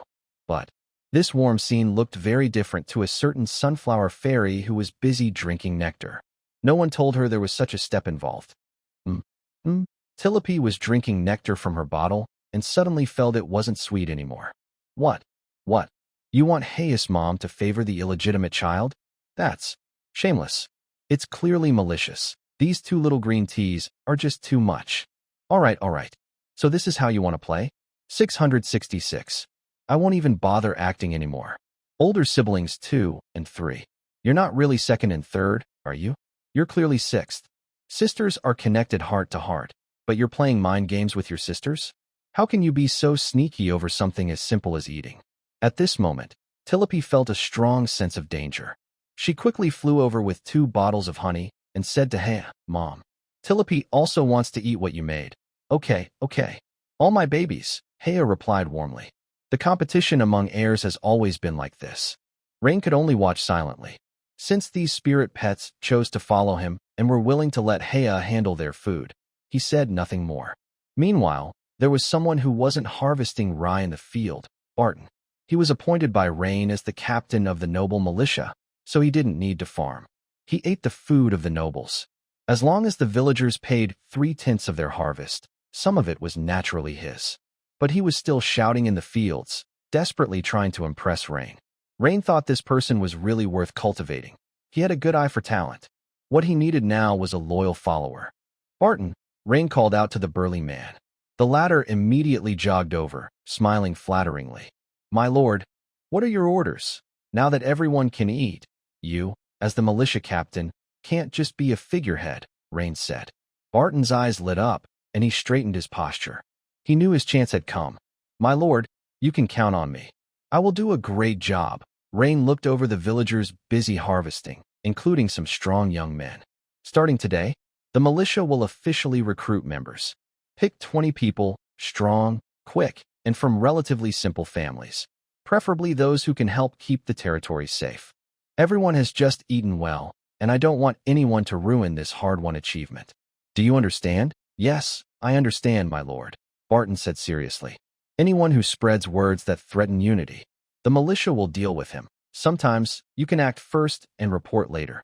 But you must keep this boundary in mind, Rain said, patting Barton's shoulder. The big man broke out in a cold sweat. He thought he just needed a beating to teach him a lesson, but he didn't expect Rain to be talking about killing someone. Killing. Barton's throat went dry, and he instinctively swallowed. Not understanding gratitude is the biggest failure in life, Barton. Look, everyone was about to starve, but now they can eat enough. Some people might start having unwanted thoughts. Ryan can show kindness when people are hungry, but now that they are full and have plenty of food in their pockets, he needs to be careful. I am a kind lord, but sometimes unexpected things happen, and I can't take care of everything. At those times, you need to be flexible, understand? Ryan's voice remains calm, even gentle, as if teaching a slow student. These soft words make Barton realize something. This lord is not just kind and lucky on the surface. His kindness has limits. Understood. Lord, Barton pats his chest. Good. Tonight, you don't need to sleep. Take a few brothers, have some wine and meat, Ryan says, pulling out some smoked meat wrapped in oil paper and 2 heavy leather wine bags from his secret space, stuffing them into Barton's arms. As a noble, Ryan naturally doesn't eat plain porridge like common people. He has some wine and meat prepared. Let them see that following you, Barton, means not only having enough food, but also wine and meat. But the key is to be able to prevent risks. For the next few days, we will slowly harvest the wheat. We won't gather it all at once. Your job is to watch for anyone sneaking into the fields at night to steal wheat, and also listen carefully. If anyone is spreading harmful rumors to cause trouble, for example, saying after harvesting the wheat, they will take their wives and children to move elsewhere. Hearing Ryan's subtle warning, Barton looks shocked. Lord, this, Barton, you must understand. Tulip Valley is no longer a lifeless wasteland. It's no longer a place of starving corpses and chaos. It's a thriving paradise. I want to build such a paradise, and I can't allow rumors and gossip to spread during this process. Ryan's words carry a persuasive power. Look at this wheat field, the smiles on the children's faces, and the hearty wheat porridge in everyone's bowls. Who has brought all this? You are the one. Barton's tone gradually steadied, and his expression showed a hint of excitement. So, your task is very important for Tulip territory. Do you understand? The next day, a fight broke out in the fields. One of the villagers said he wanted to finish harvesting the wheat and then take his wife to nearby Stone Crow Town. But 2 strong men overheard him and beat him up. Why did you hit him? Ryan arrived in the field, furious. The 2 strong men knelt before Ryan. My lord, this person is ungrateful. He eats the grain you give us, but plans to leave with his wife to Stone Crow Town after harvest. Isn't that ungrateful? So what? Ryan shouted angrily, kicking them in the chest. I told you, Tulip territory is a civilized society. In a civilized society, people's freedom is respected. On the tulip fields, many villagers watched this scene. Actually, many of them shared similar thoughts. Of course, those with such ideas usually have relatives or friends elsewhere. They want to contact their loved ones outside and ask about job opportunities. After a famine, not everyone wants to leave. Just like in places hit by floods or earthquakes, the social wealth and power structures are often shaken. Some people used to live comfortable lives and naturally want to continue doing so. But, my lord, another strong man tried to argue. Be quiet, Ryan interrupted him, then took a deep breath and helped up the injured villager with a swollen face. Is everything all right? Yes. Yes. Thank you, my lord. The middle-aged man was very excited to be so close to a noble for the first time in his life. Both of you. Today, each harvest 10% of the crops from your own fields and give it to him as an apology and a lesson. Solving problems depends on rules, not fists. This decision caused the watching villagers to murmur quietly. They all praised the Lord for his fairness and justice. The beaten villagers were also stunned. He was about to leave for another place, yet the Lord still treated him so kindly. Reen patted his shoulder, then turned to the crowd. I know many of you are worried about your future lives. I understand that, but since I am here, I won't let everyone suffer. I said I want to build a civilized society.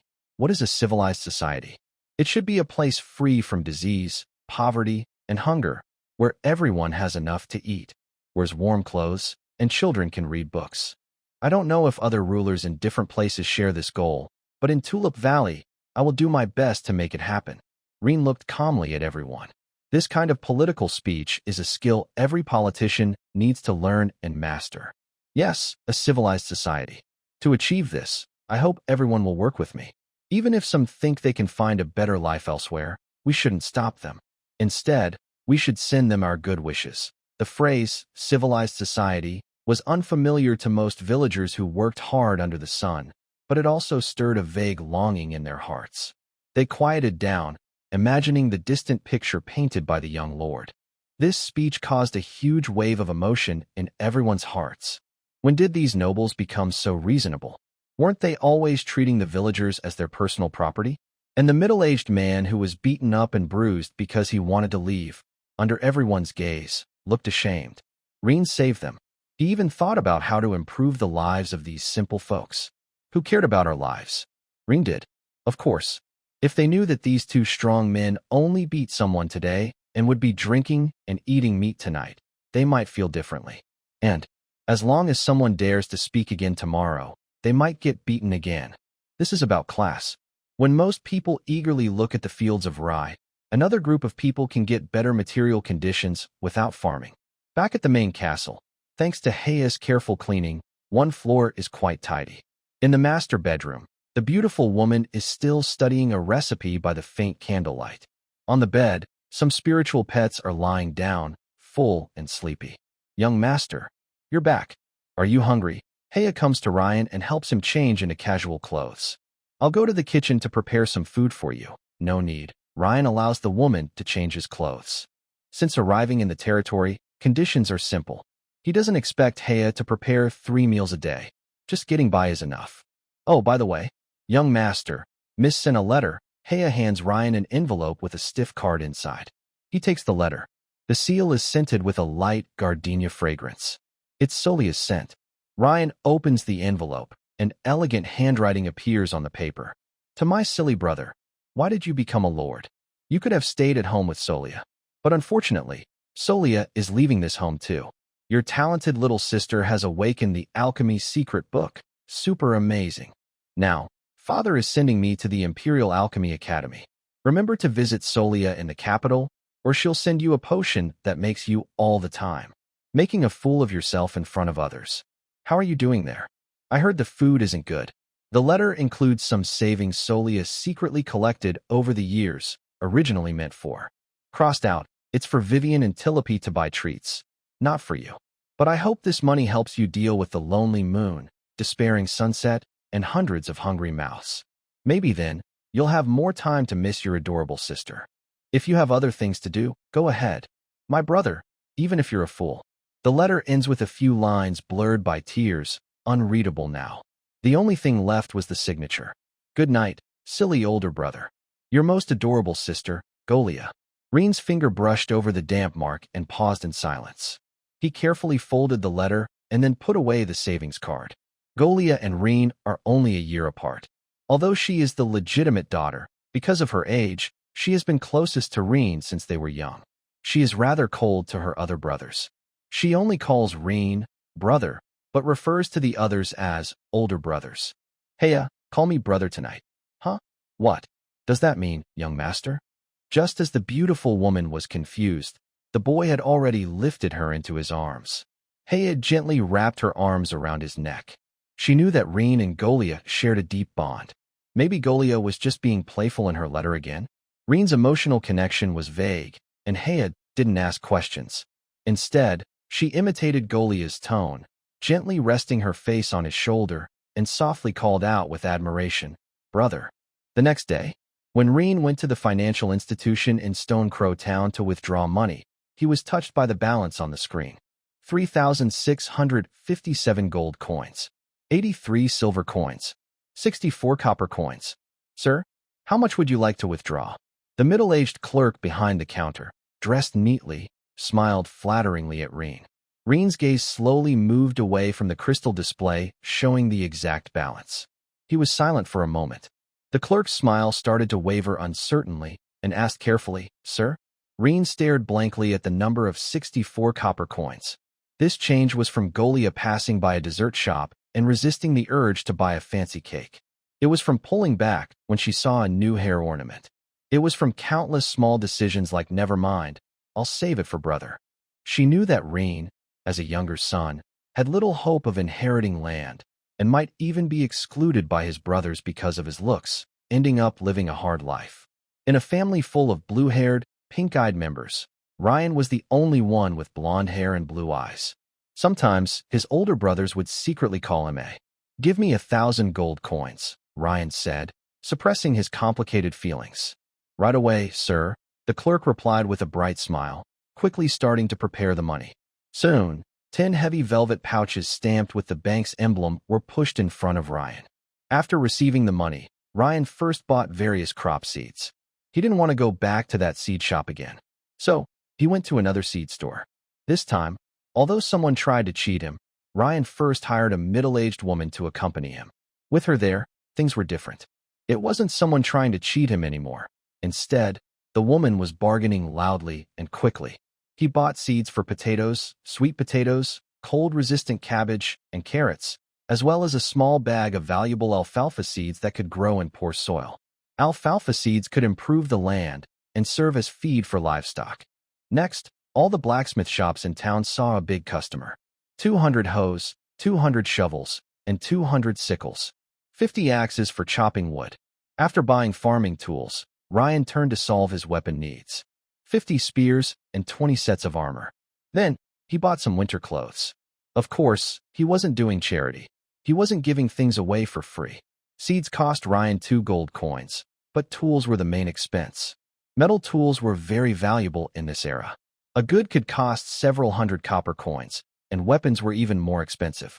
Armor was a luxury. So, this time, Ryan spent about 150 gold coins. On the street, the middle-aged woman was amazed by Ryan's secret book. She had heard of magicians and contract masters, but she didn't know exactly what they were. Now, she was starting to understand a little. No matter how many things he bought, this noble young master would just open his hand, and a shining silver book would quickly be tucked away inside. "Are there slaves for sale in Stone Crow Town?" Ryan asked the woman as he left the blacksmith shop. He took a gold coin from his pocket and tossed it to her. "This is a reward for you. I'm very pleased with your help today." The shiny little treasure drew a bright arc in the air and landed precisely into the rough but quick hands of a middle-aged woman. She instinctively clenched her fist. The cold metal and its heavy weight made her gasp for a moment. It was a gold coin. This coin was worth several months of her hard work, running errands, and helping others. She quickly tucked the coin into her most secret pocket and smiled more eagerly than before. "Thank you, sir. Thank you for your generosity. Don't call me sir," Ryan frowned. Although that title was normal, he preferred to be called your lordship. Of course, ordinary people usually didn't understand these subtle differences. Yes, your lordship. Sorry, I don't know the rules." The woman hurriedly changed her words, her smile becoming more humble. "Sir, you're buying a. What do you plan to do with it?" Although it seemed like a formal auction where living creatures weren't supposed to appear, if someone wanted to buy, someone else would sell. And this empire already had slaves. The upper class just had a nicer way of doing it. So the auction had these silly rules. In a civilized society, how could there be trade in intelligent beings? It definitely happened. Because the noble families of Tallow liked buying and using slaves, and the empire had laws that turned people into slaves, in the capital city of Tallow, they cared about appearances or international reputation. But in the countryside, who cared about that? Of course, the origins of slaves were also carefully considered. Those traders, if they dared to capture free citizens of the empire to sell as slaves, they would face the wrath of the Tallow royal family.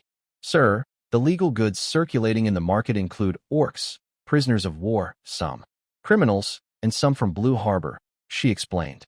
"If you're looking for strong and capable workers, like cotton pickers or farmers, you'll definitely need to buy black slaves." "No black slaves," Ryan showed his disgust. "I'm a baron. I'm building a civilized society, you know?" Yes, your lordship. Civilization. I shouldn't have mentioned such animals in front of you." The woman quickly bowed, afraid of losing Ryan's support. "And you don't want castrated ones either? This won't cause trouble for your territory." The middle-aged woman seemed to have some connections. Otherwise, she wouldn't know that some slaves had been castrated. "Don't." Ryan shook his head. At that moment, the woman realized she had touched the young noble's obvious sense of aesthetics. He wasn't a lord trying to build a civilized society, but simply disliked certain things. Then, "Can you accept orcs?" Ryan looked at her with confusion. "Are you a trader?" The middle-aged woman clearly noticed her eager tone to make a deal and quickly denied. "My lord, I am just a woman from a small town. I can't be involved in such business. If I were a trader, would I be bargaining with you on the street?" "Oh, I know a merchant boss who offers referral commissions." "You know?" "Yes, I know." Ryan nodded upon her honesty. "I don't mind how much commission you earn, and I respect all industries. What side jobs you have are your own business, but I hope that during the time I hire you, you will act in my best interest. I won't treat you unfairly. I understand. Just relax and trust me." The middle-aged woman clearly understood the difference between serving nobles and serving traders. How could she not? What if the young master in front of her just liked older women? What if he wanted her to work for him? Wouldn't that be a wonderful thing? With the middle-aged woman leading the way, the two quickly arrived at a market. The place was filled with various smells, making people feel sick. Of course, there is also a high-end market, usually with a store where slaves are very clean, almost like pets, ready for selection. A bald merchant approached them. When he saw the middle-aged woman bringing a well-dressed young noble here, his eyes lit up. "Sir," the bald merchant bowed and greeted him. "Allow me to introduce myself. My name is Barak, at your service." A middle-aged woman saw the expression of excitement in the eyes of the bald merchant when he bowed, and quickly reminded him, "Barak, this nobleman, you must not be careless." She secretly warned Barak to hold back his greed. Of course, I understand. Your lordship, what do you need?" Barak's face grew more serious when he heard the noble title. Rain took out a tulip pinned to his chest, sniffed it to block out the surrounding bad smells. 30 soldiers, Rain said softly, smelling the flower. "Before nightfall, deliver them to tulip territory." "Can you do that?" Certainly. Barak nodded quickly. "We have naturally strong orcs and black barbarians who will fight for a bite to eat." Rain knew he couldn't buy good quality here. This place borders the Orsatti Empire, but the Orsatti are not easy to deal with. They wouldn't let traders freely enter to capture slaves. The Tyru people are also not ones they dare to arrest. As for criminals who were demoted to slavery, they are not suitable as fighters, only as laborers. "Just 30 orcs then," Rain pointed to the middle-aged woman beside him. "You negotiate the price with her. I only have one request, no 6 slaves." Of course. "I would never dare," she replied. "Oh, and give me 5 literate slaves, both men and women." Rain took out a purse. "I know you don't have them here, but you can go to your contacts. How much deposit do you need?" Barak knew Rain wanted him and the woman to negotiate the price, which meant he didn't need to bargain much. Since they knew each other well, he decided to settle the price directly. Barak rubbed his hands, smiling flatteringly with a row of gold teeth. "Well, at the lowest market price, one orc soldier costs 5 gold coins, as you know. That includes training costs. Literate slaves are even more valuable. I can get you the lowest price from my contacts, about 40 to 50 gold coins each. The final price is around 375 gold coins. You only need to pay a deposit of 50 gold coins." Barak felt his head spinning more and more. He wasn't trying to cheat Rain, but such a big order made him feel a bit dizzy. Suddenly, he seemed to remember something. "That's right. Sir, my godfather is Manda, the biggest trader in Stone Crow Town," Barak excitedly recommended to Rain. "If you need, he has many beautiful female slaves." "No, thank you," Rain shook his head. All this money was given to him by Golia. He didn't feel right using it for pleasure. Hearing this, Barak still didn't want to give up. Selling, right? Catching a big client. If he didn't sell to the fullest, what kind of salesman would he be? As a trader, he had done countless deals and knew exactly when the client was most likely to buy. That moment is right after the purchase. After closing a deal, they had built some initial trust. The next step was to keep exploring the client's needs.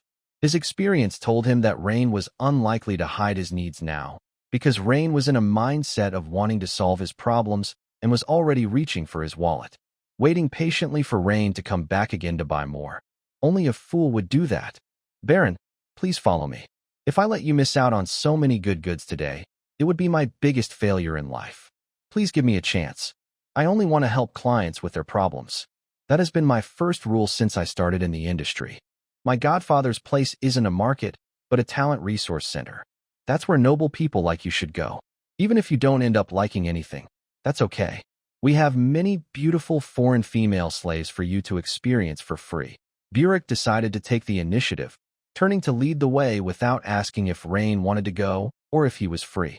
This somewhat forceful sales approach might seem rude in polite society, but Rain didn't mind. What he was saying was, "I want to make money from you, but I promise to show you real quality goods." "Lead the way," Rain said calmly, showing no emotion. He knew what Barak was after. Middle-aged women might not have much knowledge, but they probably knew roughly how much cheap slaves cost. But high-end slaves? An ordinary woman wouldn't know these things. The three left the noisy, chaotic outdoor market area and arrived at a relatively prosperous street in Stone Crow Town. They stopped in front of an elegant three-story building. The entrance hall was spacious and bright, with dark, textured wooden floors that reflected the light. A tall, graceful crystal chandelier hung from the high ceiling. The middle-aged woman almost dared not breathe, feeling a bit lost on the smooth floor, her eyes wide with surprise.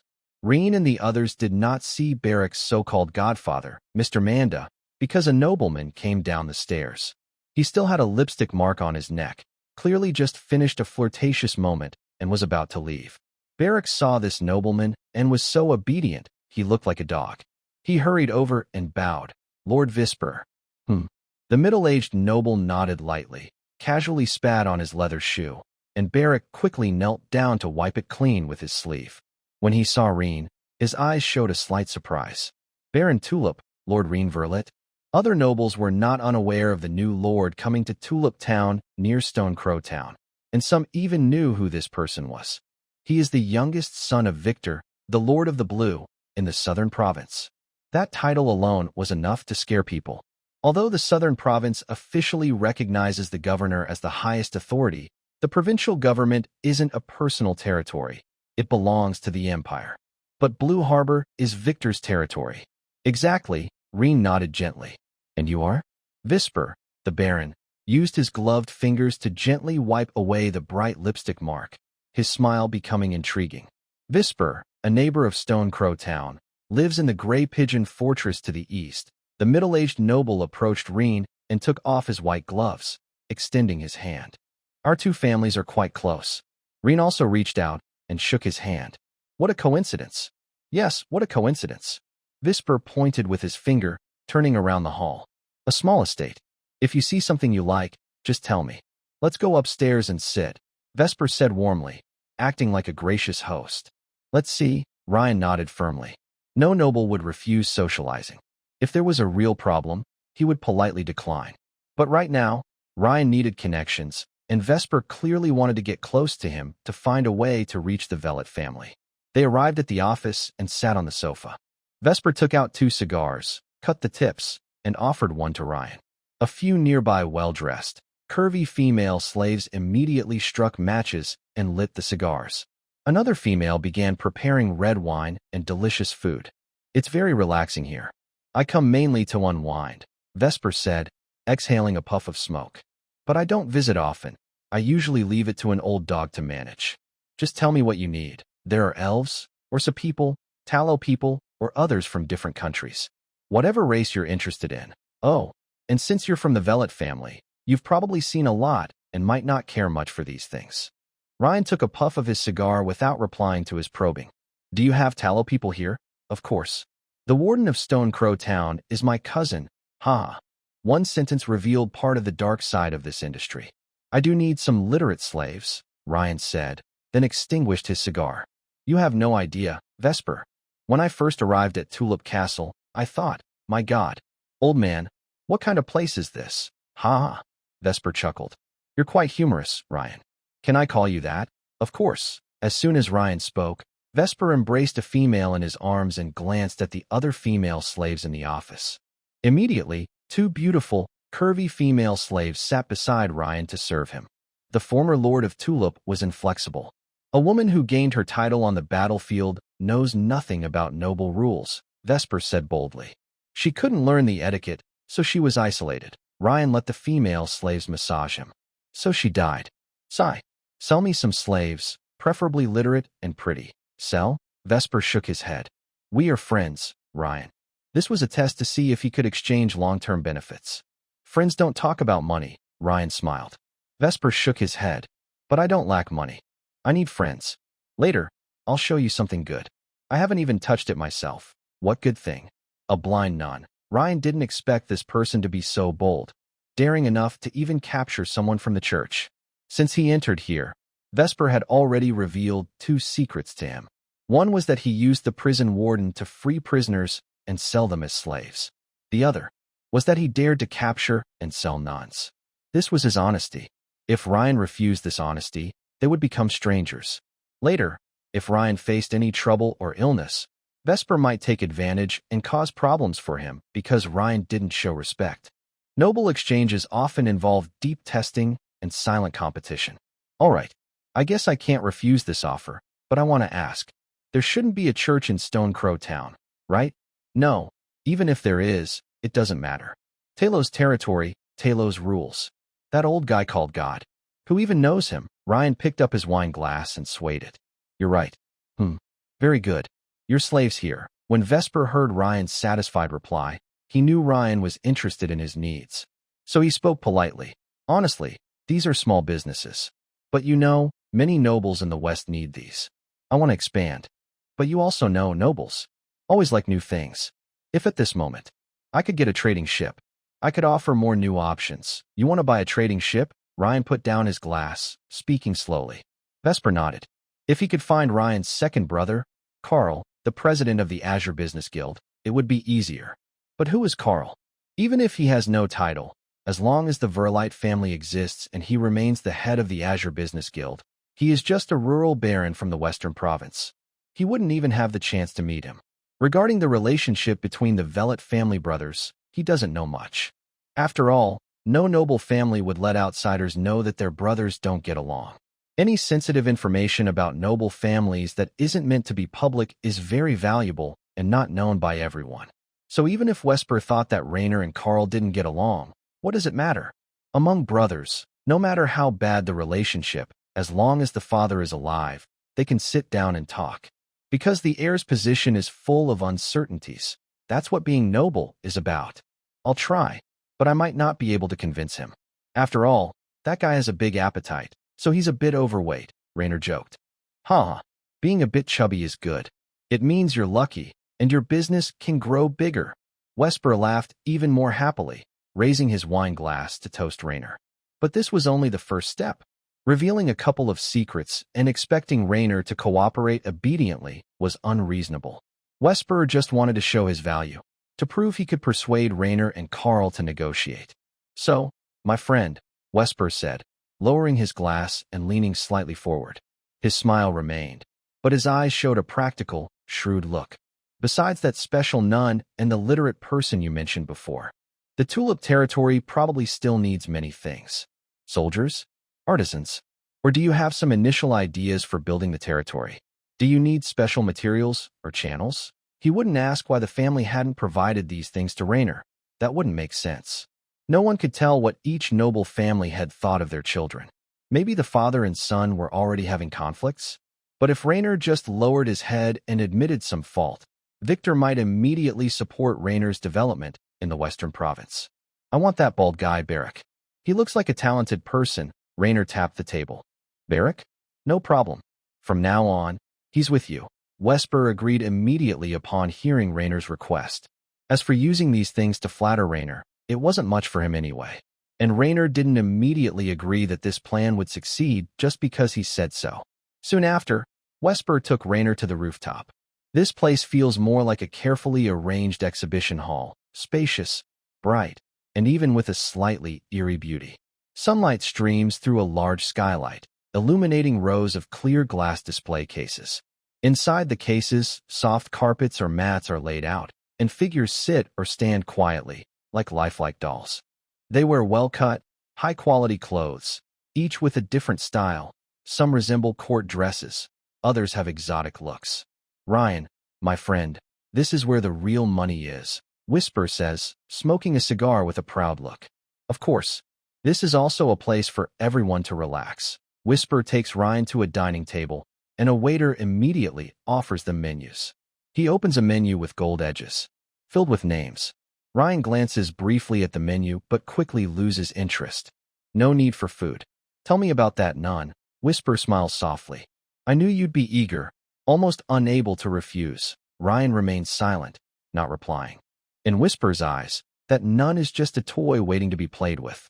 But in Ryan's view, even if the nun is blind, she knows herbs, understands healing, and has influence. Having a lord recognized by the church makes her special in the hearts of the common people. Although the church's influence in the Talo Empire is small, noble titles and ceremonies like weddings are not closely tied to the church. Commoners can hold weddings and funerals without church involvement. It's not a big deal. The church wants to make money in the Talo Empire, but it's difficult. But what is the church? To some believing common folk, it is the ultimate authority on morality and order. Whether this nun was bought or kidnapped doesn't matter. What matters is that no one finds out. For now, God's gaze won't be on this remote village. Ryan needs her to keep praising him in front of the common people, like hiring a popular influencer to boost his image daily. When Whisper notices Ryan's silence, he realizes it's not the time to tease him further. He puts down the menu, claps his hands, and several maids start to move. Whisper's tone carries a hint of regret. I was actually planning to invite you for some afternoon tea. Sorry, I have many things to do. You should know that my current situation is really stressful. Just a little longer away from that terrible place, and I worry about the rebellious commoners. Whisper shrugged, seeming unsure about Ryan's excuse. Soon, a few maids brought a well-rounded woman to stand beside them. She wore a simple black ankle-length monk's robe that covered her entire body, with a high collar buttoned up to her chin. The robe fit her closely, and her eyes were covered by plain white cloth.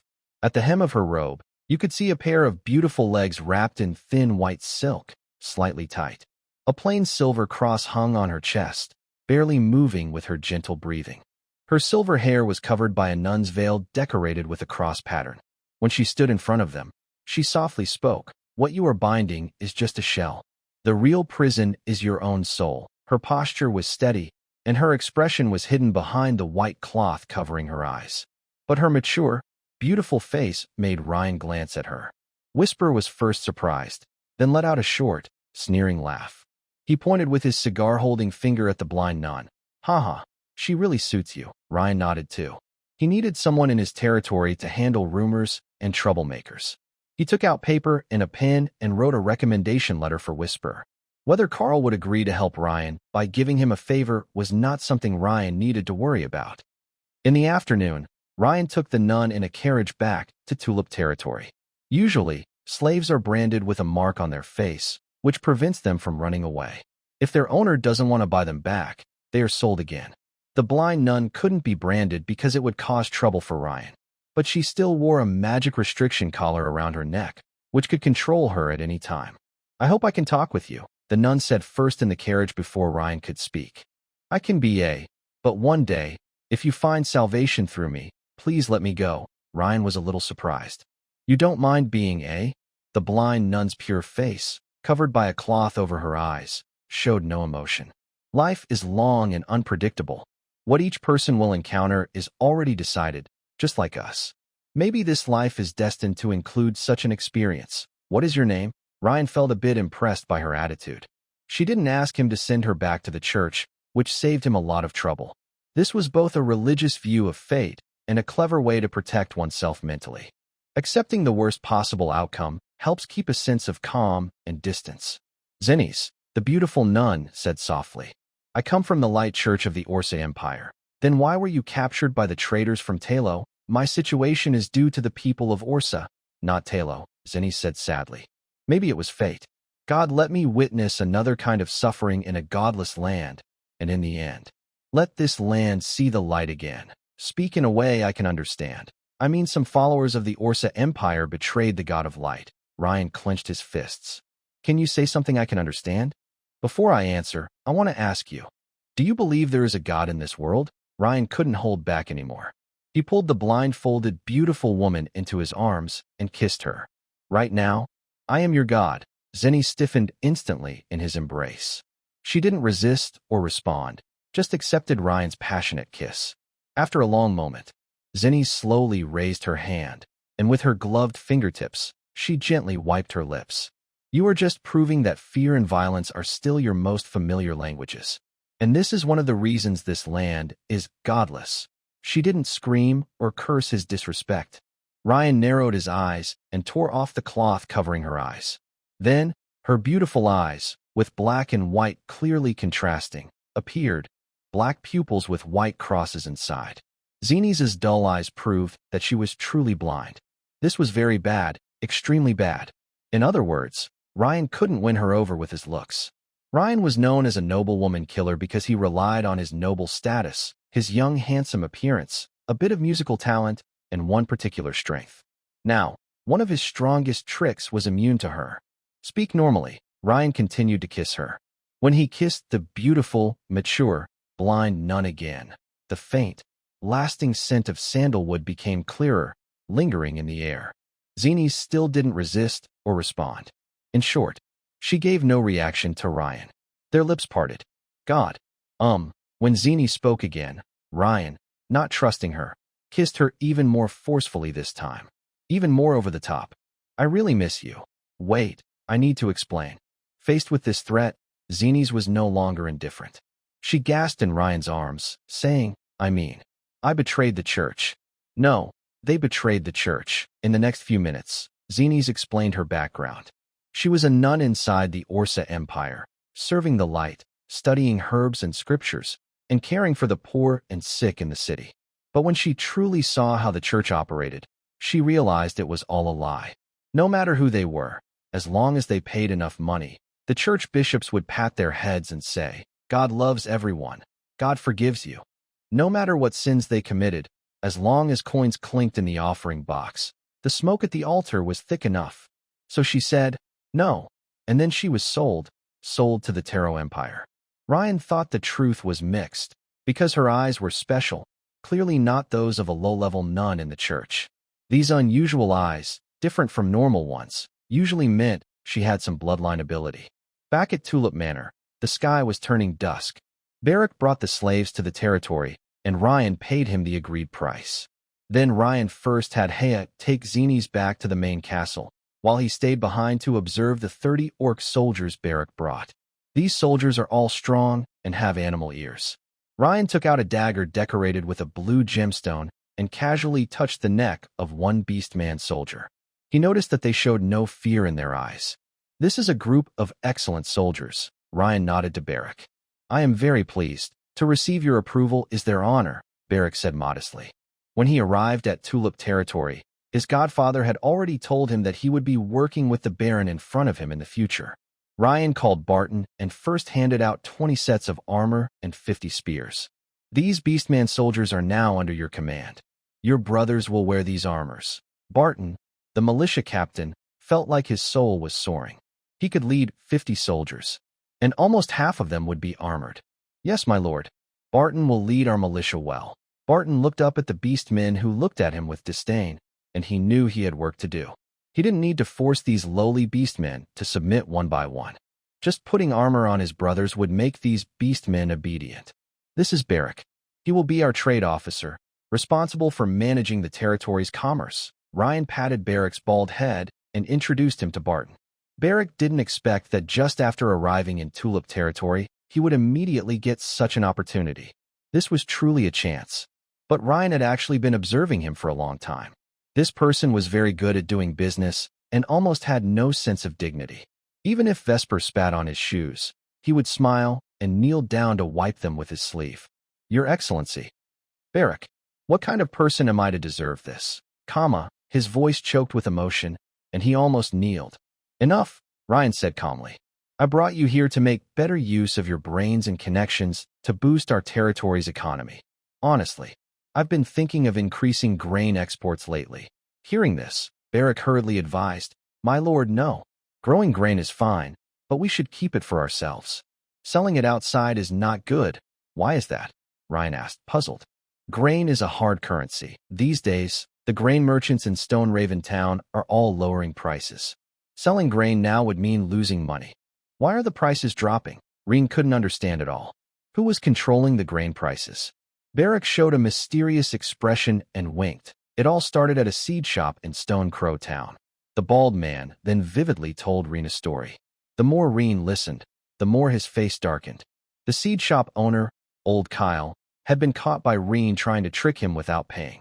Instead of lowering the prices, Kyle endured it. When other merchants asked about it, Old Kyle started to make up stories seriously. He claimed that a baron had come down from above to secretly investigate grain prices. He spoke confidently, even using this information to get a few silver coins from Barrack. Barrack, proud of this insider info bought with a few silver coins, happily presented it to Reen. Reen sighed, thinking, there's always someone higher up. Lord, Old Kyle told me that this time, It's the Sterling family investigating. The person is Miss Cletus's husband. The Sterlings are a powerful family active in the provincial capital. We definitely shouldn't poke the tiger's den. The seed shop owner didn't care if the news was false. When trouble happened, he just blamed everything on Reen. Everyone saw a noble enter his seed shop that day, so the story could be big or small. If the Sterling family found out Reen was using their name to deceive people, Reen would be embarrassed among the nobles. Isn't that story too believable? Reen's face darkened. He couldn't believe the seed shop owner was so bold and acted so strangely. Of course, in the Western Province, who dares joke about the Sterling family? Barrack nodded seriously. Now, most grain merchants in Stone Crow Town who have some connections are quietly selling their grain, which is why prices are falling. Lord, we must not take risks on the guillotine. Selling a lot of grain now would just tell everyone we have stock, and we might even be hoarding it. Barrack felt very important to Reen at this moment, like a wise advisor. Reen listened to Barrack's plan, and his face darkened. Barrack also noticed Reen's unhappy expression, which confused him. Normally, since he was giving advice, Reen shouldn't look so surprised and then pat his shoulder, saying, "My success depends on you. Just plant first, then see," Reen said with little interest, then took out farming tools from the secret space and handed them to Barrack. "These are for you. Anyone who wants farming tools must exchange grain, and they are only rented, not sold." As Barrack solemnly accepted the order, Reen noticed a dark cloud inside the secret space. This was strange because the spiritual pets weren't inside. So how could the secret space change? Reen couldn't figure it out, so he decided to put it aside for now. Then he started marking out 100 acres of wasteland, telling Barton to inform the villagers that they would plant potatoes next. And just like before, whoever cultivated the wasteland would keep 70% of the harvest and 30% would go to Reen. Hearing this ratio, Barrack wanted to stop Reen, but in the end, he held back. How could Reen only get 30%? Shouldn't it be 70? After all, the land belonged to Reen. But since Reen had his own ideas, and he was new here, Barrack didn't say anything. The villagers saw that the land under the black wheat field had turned white and knew that the 100 acres of land was considered wasted. But since the Lord had methods to promote growth, he should also have ways to restore the land's fertility, right? Reen then returned alone to Tulip Castle. He went straight to the study and sank into the secret space. In just a moment, the dark cloud inside the secret space was flashing with lightning, as if nurturing some ominous creature. Reen couldn't figure it out, so he could only write a letter and send it to the academy, asking Selena, Fila, and Dean Winisa. Reen thought it was necessary to buy a communication ring, so he could contact his lovely women quickly. But these rings were expensive, so he had to put that plan on hold for now. In the living room, Reen saw the blind nun kneeling devoutly beside little angel Leona, seemingly praying softly.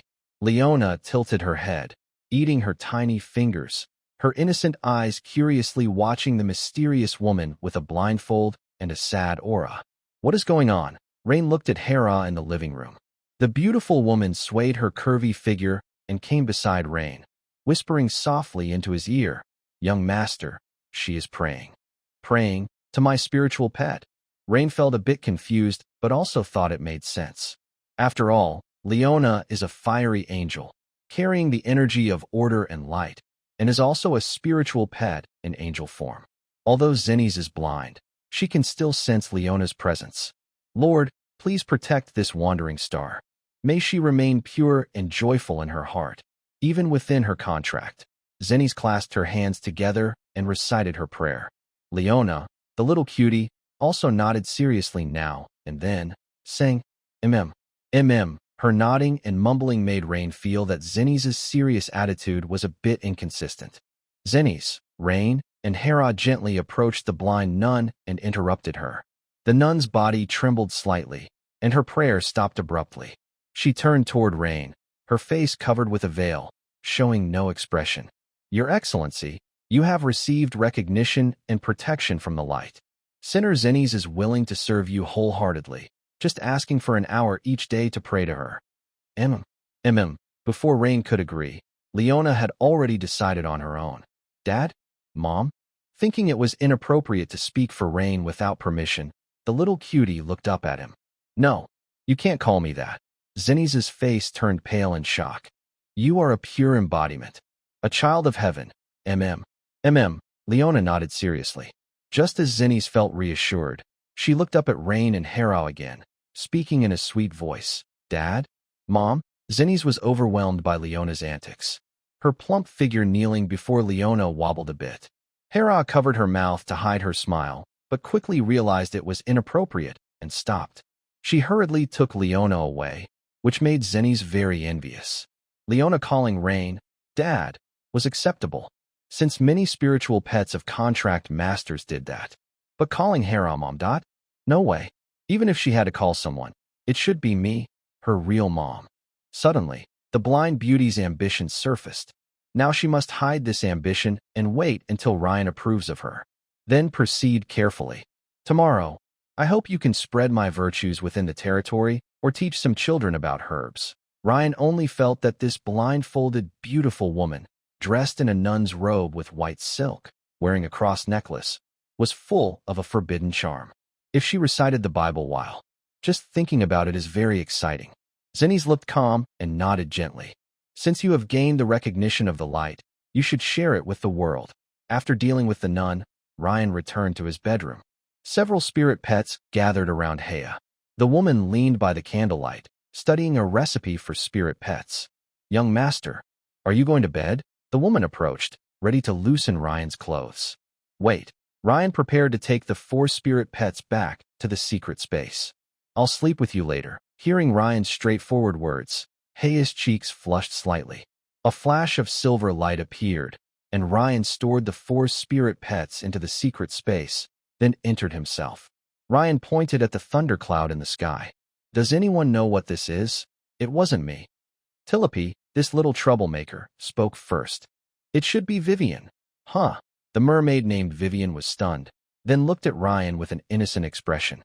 She felt Tilope was just teasing her for not being able to speak. Seeing Vivian almost start to cry, Ryan quickly comforted her. You're a good girl. Dad believes you wouldn't do such a thing. Sniff, sniff. Vivian nodded heavily under Ryan's gentle head pat, wiping away her tears. If none of you did it, then how did this cloud form? Ryan was a bit confused. Papa? Mama. Leona flew in the air, pointing at the purple lotus mark on her forehead. Can you contact the headmaster through this mark? Ryan asked excitedly. Then what are we waiting for? Yes. Leona nodded, and the purple lotus on her forehead glowed, beginning to help Ryan summon someone. Soon, purple star-like lights began to gather inside Ryan's secret book space, then transformed into the beautiful figure of Dean Winisa. Ryan looked at her in disbelief. Dean, without my permission, how did you get into my secret book? Winisa smiled softly and stroked Leona's hair. Every secret book is made of broken rules. As long as you master space magic and have a beacon, you can teleport to someone else's secret book space. So, most secret book owners rarely store treasures inside their own space. Ryan didn't expect secret books could be stolen like that. But don't worry, these space teleportation channels are fixed. You come in the same way you leave, and nothing will happen like an assassin suddenly appearing in your secret book while you're sleeping. Hearing this, Ryan felt relieved. If he was sleeping with Hea, and suddenly an enemy appeared in his secret book, would he fight or keep quiet? Mommy, Leona was so happy to see Winisa that she kept acting cute in her arms. The melancholy beauty seemed to accept this clingy little girl. She looked up at the dark clouds in the secret book space. This isn't good. Your secret book disaster might be unusual. Secret book disaster? What's that? Ryan was a bit confused. No one had told him about this before. Secret book disaster. Winisa gently placed Leona on a floating cloud-like element and turned to look at Ryan. Every secret book owner, while blessed by the heavens, also bears risks. This is part of the rules and order. When a secret book owner can't handle this risk, their life will end, and the secret book will return to the source of the world, waiting for the next lucky person. Winisa's explanation made Ryan understand. Sometimes, secret books can have monster disasters or similar events. If you can't handle it, you die. It's coming soon. Winisa looked serious as she watched a beast's leg emerge from the dark clouds. It's a golden-level sun-eating dog. It seems your spiritual pet has great potential. Otherwise, a golden disaster wouldn't appear at the silver stage. Can I keep this as a spiritual pet? Realizing that the golden level is very powerful, Ryan wondered if the beautiful woman, the Dean, could be easily defeated just by a simple gesture. No, it is controlled by rules, Ryan. It is very interested in your Archangel and the Tulip Spirit. I can't stay here any longer. What? Ryan was surprised that the woman wanted to leave, thinking she couldn't rely on her for support anymore. If I intervene, it will be strengthened by the rules and might even become a platinum-level disaster, Vanessa said seriously. But it only has 1 star at the gold level, so I believe you can handle it yourself. And what do I get if I win? Gain. Vanessa was momentarily stunned by Ryan's practical question. Then she chuckled softly, a rare hint of mischief on her face.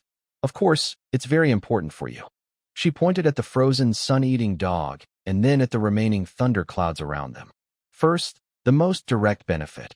If you can defeat this sun-eating dog with your own strength inside the secret space, the rules that make up its body will gradually break down and disappear. These broken rules are excellent nourishment for the secret space itself, Vanessa explained in detail. In short, good luck. Can't we just avoid fighting? No. If you do nothing, it will destroy the secret space until your secret book is damaged and disappears. As soon as she finished speaking, the woman vanished into the space, leaving only the fragrance of lotus on her. Woof! Vanessa left, and the black dog in the sky became more aggressive. Although it is a dog, it is about the size of a cow, covered in black lightning, with glowing white flames in its eyes, fixed on Leona and Tilope. Leona chewed her finger, seeming completely unafraid. Tilope quickly cast Golden Guard, and everyone's body started shining with golden light. Ryan looked serious. Why does this dog have so many attributes? From its appearance, it has at least 3 attributes: dark, lightning, and fire. All are very aggressive elements. It roared loudly, descended from the sky, and then landed. The grass and flowers under the sun-eating dog instantly withered. Shirley opened her mouth, showing sharp teeth, and started to hiss. Cats and dogs cannot play together. Reen could only watch these spirit pets fight from the side. He still needed a spirit pet that could possess others. If he had one, he could join them in battle. Tilope, activate Flower Edict, absolute parasitism, and absorb energy. Finally, form Empowered Petal. To help Leona, Reen began giving commands. He quickly created a combined attack move to try it out. As soon as he finished speaking, Tilope, the female little ghost, started chanting spells. Stupid dad, don't say so much at once. Tilope floated in the air, sounding a bit anxious. Talking too much makes my head fuzzy. My mind is full. I can't think at all. Reen ignored her foul words. It was difficult to activate 3 skills at once and combine them, but this was his first try. Around them, plants and trees began to grow quickly under Tilope's guidance. Many vines and roots broke through the ground, then were absorbed by golden pollen falling from the sky, causing them to wither fast.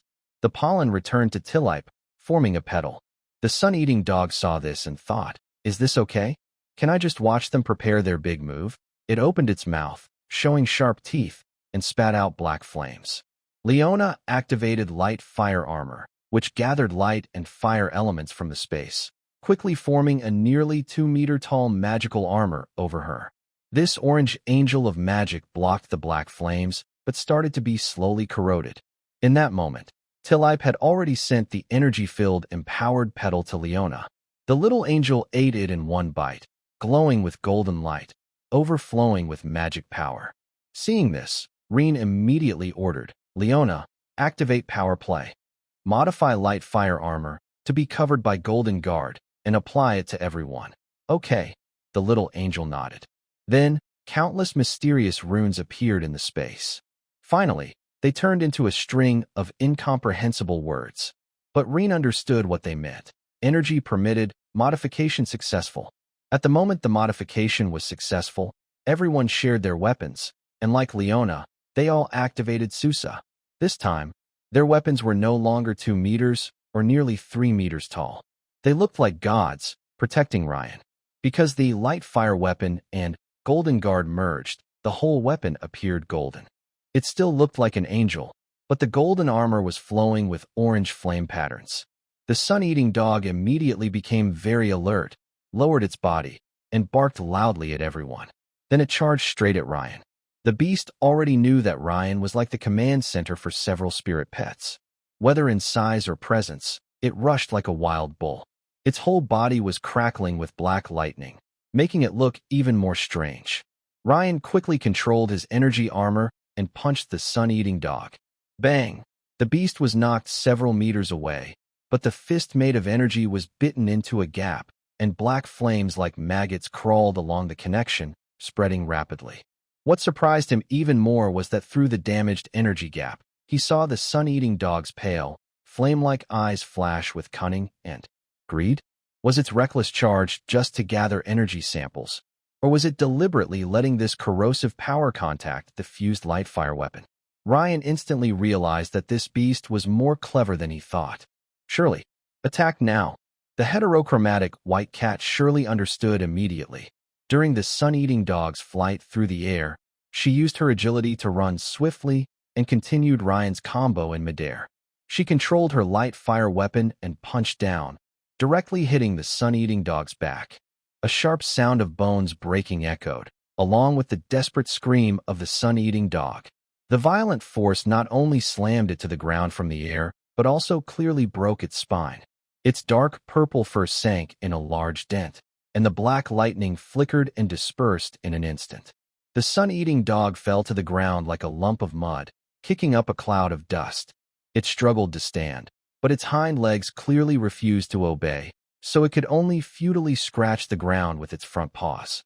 The beast let out a painful and angry whimper, its pale, flame-like eyes fixed tightly on Shirley, filled with hatred. Cats and dogs are not meant to get along. Good opportunity, Ryan ordered. Vivian, activate Water Shadow Arrow and Thunderstorm. Ing, ing, ing. The cute mermaid responded immediately upon hearing Ryan's command. Then, with her angelic armor-covered hands, she began gathering thunder and water elements. Soon, a nearly 3-meter-long deep blue energy arrow, filled with raging lightning and swirling torrents, quickly formed in her armored hands. The arrow was made entirely of highly compressed liquid thunder, with electric arcs flowing like water on its surface. The tip was a tiny, spinning water mine vortex, emitting a deep, dangerous hum. The sun-eating dog looked terrified, but now it was not only injured in its spine, but also paralyzed by the lightning rain from the sky. Although it also had lightning attributes, that didn't mean damage of the same element was ineffective. Snick, boom, the deep blue lightning water arrow transformed into a twisting streak of light, accurately piercing the dent in the sun-eating dog's back caused by Shirley. There was no piercing through or explosion. As soon as the arrow entered the wound, the violent water and lightning energy within it erupted like a burst of release. Visible to the eye, a blinding blue-white electric light lit up inside the sun-eating dog's massive body. Its fur suddenly puffed out, then shrank back violently. Countless fine arcs of electricity and streams of water shot out from every pore, even from its eyes, mouth, and ears. Finally, it collapsed and died. The sun-eating dog was stunned. In a one-on-one fight, no one here was its match. But Ryan's spiritual pet combat system was already very mature, and each of his pets was extraordinary. If another spiritual pet had been able to team up with this dog, the fight wouldn't have been so easy. At this moment, Ryan's contract secret book began to glow silver in the air, absorbing the energy released by the sun-eating dog. Finally, it returned the energy to this secret space and the 4 spiritual pets. Tilly P.E. upgraded from Silver 4-star to Silver 5-star. Vivian, upgraded from Silver 1-star to Silver 2-star. Shirley, upgraded from Silver 3-star to Silver 4-star. Leona, upgraded from Silver 1-star to Silver 2-star. Frost Phantom Cat. Shirley learned a new skill, Shadow Stealth. Shadow Stealth. Shirley's shadow can blend into an enemy's shadow and then instantly teleport next to the possessed shadow. This is like a quick movement skill and can surprise enemies. Ryan left the secret space, holding 4 spirit pets, and returned to his bedroom. His mind kept replaying the exciting victory. It was late at night. The beautiful woman Heo was already asleep. Ryan took a deep breath and carefully approached her. The sleeping woman mumbled softly. She dreamed of an Eastern poet, dressed in white, standing in front of her, reciting words she couldn't understand. Two dragons fight for dominance. The Red Cliff ships are swept away. What kind of poem is this? She had never heard it before, but she could still hear the poet in her dream. Fiery flames light the sky. Zhou breaks Chow Chow here. Heya was surprised inside. The poem seemed related to a battle. The Battle of Red Cliffs? When the poet turned his head, Heya looked at him with disbelief. Young master, is that you? Early morning, Ryan sat at the dining table. Heya was feeding him bite by bite. The woman's eyes showed some resentment. Ryan awkwardly smiled. What's wrong? Young master, you really. Heya, exuding a charming mature scent, gently fed him. In the future, no more pranks like that. The young man coughed slightly. He was just sleeping. He didn't expect Heya to dislike it. Maybe some people just don't like being teased. Heya couldn't judge Ryan's mischievous humor. What she cared about was, Ryan always carried those spirit pets. After a careful service from the woman, Ryan finished his meal and left the main castle. With farming tools, the villagers' work enthusiasm was high. They only knew that the kind lord had brought a merchant to provide various farming tools. Although these tools were only for rent and not for sale, which made some people who wanted to stay and farm feel a little uncomfortable, it was not a big problem. After planting these potatoes, Ryan was ready to develop animal husbandry. Lord Barton was patrolling the fields. When he saw Ryan arrive, he quickly ran over to greet him. Yes, Ryan replied casually, glancing at him. He noticed that the faces of the beastmen soldiers he led were swollen and bruised. Clearly, this guy didn't follow the rules of warfare. After giving his 20 brothers armor, he first educated these reckless beastman slaves. He released bags of potato tubers from his secret space, then pointed at Barton. Distribute these. Tonight, everyone can start planting. With the tools, the 100 acres of wasteland could be quickly cultivated. Yes, my lord. I'll do it right now. Barton immediately patted his chest armor, making a clattering sound. Oh, and ask Barrack to see me, Ryan said. Barton nodded in agreement. Also, have him bring those literate slaves here. Soon after, Barrack, a bald man, arrived at the field with several slaves. He showed a gold tooth and smiled politely at Ryan. Lord, they are all here. Barrack bowed to Ryan. When he turned around, his smile disappeared, replaced by a cold expression. He shouted sharply, What are you all standing around for? Kneel before your master. The slaves he brought, men and women, wore simple, clean but rough cloth clothes typical of slaves. Their faces showed fear and unease. At his command, they trembled and almost instinctively turned toward Ryan. With a thud, they all knelt on the freshly turned soil of the field, touching their foreheads to the ground.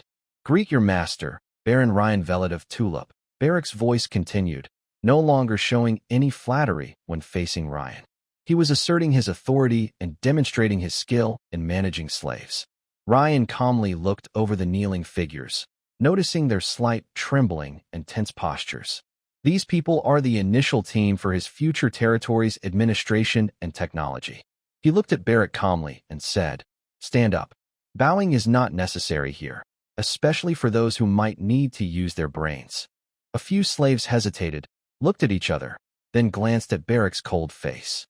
This scene made Ryan's face turn dark instantly. Barrack also seemed to realize something was wrong. These people are clearly Ryan's slaves. Why does Ryan care about their reactions when he asks them to do something? It's a real mind game. Slaves, those who can read, are all scheming. A cold sweat broke out on Barrack's back.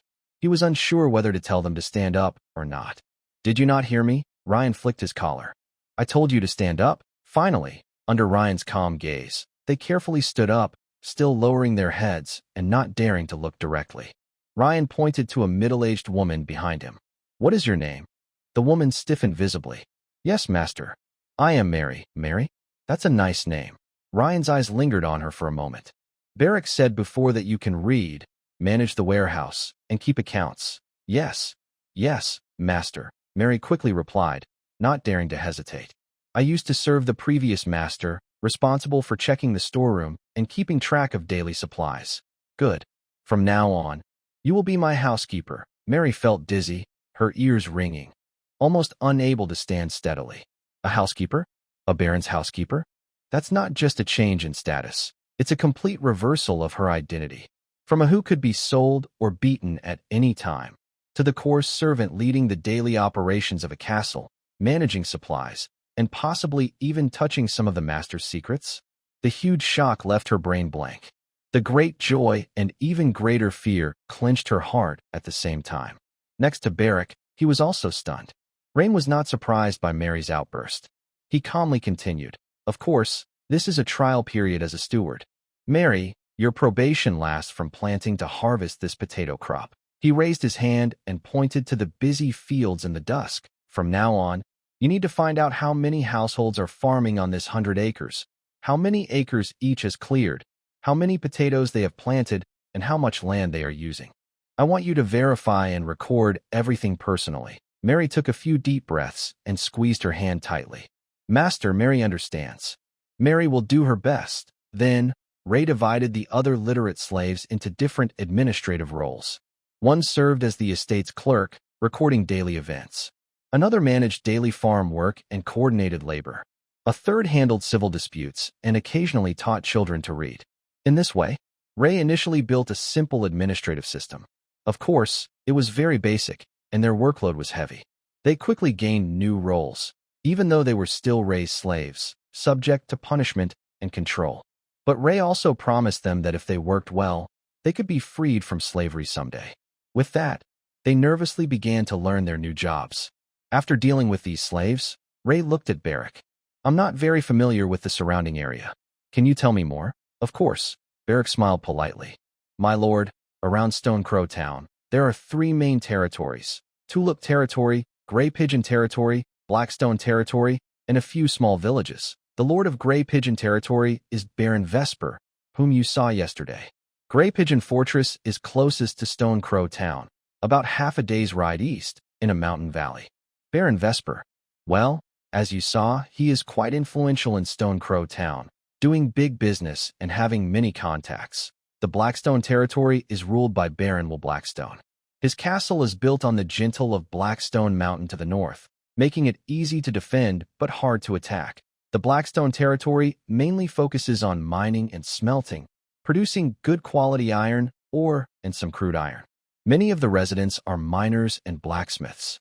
Most of the iron goods in Stone Crow Town are made by Baron Will. As for our town mayor," Burek hesitated and spoke cautiously. "I've heard she really dislikes Visper and Baron Will." "Is our town mayor a woman?" Rain was slightly surprised. "Why does she dislike them?" "Of course. Our mayor is a graduate of the Empire Political Academy," Burek said, almost drooling. "She also appears in front of common people from time to time. As for why she dislikes them," Burek spoke mysteriously, "I heard. It seems she plans to exclude Lord Visper and Lord Will from the town council. That's what my godfather told me last time he was drunk. It seems the mayor thinks that the 3 surrounding noble lords only need to manage their own lands and don't need to be town council members." In fact, Burek only remembered one key point from what he said. The mayor is a woman. That makes it easier. Just offer her some sweet talk. Refusing to do so would be unreasonable. Rain cleared his throat. It sounds like this mayor has a strong bias against the nobles. How does she look?" Burek didn't expect Rain to ask that. "She's the most beautiful woman I've ever seen. Curvy, charming, full of grace." As he spoke, Burek drooled and looked a bit cautious. "But she's already married, Lord." "Well, marriage is good," Rain nodded lightly. "Who is her husband?" "Lord Visper." Burek scratched his head, feeling that his lord might be planning something bad. "That's not surprising." Then, Rain smiled. In fact, he also didn't like this person. And since he brought Rain's recommendation letter to Blue Harbor, it was destined that they might become enemies. But even if the couple isn't harmonious, there's no need to fight over money, right? Rain glanced at the bald man beside him. "How much do you think your godfather's drunken rambling is worth trusting?" Barrick broke out in a cold sweat. Trusting him with these small secrets proved his loyalty. "Lord, I don't know much about that. Big people's affairs, I can't really understand them." "All right, I understand," Ryan said, already guessing that Visper and the mayor, this couple, might have conflicts of interest. This was something Ryan had already picked up during his conversations with Visper. Ryan took out several coins and handed them to him. "Help me find out. Where does the mayor go after work besides the town hall? What's his personality like? What is he usually like?" Barrick's pupils shrank quickly. "My lord, I understand. I will make sure to do this clearly." The bald man didn't expect Ryan to want to dig into Visper's affairs. But thinking about how Visper had humiliated and ignored him without reason every time, Barrick felt a wave of satisfaction. Looking at Ryan now, how good he was to his subordinates, sharing land, grain, and power. Thinking this way, Barrick decided to stay loyal to Ryan. If he didn't seize this chance now, he might never get another. He knelt and bowed his head. "My lord, I am doomed." Ryan was not surprised. "You're honest, but playing both sides usually means no one is happy with you." Barrick didn't expect the young man in front of him to have already guessed what he was secretly doing. "My lord, I believe my godfather's nonsense and reported to you what he told me about your daily activities." Ryan took out a dagger with a sapphire embedded in it and handed it to him. "Say goodbye to your past. But I still need you to report to him every day." Trembling, Barrick took the dagger and cut off his little finger. Blood sprayed out, and a finger dropped into the field. From the end of the flesh, white bones could be seen. "Not enough," Ryan said calmly. Barrick's face turned pale, sweat beads rolling down his forehead. Gritting his teeth, he cut off his ring finger on his left hand. Just to exchange for noble intelligence and forgiveness?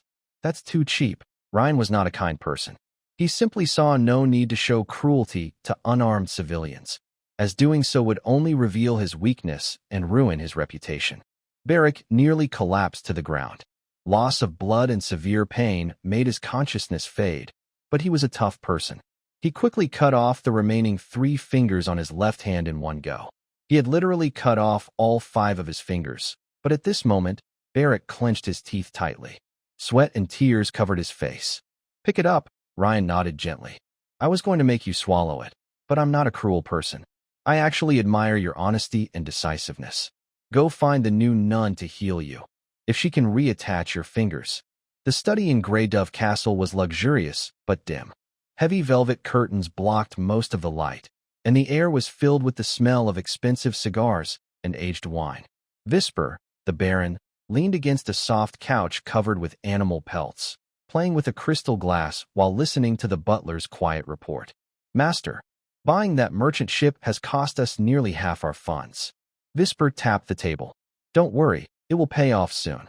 Lord Locke, the governor, has given me strong support." "What does my cousin say?" The old butler hesitated for a moment. "The ward inside has been closely watched by his wife lately. They probably can't deliver that many goods right now.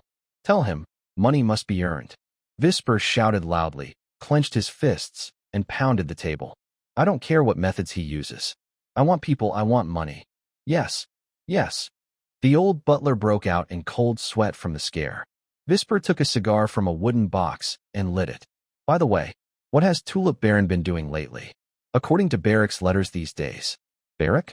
A hint of confusion flashed in Visper's eyes. The old butler reminded him, "That bald guy." "Oh, the bald one. I hate bald people the most." Visper took a deep puff of his cigar. "What did he say?" "Baron Tulip has been planting crops recently. Send some bandits to raid them," Visper snorted. "By the way, I heard that a few of his spirit pets aren't simple. It's best to go at midnight, preferably when he's not in his territory. This, if Lord Ryan finds out. What's there to fear? How could he suspect me? We're friends." Vesper smiled noncommittally. "And this is also something his older brother asked me to help take care of." As soon as he finished speaking, the door to the study was kicked open. A voluptuous woman with deep brown hair neatly styled in a bun entered. Her blue eyes were full of restrained anger. She walked straight to Vesper and threw several reports in his face. "Another escape? When did the prison in Stone Crow Town become a public market where people can just leave? Emergency transfer? Where did they transfer to?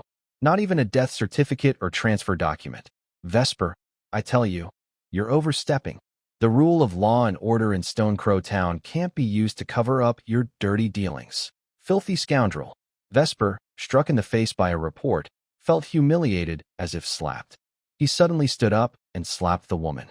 Smack, smack, smack. Not satisfied with just one slap, Vesper continued to hit her twice more.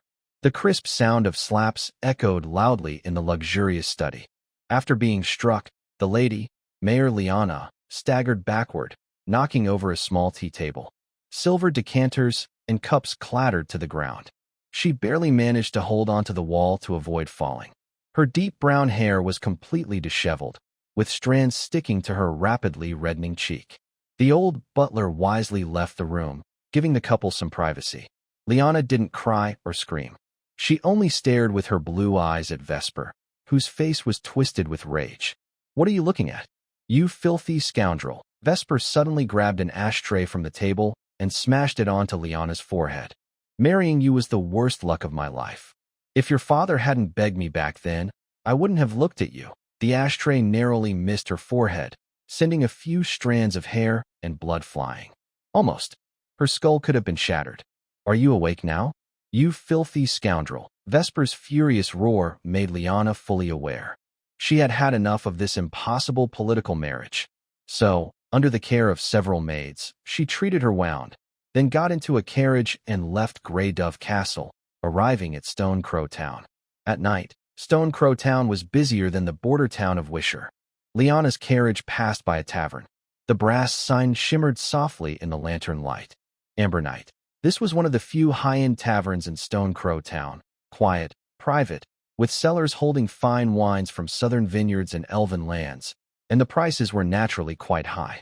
Often, when she was troubled by town affairs or felt exhausted from her suffocating marriage, she would quietly come here, take off her long gown and jewelry that symbolized her status. Like an ordinary traveler or a town clerk girl, she would order a glass of fine red wine in a corner and sit quietly for a while. The coachman lowered the step, and with the careful help of a maid, Liana stepped down. Her forehead wound had been simply treated with a clean cloth and medicine. The bleeding had stopped, and the swelling and the narrow scratch were hidden beneath her black veil. Her long dark hair was carefully brushed and styled into a neat, tidy bun, with a few loose strands framing her face, hiding some of her dishevelment. She walked to a corner booth in the hall, sat on the sofa, and sipped her red wine. Her servant sat in the corner of the hall, always watching her closely. Soft classical music played in the hall, and other guests at the nearby tables whispered quietly. The atmosphere was private and peaceful, just the background noise she needed to drown out the storm inside her.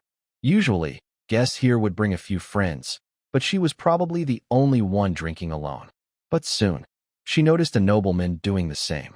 He wore a luxurious velvet coat with a blue base and silver trim, perfectly tailored. The cuffs and collar were embroidered with fine silver thread, shimmering subtly under the dim, romantic lighting of Amber Night. His short blonde hair was meticulously styled, and his sharply defined side profile, under the warm, subdued glow, revealed thick, long eyelashes. Beneath his coat, at the collar, 2 deep blue gemstones sparkled, and a tulip was pinned to his chest, accentuating his cool, fair complexion. Liana's gaze lingered on him a bit longer than she realized. Just as she was about to look away, the noble young man drinking alone seemed to notice her stare. He turned his head and looked at her, his bright green eyes gentle as he smiled at her. The boy, with red lips and white teeth, smiled cheerfully. His eyes moved softly, showing a tenderness that seemed almost innocent and infectious. Pure, bright, and full of a carefree spirit that hadn't yet been touched by the world. His smile came suddenly, so deceivingly charming. Liana's face beneath her veil froze for a moment. Who was he? She had never seen him before. Tulip? Blonde hair and blue eyes? Reen Velvet? Just as she confirmed Reen's identity in her mind, she saw Reen call over a servant and whisper a few words to him. A few minutes later, Reen took a small medicine box from the servant and walked straight toward her. Her heart was pounding wildly at that moment. He was coming. In her days, Liana only saw the young man approach her gracefully and politely greet her. "Madam, I see that your beauty beneath the black veil seems to have faced some trouble. Do you need help?" His voice was as clear and gentle as his green eyes, filled with just the right amount of concern. "Thank you for your kindness, sir." Liana's voice came from behind her veil, deliberately lowered and polite with a hint of distance. It was just a small bump, already treated, nothing serious. But then, she gently touched her cheek, her voice a little nervous. "Is it very obvious?" Reen smiled softly. "Yes, very obvious. I am good at noticing beauty, so I cannot tolerate any beautiful thing encountering such trouble." Liana felt her cheeks grow warmer, not just because of the medicine or her injury. Her breath beneath the veil momentarily caught. Beneath her strong exterior, Perhaps there was a hidden longing for being cherished and cared for. Even she hadn't realized it herself. "You're flattering me," she said more softly than before. "Beauty is just skin deep. It's normal to be vulnerable to the storms of life." Ryan listened quietly to her words, then bowed and said, "Sorry to bother you." Under Liana's surprised gaze, Ryan turned and left. What kind of person was he? How could someone approach her like that? Shouldn't he have said a few more words? Maybe asked if he could stay and have a drink together? At least ask for her name? Was he really here just to put ointment on her? Under the veil, her blue eyes widened slightly, filled with sudden shock. She watched Ryan return to his seat, wave to call the waiter, and pay the bill quickly and efficiently, with no hesitation. He didn't even glance at her again, as if he had just happened to meet a stranger in need of help, finished their exchange, and then had no further connection. The waiter took away the bill. Ryan stood up, nodded to the guard waiting nearby, and the two of them headed straight to the tavern's door. "Wait." Liana watched the figure passing her booth, her voice a little anxious. "Excuse me. I still feel some pain." As she spoke, her heart pounded loudly. She covered her red lips with her hand. She didn't expect herself to want to stop Ryan. For Liana, or for many nobles, having an affair is not seen as unforgivable. For example, if Vesper can play around, Liana wouldn't think she's being unfaithful. But this handsome young noble keeps teasing her feelings again and again. "And I am already married." As soon as she spoke, Ryan snapped his fingers, and the bartender immediately came over. "Sir, what can I do for you?" Ryan spoke with a hint of meaning. "Please bring us 2 glasses of Forbidden Encounter." Liana gasped when she heard the name of the drink. Ordering such a drink was like openly showing all her flirtation, testing, and hidden intentions. It was too bold. "Madam, are you already married?" Ryan looked disappointed.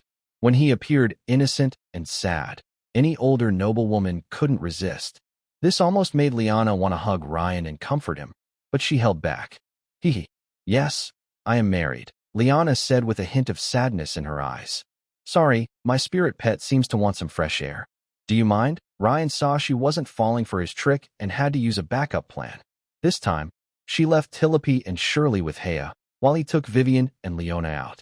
The 2 little ones immediately started acting cute, snuggling in Ryan's arms, making soft, adorable sounds. One was a tiny mermaid, the other a cute angel. "Of course I don't mind. They are very cute," Liana said softly, even leaning forward a little, as if wanting to see more clearly. Ryan revealed his powerful spirit pet, Vivian, the mermaid. "Ing, ing, ing." Vivian, no longer in Ryan's arms, made a nervous sound, which made Liana feel a little worried. "Be good. It's okay," Liana quickly comforted her. "Oh my, she's so cute. Can I hold her?" "Of course." Ryan gave Vivian an encouraging look. Then, the 2 of them, each holding a spirit pet, continued drinking. With Vivian's cooperation, Liana really didn't want to leave. This mermaid was very clingy. As soon as she was in her arms, she felt like a little girl lost in the deep sea, saved from danger. She kept rubbing against her, making soft, sweet sounds. "She's so well-behaved," Liana whispered softly, her voice full of affection and tenderness she didn't even realize herself. She looked up at Ryan, her eyes shining with a mix of mature elegance and natural maternal warmth, glowing beautifully under the warm yellow light. The wine called Forbidden Fruit had an indescribable sweet taste, but it was quite strong. After a few drinks, Liana seemed to find someone to talk to. Her lips emitted a faint scent of alcohol as she said, "Yes, marriage. My marriage, Ryan, do you know? I used to have girlhood dreams, even though I knew it was mostly a marriage between 2 families to strengthen their interests." Tears flickered in her eyes. "After graduation, I returned to Stone Crow Town. My father was already in poor health, and our family needed a strong ally and a son-in-law who could support the household. He was handsome and ambitious and seemed like a good choice. I thought that even without love, at least we could respect each other, and he could see my worth. But what is reality?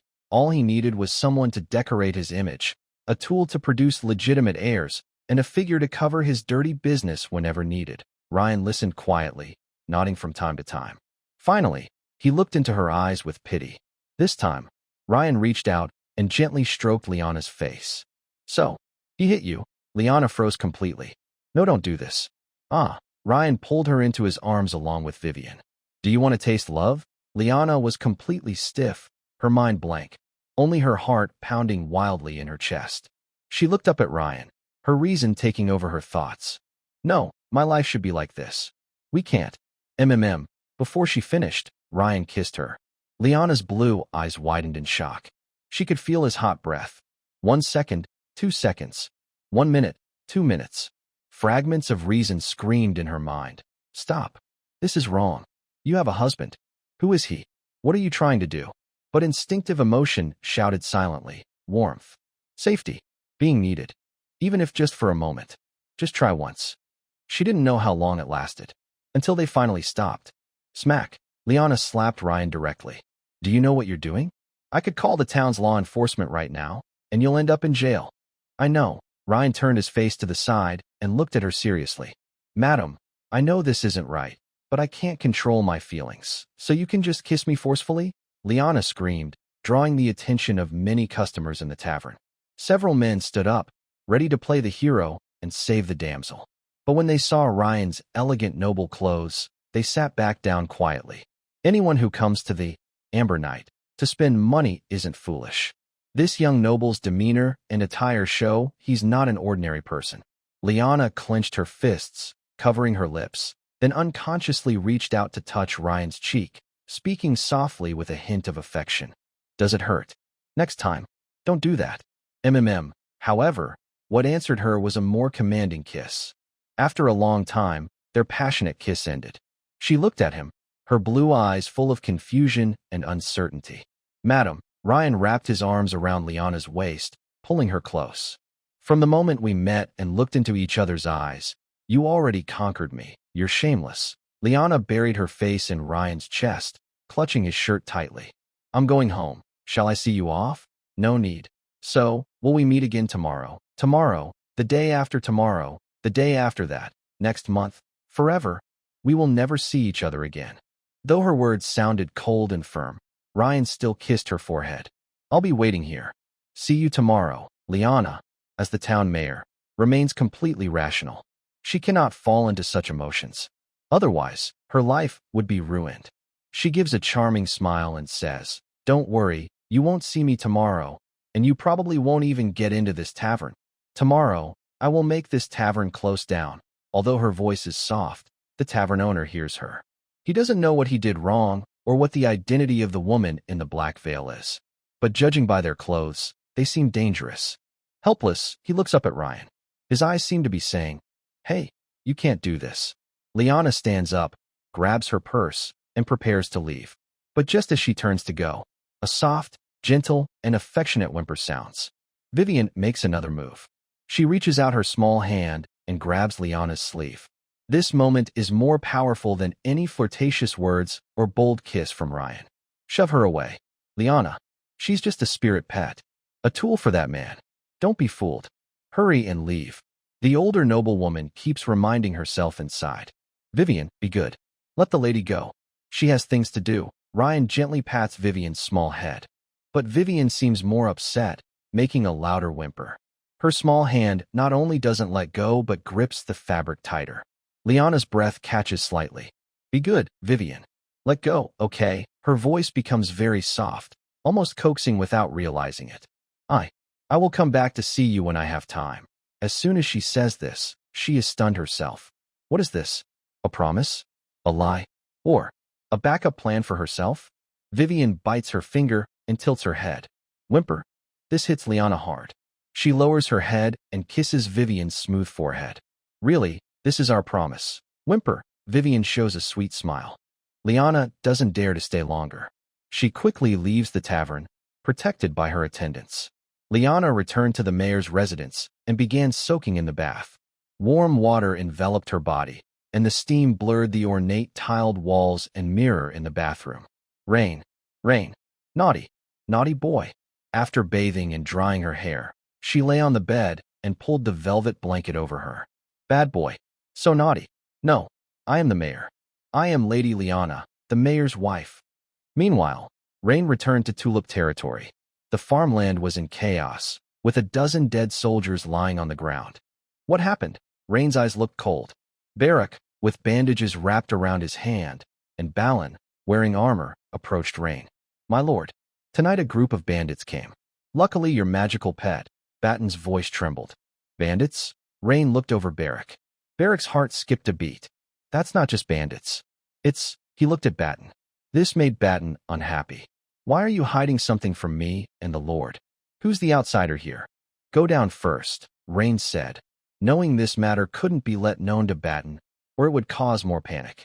"Yes, my lord." Batten left reluctantly, shooting a resentful look at Beric as he went. "It's Vesper's people." Beric finally spoke after Batten disappeared. Rain nodded gently. While he was planning to steal Vesper's crystal, Vesper was also trying to steal from him. The damage to the farmland was only to the unharvested rye.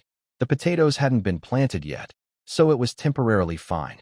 "If I want to buy a war horse, who should I ask?" Facing the mounted bandits, only soldiers on horseback could handle them.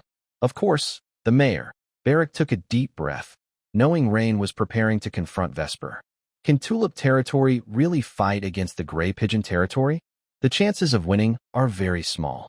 But then Beric remembered. Rain was also a contract master. So it's hard to say. Lady Lyanna, the mayor, Rain reminisced about their passionate kiss. "I understand now. Did you leave any evidence?" Beric shook his head. "No, there were only 20 or 30 people. They came quickly and left just as fast. When they saw Lady Hea bringing 2 spirit pets, they immediately withdrew." "All right, I understand. Tomorrow, I will go buy some war horses from the mayor." Hearing this, Beric's lively personality resurfaced. "My lord, these war horses might be hard to buy. Nowadays, in the Western Province, it's easier to buy people than horses." "Why is that?" Rain asked, a bit confused. "I have money. Why won't they sell to me, lord?" "Have you heard of the Godii Society?" "No, I haven't." Rain shook his head. "This organization is very powerful. Now, even the provincial council is starting to target them," Beric said seriously. "So, during this sensitive time, the council worries that the Godii Society might get war horses through other nobles. Every small town needs the mayor to write an application to buy a war horse. As a merchant, how do you know all this?" Rain asked, surprised. "You even know that buying war horses requires a mayor's application? Is that something you need to find out?" Beric rubbed his bandaged hand and showed a proud smile. "My lord, you forgot. You gave me those gold coins to gather information about the mayor, remember? I spent all that money." "Of course I know this. All right, go rest now," Rain said, tossing him a few more gold coins. "Tomorrow, go buy some tools for me. Let the villagers make barricades. Keep the rest." Beric was excited. Rain was so generous. No wonder he's from the Vilt family. Rain ignored the bald man and went back home to sleep. He planned to capture Lyanna tomorrow. Back in the main castle, Rain finished washing up under the service of the beautiful Lady Hea. They lay on the big bed in the main bedroom. Rain held Hea's waist, while she blushed and rested her face on Rain's chest. "Really? Coming back so late and going out drinking again, smelling of alcohol." Hearing the woman's complaint, Ryan quickly snuggled into her arms and acted cute. "It was just once or twice." "Oh, naughty boy. You're already a lord. How can you still act like a child?" Although Hea said this, she still wrapped her arms around Ryan's neck.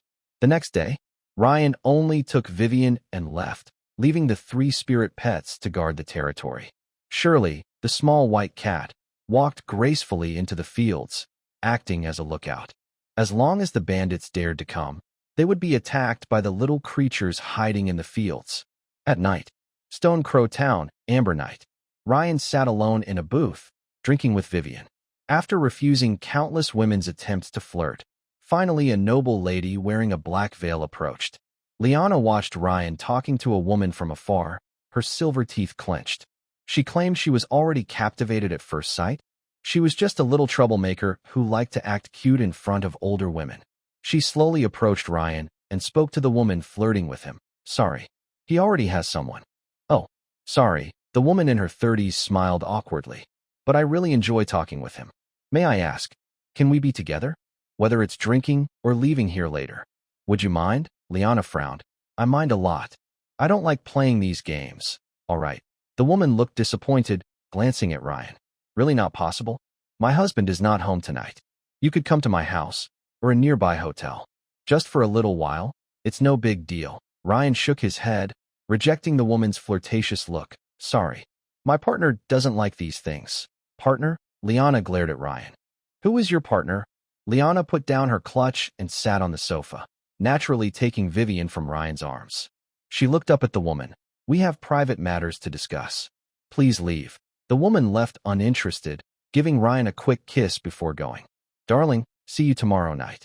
My husband won't be home then. Ryan nodded politely, smiling. See you tomorrow. The woman swayed away with her full figure. Are you still watching? If you like her so much, why don't you go after her? Liana teased, holding Vivian and giving a mocking smile. Ryan looked away, turned his head, and in the dim light, said, I was just checking if she had gone far so she wouldn't disturb us. Humph. Liana lifted her delicate chin, seeming unhappy with his answer. Her jealous look made the atmosphere feel a bit tense. Ryan tentatively reached out and gently kissed her gloved hand. Soon, Liana pulled her hand back. I was just here to see Vivian. It has nothing to do with you. I don't care about your background, and I won't ask. Don't tell me who you are, Liana said as she drank her wine. Let's pretend we don't know each other. Even if you know my identity, don't bring it up. All right, then let's forget our identities, Ryan said, wrapping his arm around her waist. For example, I don't even know if you're married. Liana's body stiffened slightly. The warmth and strength from Ryan's arm through her clothes were still clear. You. She opened her mouth, her blue eyes glaring at him behind the black veil, filled with anger and embarrassment. How rude. Is this how a gentleman talks to a stranger? Ryan leaned closer, their faces nearly touching. At that moment, their eyes only saw each other. Madam, your eyes tell me that what you want might be more than just polite small talk. Liana felt her heart pounding hard. She tried to keep her voice cold. My eyes didn't say anything. You're too full of yourself, little one. Little one? Ryan smiled. Do you think I'm just a naughty kid trying to get your attention? Isn't that so? Liana gasped, her breathing quickening, but she still responded bravely. Yes, comma. Ryan directly kissed her. I have no resistance to you. Liana's pupils suddenly contracted. Again? They just started talking, and he already kissed her? Who does that? But actually, that's just how it is. The hand that was originally pressed against Ryan's chest, ready to push him away, curled slightly at the fingertips, but in the end, only weakly grasped his collar. After a long while, you, Liana gasped, her blue eyes shimmering with tears, her shame and anger almost spilling out. How dare you? This is the third time. What do you think I am? Ryan didn't immediately let go of her, still looking at her with intense eyes. You are a woman who makes it impossible for me to think clearly. I just want to be close to you. Sorry, madam. The moment I met you, my reason left home. Defending himself, comma, Liana punched Ryan's chest with her fist, tears falling down. You just want to get close to me and use me, right? Ryan had already prepared a response. That was my previous thought. But now, I just want to protect you. Protect me, comma, Liana said sarcastically. I know what kind of person you are. You just want to find an older, beautiful woman to flirt with. Ryan didn't expect his past mistakes to be exposed again. Seeing the surprised look in her eyes, Liana sneered. See, I was right. Go find those mature women who are willing to let you flirt and play childish games. I am not your maid, nor your neighbor's widow, nor your mentor, and definitely not a substitute for your emotional emptiness. Her voice rose slightly with excitement, sharp with the pain of being hurt. Madam, he doesn't love you. Why are you still so persistent? Why not enjoy the moment with me? Liana reached out again, ready to slap Ryan, this time much lighter than last night. But this time, Ryan caught her wrist. Still, she gritted her teeth and said, What do you think I am to you? This made Ryan a little angry. Why is this woman so difficult? Ryan already knew that if he kept arguing with her, he would never get a result. He grabbed Liana's hand and slapped his own face a few times. Hit me, just like your husband does to you. What are you doing? Liana tried to pull her hand back, her voice trembling. Don't do this. She didn't understand why she was afraid to fight back against her husband's violence, but she dared to hit Ryan when he forcibly kissed her. Ryan's action made Liana feel very ashamed. One man didn't love her. Another man treated her gently. Why did she want to push Ryan away? This question echoed loudly in her mind, making her dizzy. Yes, why? Facing the man who was supposed to be her husband, who only brought her pain and fear in the shadows, she chose to stay silent and endure. hiding her bruises with fancy clothes and power. But when it came to Ryan, the confident young man who entered her life, kissed her, made her angry, but also saw through her disguise. She could lift her hand again and again, trying to push him away, even hitting him. Tears burst out, no longer tears of shame or anger, but of deep emotion. Ryan took advantage of her moment and kissed her again. At that moment, Liana no longer resisted. She cried out softly, "Love me, I love you," Ryan responded. Her veil was already messy from the kisses and tears, half slipping off, revealing her smooth face streaked with tears and her beautiful jawline. The tavern's lights were still dim, the music still loud, but no one noticed this couple comforting each other. Next, they snuggled together and fed each other drinks. They parted lips. "Is it good?" Ryan asked softly. Liana panted, "Too strong. Who drinks like that?" Ryan held her tighter. "But you fed it to me. It tastes sweeter." "Smooth talker," Liana muttered softly. Her voice was no longer sarcastic or resistant, but sounded like a gentle, helpless tease. Then she looked up at Ryan and said, "Let's not care about each other's status. Can we just keep this way of being together, madam?" Shill. Liana raised a finger to her lips. "I know who you are, and you know who I am, but I don't want that to interfere with our lives. Just like this. Meeting each other every day, having a drink. That's enough. If you ever feel upset, you can talk to me." "Sorry, I can't do that," Ryan smiled apologetically. "Why?" "Because I want to be with you." Ryan leaned close to Liana's ear. "Tonight. Let's book a room, okay?" Liana's body tensed suddenly. She gasped, her blue eyes wide behind the black veil. "Are you crazy? Did you not hear a word I just said? I'm talking about just this. Keeping our distance. Meeting occasionally. Not asking for more, or making such unreasonable requests. Do you think I am someone who can be easily taken to a room in a tavern by a flirtatious woman? Reaching this point is already my greatest patience.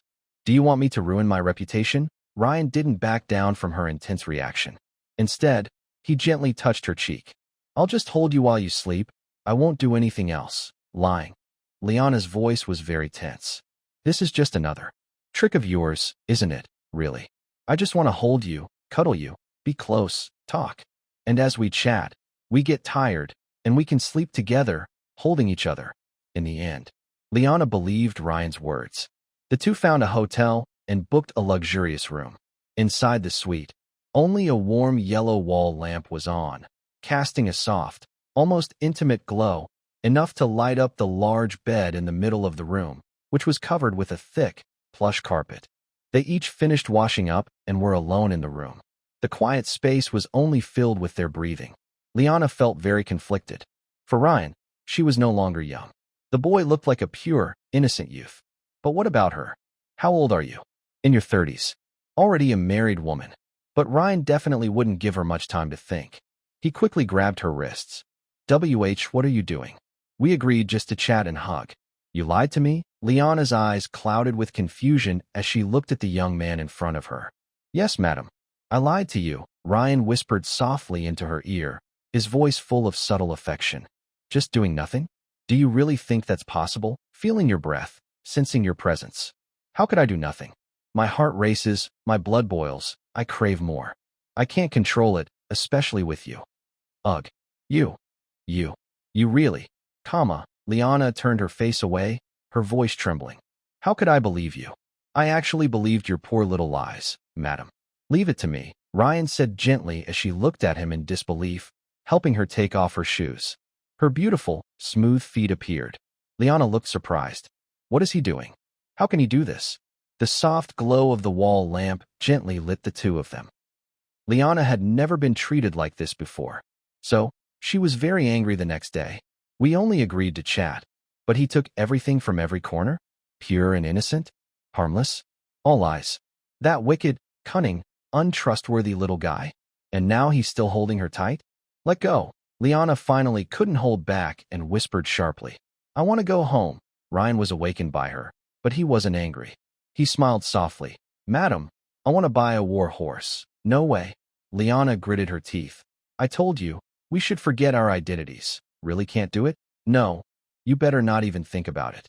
Ugh. And so, it went on. The morning in Stone Crow Town was especially lively. Many workers had already arrived at the breakfast shop to start their day. They marveled at the mayor's kindness.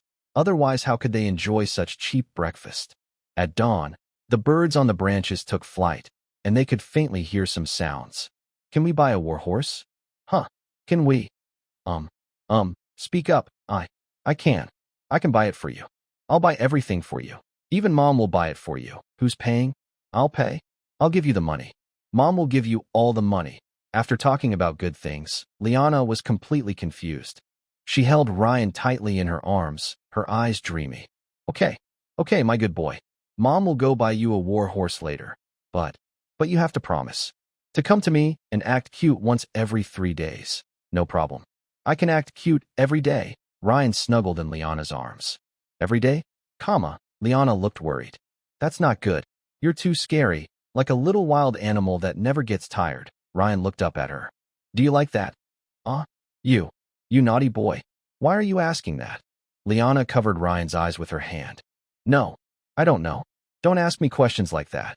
They stayed close and affectionate for a moment before getting dressed and leaving. As they left the room, Liana seemed to remember something. By the way, can you tell me, what are you planning to do with the war horse? To fight your husband? Liana's eyes widened. Why would you do that? For you. The beautiful woman couldn't hold back anymore.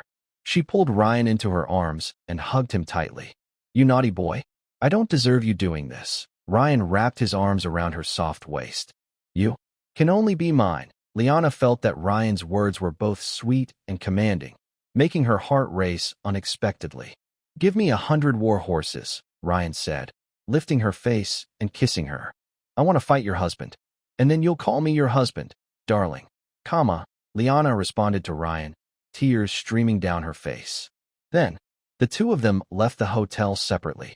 Vesper stood on the tall building, watching the couple outside the hotel kiss goodbye on the street below. He clenched his fists tightly. Although Liana was wearing a black veil, he still recognized her among the crowd as his wife. He had known the night before that his wife had been flirted with at the tavern. After all, Liana was also accompanied by her servants at the time. He thought it was just her feeling sad and drinking after being hurt by his family. He believed she would come back to her senses the next day. But who knew Liana would dare to go a second time? And she even went to a hotel? As a respectable person in Stone Crow Town, he didn't want to make this matter public. In noble marriage law, there's no rule against infidelity. Marrying her didn't mean she belonged to him forever. And noble marriage law even allows noble men to legally take concubines. Of course, noble women can also keep male lovers. But no matter what, this genuine green hat was already on his head. How could he not be angry? Vesper stood at the edge of the decorated balcony, his knuckles making faint cracking sounds from gripping too tightly. Despicable woman. Vesper gritted his teeth as he watched the two embrace and share a sweet farewell. Kissing so long. It's already 5 minutes. Fine. Truly hard to part. That woman, usually cold as ice towards him, now seemed like a passionate lover, melting in another man's arms. When they finally separated, Vesper paced back and forth in his room, turning in circles. He smashed everything he could in the room. Then, he went downstairs and got into the carriage. Master. The coachman clearly sensed that Vesper was not to be messed with at this moment. Take me to the town council hall.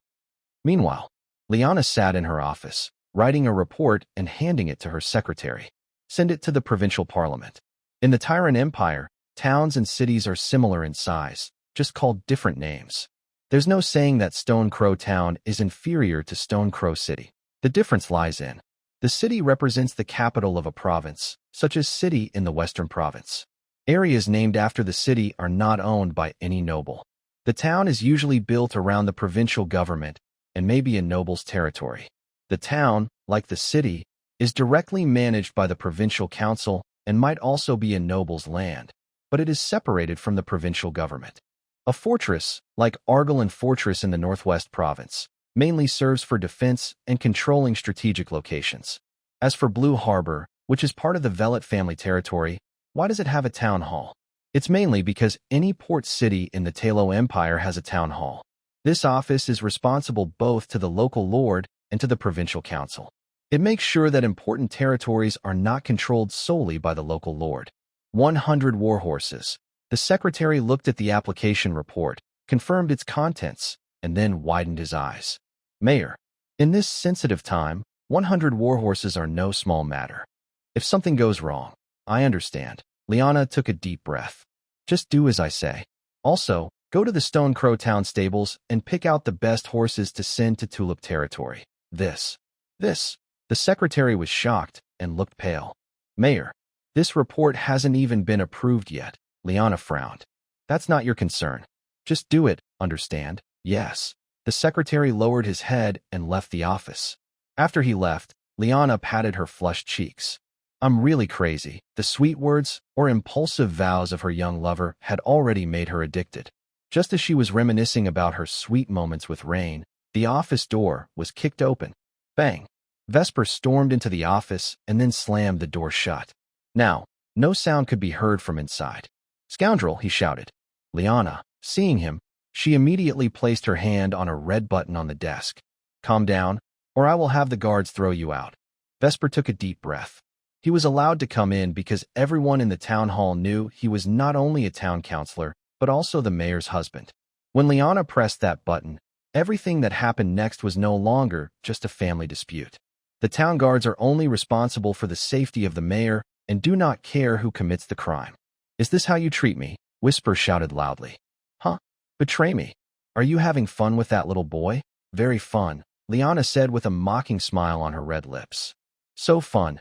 I can't even describe how fun it is. Seeing his wife cheat on him and openly admit it without denial made Whisper furious and ashamed. He quickly stepped forward and reached out his hand. Smack! He gave a heavy slap that left a red mark on Liana's face and blood at the corner of her mouth. You traitor! But Whisper did not see the fear, tears, or begging for mercy he expected. Liana unhesitatingly pressed the red button on the table. The town guards, alerted by the alarm, quickly arrived at the mayor's office. When they saw only Whisper, the baron and husband of the mayor, they looked surprised. But they quickly subdued Whisper and pressed him against the desk. Liana picked up a vase from the table. Bang! She threw it directly at Whisper's head. Whisper, restrained at the desk, saw a piece of blood-stained broken vase. His eyes were full of disbelief. The guards, who were holding Whisper, were all stunned and froze in place, unable to believe their usually elegant and composed mayor's wife. You? How dare you? Whisper managed to croak out in a hoarse voice. In Stone Crow Town, I am the greatest. Who are you to judge me? Liana took out a silk handkerchief and slowly wiped the water stains and small blood spots on her hands. She moved gracefully.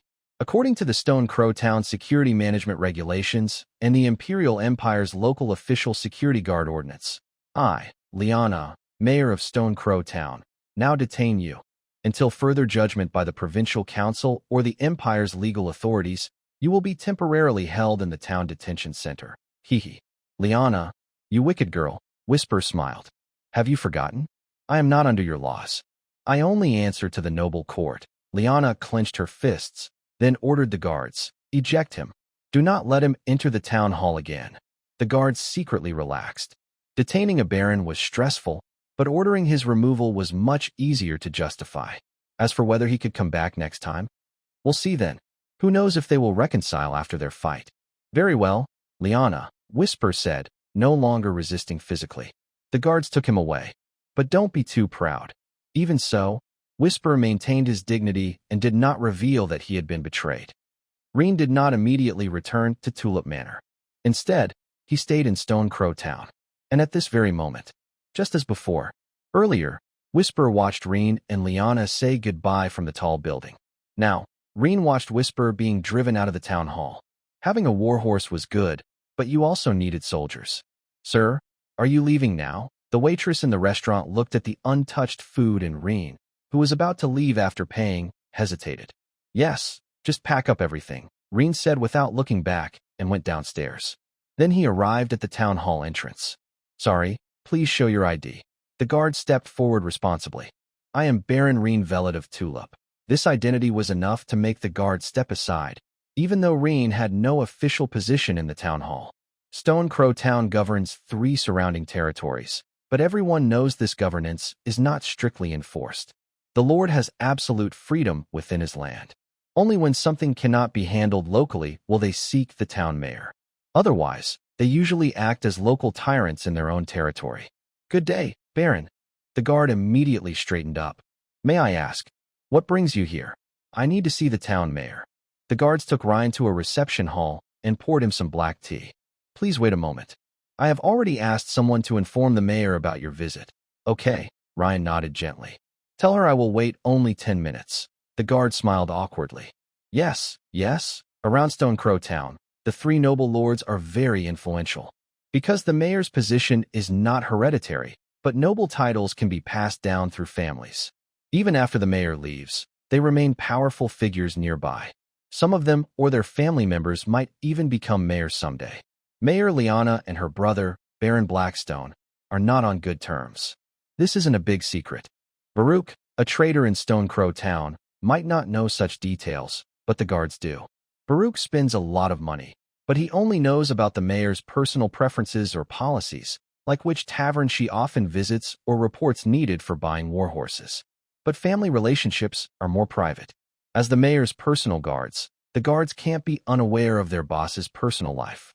Of course, they don't know why the relationship is bad. In short, the current mayor's wish to remove the surrounding lords from town council positions is not a secret among the town's social circles or the staff working in the council hall. Soon, Ryan arrived at Liana's office. It had been restored to its usual state, but Ryan still saw the red marks on Liana's face. He gently kissed her injured cheek. Did he hit you? Liana didn't dodge. Instead, she slightly tilted her head, letting her skin press closer to his warm lips. Yes, Liana replied softly, her voice tinged with hurt, but mostly numb. I'm used to it. Used to it? Ryan licked her cheek. From now on, you should change that habit. You. Liana wanted to avoid this intimacy, but she found it hard to resist. Does it hurt? Ryan looked into her eyes closely. Liana shook her head and then nodded, her eyes showing a sense of relief after being comforted. It doesn't hurt anymore. The young man sat gently on the beautiful woman's lap, softly stroking her cheek. Remember this feeling. This is what you should get used to. My touch, my warmth. It's not pain, not fear. He leaned down and kissed the corner of her lips this time. Ryan. Liana hugged him, feeling touched. Mom is so scared. They found us. Ryan tightened his arms and held her closer. Don't be afraid. I will protect you. Ugh. Liana sobbed into Ryan's chest. I told my brother many times I want a divorce, but he doesn't agree. I hate them. Ryan knew the drawbacks of noble marriages. Marriage is like a game piece, and divorce is a luxury, especially when she holds an important position as a town leader, involving many interests. Noble marriages are also protected by law, though not directly. Many trade agreements between territories specify that the terms can last not just a few years, but only during the marriage period. So, once a girl is married off, her marriage can't be a private matter anymore. Even if she truly wants a divorce, she must go through various legal procedures. For example, Baron Will, Liana's brother, contracted a mine in Grey Pigeon territory. The contract states it is only valid during the marriage of Visper and Liana. As long as Baron Will and Visper agree not to cancel the contract, Liana's divorce process will be stuck here. Therefore, every noble marriage is essentially a business deal. Because of this, Victor wouldn't attack Ryan, since he and Phi from the Capes family have many business dealings that could be negotiated based on their marriage. But now things are different. No, Ryan shook his head. Liar. Liana firmly grabbed Ryan's neck. Ugh, hurry up and tell me. Just watching you cry is also very tempting. This answer made Liana feel somewhat uncomfortable, but then she felt a bit awkward. Does it turn you on when I cry? The woman's eyes showed disbelief. Ryan broke out in cold sweat. Is this really the time to discuss this? Shouldn't we be solving the soldier's problem instead? Wait, let's first talk about how to deal with your husband. Hearing this, Liana took a deep breath. Ryan's words sounded very unpleasant, as if she were a wicked woman planning to harm her husband. But should this wicked woman act on her plans? Maybe she should. I've already asked my secretary to select 100 war horses from the Stone Crow Town stables and send them to your territory. Liana pulled Ryan into her arms, tightening the distance between them. But don't be foolish. This matter can't be rushed. We need to take our time. Understand? I really don't want to see you get hurt because of me. After all these years, you're the only one I truly love. Ryan buried his face in Liana's embrace, smelling the fragrance of white roses. Don't worry. I'm fine, but I'm a bit confused now. Where can I find 100 brave warriors who know how to ride horses? Liana was still clear-headed. Ryan, you child.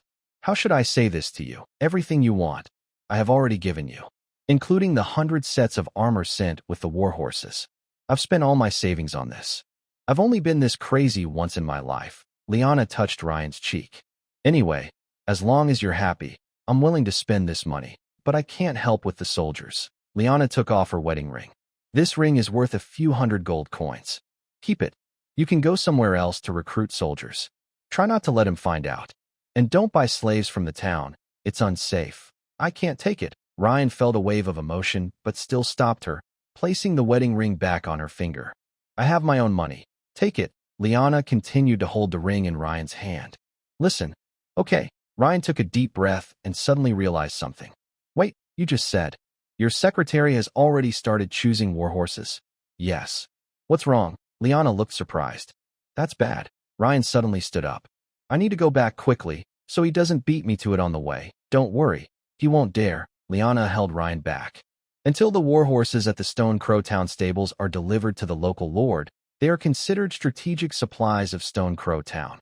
If someone steals them, all armed forces in Stone Crow Town have the right to act and eliminate the bandits.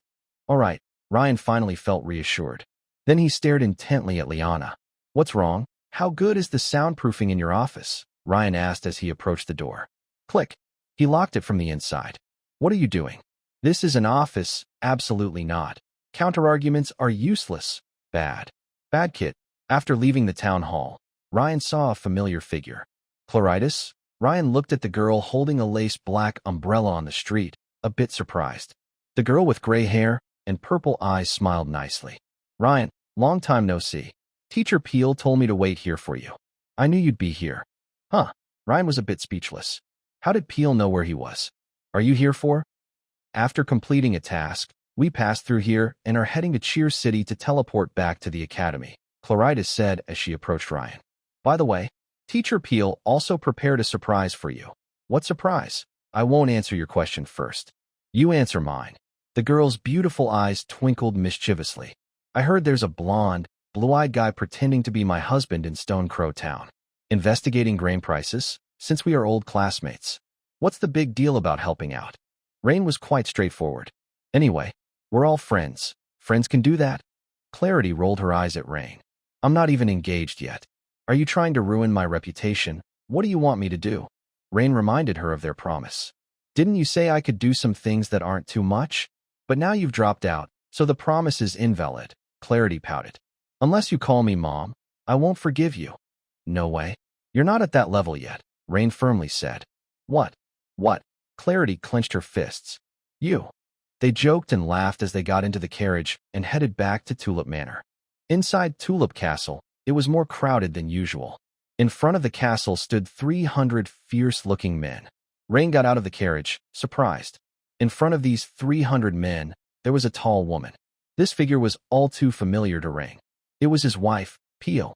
When the beautiful woman saw Rain, her red lips curled into a smile, and her golden eyes locked onto him instantly. Then she slowly spoke. Call the guards. Lord, the 300 men shouted in unison like thunder, startling everyone in Tulip Castle. Peel looked at Rain.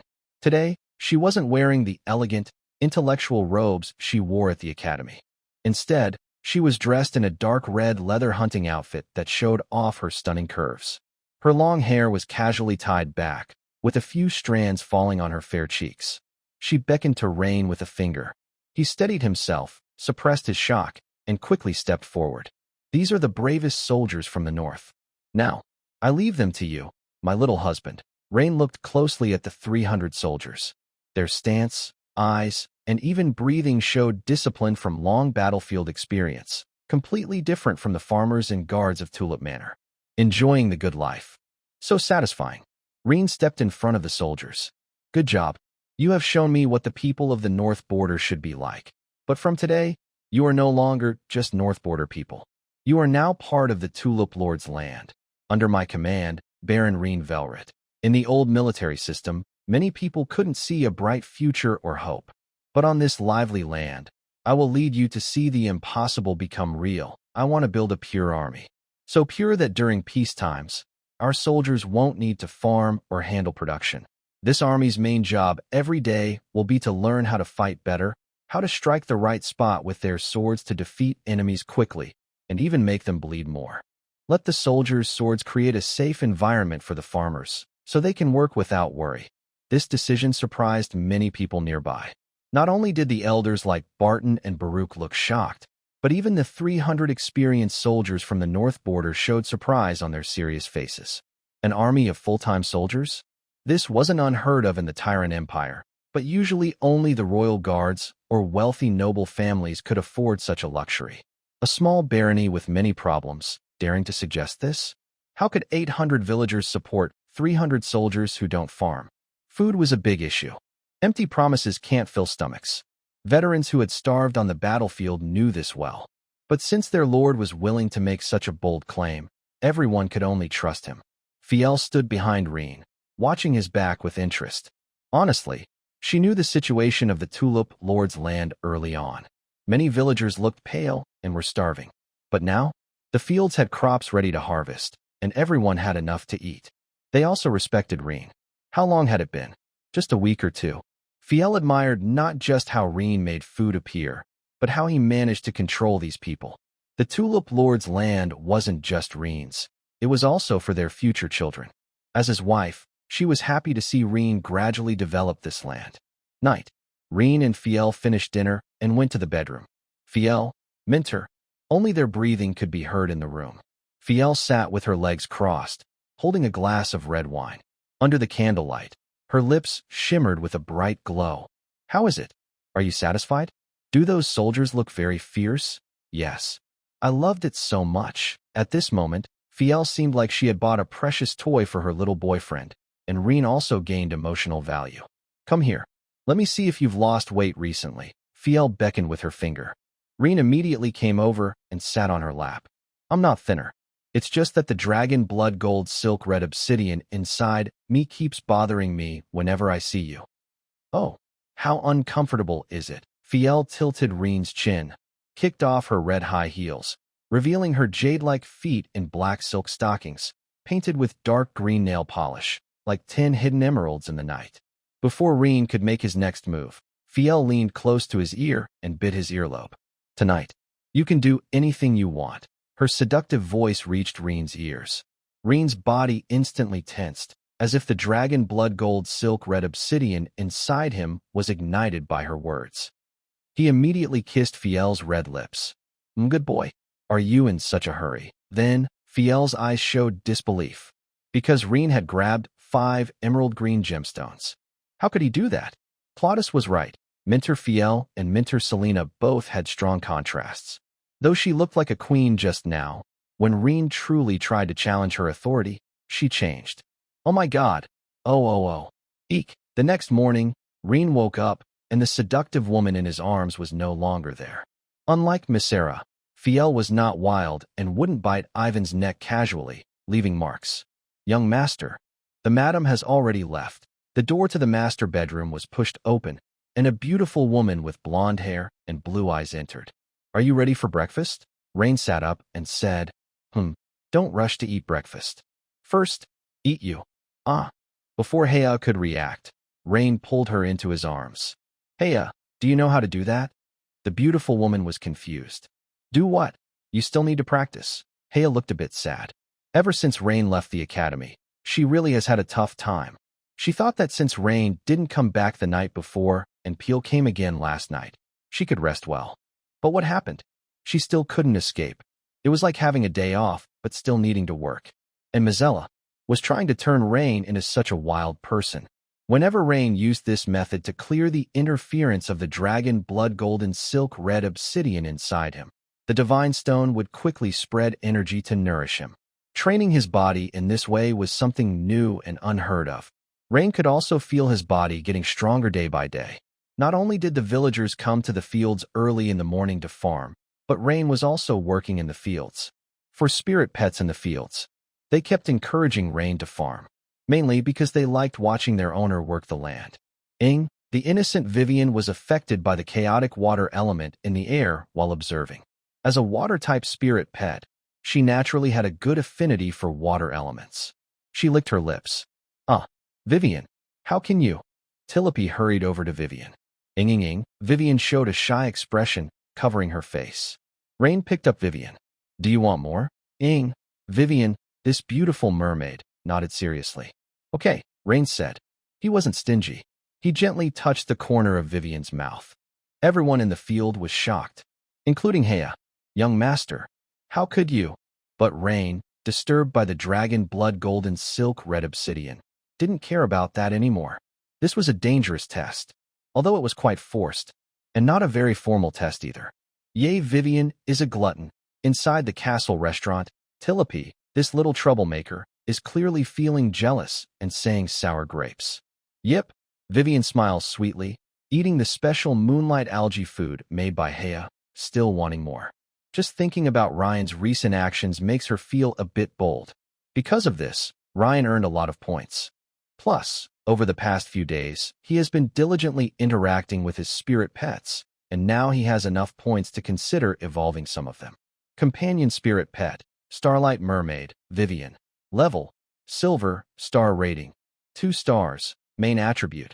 Water, secondary attributes. Light, Thunder, status, Shy, Greedy, Curious, skills, Star Spirit Rain, Water Shadow Arrow, Thunderstorm, Tidal Song, Progress, 1/3.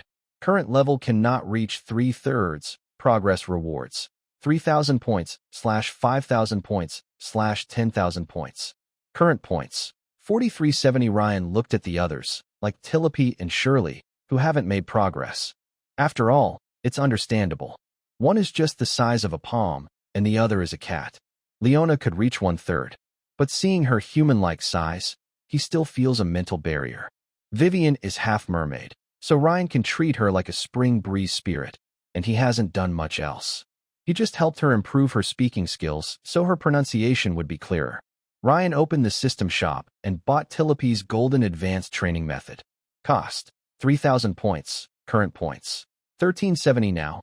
Ryan needs to learn how to properly care for his spirit pets. The Tulip Proud Witch Cultivation Method, effective within a month. Core staple food, daily necessity, laying the foundation. Morning Tulip Crown Honey, 30 milliliters daily. Market price, 10 gold coins. Golden Sunlight Berry Pulp, 10 milliliters daily. Market price, 5 gold coins. Regular supplementary food, 3 times a week, for balanced development. Glowing Dandelion Puffball, 1 each time, using the luminous part at the center. Market price, 2 gold coins. Molten Sun Oak Heart Sap, 5 drops each time. Market price, 3 gold coins. Thorn Rose Petal Dew, 3 milliliters each time. Market price, for gold coins. Special supplies for emotions/states. Based on Tillapi's emotional state, such as acting cute, feeling jealous, or playing the zither. You can also give her a tiny amount of the host's own blood essence, 1 to 2 drops, to show affection and generosity from the host. Note: if there is a spiritual pet nutritionist, these foods, besides special supplies, can be prepared daily in specific ratios as described. These are not for Ryan to see. He can directly give them to Hea. He first needs to calculate how much money this little troublemaker will cost him in a week. 114 gold coins. Fortunately, his obedient sister Golia gave him over 3,000 gold coins, and he still has about 3,000 left. Ryan looked at Tillapi, who was circling around Vivian and constantly asking her about the taste and how it felt.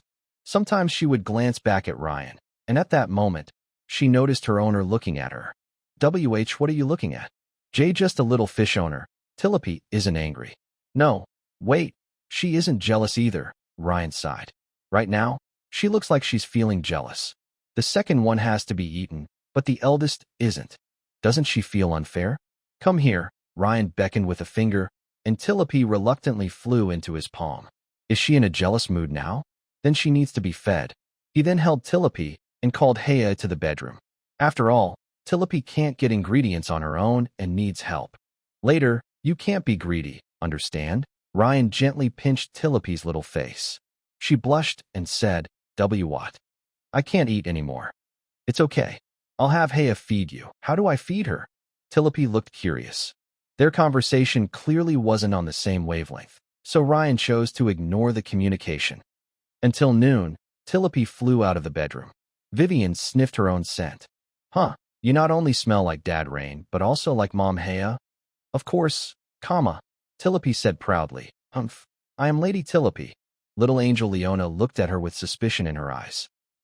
With your size, there's no way you could do anything. So how did you manage? Did you learn a magic spell to grow bigger? That's none of your business. Tilipy said, spreading her hands and showing off. Actually, you don't know. When I first came to serve the fishy master, I was already her woman. Shirley, the small white cat lying on a soft cushion and tapping her tail on the ground, finally lifted her eyelids at these words. Her heterochromatic eyes, one blue and one green, flashed with a hint of human-like sarcasm, and she coldly meowed. What? How dare you say I'm either lying or just scavenging leftovers? Tilipy pointed at her with a tiny finger. You, stinky cat, do you think everyone is like you, only qualified to watch? You don't even. Sigh. Never mind. I don't want to hurt your feelings. No matter what, the fishy master wouldn't be interested in a cat like you who isn't even considered a human-shaped creature. In any case, just keep that in mind.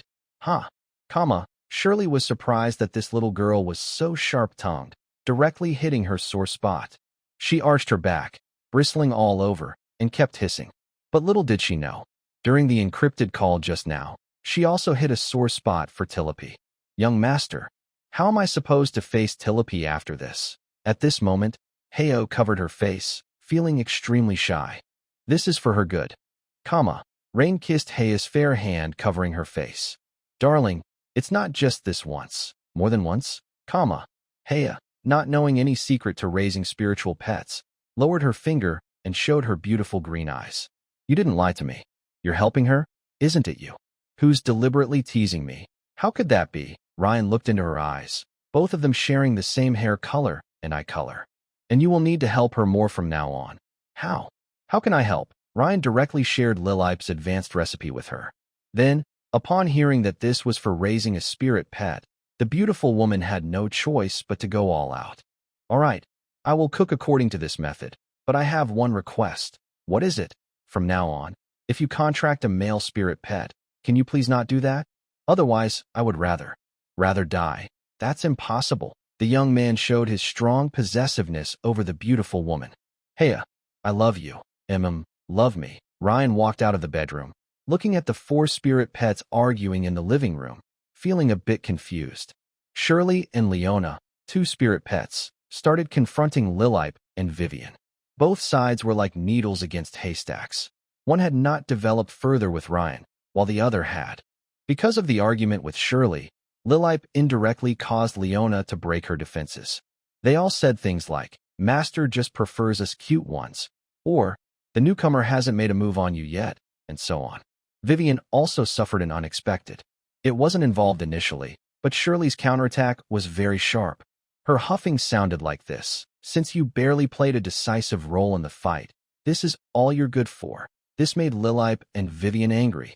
Although they were both support types, without their cooperation, could Leona and Shirley really ensure survival? But clearly, Shirley's view was supported by Leona. Hearing this, the little angel immediately nodded. She thought Vivian and Lilip's roles were not very important. She handled the front lines, Shirley handled surprise attacks, and hit the back line. Both could take down enemies. And so, the argument erupted. However, when they saw Ryan come out of the bedroom, they immediately stopped arguing. Each of them looked at Ryan with innocent and pitiful eyes. Ryan looked at the 4 spiritual pets, who had been tense just a second ago, but now all appeared helpless and sad. He couldn't help but twitch his mouth. He even saw Vivian secretly wiping tears, looking very sad. Then he walked over to the 4 pets and picked them up. Be good, all of you, Ryan said as he carried the 4 pets into the bedroom and handed them to Haya. This kind of thing, women are better at. Afterward, he left the main castle and went outside Tulip Castle. Many soldiers from the north had already started training for quick attacks. As for the more than 40 militia led by Barton, they were busy working in the fields. These professional North soldiers appeared, and Barton realized his own position. He could no longer dream of becoming a general.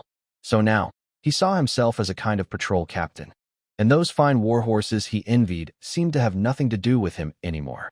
When Ryan arrived outside Tulip Castle, the North soldiers' leader immediately called the soldiers to attention, then jogged over to him, saluted, and said loudly, "My lord, the Tulip army has assembled. There are 300 expected, and 300 are present. Please give your instructions." Ryan returned the salute. "Everyone stand firm. I want to see my brave warriors." "Yes," responded the North soldier captain loudly, then jogged to the soldiers and ordered, "All stand still." The afternoon sun shone down, illuminating the sweat on their bronze-colored skin. They were constantly training in the fields outside the castle, each radiating heat. Heavy breathing formed a deep, powerful sound, like a pack of hungry beasts. Ryan stood on a small hill near the training ground and pointed to the leader. "What is your name?" "Reporting, my lord. My name is Hans," the leader said. He was muscular and about Ryan's height. Ryan, a noble's son, had excellent food and was tall among the crowd. But this common soldier was not inferior. All these soldiers were tall, none shorter than 1.8 meters, clearly carefully selected by Fiel. "Hans, I now appoint you as the commander of the Tulip Legion," Rain nodded. "I have 100 war horses here, and I need you to select 100 stronger warriors to form a cavalry unit." Rain didn't need to show off to these soldiers. As a noble, he already had the right to lead them. Moreover, he was a contract mage. No one could challenge him alone. And besides, who is Rain's wife? No one would dare oppose him. So, there wouldn't be any dramatic scenes of soldiers disobeying their lord. He had status and strength, so no one would cause trouble. Hans, upon hearing the appointment, immediately felt excited. His bronze face lit up, and he straightened his already tower-like body. "Yes, my lord. Hans will not fail you. I will train a force of Tulip Iron cavalry that can tear through any enemy formation. Training a cavalry unit is for the upcoming war," Rain said firmly. "The area around us isn't very safe right now, and bandits often appear. Not long ago, our Tulip territory was raided by bandits." He raised an eyebrow. "But I know where their hideout is. Where the Lord points, we will charge," Hans roared with his 300 soldiers. The 300 veterans from the northern border shouted together, their voices so loud that dust on the fields was slightly lifted. Rain was very pleased with this burst of energy. He raised his hand. "Very good. Honestly, before these bandits appeared, I didn't bother with them. But some nobles think that because they've been here for a long time, they have the right to drink with me.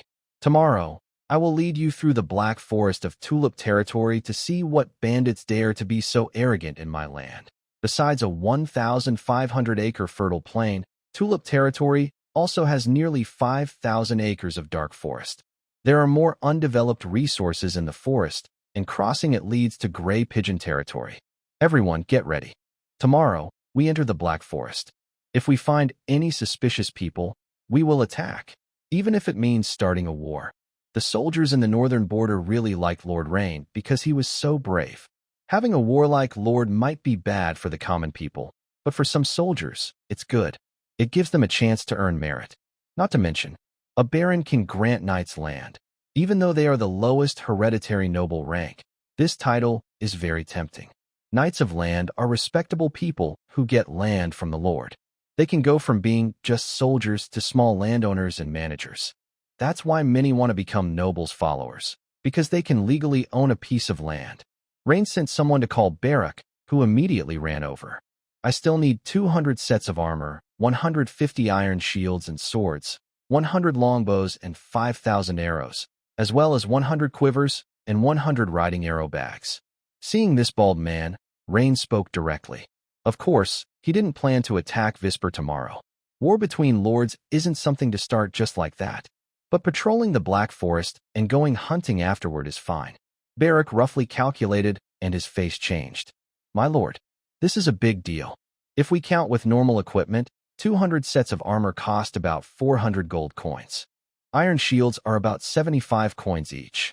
As for swords, longbows, and arrow bags, it adds up to around 500 to 600 coins in total." Rain snapped his fingers, took out a bag of gold coins, and threw it to Beric. There are 100 coins inside. Consider it a deposit. Go negotiate and deliver everything here before nightfall. Beric had never seen such a generous lord. Spending money was as easy as eating or drinking. Happiness came so quickly. Although he didn't get the money directly, he could decide who to give it to. With such a big deal, when they arrived at Stone Crow Town, the owner of any weapon shop would treat him well. And as the local merchant official, the more business he did in the territory, the higher his income and status. Right now, Beric just wanted to say, "My lord is so kind-hearted." Oh my, what should little Beric do with this treatment? What kind of nonsense could Visper possibly give? I probably will never have that. Lord Rain has shown great kindness to me, Beric. After thinking for a moment, Beric glanced at Rain. My lord, about this matter? It's necessary to write about it. Anyway, a large-scale equipment shipment can't be kept secret. Rain nodded gently. He understood what Beric was implying. Right now, this bald man was still acting as a double agent, constantly reporting his movements to Vesper. Yes, I will handle it right away, Hans. After Beric left, Rain looked at the Legion commander. Send a few brave warriors to protect Lord Beric. Yes, Hans selected a few trusted men and followed Beric. But this order also sent a signal to Hans. Rain didn't seem to fully trust the bald man. So, he decided not to get too close to Beric in the future to avoid trouble. Well, forget about training for now. I just visited the military camp before coming to the farmland. Honestly, the environment is still very poor. It doesn't look like a place to live. It's old and broken. We need to fix it as soon as possible, Rain said, pulling 50 gold coins from his pocket. This is the money for repairs. Buy whatever is needed, my lord. We don't need so much. We can do it ourselves without hiring workers, Hans replied. And buy some wine and meat for everyone to enjoy a good meal. Yes, Lord Rain. Long live Lord Rain. Hans gave the order loudly, and all the soldiers cheered along. The Lord not only cared about their battles, but also about their living conditions and meals. This kind of genuine care warms the heart more than empty words. Good bosses are rare, so you must cherish them. Back inside the main castle, Rain felt a bit distressed. His income couldn't keep up with expenses. He needed to restore the abandoned vineyard quickly. Once it's up and running, whether selling fruit or making wine, it will be a major step forward for the territory's industry. Meanwhile, Zines was inside the main castle, praying daily to Leona. At this moment, Zines, the blindfolded beauty, tentatively reached out her finger and touched Leona's cheek. Oh my goodness, I'm sorry, but I can't assist with that request.